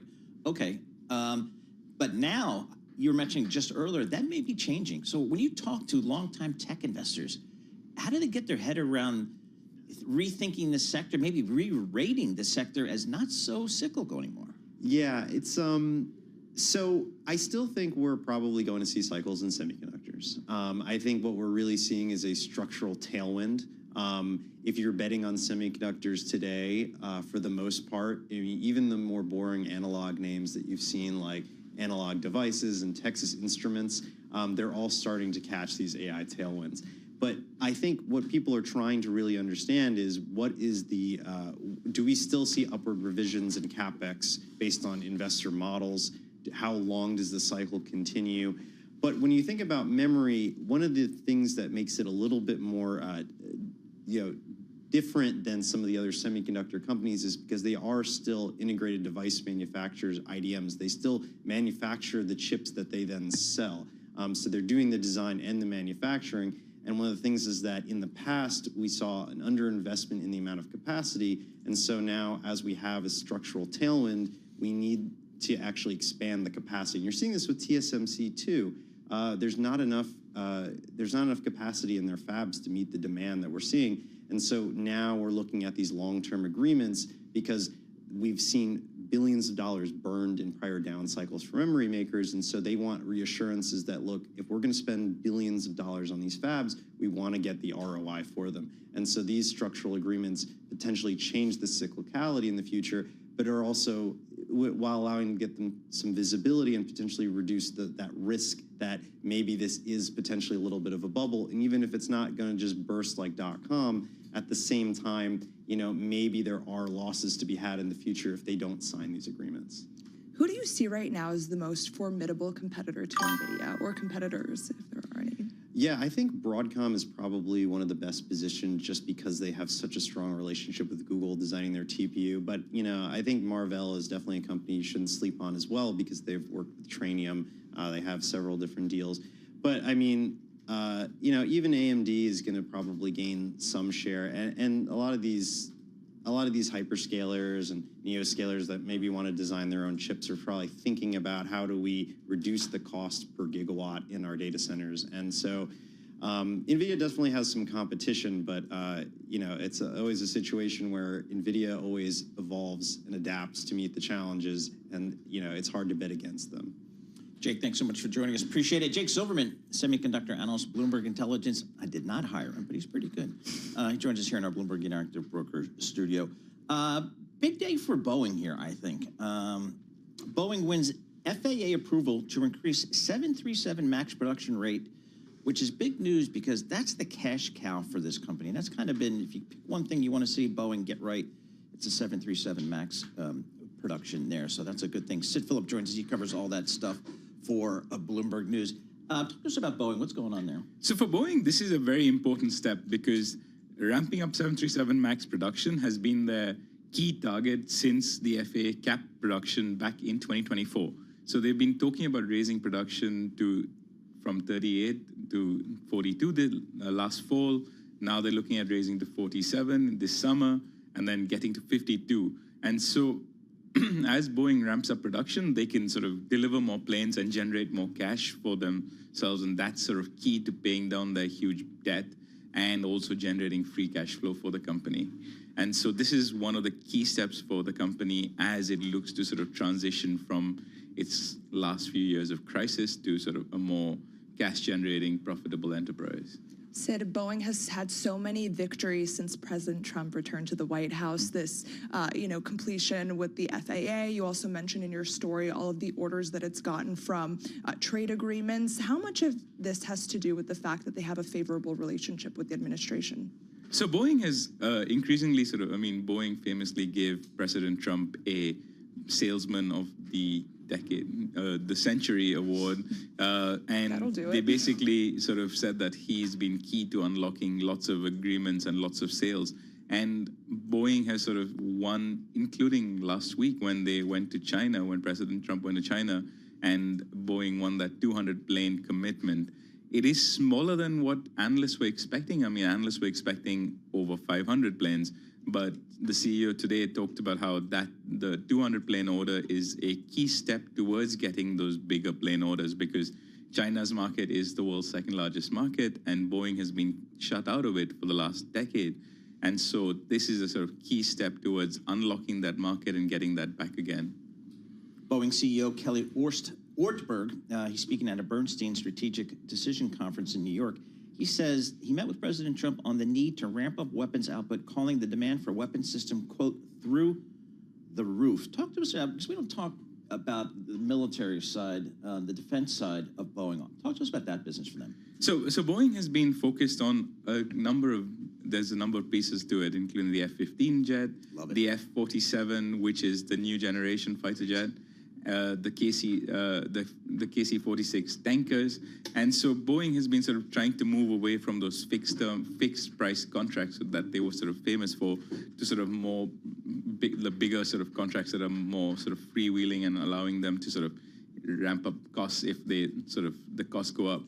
The company is also sort of poised to gain from their replenishment of munitions and maintenance because of the war in Iran. So essentially, the longer the war goes on, the more munitions they will sort of stand to gain from, as well as the aircraft that are being deployed will have to go through maintenance cycles and other sort of overhauls, and that will also unlock some cash. So for Boeing, the defense business, the CEO today talked about low, basically single-digit margins and going back to those levels.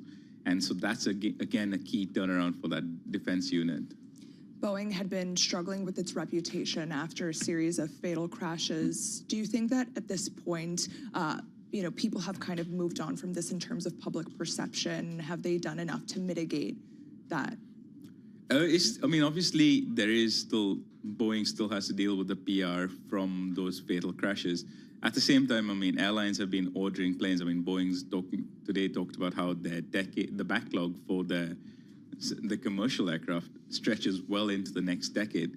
So airlines seem to have moved on from that. Airlines are ordering lots of Boeing planes and are looking to get those Boeing planes, and the FAA has given more authority to Boeing, and so that's a sign that the FAA trusts the company more. And we look to see if that sort of continues, if that momentum continues. Some crucial things we're looking out for is a certification of the smallest and the largest variants of the 737, so the MAX 7 and the MAX 10, which are still uncertified, they're long delayed. The company today talked about how we're in the final stages of certification of that jet, and we will see deliveries to customers next year. And that, again, is a key step towards unlocking those orders, because the MAX 10 competes against the A321neo, which is basically Airbus's most profitable, best-selling plane. And so that will give Boeing another sort of quiver in its arrow, like an arrow in its quiver, to be able to sort of take on that challenge and take some more sort of market share from Airbus. Yep, absolutely. All right. You can slap me on a Boeing plane any day of the week. I love those things. Although tomorrow, what am I flying down to Richmond? Embraer 175, so a little bit smaller bird, though. But anyway, Boeing's the best. Who's kidding who? Sid Phillip, Deputy Team Leader for Global Aviation, Bloomberg News, joining us live here in our Bloomberg Interactive Broker Studio. The shares of Boeing are up about 2% today, up about 2% for the year. So a little bit of a wait and see, show me kind of story there. S&P 500 down 6 points, the Dow up 230, the NASDAQ down 64%, so no direction there. WTI crude oil down $3, right around $90 per barrel. This is Bloomberg.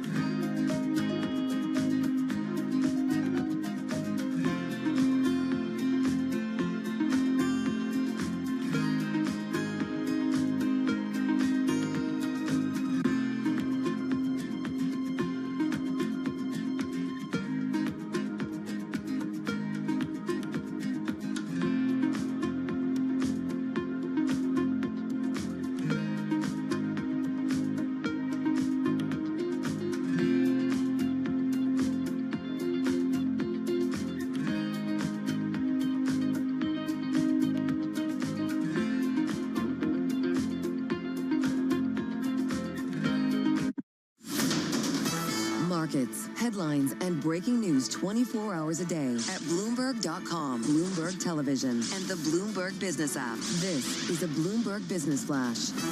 And I'm John Tucker in the Bloomberg Newsroom with this Bloomberg Business Flash brought to you by Golden Crest Metals. Inflation, tariffs, volatility of some investors turning to gold for stability. You get a free gold and silver information guide and learn how to add metals to your IRA or 401k. Tax and penalty free. Go to goldencrestmetals.com/guide. That's goldencrestmetals.com/guide. Right now, you have 7 of the 11 major industry groups in the S&P 500 higher. In the lead, consumer discretionary. That's home to stocks like MGM Resorts, Las Vegas Sands, and Wynn. We're going to call these travel-related stocks. They're gaining as oil heads lower. Energy, in fact, that's the worst performing of the major industry groups for the same reason. Now, oil has paired some of the earlier declines after the U.S. denied an Iranian state television report on a draft interim peace deal. Still, you have Brent, the active contract, 3% lower, $96.55 a barrel. WTI down 3.4%, $90.70 a barrel. The Dow Jones Industrial Average does remain in record territory. It's up 222 points with help from Procter & Gamble, Nike, and Home Depot. All of those component stocks, they are higher right now. The worst performing stock in the S&P 500, that belongs to Boston Scientific, down close to 10%. The company CEO mentioned potential near-term challenges at an industry conference presentation today. S&P 500, 11 points lower. That's down about 0.1%. And the Nasdaq Composite Index right now, 89 points lower. That is down 0.3%. And we check the markets for you all day long right here on Bloomberg Radio. I'm John Tucker. That's your Bloomberg Business Flash. Alex and Paul. All right, JT, thanks so much. We appreciate that. Alex Semenova sitting in for Scarlett Fu. I'm Paul Sweeney, live here in our Bloomberg Interactive Broker Studio, streaming live on YouTube as well. All right, here's the deal. President Trump is holding a cabinet meeting at the White House. And when that is opened up, we will bring some of that to you. It was scheduled to start at 11 a.m. Eastern, but you know how it is when you're at the White House. Things can kind of fluid time-wise. So when that happens, we'll bring that to you. In the meantime, let's talk some bond market stuff here. We can do it with the good folks at TCW. Brian Whalen, Chief Investment Officer, Fixed Income for TCW. They're out there in L.A. Brian, I don't know. I can sit here at a 2-year Treasury, get 4.03%. That's a decent living for a guy like me. Do I need to take credit risk above and beyond that? No, it's. I think you hit it right on the head. In fact, you've had a little, little volatility in the bond market this year, particularly with the war. You've had a kind of recalibration of what global central banks, including our own, are going to do. And in previous years, you've seen that disrupt credit markets and investors get concerned about where rates are going. But so far this year, it's been a not too hot, not too cold kind of scenario. Rates have bumped up enough to just kind of attract investors because of the all-in yield you just identified, without kind of creating kind of the concern about them going, too high and kind of having to recalibrate earnings expectations. So yeah, you can buy your 2-year at 4. You can buy a really nice, high-quality corporate bond of the same maturity, around 5%. Or if you want to really get diversified, you buy a traditional kind of core plus bond fund and get somewhere between 5 and 5.5%.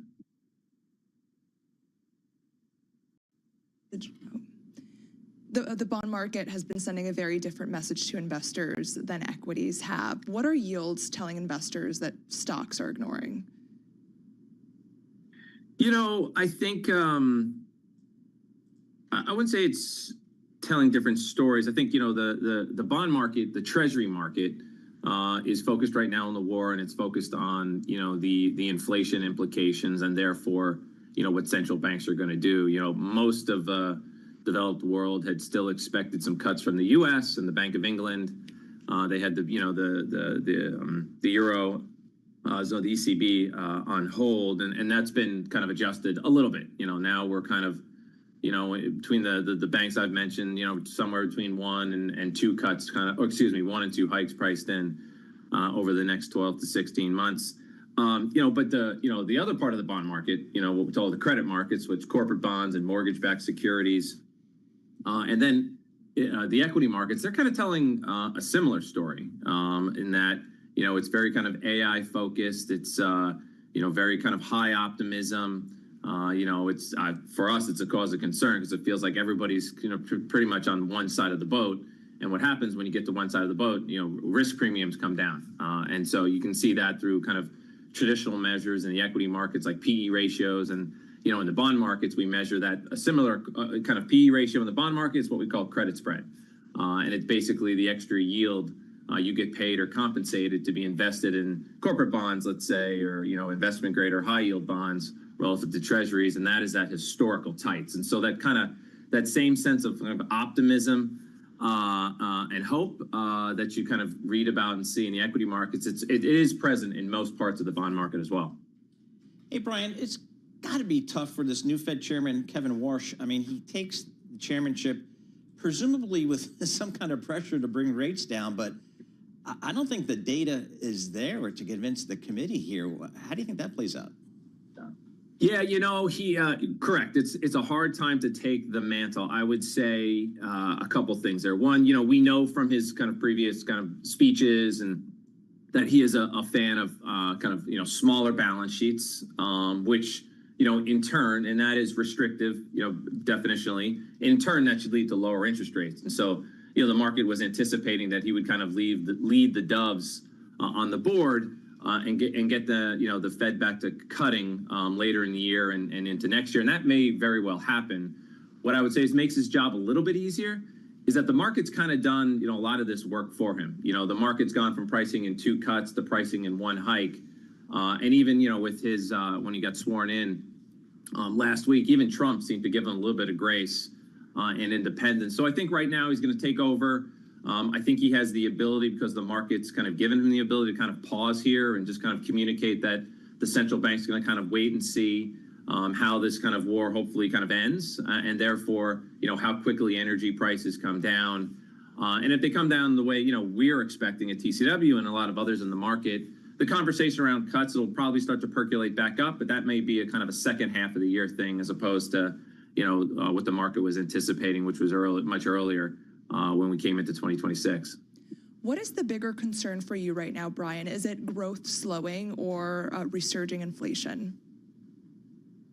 I would say more growth slowing. I think there's a few elements to that. I would say on the inflation side, we do believe this will be kind of more of a short-term spike in energy prices, and the conversation around higher energy prices will eventually, like the conversation around rates, kind of translates into kind of the demand destruction and how that's hurting kind of the bottom third of U.S. consumers. And we are seeing real-time data and anecdotes that suggest that, not all is well, in the U.S. economy. It is in the stock market, particularly amongst kind of a small few, but not amongst everyone. So, our concerns are about kind of this K-shaped economy in the bottom part of the consumer. And then also, listen, on the AI side, we can't take anything away, from AI, and it's transformative, it's wide, it's deep, it's like nothing we've ever seen. But we would kind of remind investors out there, everyone seems to be focused on all the great things about AI, and every company, within the AI ecosystem it's all participation trophies. If you got AI in the name, yep. You're getting the thumbs up from the equity markets. And we would just kind of remind everyone that, before the war, there was more of a balanced view of AI. It was looking at all the positives of AI, but it was also recognizing it as a disruptor. And if you remember, back in February in particular, the market was kind of going through and underwriting different sectors, in the markets, and how AI might undo the growth prospects of some of these kind of traditional industries, and not just a disruptor to particular companies or industries, but also kind of the scale of creative disruption as it relates to jobs is something that also we think the market needs to take hold of. And so everyone's on one side of the boat. That to us kind of that senses danger, and AI may turn out to be the most revolutionary technology we've ever seen, but typically when things like that happen, you have winners and you have losers. The market right now wants to price everyone participation trophies as a winner. And we just think there's going to be a period of time where, whether it's kind of or wake up to a headline like DeepSeek, or you hear more about the Pope kind of pushing back about AI, that there probably will be some disruptions in the marketplace, and the market will recalibrate winners and losers. And at that point in time, it'll probably be better in kind of investment opportunities. Yeah, you're right. I mean, the only big pushback I saw was from Pope Leo with his 42,000-word encyclical, just calling out some of the issues there. So pretty interesting reading there. Brian, thanks so much for joining us. Brian Whalen, Chief Investment Officer, Fixed Income Trust Company of the West. Some of the smartest people in the business. I say it every time because it is true. There's not a bum in the lot over there at TCW. Really important earnings tonight, I think, particularly for the very broad software space. Salesforce.com reporting numbers. And the narrative on software over the last 25, 30 years, oh, it's a great business, recurring revenue, just buy it, which has absolutely been the case for most of these companies. Then AI came along, and now it's a little bit of a different story. People are starting to wonder, do I have to rethink the whole investment thesis behind some of these software companies? So top on the list is Salesforce.com, and they're going to report numbers after the close today. Anurag Rana joins us here. He's on top of this. He's been covering software for decades. He's seen it all. Anurag, what do you expect to hear from Salesforce after the close? I think they're going to talk a lot about AI. They're going to talk a lot about the book in terms of how their AI products are being embraced by clients. I think that is going to be the narrative. But at the same time, because of weak macro, we think the order book is not going to be as strong it has been, only because, while all the money is going towards AI investments, it's coming out of consulting, it's coming out of your legacy software products, and that's where we think there's going to be some softness. Anurag, Salesforce investors will want to see proof that AI spending is finally materializing into growth. Is this going to be the quarter that they see it? I think they have to really prove that the AI native products are getting that traction. Now, as the company in whole, because the revenue size is so big, you're not going to see that contribution to the top line directly. So they have to give us KPIs where the number of customers that are embracing Agentforce, or the token usage, or the usage of just their agents. Those kind of KPIs are far more important for us than just the top line number. Are they trying, is Salesforce.com and maybe some other software companies, are they trying to craft a narrative where they're investing into AI, AI is going to help their business, help them grow their business? Is that a viable argument? Well, that is what they're trying to push, that saying, listen, we used to sell this software, which let's say, are primarily for large enterprises, or even sometimes for medium enterprises. But with these agents, you can accelerate the way you're going to access their database or access their features. That's their narrative. But at the same time, we are seeing a lot of AI native companies coming up with their agents and tapping into the same database. So there is a lot of commotion in the market right now. In terms of the disruption to the margins and disruption to the growth, we have not seen that at this point. But that is, I think, the single biggest thing that they have to prove, that nobody's eating their lunch and they are absolutely expanding their total addressable market in this way. As you just touched on, Anurag, enterprise tech companies are all pitching AI aggressively. What differentiates Salesforce from the rest of them? So there is two differentiations when it comes to Salesforce. One is they are the leader in Salesforce automation. They have about 35 to 40% market share. Similarly, in customer service software, they have again 35 to 40% market share globally. So if you're already using those products, you're better off using the agents that are native to Salesforce rather than buying something from a white box outside. And that is what they are trying to say. We can give you a bundled package with multiple software products and the agents along with it, rather than you trying to do it either yourself or go to a brand new company. I'm looking at the FA function on the Bloomberg Terminal Financial Analysis, and the Street's forecasting kind of 10, 11% revenue growth for the next few years. That seems like in line with what it's historically done. I mean, I'm not seeing a big slowdown in the business, at least not from the Street. Well, there is an acquisition right now in that particular number. So if you strip that out, it's about 8 to 9% or so, which is, again, to be very honest, given the valuation, it's not bad. And one of the biggest things, and Paul, you'll like this, they just announced a $50 billion buyback. I mean, it's so massive on that. And I mean, they have executed some of it, and they're going to spend the rest of the money. So what we are seeing with the legacy enterprise software companies right now, the buyback amount has been actually pretty impressive over the last, I would say, 3.5 or 4 months. Anurag, how important is having discipline around margins right now at a time when there is so much spending across tech on AI? Everyone's worried about CapEx. So luckily for all the application software company, whether it's Salesforce or ServiceNow or Workday, that's not an issue because that is the margin story is just hitting a handful of hyperscalers, whether it's Microsoft, Amazon, Oracle, those companies. These guys are actually improving their margins slowly. In fact, one of the things that they're doing is not hiring at the same pace as they were doing before. That's one way they're saving cost, especially as they are encouraging customers to use more agents, and using more agents means more token costs. Anurag, thanks so much for joining us. Appreciate it. As always, Anurag Rana, tech analyst at Bloomberg Intelligence, one of the senior guys there. I'm looking at the year-to-date performance. Salesforce down 30%, Intuit down 50%, Workday down 40%. They're all kind of being thrown out here under the AI competitive threat. So I guess all these companies can do is just put up numbers to try to dispel that. So we'll see how that see if Salesforce can do that tonight. All right, right now, let's get a recap of what's happening in the marketplace. We do that with John Tucker, the Bloomberg Business Flash.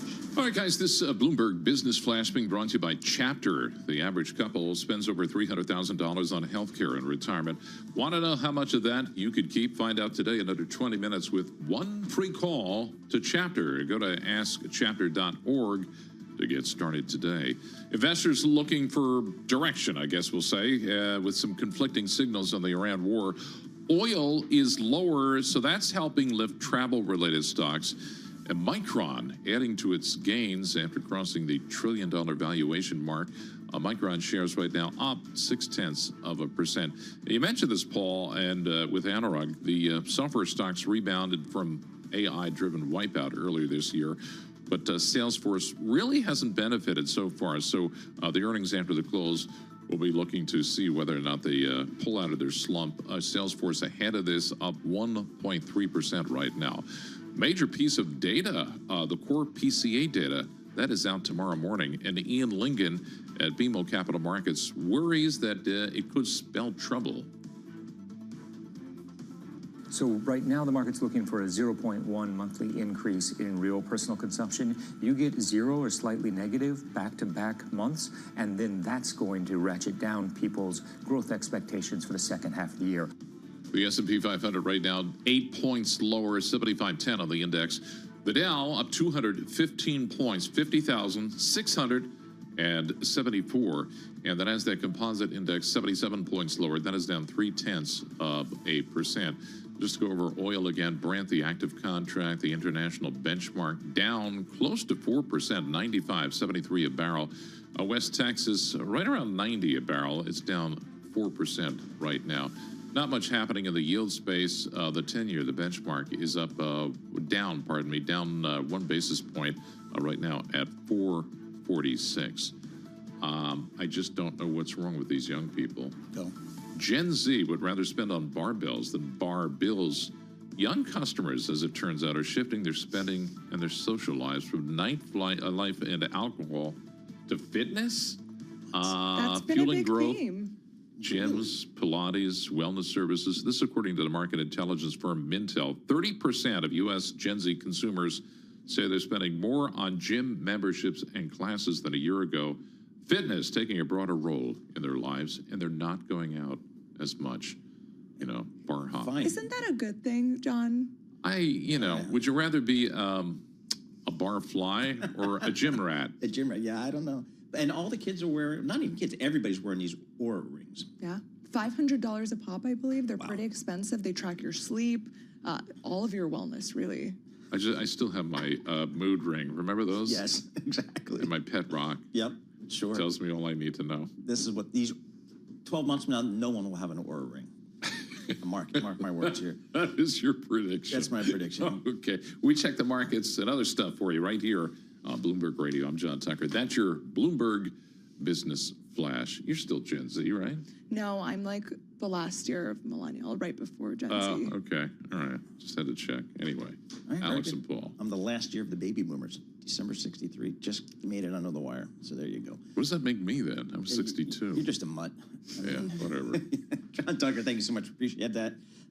So we got Alex Semenova sitting in for Scarlett Fu and Paul Sweeney. More retail numbers coming out today. Dick's Sporting Goods. Sales were higher, but margin pressure. Stock trading down a little bit. They bought this Foot Locker thing. I think they need to, kind of get that going. Lindsay Dutch, she follows this company. All the consumer hardlines companies She's a senior analyst over there at Bloomberg Intelligence. So, Lindsay, what did you learn from Dick's Sports? Hey, Paul, thanks for having me. My read on the quarter was it was a solid quarter, especially for the legacy business and even progress on that Foot Locker deal that you were mentioning. I think the disappointment is really in the guidance range. And that there wasn't a big enough boost based on the performance of the legacy business, which was outstanding in the first quarter. Lindsay, consumers have been pulling back on some of their discretionary spending. Why is sporting goods with Dick's Sporting Goods still holding up relatively well? Yeah, so Dick's sort of reiterated they're not seeing customers trade down at all in their assortment. They're continuing to go after premium sports footwear, apparel, and the hardlines goods. They're seeing strength in that business, a 6% same-store sales growth, really outstanding in the quarter. And then even for Foot Locker, we saw a positive same-store sales gain the first time in 2 years for that business. Dick's acquired it last year, and that's more of a lifestyle brand, and they're seeing momentum there as well. What was the problem, just remind us, for Foot Locker? Because I think every one of our listeners and viewers has spent quite a bit of time and money at Foot Locker over the years. Yeah, so I think what Dick's really brings to the table for Foot Locker is brand relationships. So they have very strong brand relationships with players like Nike, but also many other brands in that athleisure space. They're keeping Foot Locker a lifestyle store, so not going to match the sports focus that they have in their legacy stores. They're going after lifestyle customers, basketball. And they've really done a lot of work refreshing stores and making the stores better to shop, and their assortment with their new relationship ties is really going to show in the second half of this year, and they're expecting a meaningful acceleration in that business. We're seeing promotions becoming increasingly prevalent across the retail sector. Again, are margins becoming a bigger risk for consumer companies? I agree. I've seen elevated promotions across the board. I think, Dick's, since COVID and the spike in demand that we saw for athleisure, they have really tried to be strategic and keep promotions limited. They are continuing to try to do that this year, but we did see some gross margin pressure in the first quarter that was a little bit unexpected. Part of that is investments in the business, and part of it is also elevated fuel costs. Dick's is not necessarily increasing those promotions, but it certainly makes it harder to get that customer in the door and to spend with them. So John Tucker's trying to get me all fired up about the World Cup here. I'm just not there yet, but I got a couple of weeks to build the momentum here. What's somebody like a Dick's Sporting Goods, what are they saying about the World Cup? Does that drive sales? I think it is a positive potential catalyst, for this summer selling season and right before back to school. Maybe it will get new customers in the store that will then shop back to school with Dick's. Nothing has been quantified. They have, anecdotally mentioned that some of the World Cup merchandise has done very well that they've had. So I think it could be a positive momentum on growth going into this second quarter. They already have a lot of strength in the business, so it's just another tailwind, for that legacy brand. Lindsay, we've been talking a lot on the show today about this disconnect between high-income consumers and low-income consumers. Is there anything that you've seen across retail earnings that have kind of highlighted that problem is getting worse? I don't know about getting worse, but definitely at least stagnant and not improving. So Dick's does cater towards a higher income customer base. And, we did see that strength in the first quarter. By contrast, Bath & Body Works also reported this morning they had a sales decline. They were down about 3%. And that was slightly better than expected, but when you think about their customer base, they're much more exposed to a lower income consumer, and it's been much harder for a Bath & Body Works as opposed to a Dick's to draw the customer in, for their assortment. They saw a mid-teens decline in body care alone. So I think that does really show that there's a wide gap between a higher income and lower income consumer right now. Bath & Body Works, did it go bankrupt at one point?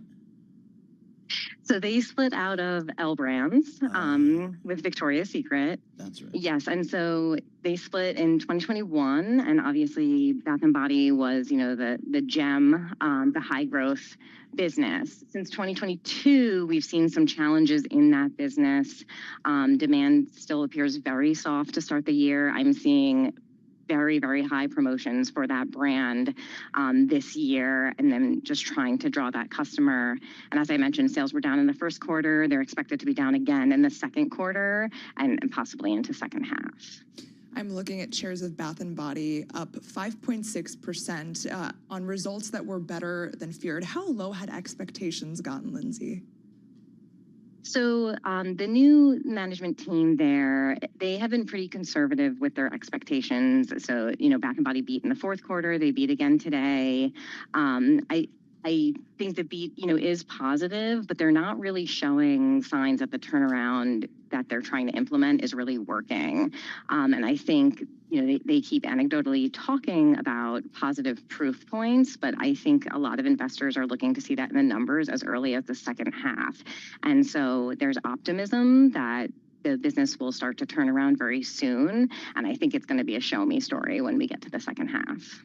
All right, Lindsay, thank you so much. Appreciate that. Lindsay Dutch, Consumer Hardline Senior Analyst for Bloomberg Intelligence. I don't know, like the stuff you would buy at Bath and Body Works, that seems like something you would just get from, Amazon or something, Walmart.com, and just have them ship the shampoo or whatever. Yeah. That's what. I also feel like they really cater to kind of younger people. They have these. You are the younger people. Not anymore. Yeah. I was shopping at Bath and Body Works when I was like a teenager, and I thought it was so cool that I could get 5 lotions for $35. That was kind of the trend back But now then. you can just click a button, right, and get your. Now I just go on Amazon Yeah. and get the same thing. Yeah, I know. So that's going to be tough for some of those retailers out there. But a lot of them, which brings you back to Walmart, which is how incredible successful they've created that digital part of their business, Walmart.com. It just grows 25% every single quarter. So some good stuff out there. All right, we got some eco stuff coming up later this week. You type ECO Go on the Bloomberg terminal, and it pops it right up for you. And what jumps out to me tomorrow is we're going to get some core PCE inflation data here. And just on an annualized basis, that's how I look at it. The core is up 3.3%. That would be a little bit higher than 3.2% last period. Michael McKee, he gets paid to look at the ECO Go function. How good is that? Mike, we're going to get some economic data this week. I guess the star will be tomorrow's PCE data. What are you looking for? What do you think Fed Chairman Kevin Warsh is looking for? Well, you have to realize that the Fed uses the headline PCE. They talk about the core a lot, but they use the headline PCE number as their target, and it's forecast to rise to 3.8%. And some people say there is a non-zero chance that it goes over 4%. Now, 4% would be double what the Fed's target is, and that would basically be a message to Kevin Warsh, you're not raising rates anytime soon. Is it safe to say, Mike, that the Fed's problem has now meaningfully become inflation versus the prospect of slowing growth? Yes, and the Fed has basically said that, by the way. I said you're not raising rates anytime soon. And then you're not cutting rates, Mr. Chair, anytime soon. The Fed has basically transitioned over the last month and a half, basically since the war started, to worrying more about inflation than employment, because not only has inflation risen a lot, but we've seen employment stabilize. We had a month where there was no growth, basically, and then it has moved up. It's slow, but it's more than enough to absorb new entrants to the labor force, since the labor force has shrunk, and unemployment isn't changing. So they're basically thinking they're in pretty safe territory with unemployment at this point, and that means that probably demand isn't going to slow a lot in the overall economy. But they are worried about inflation, because not only have we gotten inflation from energy, we're getting inflation in services prices and things like that, that would suggest there's a possibility that it sticks around for a while. Yeah, and just as Mike was just saying here, the headline for tomorrow would be 3.8% on PCE, and that last period was 3.5, so a meaningful jump here. Typically, Mike, how does a White House comment on inflation data? If they got something 3.8 or, God forbid, even higher than that, what has been the messaging on inflation from this White House? Well, the messaging on inflation from this White House is it's all Joe Biden's fault. Okay. I'm not sure how they would spin it that way now, but what the president's been doing is basically saying, oh, don't worry about it. It's going to go away fairly quickly. And what they're counting on is that when the war ends, prices will drop. We saw prices drop today on the rumors of some sort of agreement, and it's been very volatile. But it's not going to bring gasoline prices down. It will bring the inflation rate down because the rate of increase in prices will slow or stop or reverse. But prices for gasoline are going to stay elevated for some months, and that's what really sticks in people's minds. And we saw food prices rise a lot and then plateau and not rise much until maybe the last couple of months. And yet people complain about grocery prices because they're looking at the level of prices. They went up and they didn't go back down. And that's what people are going to be concerned about. Mike, we have, of course, the midterm elections coming up. How is that playing into the president's psychology when it comes to getting this conflict wrapped up and getting prices back down for Americans?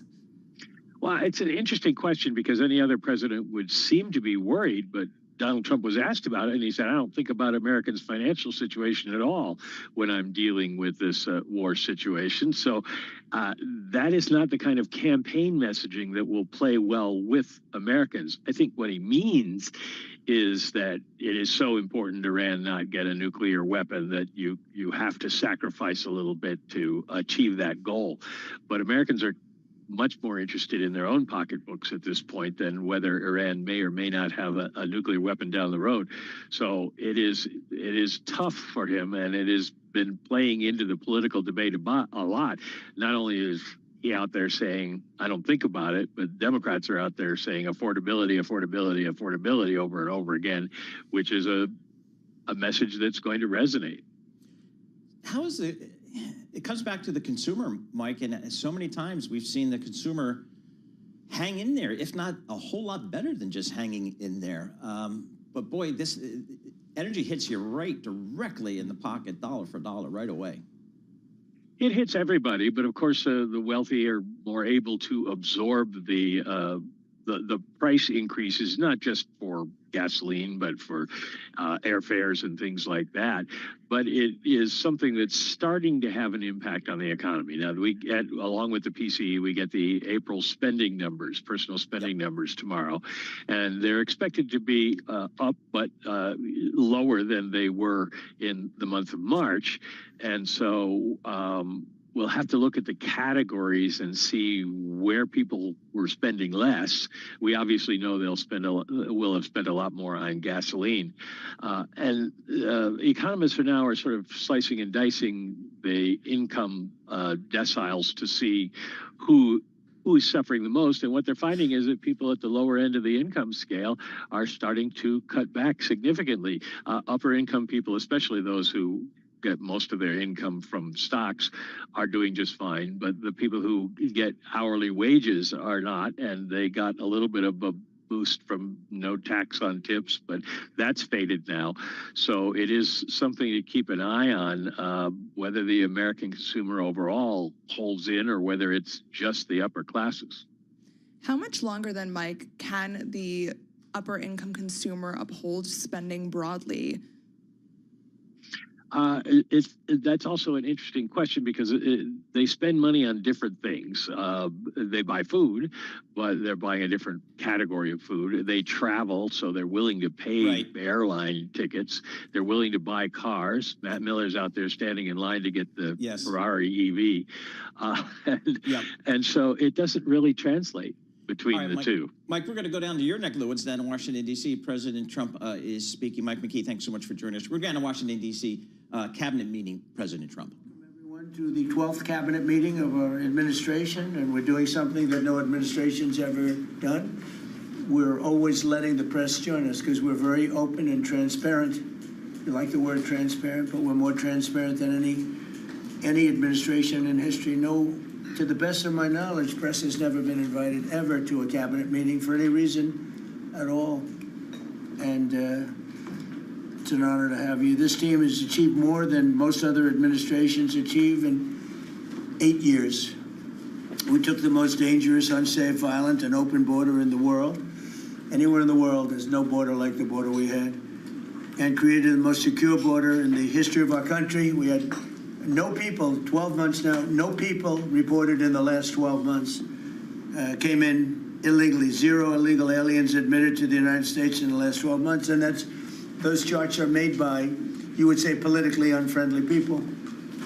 And the reason they don't come in is because nobody comes up, because they know that they're going to be turned away. And if they get in, they're going to be moved out right away. So it's been 0. You're the one that do the reports. I'm actually surprised by the number because I don't know how it can be 0, but they say it's 0 for the last 12 months. In 2025, we achieved the largest drop in the murder rate ever recorded. So the murder rate was quite high, and we achieved the largest drop in the murder rate ever recorded to the lowest level in 125 years. That's the year 1900.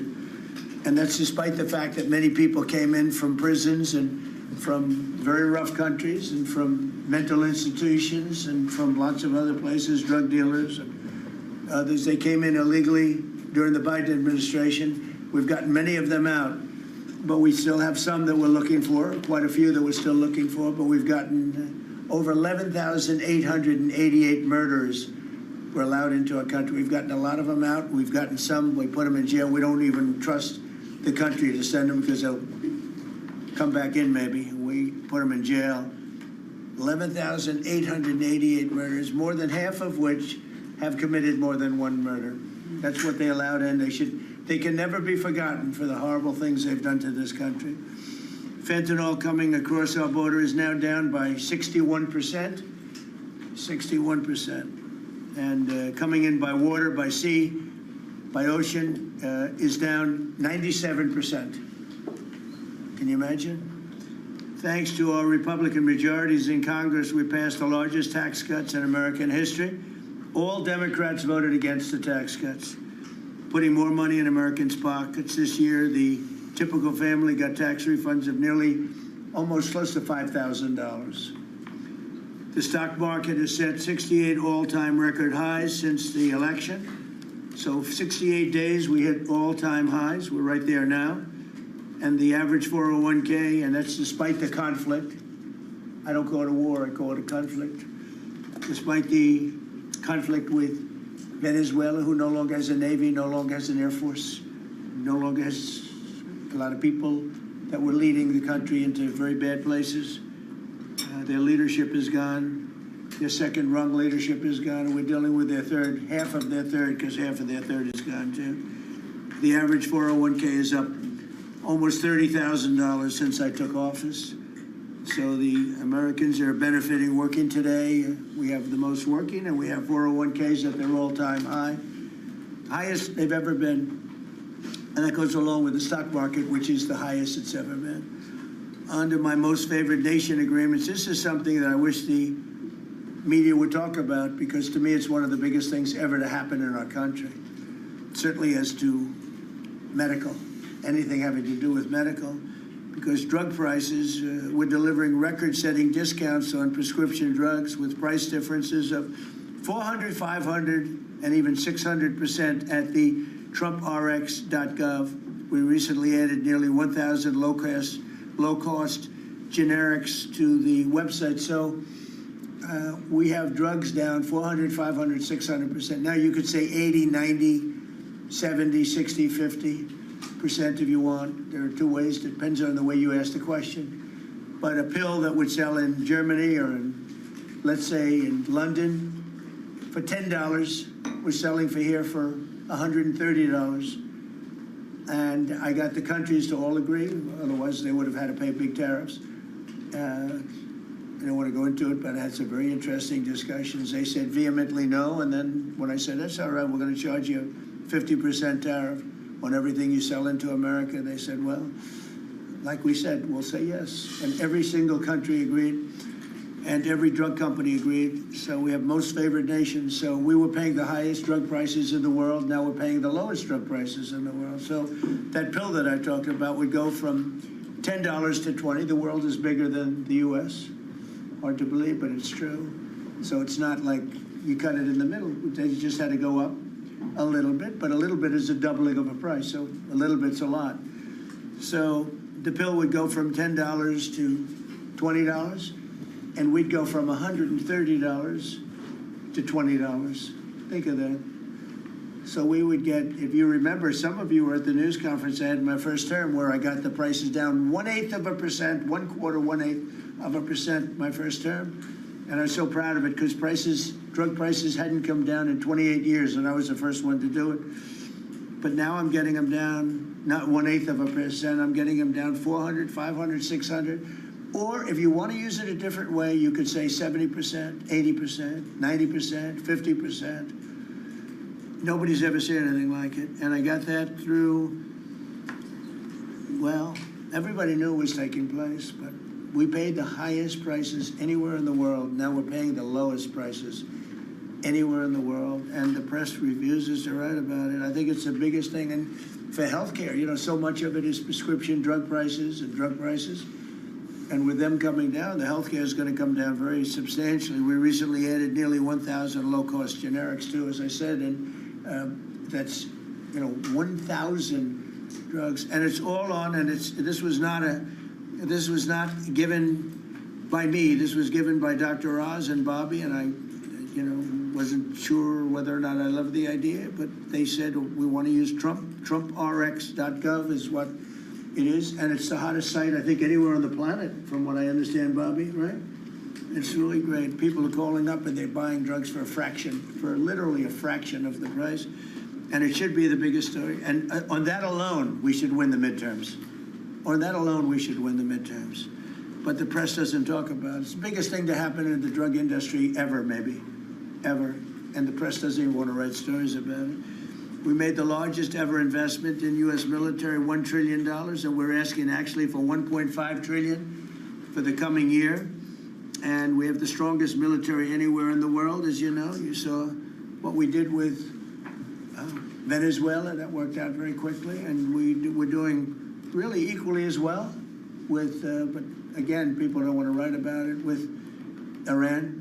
Iran is very much intent. They want very much to make a deal. So far, they haven't gotten there. We're not satisfied with it, but we will be. We will be either that or we'll have to just finish the job. But their Navy is gone, as I've said 1,000 times. Their Navy is gone. Their Air Force is gone. Everything's gone, and they're negotiating on fumes. But we'll see what happens. Maybe we have to go back and finish it. Maybe we don't. Right now, I mean, you can speak to Steve Witkoff and Jared.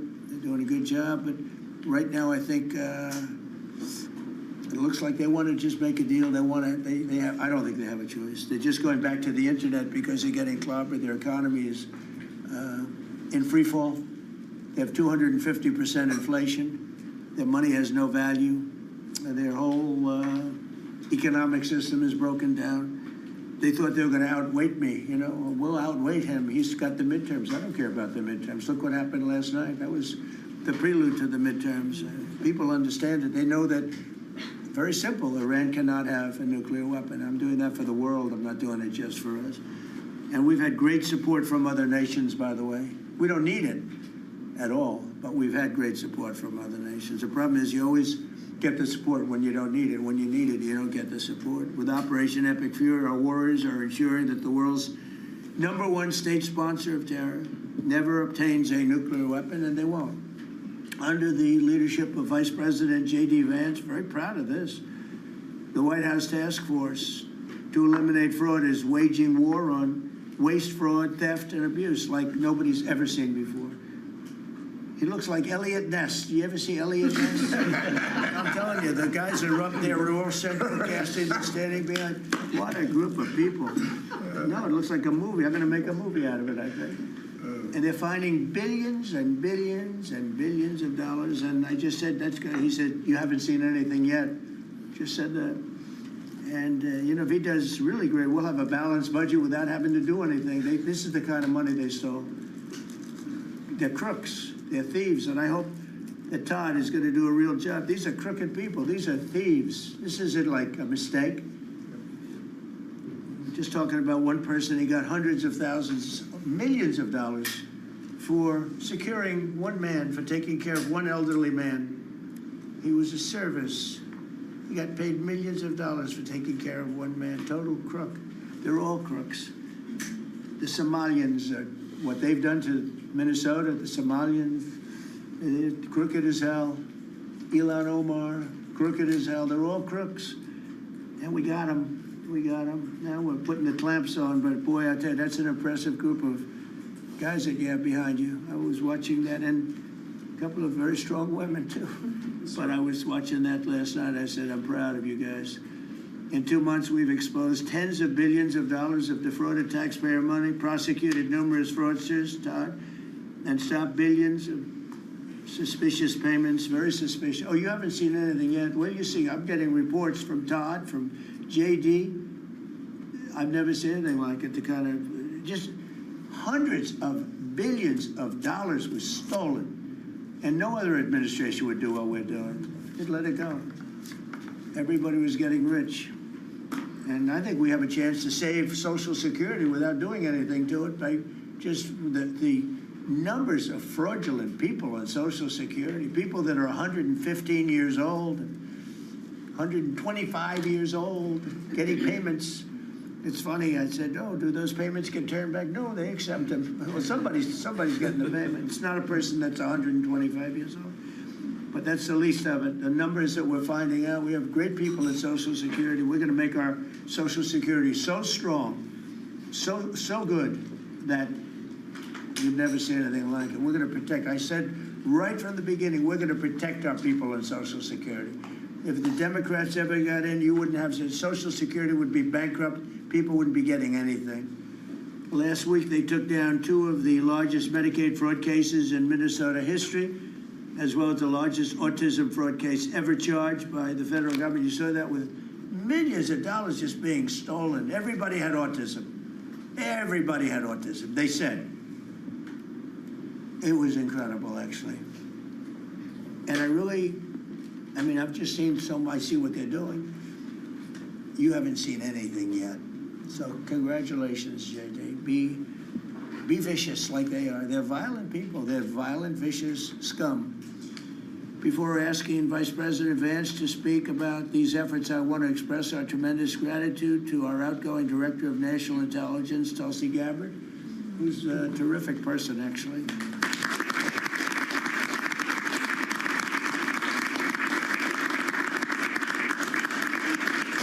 Came up with some findings that were pretty good. And Tulsi's worked tirelessly to restore trust and focus on the intelligence and with the intelligence community. They all respected her. They listened to her. She gave us leads that were pretty much, people thought they were dead and they weren't dead. They were right there. And she was able to expose a lot of things that we used at the FBI with Cash and with Todd and with JD and everybody else. It was amazing. She dramatically reformed the Office of Director of National Intelligence and cutting the staff by 40%, and she prevented countless terrorists and cartel members from entering the United States. She exposed mountains of evidence related to the Russia hoax, one of probably the greatest hoax in the history of our country. Although, when you look at the fraud coming out, there's a lot of them. I mean, honestly, there's a lot of them. But the Russia hoax, a great hoax, a very dangerous hoax, too.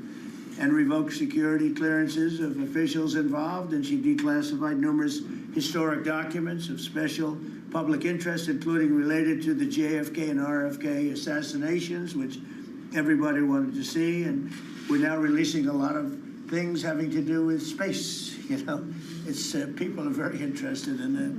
It actually became the #1 topic. We're releasing a lot of information having to do with terrestrial things, and people are totally fascinated by it. It's amazing. I wasn't sure if they would enjoy it. It's literally trending #1. Can you believe it? So a lot of people out there are like it, but we're releasing all of that information. And Tulsi, we're praying for you and for your husband. Her husband's not feeling great, but he's going to feel great soon. You're going to get him better. And he's a wonderful guy. So just say hello and thank you for the great work you've done. We appreciate it. Thank you very much. And now I'd like to ask JD to say a few words about the war on fraud, followed by Acting Attorney General Todd Blanche, who's doing fantastically, and Secretary of State Marco Rubio, another one. I mean, we have great people. And the Secretary of War, Pete Hegseth, Central Casting.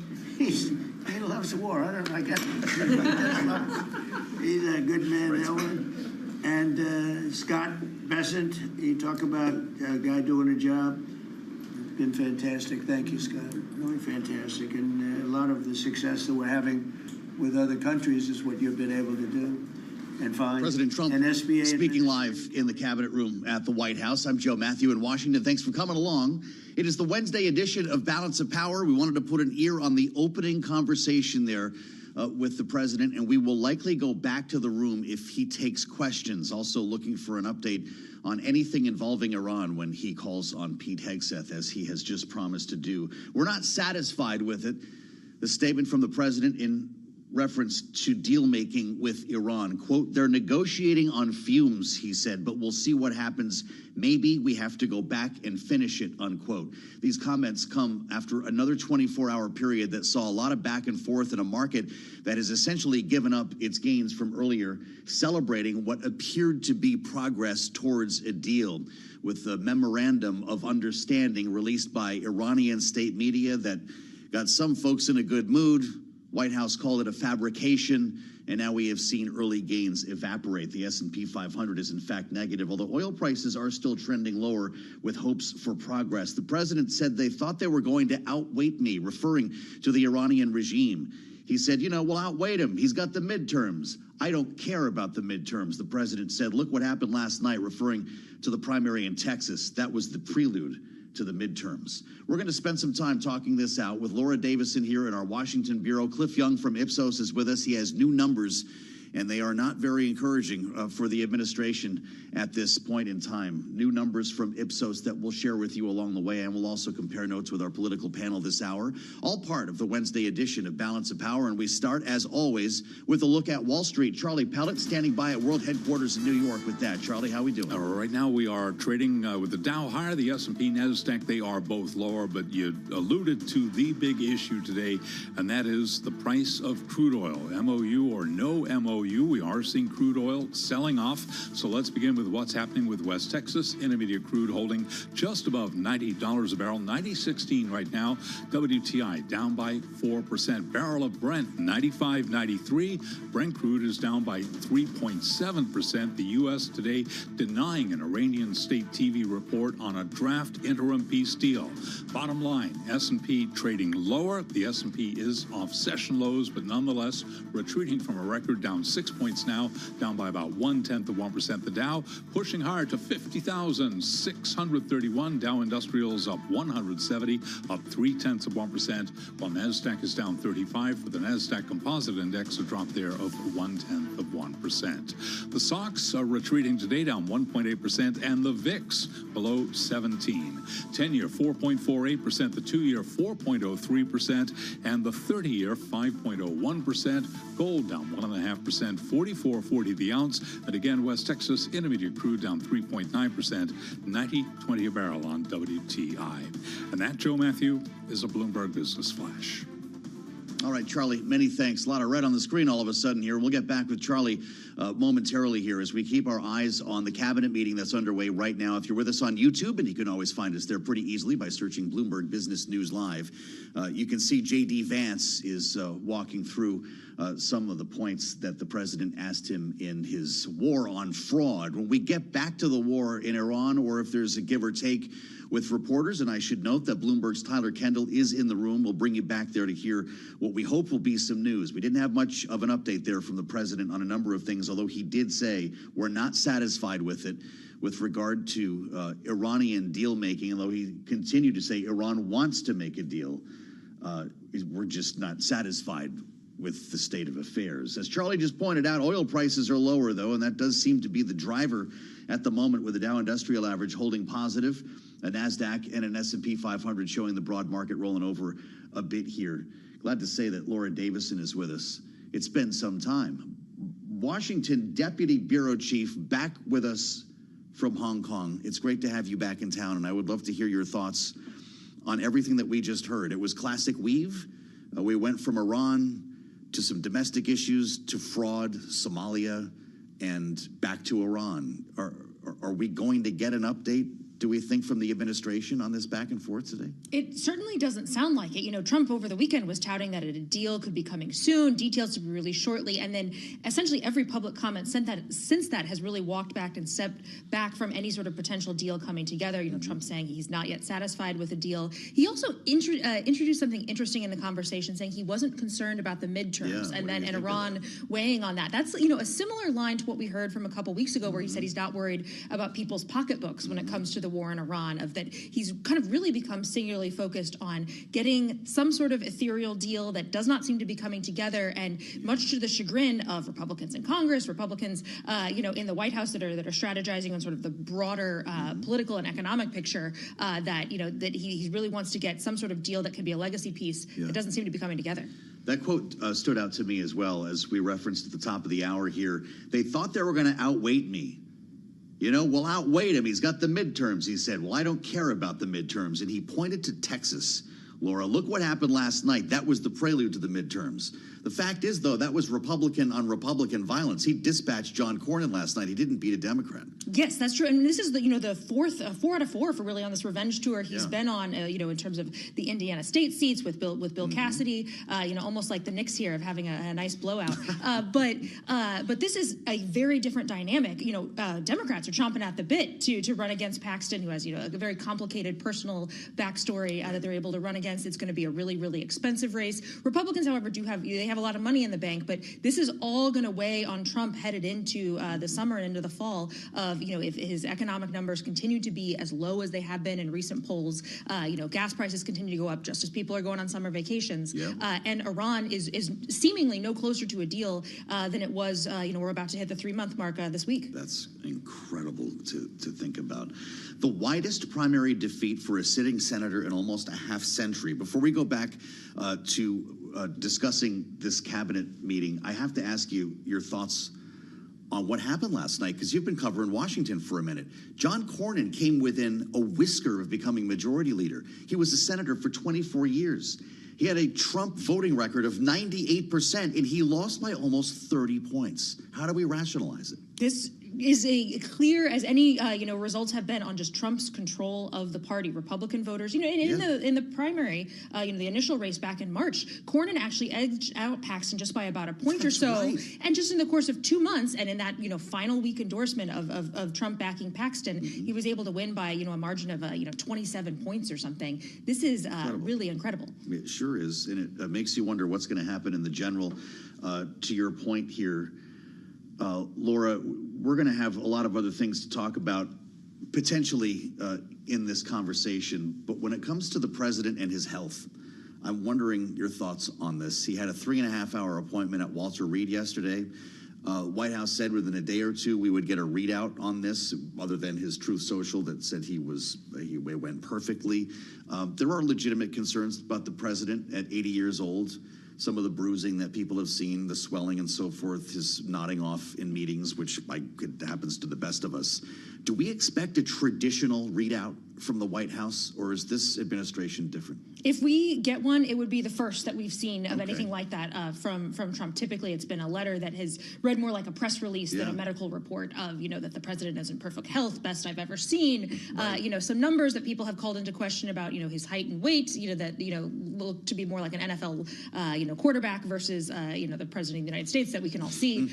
So this is, you know, probably not going to reveal a lot of information. But of course, you know, the president turns 80 here in just a couple weeks. Noteworthy that he's having a big splash at the White House. There'll be the UFC fight. Biden tended to shy away from some of these birthday celebrations and kind of reminders of his age. Right. We're embracing it now. Did you see what they're building on the lawn? Can you see what's happened since you've been gone?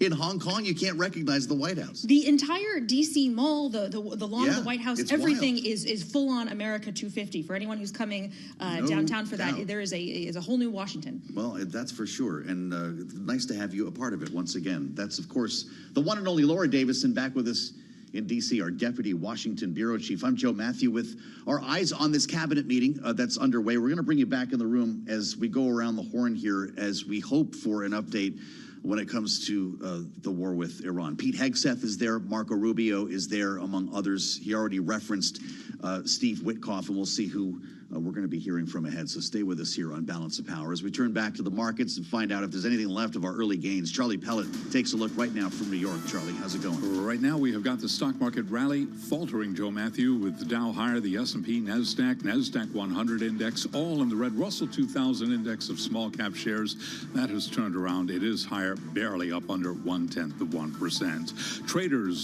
sifting through mixed signals about the prospects for a U.S.-Iran deal to end the war. Right now, the S&P is down 5. We're off session lows, pulling back from that record. Right now, it's 75.13 on the S&P, down by about 0.1%. At midday, though, Dow pushing higher, up another 208 points, up 0.4%, while NASDAQ lower by 31, drop there of just about 0.1%. That, Joe Matthew, is a Bloomberg Business Flash. Okay, Charlie, thanks. Let's bring it back to the White House right now. The Secretary of State has just started talking. Marco Rubio sitting immediately next to the president in the cabinet room. Let's listen live on Bloomberg. That doesn't work. But the bottom line is that we prefer the negotiated diplomatic route, and we're going to give it every chance to succeed. I know you're giving it every chance to succeed, Mr. President. But here's the bottom line, because I keep getting asked, what is this all about? It's very simple. Iran and these people in charge of Iran can never have a nuclear weapon, and they will never have a nuclear weapon, and they most certainly will not have one as long as you're president of the United States. On that point, it's very clear. Just two quick things I want to touch upon. One, you touched upon the border and security. Part of securing our border is dealing with the people that are in this country unlawfully, many of whom do not want to go back to the country that they originally came from for a variety of reasons. Either we can't send them there or some judge ties us up. And one of the key things we have achieved is now 20 countries have signed third country national agreements, meaning these are safe countries where individuals who refuse to go back to their country of origin can be sent to that country instead. We've gotten 20 countries now around the world who have signed agreements that allow us to deport people to those places. What often happens when you go to the person who's here unlawfully and say, we're going to send you to this third country, is all of a sudden they decide they'd rather go back to their home country instead. So it gives the ability to enforce our laws, and we work very closely with the Department of Homeland Security on that front. Something else that I know is concerning people, because it's on the news, is Ebola. Our number one obligation, we're involved in foreign policy, but even our foreign policy, the number one priority of our foreign policy is to protect the American people. We cannot and will not allow any cases of Ebola to enter the United States. And so the State Department and other agencies represented here, the Centers for Disease Control, HHS, others, are working very, very hard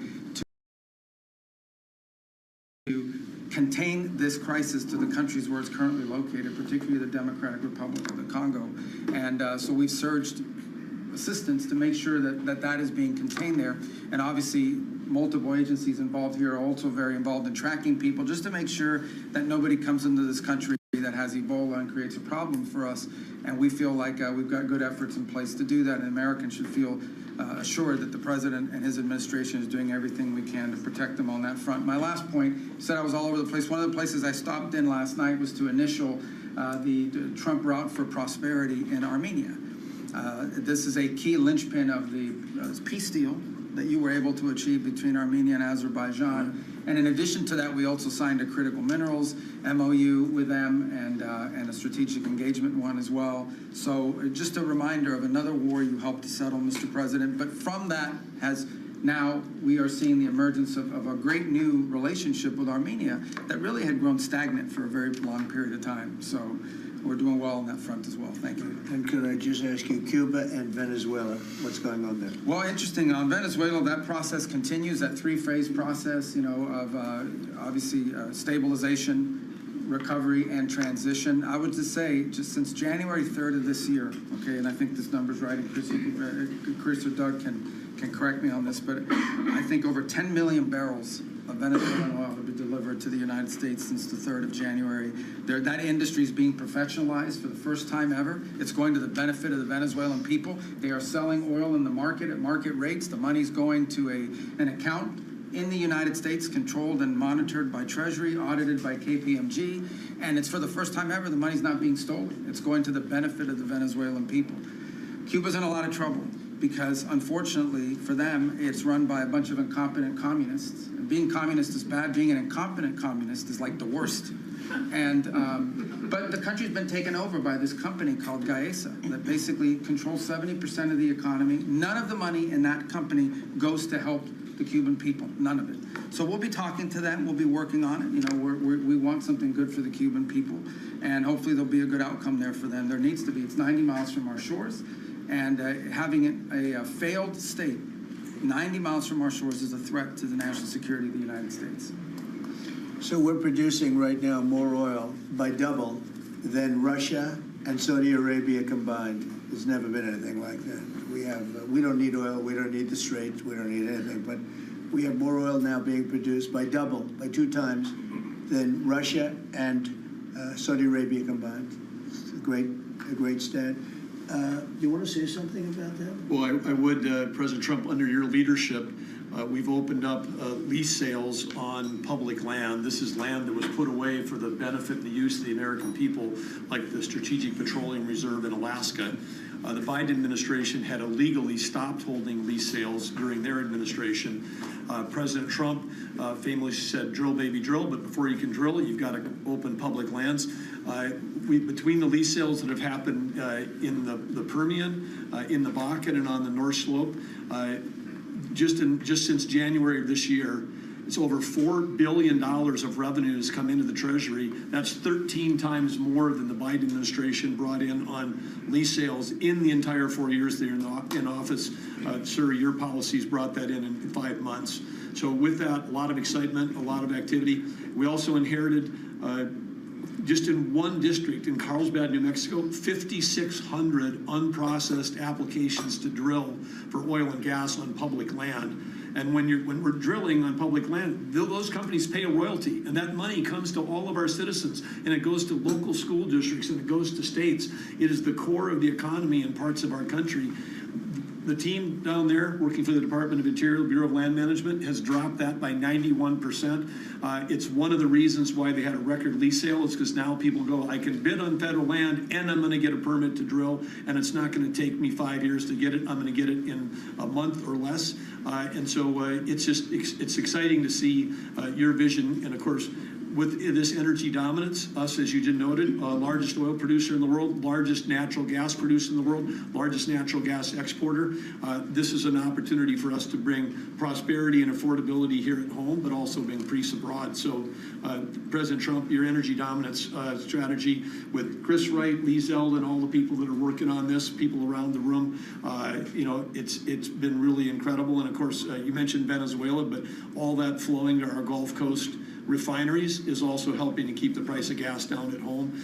So again, it's an amazing transformation. Bottom line is the center of geopolitics around energy has moved from other parts of the world to the Western Hemisphere in the last 5 months. You turn Venezuela from a sanctioned adversary into a strategic ally in 45 minutes. Never happened in history before.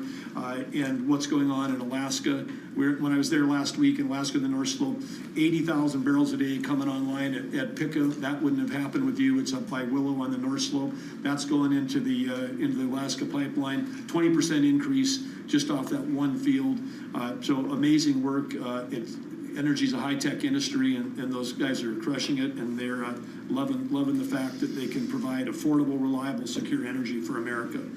And we're working very hard in California. You know, a lot of people don't know this, but California has tremendous oil reserves. Used to be number 3 in the nation, and the radical left has just wiped it out. And we're working very hard to get that open again and get it so the people, their gasoline prices, their lack of energy is just staggering. It's staggering. And we're actually making very good progress. Even people that were against that at one point, now they're saying, wow, that'd be great. But people don't realize it was one of the, right, Chris? It was one of the top drilling states, one of the, I would say in terms of reserves, as among the top in the country. Nobody thinks of that with California. Everything was just closed down, really violently closed down. And we're opening up some of it, and we're being met with actually great spirit, because they're paying so much for gasoline that they don't have to be doing that. And they have a very incompetent group of leaders, like grossly incompetent, So I think that's going to be something. On a slightly smaller subject, while Doug was speaking, Department of Interior, he and his people have done a fantastic job on D.C. D.C. is looking beautiful. The fountains are almost all open. We had 28 of them. And we have one in particular, a very long lake, we call it, the reflecting lake, between the Lincoln Monument. Nobody's ever seen anything like it. You take a look at, between Lincoln and Washington, you have the longest, like 2,400 feet long. That's longer than the tallest building in the world if you set it on its side. And it's almost 200 feet wide. And actually it was built in 1922, and from 1922 on, it really never worked. It always leaked, and it was a problem, and a lot of things. And hundreds of millions was spent. The Biden administration and the Obama administration spent hundreds of millions of dollars trying to get it to work, and they failed. And we'll be spending, you'll give me a number, but I think it's a very low number. It's like in the number that we originally talked about, where we cleaned it, we fumigated it. We had 10 major truck dumpsters of garbage taken out. Can you believe it? A friend of mine came in, very substantial person from Germany, wanted to see the Washington Monument. I wanted to see the Lincoln Memorial. And he said, I look, but that horrible reflecting pond is disgusting. It's filthy, dirty, and disgusting. I said, really? I drove down. I said, Secret Service, let's take a drive. And we went down. I said, that's terrible. And for the most part, it didn't work. I mean, they wouldn't even have water in there. But when they did, it was just dirty, filthy water that leaked out. And we got to work on it. And it was supposed to cost almost $400 million, because it's like putting the skin on a skyscraper, but bigger, much bigger. Many skyscrapers, you could almost say, other than for the world's tallest. Think of it, the world's tallest skyscraper is shorter than 2,400 feet. So we went to work, and over the years I built hundreds of pools. I build them every time I built a building. I always like to build Olympic-sized swimming pools, and I was very aware of swimming pool, what goes into making a swimming pool. It's not as simple as people think. You never want it to leak. You want to have beautiful surface. I said, you know, I have an idea, Doug. We sat down. I said, let's take that long thing where we're going to fix it with concrete, which leaks, concrete, all sorts of other materials that all leak and don't look good. They're gray. And, you know, swimming pool, I have a swimming pool right up the road. I built it 22 years ago. It's perfect. I said, does it ever leak? No. It's perfect. Good contractors. I actually called in a couple of the contractors, got some ideas from them. And I gave it to Doug, and Doug's done an unbelievable job. And so they were going to spend maybe $400 million. I don't know. You never know with cost overruns and everything, but it was going to take years to build, 3 years, 4 years. And we'll have it done before July 4th, substantially before July 4th. If we didn't have such bad weather the last 4 or 5 days, we could have been almost done. You can't do the substance of the rain. And what they did is they cleaned it. They took out, as I said, more than 10 dumpsters of garbage with shovels. It was disgusting. Oh, every corner had massive amounts of, I guess that's the way the tide goes, but they had massive amounts of garbage. We then steam cleaned it. We then sandblasted it, and then we pebble blasted it. That's a bigger version of sand. We made the surface as good as it can be. And we're now covering it with the most beautiful blue, very thick. You think of it as a very sophisticated form of rubber. No leaks, no problems, and it's beautiful. It's called American Flag Blue. That was the color we chose. And we are probably 70% finished with it. It's going to be finished. The hard part's done. And then we decided to do much more than when I thought I was just going to do the surface, but we said the problem is the outer ring looks pretty bad too, where you walk on. So we sandblasted that. This is all additional work. We didn't want to do, you know, President Trump like talking about the reflecting pool in Washington. Now, at this point, we thought we'd let that breathe again to see if we might get an update on the situation with Iran. The president referring to American Flag Blue, the color that was selected to paint the now reflecting pool that's being refurbished. here. Just to clarify, he was talking about the cost of that project. The Washington Post fronted a piece on this today, as a matter of fact. The president on Thursday had said, last Thursday, I originally thought I'd do it for $2 or $3 million. This is a quote in the Oval Office. Just do a base, he said, but now we're fixing up the exterior of it, so it will probably be in for less than $20 million. So it's going to be significantly beyond the original cost. Indeed, prompted by a friend from Germany, he said he was visiting him at the White House and called the water filthy, dirty, disgusting looking, and therefore we have this project underway that at the moment has different sections of the basin floor showing different shades of blue. So apparently there will need to be some repainting going on here before this is all said and done. You never know what you're going to learn at these cabinet meetings, and they're not done. We might go back in there when producer James tells us to. If he starts taking questions from reporters, including Tyler Kendall, who is in the room, we will bring you back into the cabinet meeting. Sometimes these can go on for hours.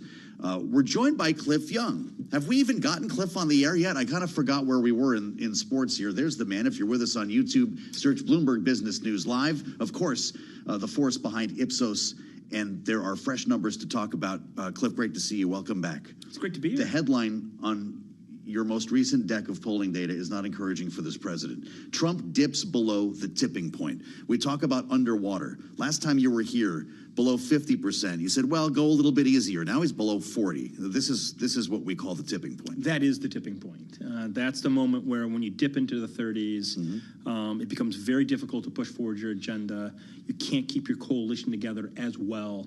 If you're running again, an incumbent has less than a 50% chance. Yes, gas prices have really taken the bite out of his numbers, and he's in a difficult place.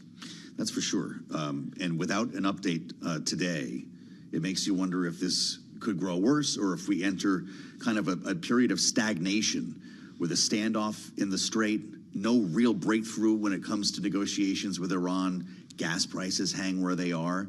Does that continue to corrode the numbers, or does the president see polling plateau? No, I think if it continues, there's a chance of losing a point or two more. The historic average at 25% or more in a gas spike is about 5 points. He's not quite there yet. But the critical issue is the half-life after you've been hurt. After gas prices have taken a bite out of your numbers, how long does it take to rebound? We did an analysis of data all the way back to 1990, and it suggests that really at 25% or more in terms of gas going up, you don't recover. You don't recover in the first 6 months, and so they're really the administration. Every day that goes by, every week that passes is more problematic for the administration, for Republicans, when looking at the midterms. And that 6-month timeline is exactly... Yeah, we're there. We're there. This is a problematic place. And indeed, I'd even go as far as saying the cabinet meeting really doesn't reflect how Americans are feeling. Americans are feeling that bite, that inability to make ends meet. So does this kind of messaging work in the president? This is number 12, I guess, the 12th cabinet meeting that we've had. And these can be hours long, talking about investments, the golden age, how strong the economy is. Does that actually have an impact after a while, or could it actually cut against the president because people don't see that being their reality? Yeah, well, first and foremost, what really matters is what's happening day to day with people. Are they able to make ends meet or not? They aren't. That's what they're feeling. The data is very clear on that.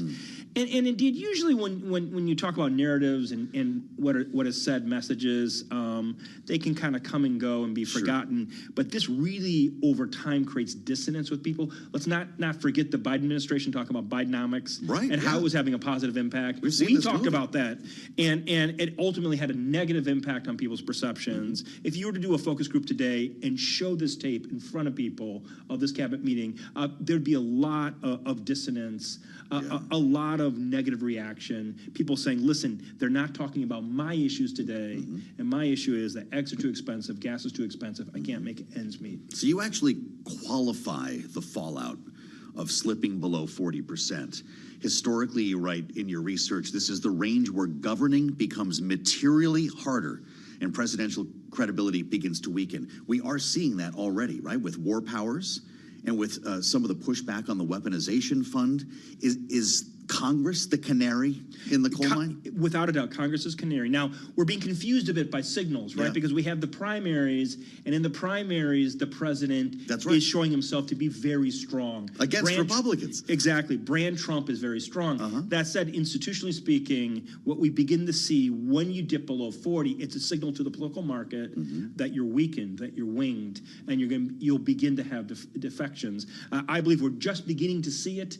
If he stays there below 40, we're going to see it a lot more leading up to the midterms and even after the midterms, obviously. So what does that mean for his general election endorsements versus the primary endorsements that he's been trumping recently? They'll be more problematic. Indeed, during the primaries, they're more important. Partisans go out and vote. It's not the entire base that goes out and vote. They tend to be much more MAGA than not. Will he be traveling, going on stage, or is there going to be some distance? Well, that's required. That's a great question at this point.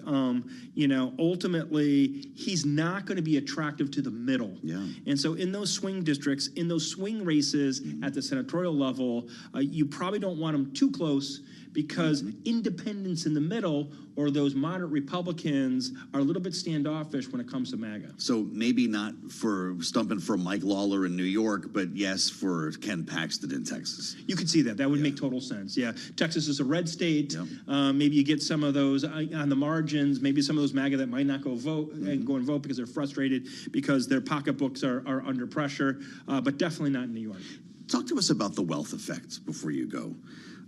There's got to be a point of diminishing returns. We talk about a K-shaped economy here every day. But when you continue to see the stock market hitting new highs, people are spending more. There's a halo effect that comes from that. Does the wealth effect move down the K at any point, or are these two separate conversations? Yeah, one thing's one thing, the other thing's the other. Yeah. Indeed. So there's no trickle down here. There's not trickle down here. And ultimately, everyone is feeling the pinch. I mean, I filled my car up for the first time in a long, long time. I mean, I paid $60+ to fill it up. For people like me, that's not a lot, but it's not a little. You go out and you have lunch and you pay $20 for a sandwich. Right. Yeah. And so it's even in fact those of us that are being favored by the markets, right?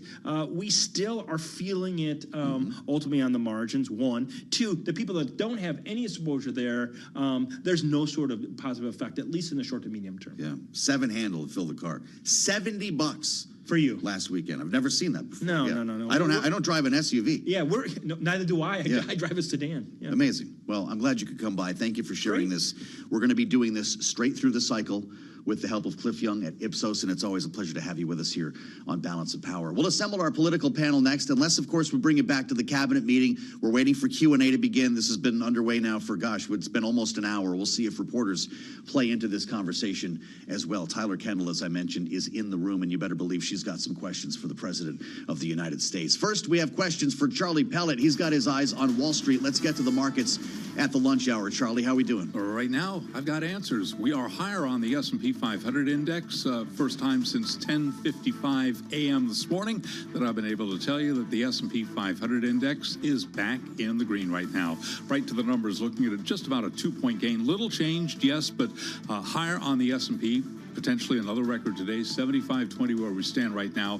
Again, little change. Dow Industrials up 217, now up 0.4%.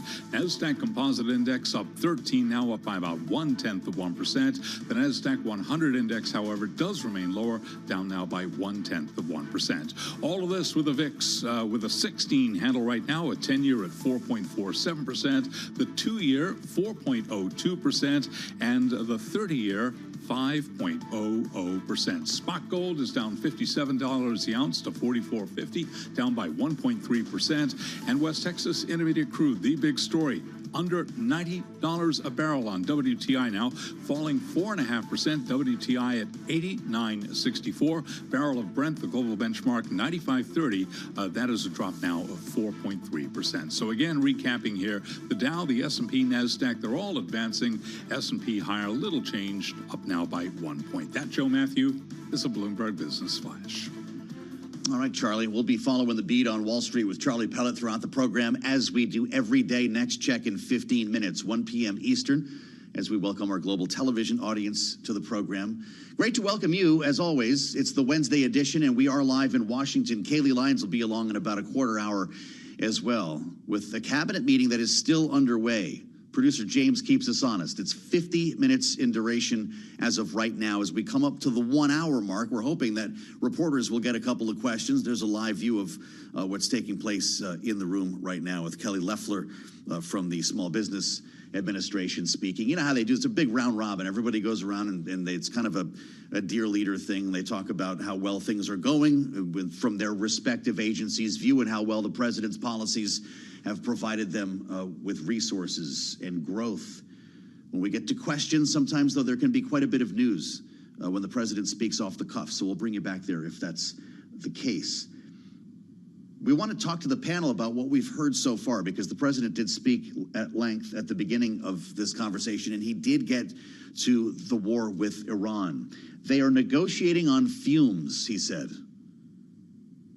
Maybe we'll have to go back in and finish it.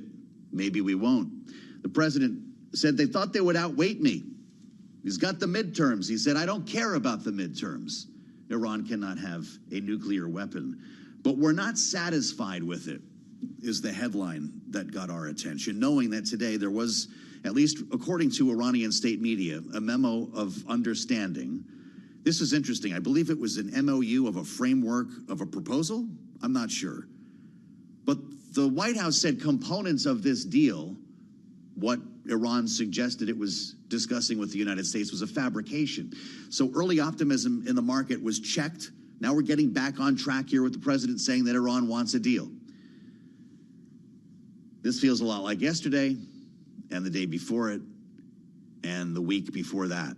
We'll see how our panel feels. Bloomberg Politics contributor Jeannie Shanzano is with us, our Democratic analyst and democracy visiting fellow at Harvard Kennedy School's Ash Center.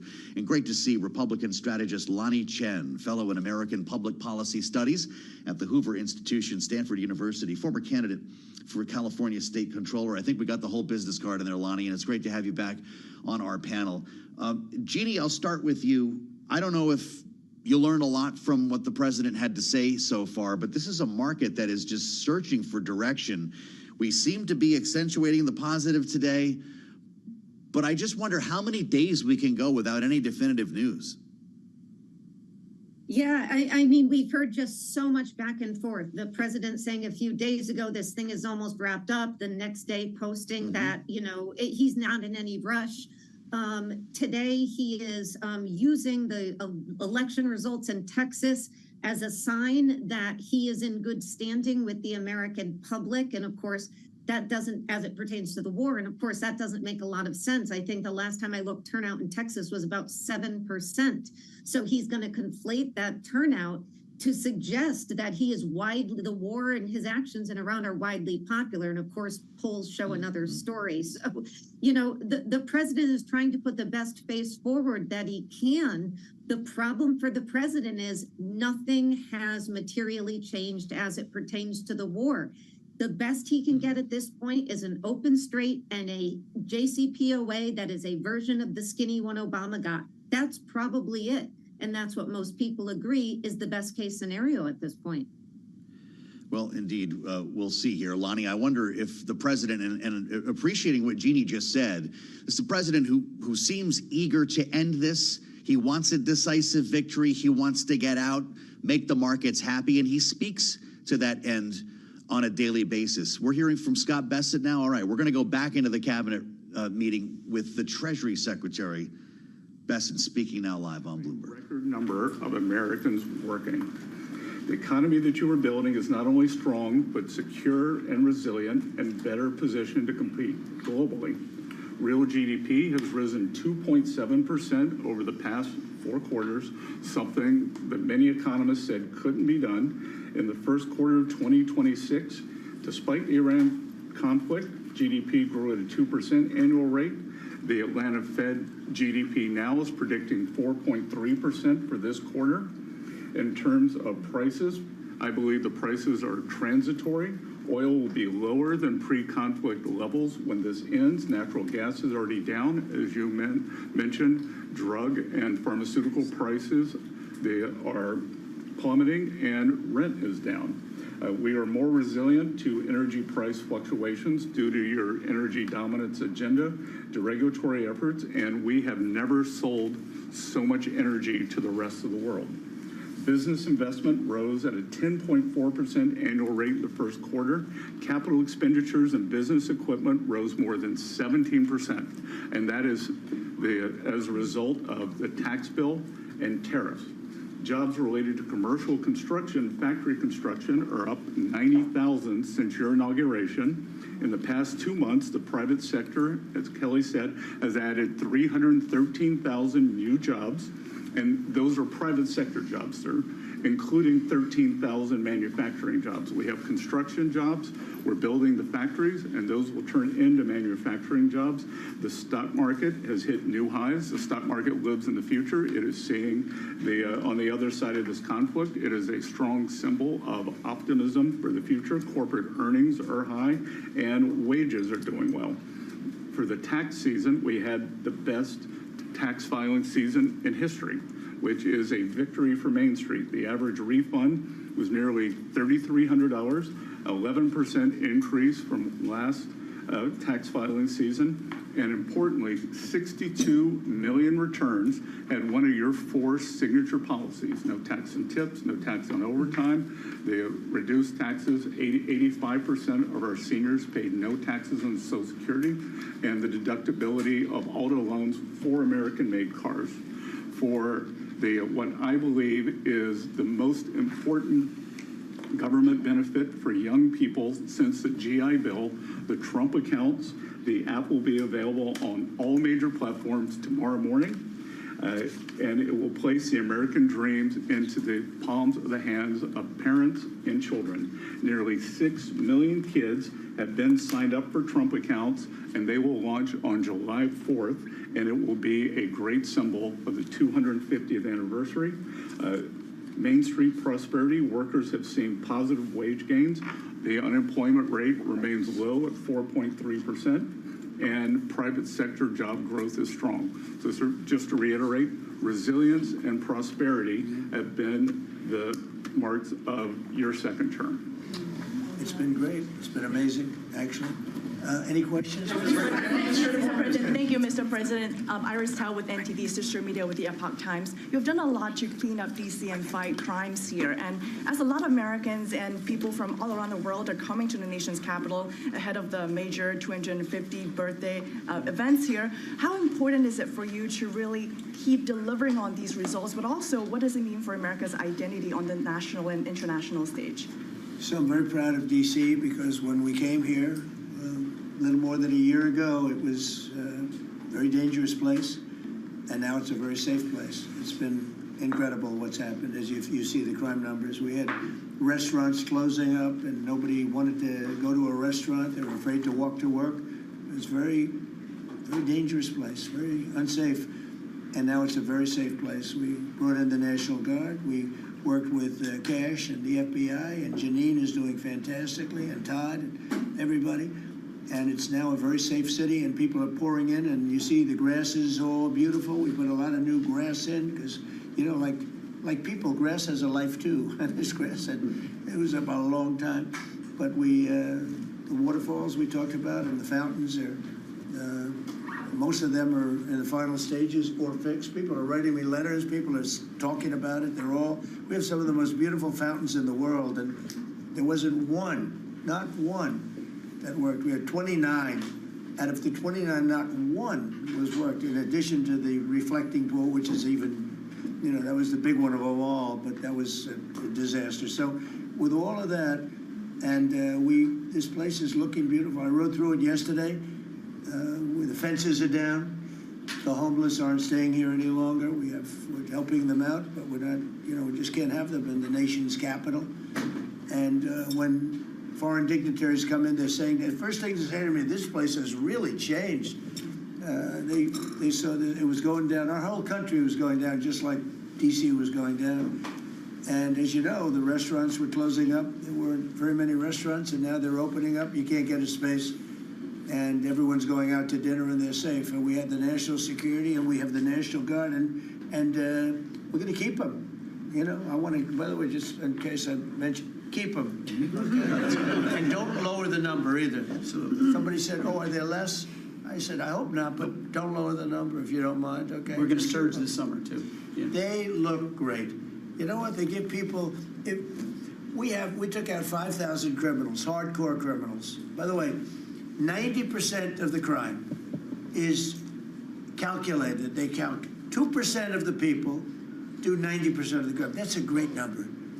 Because when you get rid of 2%, 2% you can get rid of. 90% you can't get rid of, 2%. So 2% create 90% of the crime, 91% actually, to be exact. And we moved 5,000 people, Todd, out of here. These are career criminals.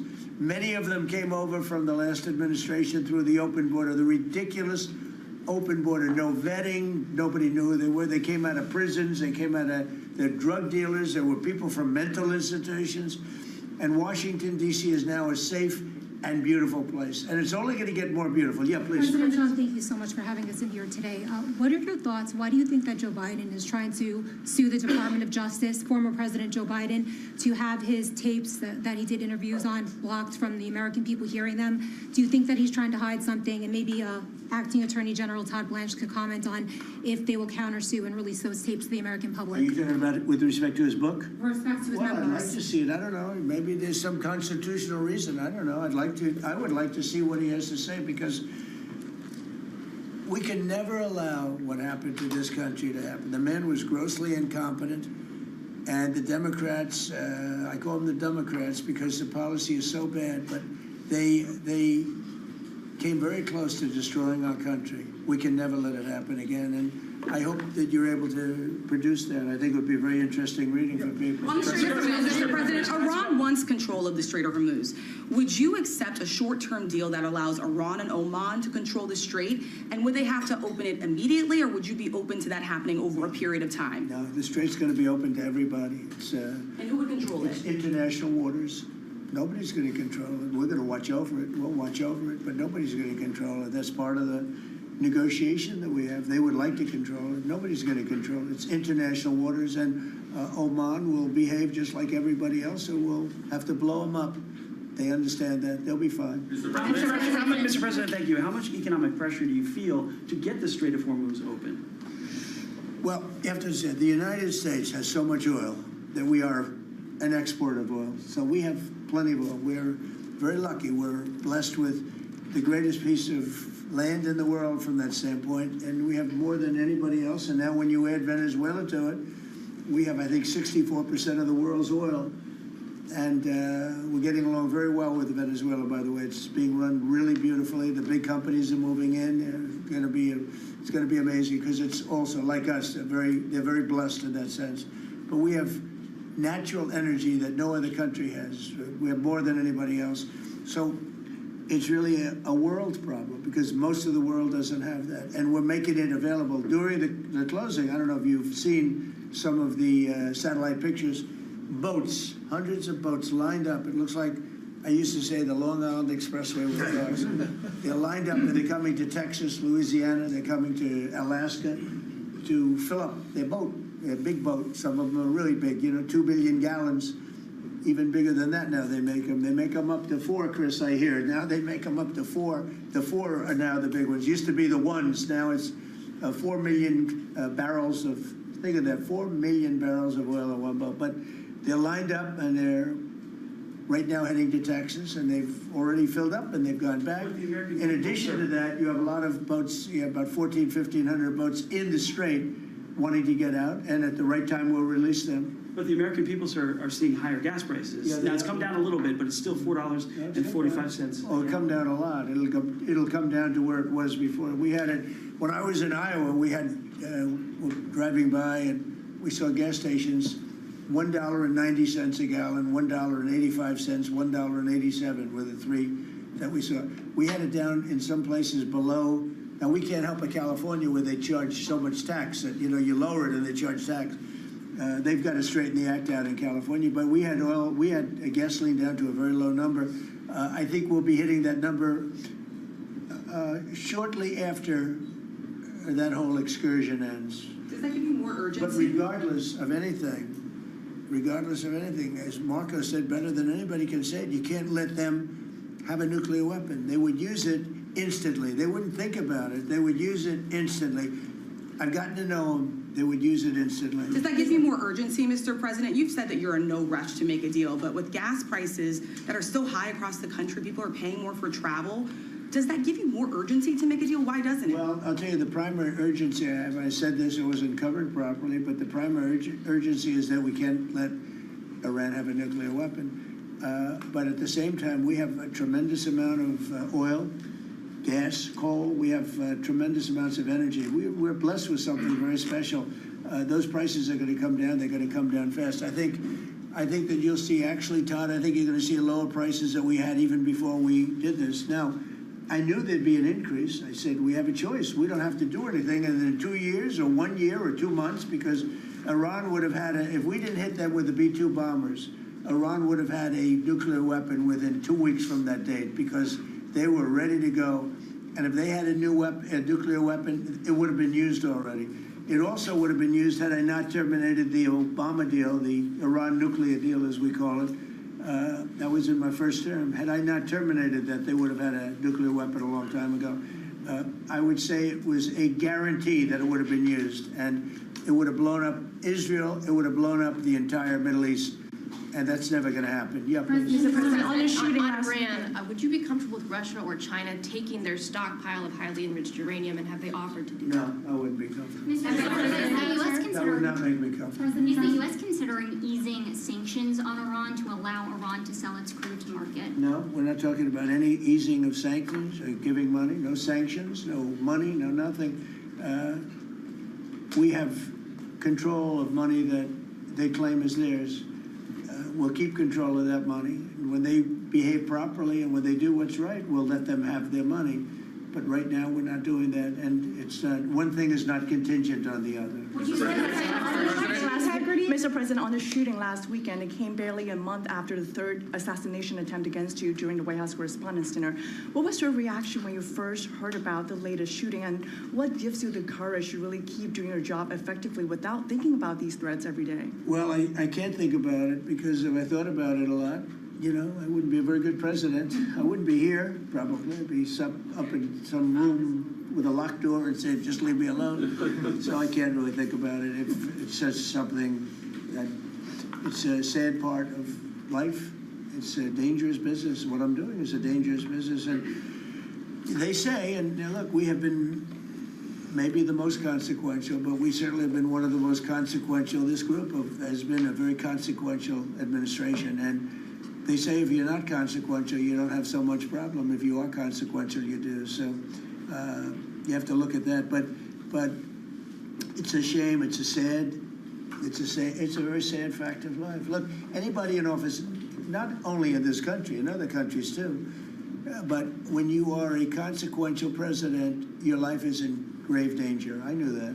Yeah. Mr. President, how would you characterize the current state of the talks with Iran? I guess if it were a football field, what yard line would you be on? Well, I think we're doing very well. They are starting to give us the things that they have to give us. And if they do, that's great. And if they won't, then the man on my left is going to finish them off. Is there a time frame in your mind? What? Is there a time frame in your mind for? I mean, it happens quickly. The problem is every time I mention a time frame, for instance, I see, you know, we've been doing this for a few months. Vietnam lasted 19 years. Korea lasted 8 years. Afghanistan lasted many years. They were all many, many years, and we're into it for a few months. And I read about you people like you. What's taking so long? But we're in it. You know, we lost between two big wars, Venezuela and Iran. We lost 13 souls, 13 great people. Met the parents, great people. And it's a terrible thing, but 13. If you look at the war casualties and the deaths in wars from Vietnam and all that, they lost hundreds of thousands of people in numerous of these wars. We're very cognizant of that. We want to lose very few. We want very few to be injured. We're very careful. But war is war. War is dangerous, but we've lost 13. I saw the Democrats took an ad putting in the 13 people that were lost. And when you look at hundreds of thousands of people that were lost in the Middle East, Iraq, all the different wars we were in, we have done an amazing job. With that being said, I hate to lose 13. I hate to lose 1, but we've been very capable. I mean, when you think of it, we took over Venezuela in 1 day. We have done a similar job, but we said we'll give them a little chance at the request of somebody that we greatly respect from Pakistan, the Field Marshal and the Prime Minister. They've been great. They asked us, would we pause the war for a little while because they'd like to do it. So we'll do that. But we had them beat. They're, you know, no better now. We could close that out very quickly. If we can do it in a different way, that'd be good. If we get everything we want, but we could close that out very, very quickly, and we may have to.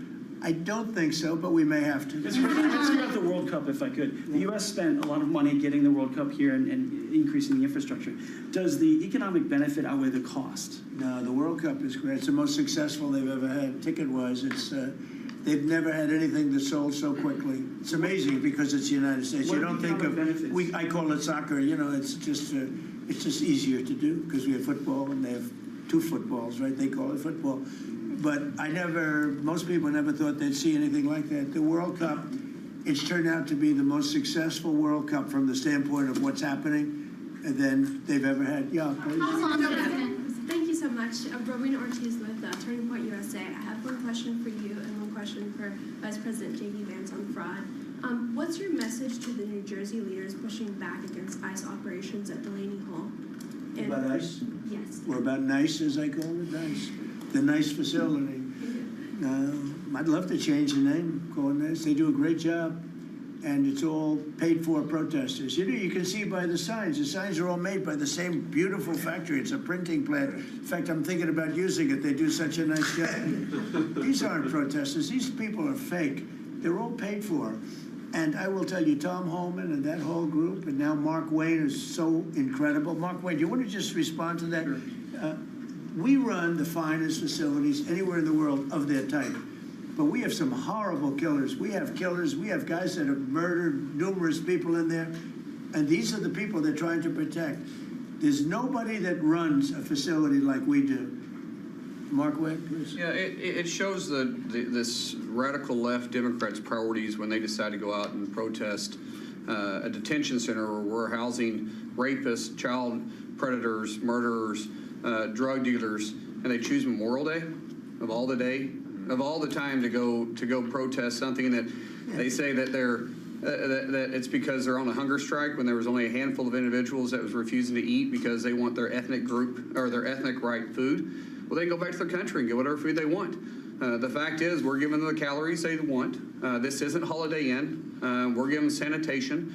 But for the Democrats and the governor, like Governor Sherrill and Senator Kim and Senator Booker, to go out and do something like this of all the days is very frustrating. And we see Antifa signs are literally out there.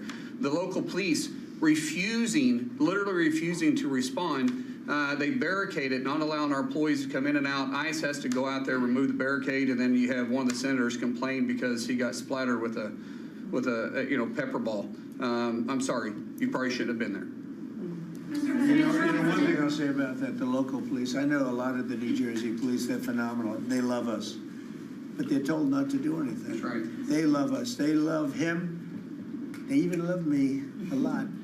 And I'm in New Jersey a lot. It's great. I mean, I think it's a great place. It's got a group of people running it now that are having a hard time. But they really like this administration. They love this administration more than any administration they've ever had. And they're thanking me all the time. And, you know, I see those guys going up and down the Jersey Turnpike with their big, beautiful hats on. I say, I'd like to look like that someday. You know, they're great. No, these are great people, and they love him, and they love ICE, and they love the Border Patrol, and they're not allowed to talk to anybody. It's like, but it all comes from the top. They have to follow orders. They want to keep their jobs. Mr. President, are you expecting Congress to pass a federal gas tax holiday? A gas tax holiday? Yeah, to suspend the federal Well, gas it's something we might talk about. Let's see what happens over the next week, 2 weeks. A lot of good things are happening. So President Trump, the Knicks game next week? No, I was invited to I was going to go on Wednesday, but they closed it out very quickly. They're great. And Jim Dolan's a great guy. He's, as you know, owns and in charge of Madison Square Garden. He's having a good year. Boy, what a team. They win all their games. They have some great players. I think I'll be going to one of the games. Yeah, I was invited by numerous people and Jim. And I think I'll be going. It's great to see it. You know, the Knicks have really suffered for years. And, What's your prediction? They're doing right now. Would you accept an agreement with Iran that just calls for further talks on the uranium, or is the only option in your mind one for? I would for some of it, because it's a memorandum of understanding for speed. And one of the things that will happen is the strait will open immediately. But it's got to be perfect. I'm not going to do this. I didn't do this to get a crummy agreement. The worst agreement ever signed was by Barack Hussein Obama. What a horrible agreement that was. It was a setback for this country, for the whole world.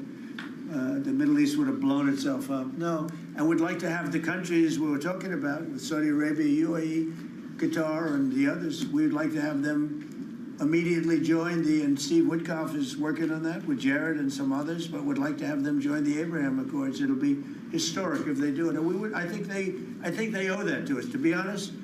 I think, because that really would be a tremendous sign. And I think those countries owe it to us. Steve, are you going to get them to sign?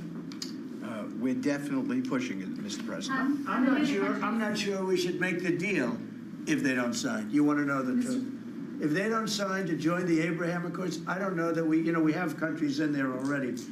UAE, great countries, bold countries, and it's turned out to be so good, so effective, and so we're requesting strongly that they join. It'll be great. It'll be great for Saudi Arabia. It'll be great for Qatar and Kuwait, the whole group. So the Iran deal might be contingent on more countries joining.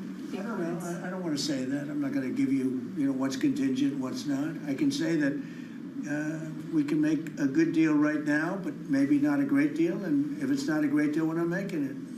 Because we can make a great deal with this guy right here. And but it's it's a lot nastier. Probably wouldn't go as quickly. We wouldn't be talking about it as quickly, but it would be foolproof. But I think we're doing very well, Steve. I think we're doing pretty well in terms of the negotiation, but we'll see. If it's not going to be a real deal, because Obama had that horrible JCPOA, whatever it was the worst deal.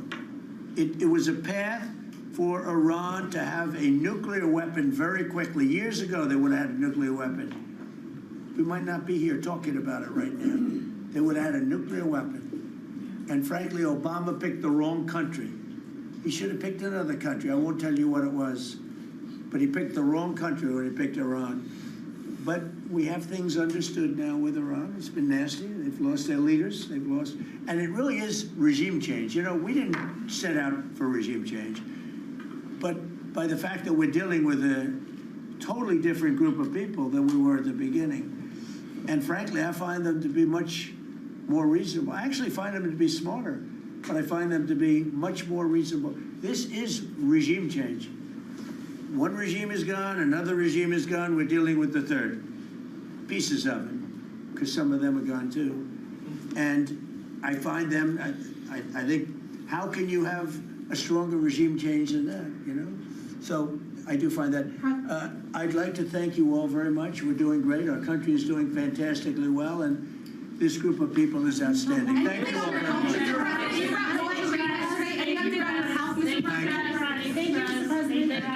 There you have it from the President of the United States and his cabinet in what was a more than hour-long conversation that evolved into a back and forth with reporters, including Bloomberg's Tyler Kendall. I'm Joe Matthew, live in Washington. This is the Wednesday edition of Balance of Power alongside Kayleigh Lyons. We did hear a lot of rhetoric today, Kayleigh. We just didn't hear a lot of news when it comes specifically to negotiations with Iran, knowing that there were reports this morning, got the markets in a great and optimistic mood about a memo of understanding that came from Iranian state media. The president, the administration called that fabricated. So we seem to be back where we were yesterday with regard to this standoff. Yeah, though we did hear more about the Strait of Hormuz from President Trump when he was asked specifically about a potential tolling system. He said the Strait of Hormuz will be open to everybody, that nobody is going to control Hormuz, and that the United States will watch over it. And interesting for him to draw Oman into this, not just Iran. Of course, Iranian state media had reported Iran and Oman would have some kind of control over shipping in the Strait. He says Oman will behave or we'll have to blow them up. So perhaps targeting another partner, frankly, of the United States in this over the Strait. Assuming he didn't mean Iran in that statement, that did catch a few people off guard. The president earlier saying that they're negotiating on fumes, the language he used. Maybe we'll just have to go back in and finish it, maybe not. He's clearly dealing with a 50-50, it seems, still, having been presented with military options. This was originally a cabinet meeting that was supposed to take place at Camp David. Because of bad weather, they did this in the White House, which kind of removed some of the urgency. Folks thought that that choice of venue might be an indication as to maybe resuming strikes. Yeah, well, we heard from the Secretary of State, Marco Rubio, that they want to give diplomacy every chance to succeed. We just aren't sure what those chances of success actually are right now, as the president continually pointed to his left, to the Defense Secretary, Pete Hegseth, suggesting that a military option going back in is always a possibility. So we've still got oil prices lower. They're off their lows of the day, but the stocks rolled over a little bit here as markets have been trying hard to kind of figure out exactly where the news is pointing. Yeah, so let's get a sense of where these markets are pointing as we turn now for a check on those to Charlie Pellet up in New York. Hey, Charlie. Well, hello there, Joe and Kaylee. And right now we do have stocks trading lower with the S&P down 13 right now. Stocks have halted the rally on conflicting U.S.-Iran signals. You heard the president during the cabinet meeting saying that he's not satisfied in the Iran talks, casting doubt on a quick deal. So right now we have got stocks lower, the S&P 500 index bouncing off the bottom, but right now, again, a loss of 11 points. The S&P lower now by just about 0.1%. Indeed, while the cabinet meeting was underway and while the president was talking, the S&P did fall to session lows. The Dow, however, holding on to gains, up 206 right now. That is a gain of just about 0.4%. NASDAQ Composite Index down 0.3%. The NASDAQ 100 Index lower as well as the tech rally fizzles, down now by 0.5%. And the Russell 2000 Index, which had been higher earlier on, now lower, little changed. All of this with the VIX below 16, the 10-year 4.48%. Gold down $60 the ounce, down 1.3%, 44.46. But as you guys alluded to, crude, the big story today, 89.67. Crude continues to move lower, down 4.5% on WTI. A barrel of Brent right now holding above 95.40. Brent crude down by 4.2%. So again, recapping here, the S&P 500 index is lower, bouncing off the bottom, down now by 0.1%. West Texas Intermediate crude, 89.61 a barrel, down 4.5%. Joe and Kaylee, that is a Bloomberg Business Flash. All right, Charlie Pellet checking on the markets for us. Thank you so much. Clearly not as much optimism in the markets now as we saw earlier, as the White House, of course, has pushed back on what Iranian state media was saying about a potential memorandum of understanding. All that said, President Trump speaking with his cabinet assembled at the White House just moments ago, as we saw and heard live here on Bloomberg TV and radio, does still express a certain degree of optimism around negotiations with Iran. He says that he does think it is going well in those negotiations. But interesting, Joe, to hear him once again call back to the Abraham Accords when questioned about whether a deal with Iran can happen in absence of other countries like Saudi Arabia and the UAE signing on to the Abraham Accords. He says he's not sure if that deal should be made, if the Abraham Accords are not part of it. The reporters in the room tried to follow up and see if that would be contingent upon having a deal. He didn't really seem to answer that, so that's unclear, remembering that he had put on Truth Social over the long weekend what he referred to as a mandatory request that those nations throughout the Middle East sign on to the Abraham Accords. That's something that emerged very late in the conversation here in the cabinet meeting. Kaylee, he was also asked about whether people's personal finances or the price of gas, remembering the comment he had made a couple of weeks ago, might in fact draw him closer to or inspire a deal. He said they thought they were going to outweight me. He's got the midterms. I don't care about the midterms. Look at what happened last night. He said that was the prelude to the midterms. But of course, as we know, he dispatched a longtime senior Republican senator last night in Texas. He was referring to John Cornyn, not the actual vanquishing of a Democrat. So that has yet to be tested. Yeah, so of course there's a lot of tests that still could come between now and November for the president domestically, politically, and a lot of that could depend on whether or not these negotiations ultimately prove fruitful and when. Well, that's absolutely right. It's where we want to begin with Derek Wallbank, Bloomberg News senior editor, is joining us now live from San Francisco. And Derek, it's great to have you. What are your thoughts on everything that we just heard in this standoff that doesn't seem to have an end in sight? Well, thank you so much for having me. Yeah, look, it's really clear that Donald Trump is trying to find an exit ramp from the conflict in Iran that he really started, and it's trying to get to a winning hand. And what does that look like? Now, Donald Trump has a couple of things that are difficult. You mentioned the price of gasoline. You know, Patrick DeHaan at Gas Buddy was saying that over the Memorial Day weekend, about 12 states hit their Memorial Day highs. And 7 of those states, by my count, voted for Donald Trump for president. So this is squeezing his voters, not just coastal state voters. You're talking about an average somewhere around or above, $500 million that Americans are paying at the pump extra per day.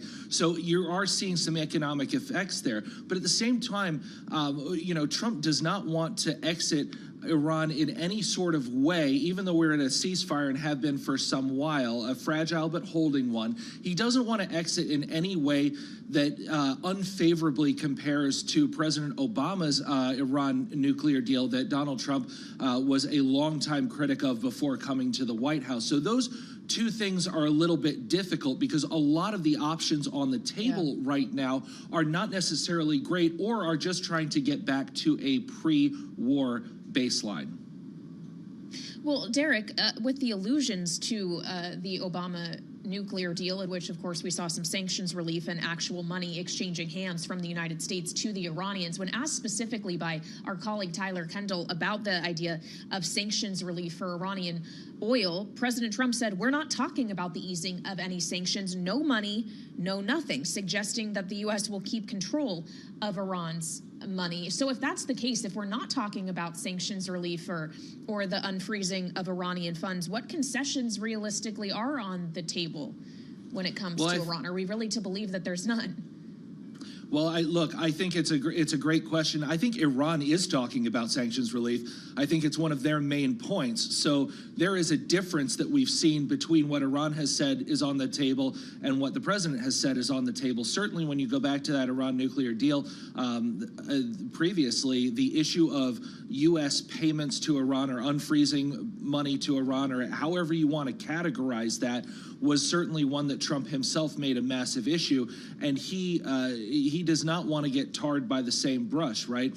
You do have these competing kind of interests, right? On the one hand, as you're trying to find an exit ramp, there are conditions that are going to have to come with that Iran's going to have to feel like they want to do too, because they have agency in this stake as well. It's not just an issue that the United States is in position to just write the terms of this and everybody else is going to sign on. That's not where we are at this moment right now. So Iran's going to have something to say about that as well. And that, increases the level of difficulty here. It's also why I'm looking very heavily at what Trump's allies are talking about. And you can see some Republicans on sort of the more hawkish side, still Trump allies very, very much. Lindsey Graham, is very, very close to the president, for example. But the hawks in his conference, in his coalition, have been saying quite openly that they don't want him to sign on to some of the things that have been rumored that are floating around that might be on the table. So he's getting pushback there as well. All right, Derek Wallbank, Bloomberg News senior editor, thank you so much for joining us.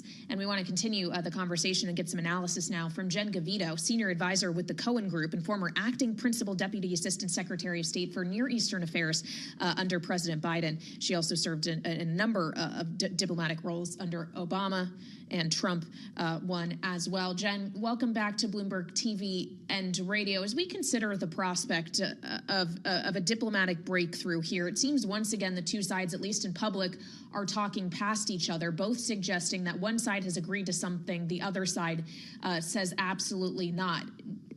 Do you have any sense of whether real forward progress is being made? So I do think that the fact that the negotiations are ongoing remains a positive sign. And fundamentally, at the end of the day, this is only going to be resolved through negotiation, not through military force, regardless of whether the president chooses to revert to that or not. I do find it concerning, though, in the statements coming out of the cabinet meeting, that the president has again reverted to very maximalist positions that make it much harder, I think, for him to walk back from in a domestic sense, saying things like it's not enough to destroy the nuclear material in the country. It has to be shipped out. That's very difficult to do. And on the point of economic relief, that is indeed Iran's #1 requirement, some sort of relief of economic pressure. And so fundamentally, again, as your correspondent just said, this is a negotiation between two parties. Both of them have agency, and there's going to have to be some amount of concession given by both sides in order to bring this over the finish line. Well, it's always great to spend some time with you, Jen. I just checked while you were talking. Last time you joined us here on Balance of Power was 3 weeks ago when the Iran war hit the 60-day mark. Has anything actually changed in that period of time? No, very little. And I think that this is a reflection of, what President Trump is grappling with right now, which is competing instincts. On one hand, to cut his losses. Again, going back to the idea that this conflict is not going to be won militarily. And so you can walk away and try to get whatever you can out of these negotiations, or you can return to armed conflict, which he again suggested today he might be willing to do. And to your point, Joe, he's been recommending this or suggesting that this might be in the cards for the last several weeks. I think the fact that hasn't happened yet, though, is a reflection of the reality that it would not fundamentally change the calculus. And so I think we're stuck in this limbo of the perfect being the enemy of the good, frankly. Well, what is the good as you would define it, Jen, as the president continually says he's not going to make a deal if it's not a great one? What do you think is the best the United States can hope for at this point? So I do think that a strategic victory here is going to prove extremely elusive. Probably the best that can be hoped for at this point is that the Strait of Hormuz is opened without conditions and that global trade recommences largely at the scale eventually at which it was 12, 13 weeks ago when this all began. I think in order for the president to strike a deal, for this to not be a strategic loss for the United States, there will also have to be some progress on the nuclear issue. But if that progress looks like agreement to push out enrichment timelines for a period of a number of years, and to give up in some way, not necessarily shipping out of the country, those massive stockpiles of highly enriched uranium, I think that is probably about as good as it's going to get, especially combined with the fact that the United States military has indeed done significant damage to Iran's drone and missile programs. Those will be rebuilt in time, and that will continue to be a concern, just like it will continue to be a concern that Iran can wield the weapon that is now the Strait of Hormuz at time of its choosing in the future. So the options are fairly limited, but so are the options for fundamentally changing that calculation. We haven't mentioned Israel yet. Jen, before you leave us, how important is the activity that we're seeing, the continued fighting between Israel and Lebanon, and will that be what keeps a deal from being struck? This is extremely consequential. Prime Minister Netanyahu has reportedly told his advisors that he's frustrated by the lack of leverage that he has over President Trump and has been openly concerned about the parameters of the rumored deal that is taking shape. And to be clear, whatever quibbling happens over that deal, that will continue to be the case. For Israel, this will not be the outcome that they wanted. And so with very little leverage directly, and with Iran having tied a more permanent ceasefire in Lebanon to its willingness to make a deal with the United States, that is leverage that Prime Minister Netanyahu can wield. Certainly, Hezbollah has done its part in this conflict, having launched well over 100 rockets into northern Israel.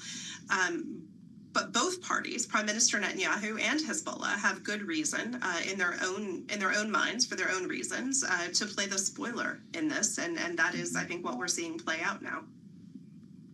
Jen, it's always great to spend some time with you. Thank you, as ever. Jen Gavito with the Cohen Group. I'm Joe Matthew alongside Kaylee Lyons in Washington as we add the voice of Jeannie Sheehan Zaino to our conversation. Bloomberg Politics contributor, Democratic analyst, and democracy visiting fellow at Harvard Kennedy School's Ash Center.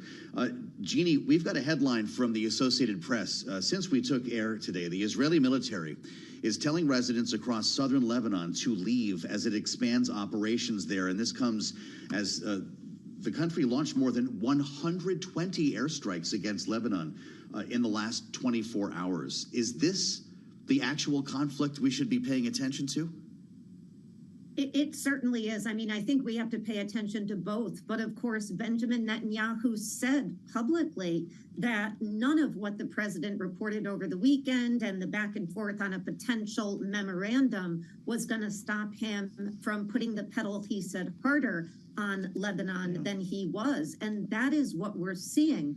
And interestingly, you've also got a group of people saying, if the president is able to negotiate an end to the war with Iran, Benjamin Netanyahu and Israel will be so unhappy that we will have to turn our attention more directly to Gaza, the West Bank, and Lebanon, where we may see even more attacks occur as they continue to battle on. And so, you know, this end of a potential war, if we get it with the U.S. and Iran, is not going to end that conflict. And Israel and Benjamin Netanyahu have been very clear. None of the objectives that the Prime Minister of Israel set forward when this war started have been met. We've still got Hezbollah. We've still got Iran's regime, despite what the president said, and we still have a nuclear Iran. If they don't address those in a deal, he is not going to go quietly into the night.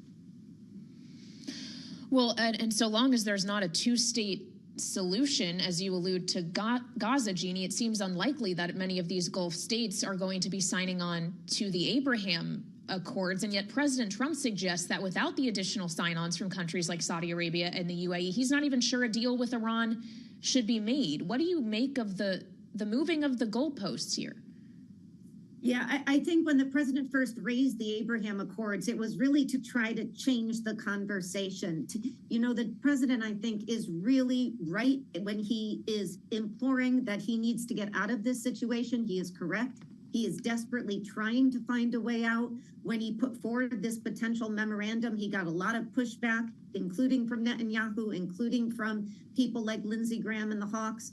So he thought he might try to adopt the Abraham Accords as a way out. Of course, he was praising the UAE in that meeting for being a member, but it's very clear when you're talking about Qatar, Saudi Arabia, they say that is a non-starter without a Palestinian state or the promise of a Palestinian state. And Israel has been very clear there will not be a Palestinian state. So I think what we're seeing is the president sort of publicly, whether it's on Truth Social or in these meetings, trying to figure a way out of a very difficult situation. That is this war of choice that he's gotten himself into. I don't think there's anybody who expects that those countries in the Middle East are going to sign on to the Abraham Accords unless there's a promise of a Palestinian state.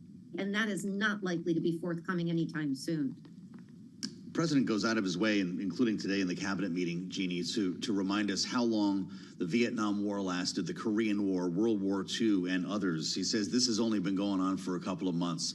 What if this, in fact, does not end before the midterms? What if this standoff continues for the next 6 months or so? We've got oil prices heading lower on hopes for a breakthrough today, but the timeline could be extended dramatically here, could it not? What would that mean for political fortunes in the midterms? It's very difficult. Despite the president saying at the cabinet meeting, there is no connection, I am doing wonderful, look at what happened in Texas and elsewhere. He knows full well that there are political implications for his party as a result, just on the issue of oil and gas alone, let alone the cost of everything else. He knows that. The Republican Party knows that. The problem they have here is one of the clock. If they make an agreement today, it'll still be 2 to 3 months before the strait is reopened, and unlikely we have a nuclear deal. And, you know, even if they get a 60, 90-day pause, reopen the strait, is the president really going to consider around Labor Day renewing strikes against Iran? I mean, none of this is palatable. And of course, that's a big if. So these are very, very consequential impacts for Republicans in the war. And we see that in the polls. We see that in the consumer confidence numbers. People are feeling very, very concerned about the impact of this war. And the war is not popular. And I don't think we've ever seen a war, Joe, in American history that has gotten more popular while it dragged on. So the longer this goes, the worse for Republicans and the president in the midterm. All right, Bloomberg Politics contributor Jeannie Shanzano, thank you so much for helping us work through the aftermath of the cabinet meeting the president convened. Of course, just earlier this hour at the White House, and Bloomberg's Tyler Kendall was in the cabinet room for that meeting and had a chance to question President Trump directly about this war with Iran, and she's now joining us live here on Bloomberg TV and radio. So Tyler, you pressed him specifically on whether or not sanctions relief was being discussed. His answer was no. Well, yeah, Kaylee, at this part, the president telling me in part, quote, when they behave properly and when they do what's right, we'll let them have their money. But I asked him about the potential for an easing of sanctions to allow Iran to sell Iranian crude to market, because we know that Iran has been demanding some sort of form of financial relief as part of these negotiations. But for now, the president is maintaining that that economic pressure campaign is going to be maintained. And that's important because we're trying to glean any sort of details on what a potential agreement will look like as the two sides discuss this memorandum of understanding. President Trump did say in that cabinet meeting, telling us reporters that no country will have control over the Strait of Hormuz, as we know that Iran, working alongside Oman, is trying to exert that control through some sort of formalized system. Joe and Kaylee, quickly, I also asked the president about whether or not a federal gas tax holiday could still be on the table, as we know that the administration is coming under pressure when it comes to those higher retail gasoline prices. He told me that it is something that they might talk about, but that we're going to have to see what happens in the next 1 to 2 weeks' time. Really interesting, Tyler. He seemed to be unsure when you asked him about that gas tax holiday, even after talking about that as a priority a couple of weeks ago. With us live from the White House, thank you, Tyler Kendall, our Washington correspondent. Of course, gas prices, specifically jet fuel prices, have a lot to do with the conversation that we're about to hear. And as we watch prices pull back a bit today, we're seeing airlines, cruise lines, other travel-related stocks get a bit of bump out of some of this relief. And it's a perfect opportunity to bring in our colleague Lisa Abramowitz, who brings us an important conversation now with the CEO of American Airlines. Lisa, take it away. Thank you so much, Joe. I am here with Robert Isom, the CEO, Chief Executive Officer of American Airlines, here in our New York office. Thank you so much for being here, Robert. Great to see you. Lisa, great to see you. And right now, we are looking at oil prices on a daily basis, as is your share price. Before we get there, though, I want to start with just consumer demand.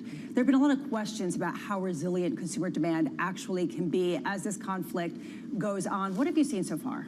People want to travel. I think that there's still some consciousness that travel is still a bargain.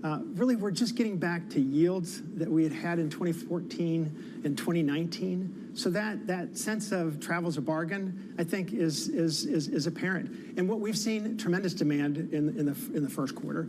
American Airlines year-over-year revenue improved 10-11%, and we're forecasting revenue to improve 15%, year-over-year. And that's some additional capacity in there, but a lot of unit revenue performance as well, which suggests that people, are finding great value in travel. Where is the demand coming from? Is it leisure? Is it business? Is it both? It's all of the above. And it's business, it's leisure, it's domestic, and also international is still leading the way. Premium is still outpacing leisure, but I really like what I see. And in terms of capacity, I think that it is responding to market dynamics. I think that the industry is stretched in terms of margins, and at least for us, I like what I see in terms of how we're set up. You say capacity is adjusting. Does that mean capacity is coming down and prices going up? But we've pulled a little capacity out, and we'll of course take a look at what's happening later in the year. We're very margin conscious. I mean, at the end of the day, that's what we're in business to do. But right now, demand is very robust. And as we look at closing out the second quarter, we're going to close out the second quarter in a really strong fashion. Have you seen any businesses pull back on business class travel? We've heard some companies start to discuss that type of measure just because of the cost. Have you seen anything like that? Not at American. We're business travel is up 13% year over year. And I think it's really responding to some of the things that we've been laser focused on. We have 4 pillars. One is elevating customer experience, growing back our network, really make sure we're driving premium revenue, and then leading in loyalty. And all of those are resonating with our customers right now. And American has done better year over year on a quarterly basis, last 5 out of 6 quarters in terms of unit revenue production. So I like what I see. You've talked about how there's an estimated $4 to $5 billion of costs for 2026 as a result of fuel prices being elevated. How much of that can you pass along to customers? Well, it's a big shock right now. And I am very confident that as things even out, that will translate into gains for American and our shareholders. If you take a look back at the first quarter, we were projecting solid profitability in the first quarter, which is usually a tough quarter for us, but for the shock in fuel prices. And the same thing, think about in a year where price of fuel is spiked, $4 or $5 billion, we're still projecting the same type of profitability that we had last year. That means good things. In terms of what we hold, I really do think that there's some stickiness to a lot of what we're doing, and it's upside that's unique to American. But there's a rising tide as well. Everybody's got to be margin conscious, and of course there's been some struggles in the business among those that are serving the lowest cost demand or the lowest revenue demand. Just to sort of put a bow on that, in other words, when you are passing along price increases, do consumers push back, or are they remarkably resilient and just accepting it because that is the status quo across the industry? No, we're trying to give our customers something that they really value. So, I know that our basic economy product offers incredible value to those that avail themselves of it, but we're giving people buy-up opportunities as well. And from a product perspective, you name it, flagship suites, the new flagship lounges, opening up new routes, all of those things appeal to our customers in a way that they say, hey, I can find real value in what American's offering. How crazy is it going to get? Private plane, half the plane is a personal sort of suite where you have entertainment? Well, I like what we're doing. We're looking at the entire fleet. But the investments that we're making that are coming to fruition right now are really an indication of we skated to the puck in the right place. So our flagship suites that are on the 787-9s that are delivering right now, fortunately on time, 321 XLRs are coming in. But not only that, the reconfigurations that we set out to do a few years ago on our 319s and our 320s, it's all increasing the mix of premium seating. It's going to grow probably at twice the rate of our leisure, our general cabins, our main cabins. But I really like what I see in terms of that premium product. It's leading the way, and it's very positive. You talk about some of the issues that we've seen elsewhere, particularly in the budget carriers, Spirit going bankrupt among them. How do you see that in terms of an opportunity to gain share? Is this a time to see what potential business you can pick up from the likes of Spirit now that they're defunct? Is this a time for mergers and consolidation in that way? Well, I'll start with this. American has the most comprehensive network in North America, and that's something that our customers can avail themselves of, take advantage, and really get to anywhere else in the world with our partners as well. So as we take a look out into the future over the next 5-10 years, our network, Miami-based, a large hub, DFW, Phoenix, Arizona, you name it, Charlotte. We're in all the right places where economic growth is going to happen. So first and foremost for us is growing our organic network and making sure that we're doing well. And then opportunistically, if assets become available, by all means. And as well, we have a great set of partners joint business across the Atlantic with IAG, which includes BA and Iberia, with JAL across the Pacific, with Qantas in Australia. So as it's become available, meaning planes and maybe gates, not necessarily entire airlines? Planes and gates, but planes and gates first and foremost, and how we've really fleshed out our network. I want to give a shout out to our team. They do a great job taking care of customers every day. Reliability is key. So when I talk about customer experience, that is front and center, and they deliver it every day.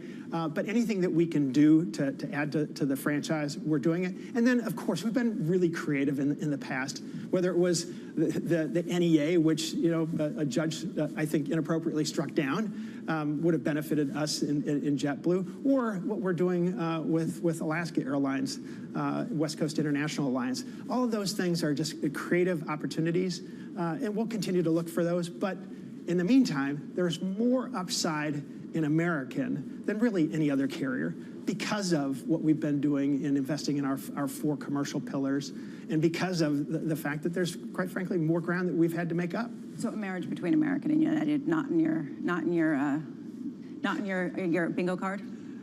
That was a no from the get-go. And at the end of the day, doing something that would be viewed as anti-competitive by just about everybody that looked at it is just something that we don't spend a lot of time on. And that's why all of our attention is directed at really making sure American takes advantage and gets set up for when fuel prices normalize a bit.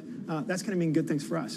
Do you think that American can thrive even with oil prices where they are today? Well, you take a look at in the later teens in the United States. Airlines made good money with oil prices above $100 a barrel. Now, my own view is I don't believe that oil prices will stay at this level. I think that the conflict in the Middle East at some point is going to be resolved. And I want to thank all of our service members for what they do every day. And I want to thank the administration for making sure we get through this. But on the other side of this, I'm really confident that we're set up better than anybody to take advantage of fuel prices that are more moderated levels. Do you think that right now, the way that things are set up, if the prices that we have today at like $90 a barrel or $85 a barrel, you could return to the profitability that you had forecast at the beginning of the year? Well, it's going to take some time, but that is certainly the intent. And not only that, I mean, it's not just what we forecast this year, but for us, I look for pre-tax margins to get back into the higher single-digit levels. And the way that happens is keeping a close eye on the marketplace, and ultimately, we're in this business to make a margin. I think it's different in that a lot of the lower-priced competition is really having struggles.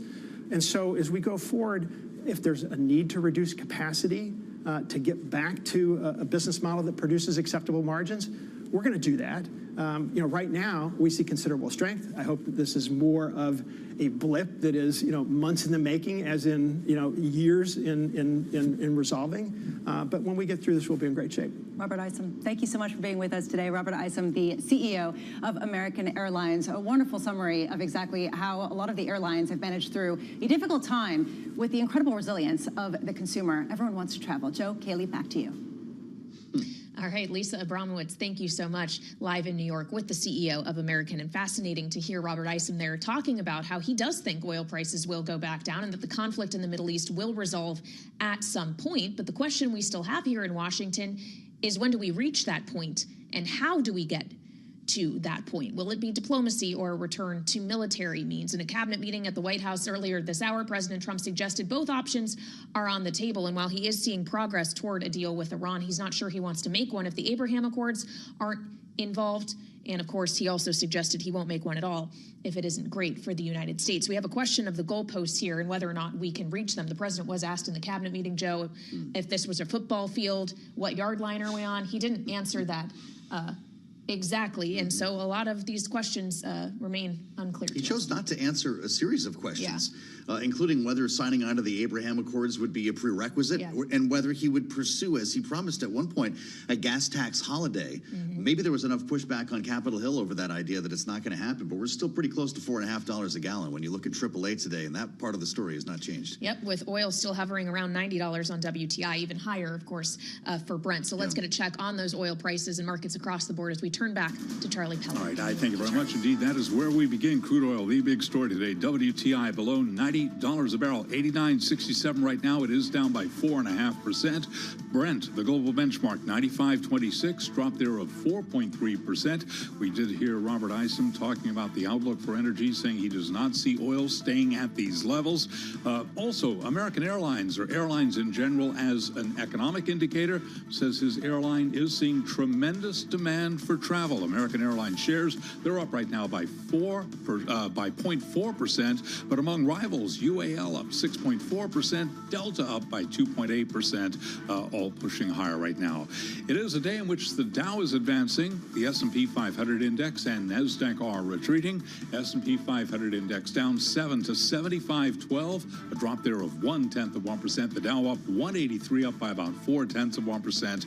NASDAQ down 40, a drop there of 0.1%. The Philadelphia Semiconductor Stock Exchange Index retreating now by 2%. The VIX holding under 17, and a 10-year at 4.48%. Gold down $56 the ounce, 44.51, drop there of 1.2%. And again, West Texas Intermediate crude bears repeating. WTI 89.57 a barrel, down 4.6%. Brent 95.19, drop there of 4.4%. Joe and Kaylee, that is a Bloomberg Business Flash. All right, Charlie, we appreciate that. Charlie will be back at the top of the hour as we kick off Bloomberg Business Week Daily. That's only about 10 minutes from now.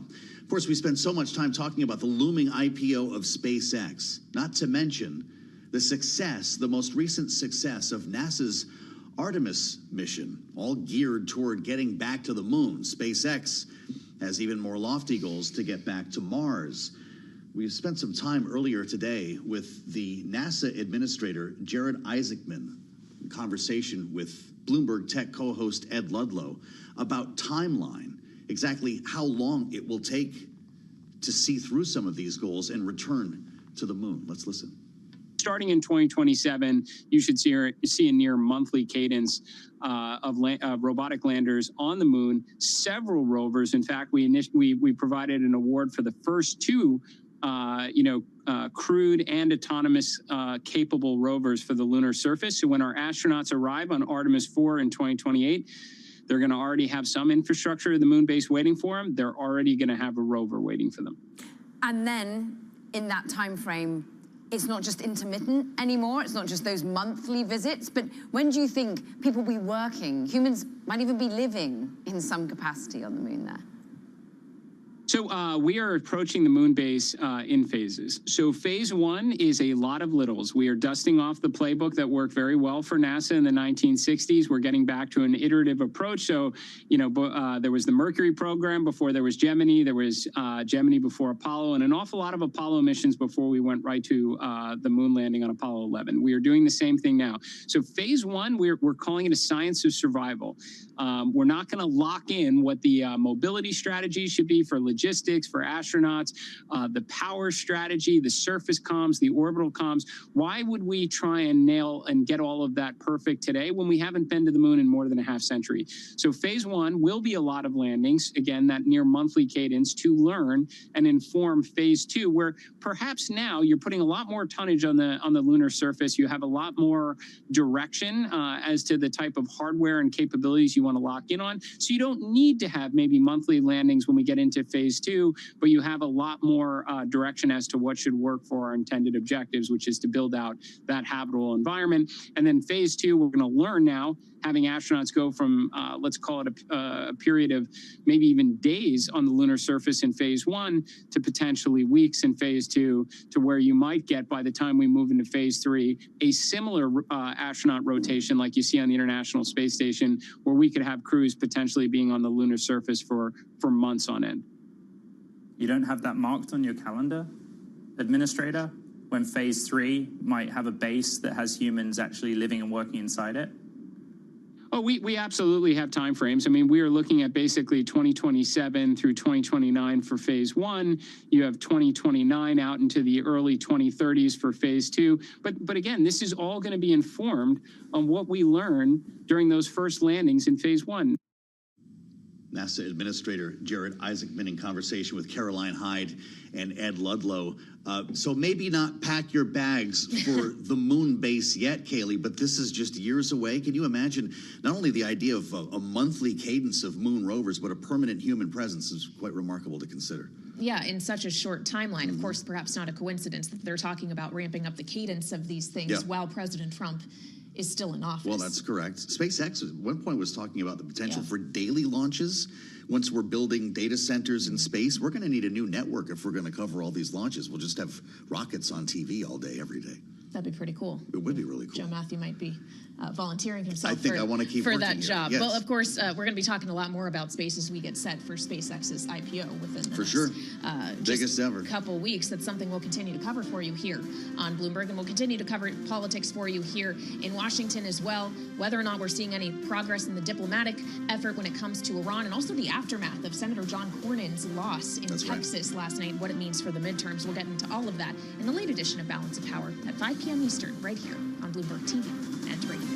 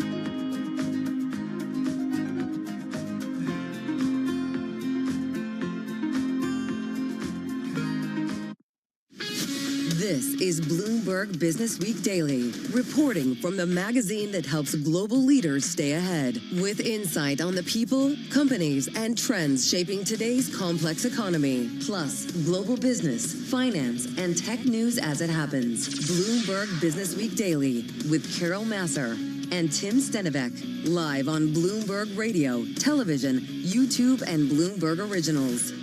And a very good afternoon, everyone. Live on Bloomberg TV, radio, YouTube, and streaming on Bloomberg Originals. It is Bloomberg Business Week Daily. I'm Tim Stenivek. That is Christina Ruffini. She is the co-host of Bloomberg This Weekend. Saturdays and Sundays, starting at 7 o'clock on Bloomberg Television and Radio. You were in for Carol Masser this afternoon, and we are grateful you are here. I am. Well, you say that now, but it's early, and we have 3 hours to go. But, well, we do have a I'm happy to be jam-packed here. 3 hours, Yeah, there's a lot going on. This next hour. Let's talk a little bit about what's happening with markets right now. We'll have more from Charlie Pellet in just a minute, but stocks are wavering. Optimism over a resolution of hostilities in the Middle East, that's kind of waning. The White House pushing back, though, on the existence of this draft deal to revive the Strait of Hormuz. Yeah, there's a lot going on there. I need all the market guys to go talk to the political science nerd in their high school, because the foreign policy person, it's been very interesting to watch these market fluctuations. Any sense of a deal, it seems to rally, and it's just really not hitting reality when you talk to foreign policy people or people who look at the prospect of a durable deal here. Well, I'm glad you mentioned all of those people, because they are all joining us on the program over the next hour.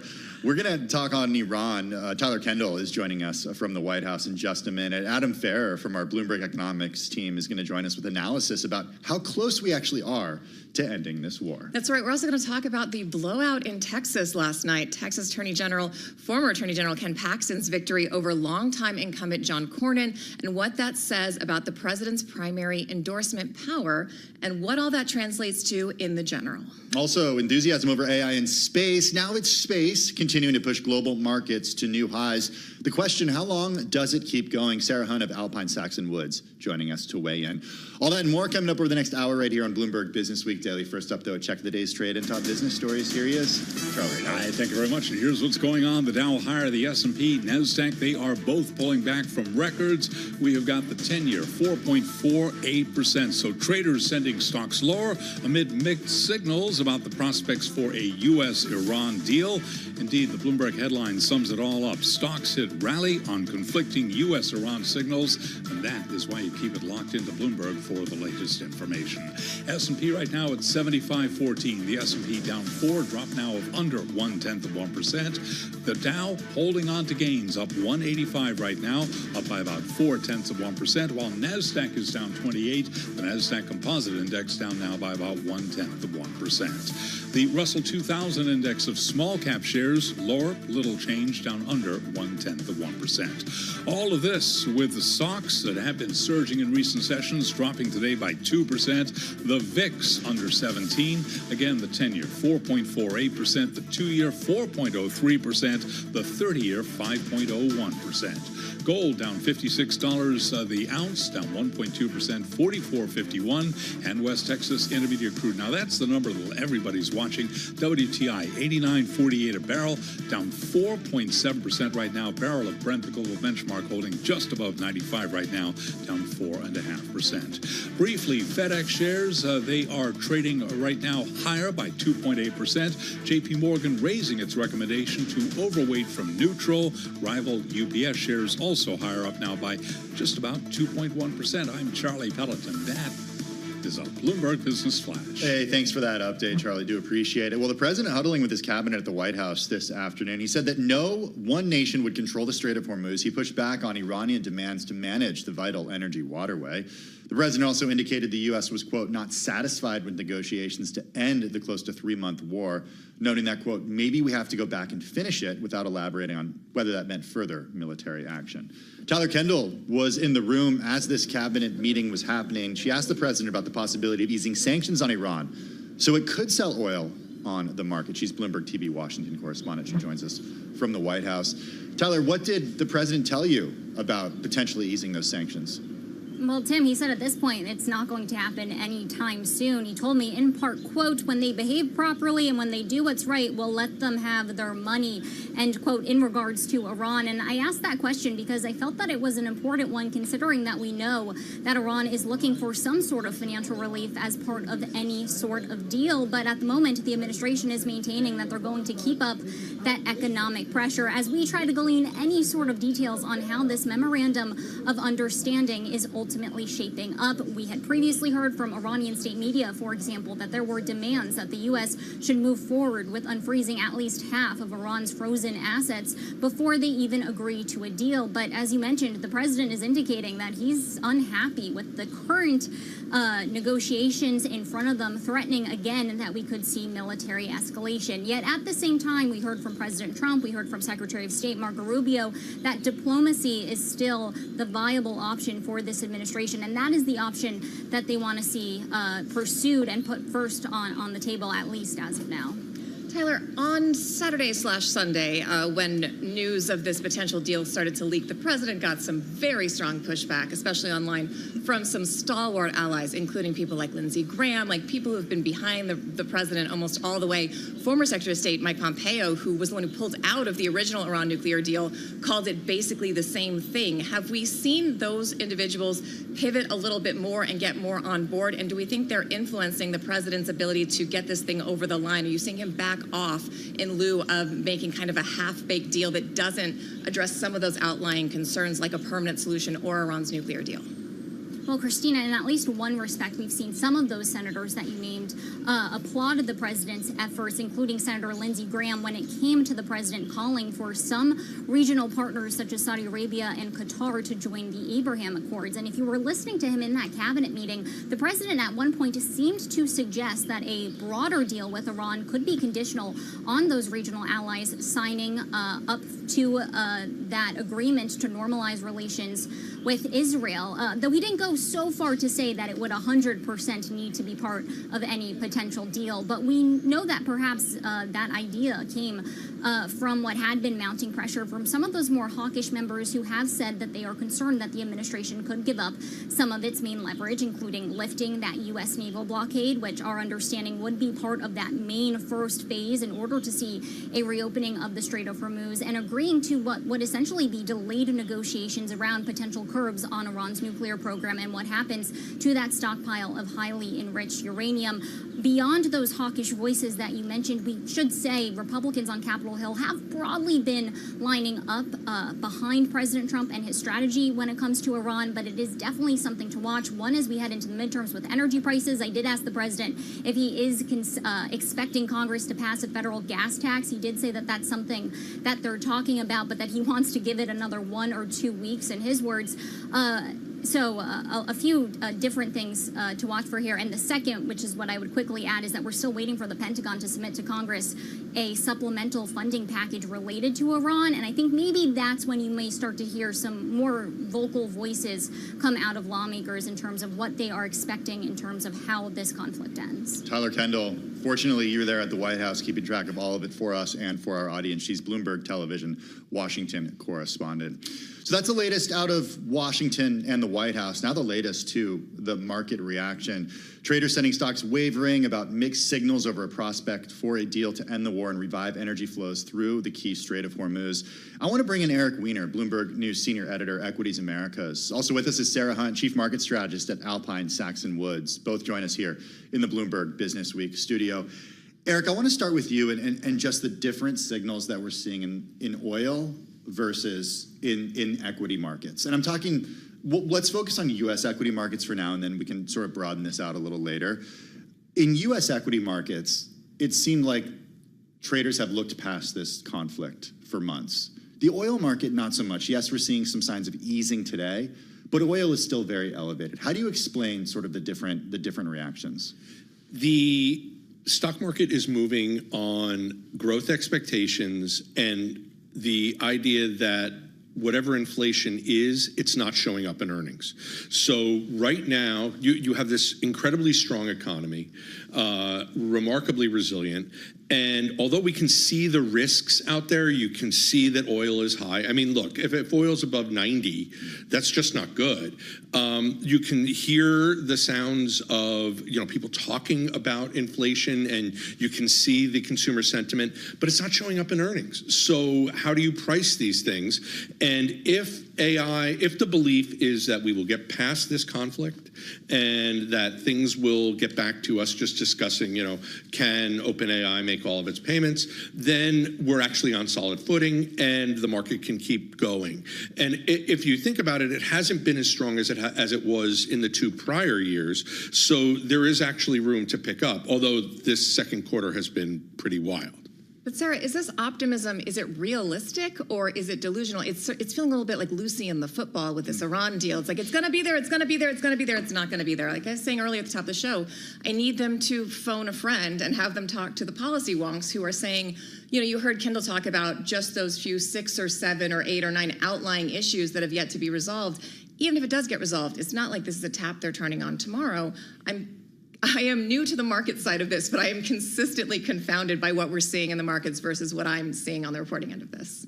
Well, and I think that we also have the unfortunate experience of having recently gone through this big problem with rates are going up too fast or going down too fast. It's going to have this big effect. It's not going to have effect. Oil is different, but it's not acting differently right now because it is impacted by a lot of the discussions and the fact that there were cushions in both storage and there were cushions, right? So there was room there. It's molecules though, and it's not as much sentiment change. And so I do think that there is a wall at which we get to a point where this becomes much more impactful. And to your point, then it starts to impact earnings. And right now it hasn't been. And the concern is that when it does start impacting earnings, what does that do for the whole earnings trajectory? Right now, the growth of earnings is on the back of the tech stocks. The oil price isn't the biggest problem for them. The memory price is a bigger problem for them. The discussion about token prices and about are you using these efficiently, that's a much bigger problem. I love that conversation.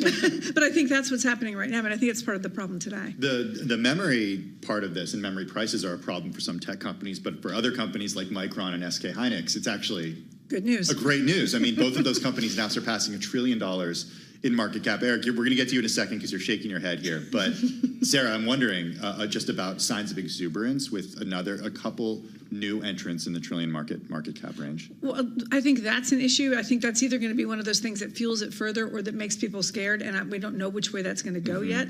I would also say that memory has been treated as a commodity. Now the discussion is it's not a commodity because there's no way you can make enough of it. I'm skeptical that something that was a commodity is now decommoditized. So I think that's a little bit of a question for me. Eric, jump in on SK Hynix and Micron. Well, it's the whole SOX. It's the whole chip SOX is up 80% this year. The SOX is up 66% in the second quarter. It's on pace for its best quarter since the first quarter of 2020. I mean, you're looking at the market leaders, and it's Intel, Micron, SanDisk, AMD. I mean, these are, one of them would normally pop up, but that all of them are doing this, there's definitely a shortage in memory. There's definitely a shortage in chips, and the AI money is flowing toward them. The idea that this is sustainable, I mean, we're looking at Micron's valuation, and it's really actually really cheap. It's below $10, it's below 10 times projected earnings over the next 12 months.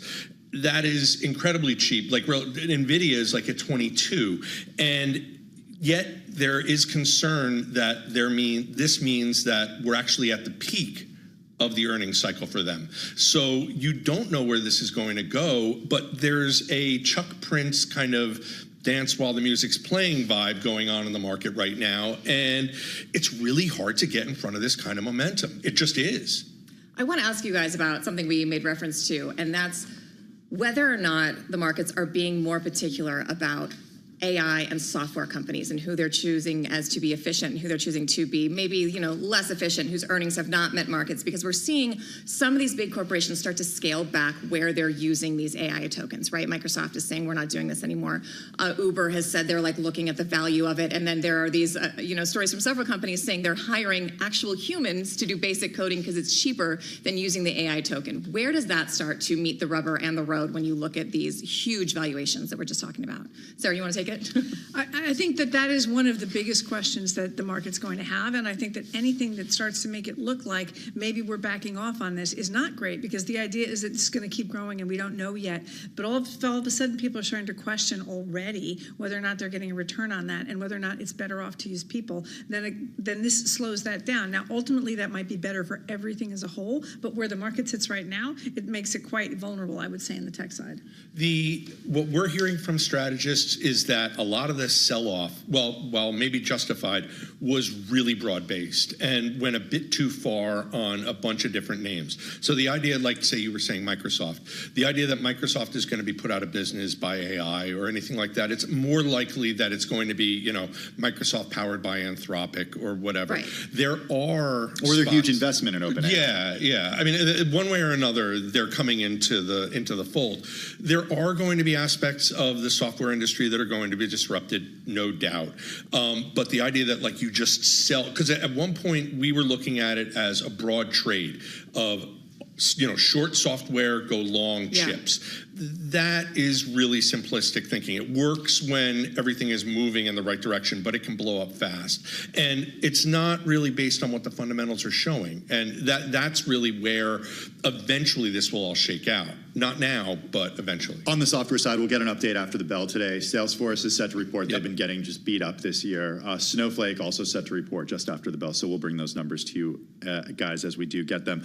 On this question about sort of when this party ends, what does that look like? And are we, there's some people out there right now who are drawing parallels to like the late 1990s, not just because the Knicks are winning, but It's been a long time, Tim. It has, but also about what tech stocks are doing right now. Well, I think that part of the problem with that parallel is just that there is a bigger earnings push behind this, because right now you can have the argument about some of the circular financing in the hardware and who's buying chips and who's putting money into the AI guys, but it's not as bad as it was in 2000 when you had a lot of vendor financing and you had a lot of things that just didn't make sense on their face. And in retrospect, that's much easier to see. And in retrospect, there might be places here, but I think that there really is a sea change here and a major change in both technology and the way we're using it. And for the folks on the software side that are going to have more problems, those are the companies that had a lot of growth in seats. And you don't necessarily need as many seats if you're using some of this, but I think it's You're saying because they sell by the seat. Because they sell by the seat, right? So this is an and not an or. And the question is going to be who does the best at that? But the people who had straight up growth that were just piling in more people, that's a little trickier right now. Eric, is Zscaler a good example of that? I mean, we were looking at them earlier, down when I looked this morning at 28% Wednesday after this fourth quarter not meeting expectations. What did they do wrong and what can other people learn from? Well, but as far as Zscaler is concerned, they are actually in a position where they could be disrupted by AI, and they're starting to show signs of weakness towards it. What you referred to, Salesforce. So a company like Salesforce is deeply embedded in your system. It's really hard to get them out. You're also relying upon their data, their proprietary stuff. If you're just sort of a node that gets attached, or you sell something that is a product that can be copied or redone in-house. Yeah. So like that's where they talk about, like, all the strategists that we're talking to are like, you need to thin slice this. You need to look within the group at which companies are actually positioned to survive this and which are sort of free riding. And Zscaler kind of got caught up. There will be others like that, but there are a bunch that are deeply embedded in their customer ecosystems, and getting that out of there is probably going to be harder to do than just sort of augmenting along with them. Sarah, I want to just give you the last word here, 20 seconds. What sectors do you want to avoid right now? I think you need to look at valuation, because I think that there's some places where if you want to play that momentum trade and you're really good at that, then you can chase some of that. But some of the evaluations have gotten really out of whack. I also think that you want to look on the plus side at companies where you've got decent cash flow and you can understand what's happening there, and some good, capital return. A big thank you to both of you. That's Sarah Hunt, Chief Market Strategist over at Alpine Sachs & Woods. Also, Eric Weiner, Bloomberg News Senior Editor for Equities Americas, both joining us here in the Bloomberg Business Week studio. Coming up next on the program, we are getting a deep dive on analysis out of Iran. Adam Ferrer from our Bloomberg Economics team joining us. This is Bloomberg.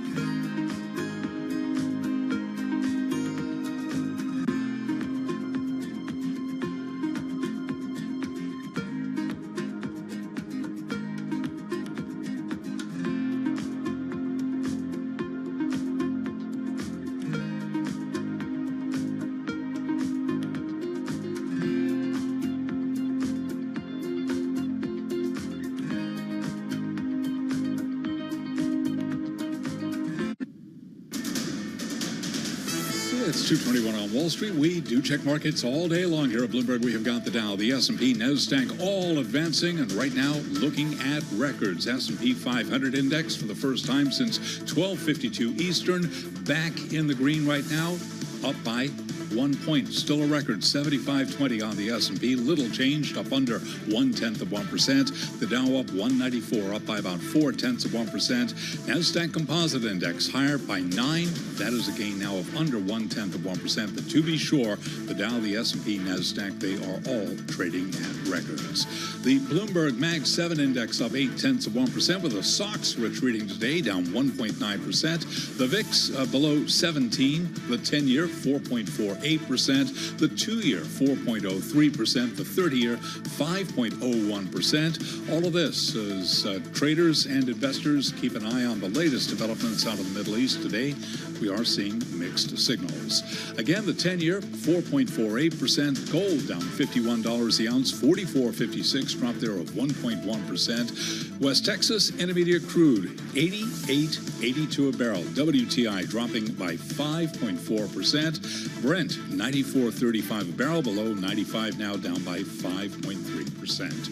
Boeing CEO Kelly Ortberg says the airplane maker has won FAA approval to increase production of its 737 MAX to 47 jets a month. Boeing shares are up right now by 1.8%.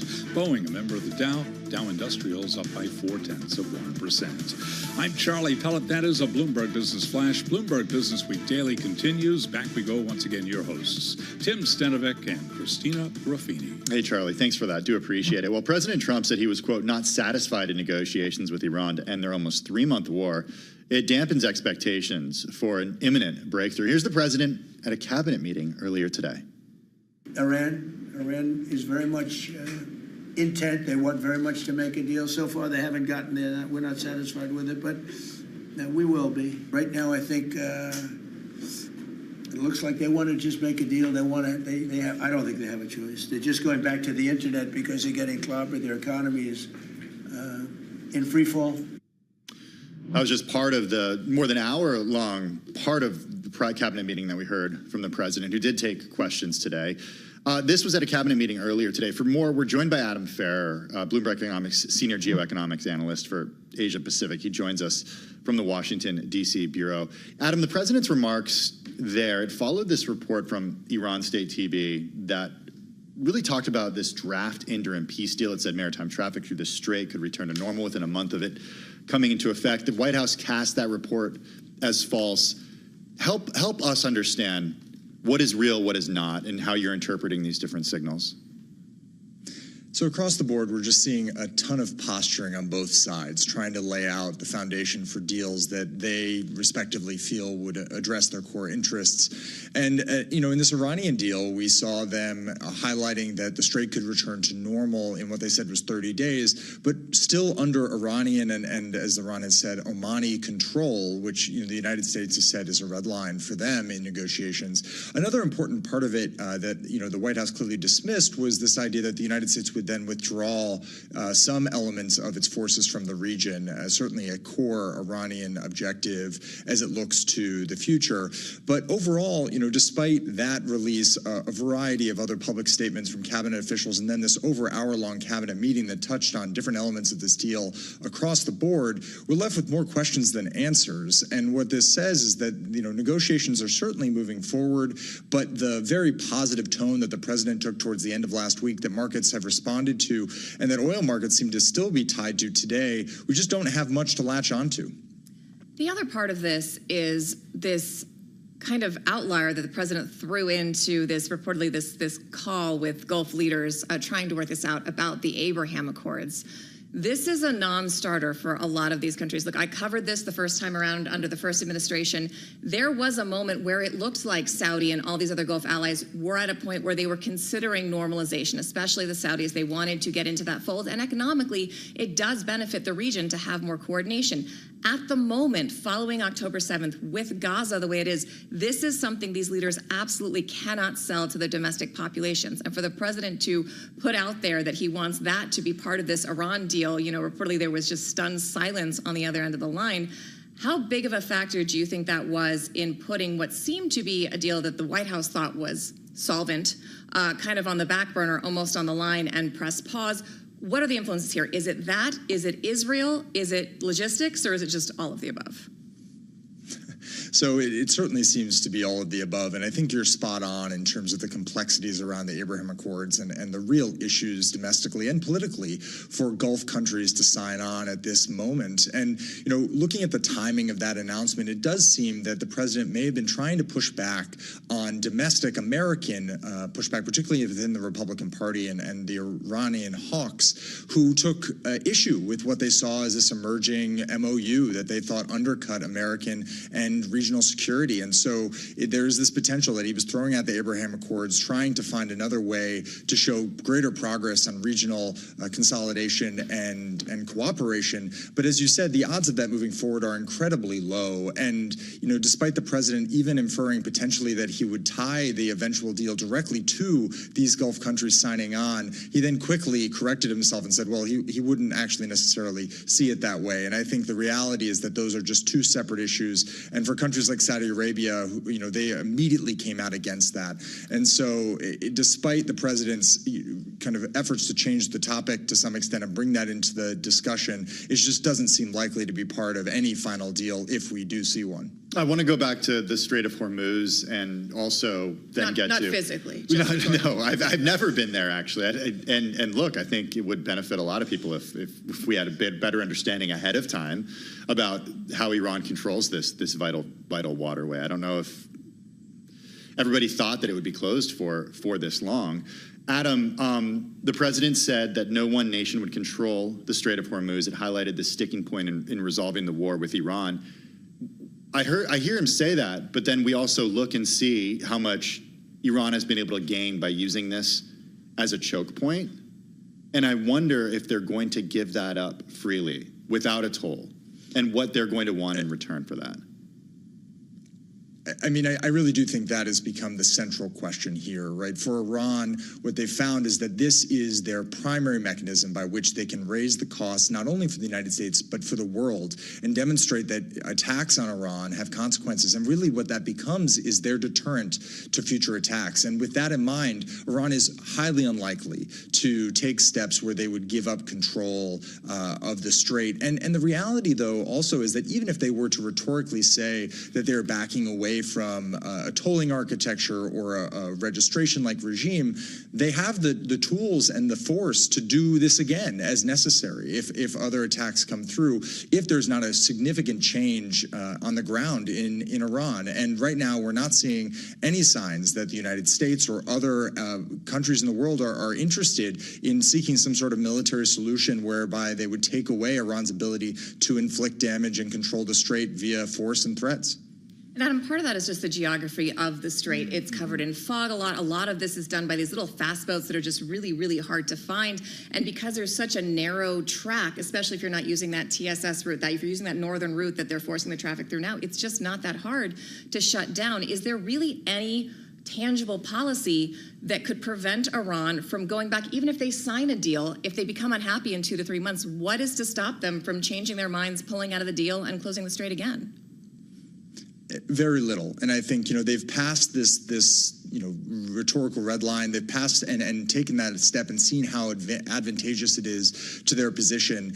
And, you know, certainly, you know, there are things the United States could do. You could deploy troops and seize some of these islands that sit adjacent to the strait itself. You could, you know, continue a large aerial campaign against cruise missile launch sites along the coast. But you'd have to keep doing that day in, day out, and then offer potentially actually escort and transit for ships going in through the strait, all of which the United States has shown it is certainly not interested in doing at this time, and would raise significant costs both in actual expenditure but also potentially lives. And the other thing to just keep in mind is that insecurity and instability not only limits the ships leaving, but the big question is, are they going to come back, right? All these ships can leave, and that'll be good to get that oil out. But if ships are not freely able to go back and are worried about this ongoing threat to their safety, you're not going to be able to get these these millions of barrels of oil that are essential to the global economy out, never mind other petrochemical products and things like helium that are essential to the semiconductor industry. They're just very real questions here. That's one of the things I don't think, I don't know how you feel about this, Tim, I don't think people are talking enough about is even if the strait is physically open,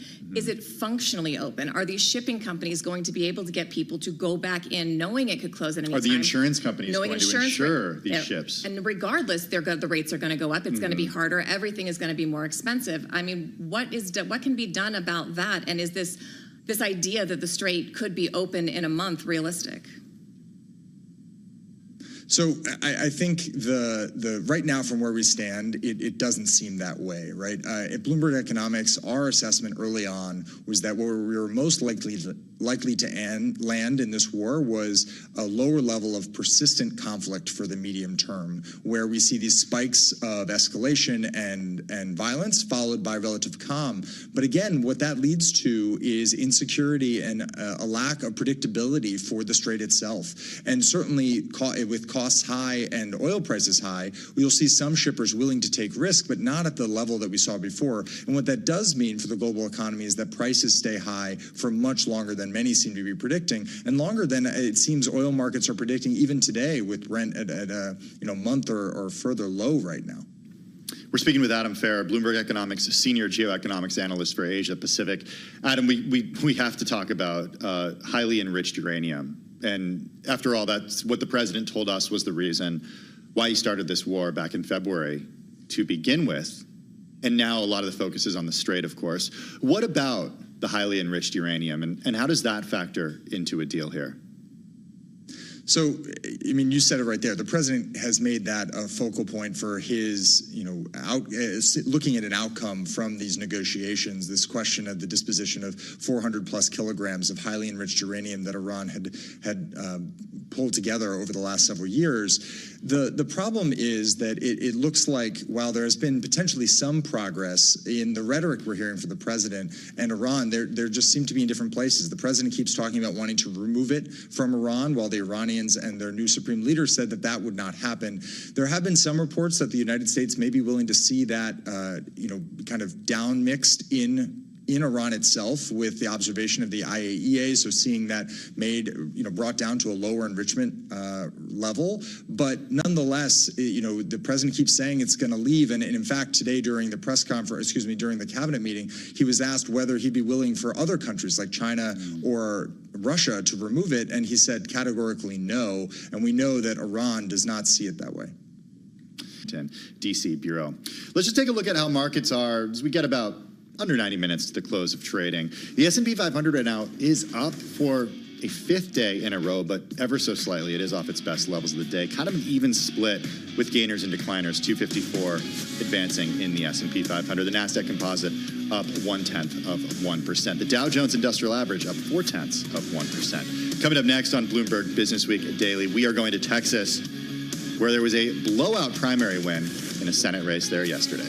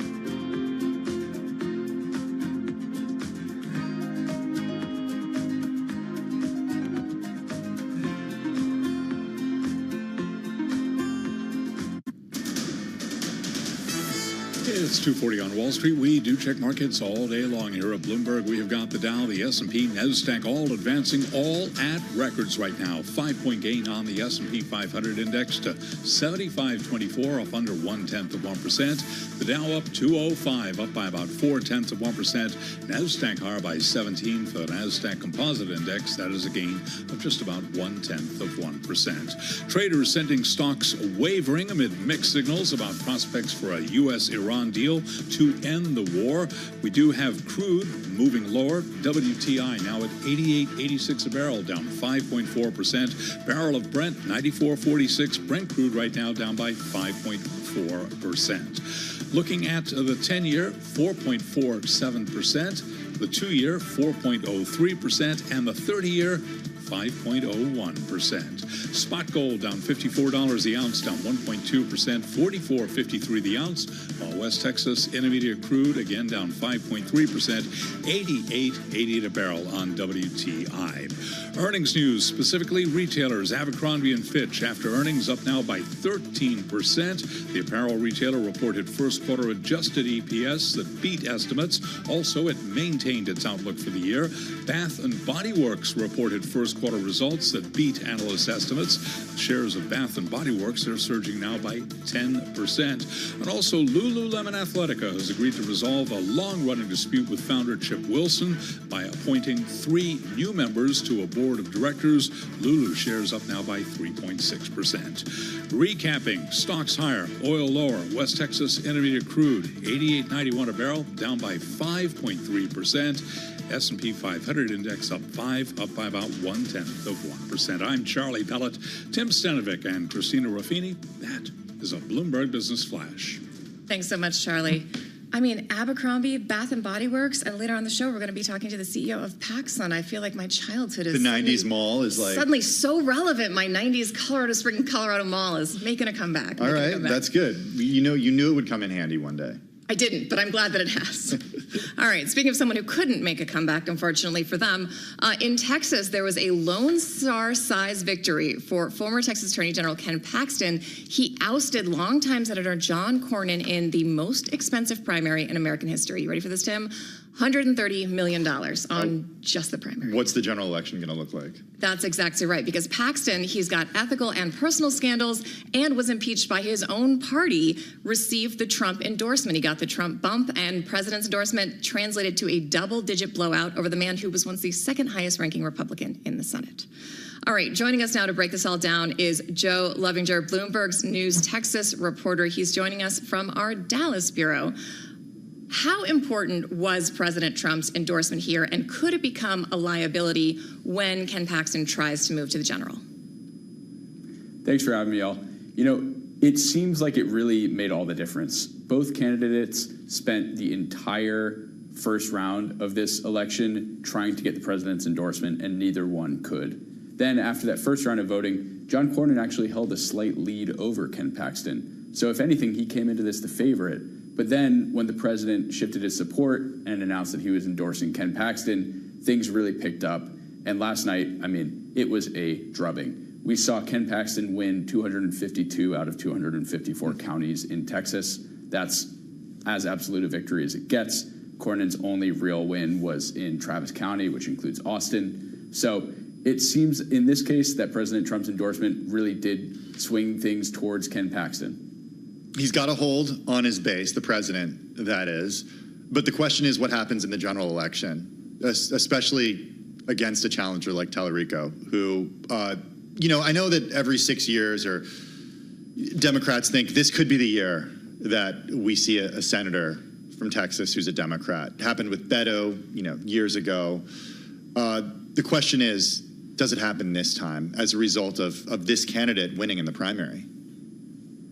That's right. For decades, Democrats have looked at Texas as the one that got away. You mentioned Beto coming within 3 points of defeating Ted Cruz in 2018. And Democrats will tell you that in order to win statewide in Texas, they need a perfect storm. Everything needs to hit. They need what they view as a strong Democratic candidate. They need a weak GOP candidate. They need a national environment that is sour on Republicans. They need rising prices. And so they're looking at this race right now and they see an opportunity. It's not clear, that this is going to be anything close to an easy victory for James Tallarico. Ken Paxton still appears to be the favorite in this race. And one point that Republicans will tell you is that they haven't even begun to train their sights on James Tallarico. Last night, Ken Paxton released his first ad of this general campaign, and he's really leaning heavily into sort of red meat Republican issues. He's talking about, 2020, 2021 comments that James Tallarico made about sexuality and gender and race that now, played in retrospect, make him look like a real hardcore liberal. And Paxton's making the argument that that just won't fly in Texas. So we're about to see what happens when the full force of the GOP is focused on Tallarico. Again, he's just a state representative, so he has not even run statewide in Texas, let alone in a race that Republicans are viewing as a must-win. They're going to be spending hundreds of millions of dollars to make sure that Ken Paxton does not lose this race. So we'll see, but some polls indicate that Paxton is down at present moment as much as 8 points. But like I said, the race is only really just beginning now. Joe, very quickly, my friend is calling all of these Republicans who lost and then are still in their seats until January the YOLO caucus because they've got nothing else to lose. Could this come back to bite the president, who doesn't have that many votes to have his majorities in the beginning, and they don't have anything left to lose? Yeah, we're certainly seeing some signals that may be the case. There were already challenges with the president's reconciliation bill over the $1.8 billion fund for Justice Department victimization. But, John Cornyn, he voted with President Trump 99.2% of the time. He's not exactly anti-Trump, but we can certainly expect the gloves to come off a little bit here. We've already seen that with Tom Tillis and with Bill Cassidy, who lost his primary in Louisiana. And just a couple weeks ago, John Cornyn introduced a bill to rename a highway the Trump Interstate. So, who knows how much he'll actually turn on the president, but it's certainly something to watch out for. All right, thanks, Joe, so much joining us from our Texas bureau, which I didn't know we had until very recently. So it's very nice to see you there. We got to go down there. Let's stay in Texas, though, because it is home to many space launches. Earlier today, Bloomberg Tech's Ed Ludlow and Caroline Hyde spoke with NASA Administrator Jared Isaacman about its ambitious plans to ramp up space exploration and how SpaceX and Blue Origin are factoring into those plans. We put a heck of a demand signal out to industry during the ignition event. There were a lot of bidders across the landers, across the rovers. The Blue Origin Mark I is extremely useful for us in terms of the amount of mass it can put on the lunar surface. That's why we're going to use it for the actual rovers themselves, which are not small. I think also very importantly is we are partnered with Blue Origin as one of our 2 providers for putting astronauts on the moon. So we're going to learn an awful lot from these Mark I landings that are coming up. The transfer stage is very comparable to Blue Origin's approach for putting astronauts on the surface. And even though the lander itself will be different, there'll be eclipse and other capabilities necessary to sustain life and to crew rate it. They will obviously learn a lot. Putting their landers on the surface of the moon will learn a lot, and that will help inform for Artemis 4 and beyond, where we are going to count on Blue Origin, as we are going to count on SpaceX for getting our astronauts and even more mass on the surface of the moon when we move into phase 2 and 3. Let's talk about SpaceX. Let's talk about Starship. Let's talk about what you learned for Artemis on Friday night. How much confidence do you still have and dependence do you have on Starship succeeding? I think said it simply, SpaceX is probably our greatest, commercial space company, hands down. We rely on SpaceX heavily to put our astronauts to and from the International Space Stations. We just modified an award to provide up to, I think, 6 additional missions to SpaceX in that regard. They pioneered rapid reusability, catching rockets on ships, on land. That directly supports our scientific endeavors. We are able to launch more missions of science and discovery thanks to SpaceX. It's substantially brought down the cost of capabilities that we put in geostationary orbit, some of the heavy mass items that we use Falcon Heavy for. I have no doubt Starship is going to contribute in a very meaningful way. I've described it as almost a light switch moment for humanity when you have a fully reusable, booster and upper stage that's going to be able to efficiently put lots of mass, not just on the surface of the moon someday, on Mars. So you have SpaceX, you have Blue Origin, you have an extremely healthy commercial industry that's going to be able to support the construction of the moon base. Well, there you have it. NASA Administrator Jared Isaacman speaking with Ed Ludlow and Caroline Hyde, the co-hosts of Bloomberg Tech, earlier today. Check out that full conversation on demand now. You can find it on the Bloomberg Talks podcast feed. Up next, stocks on the move.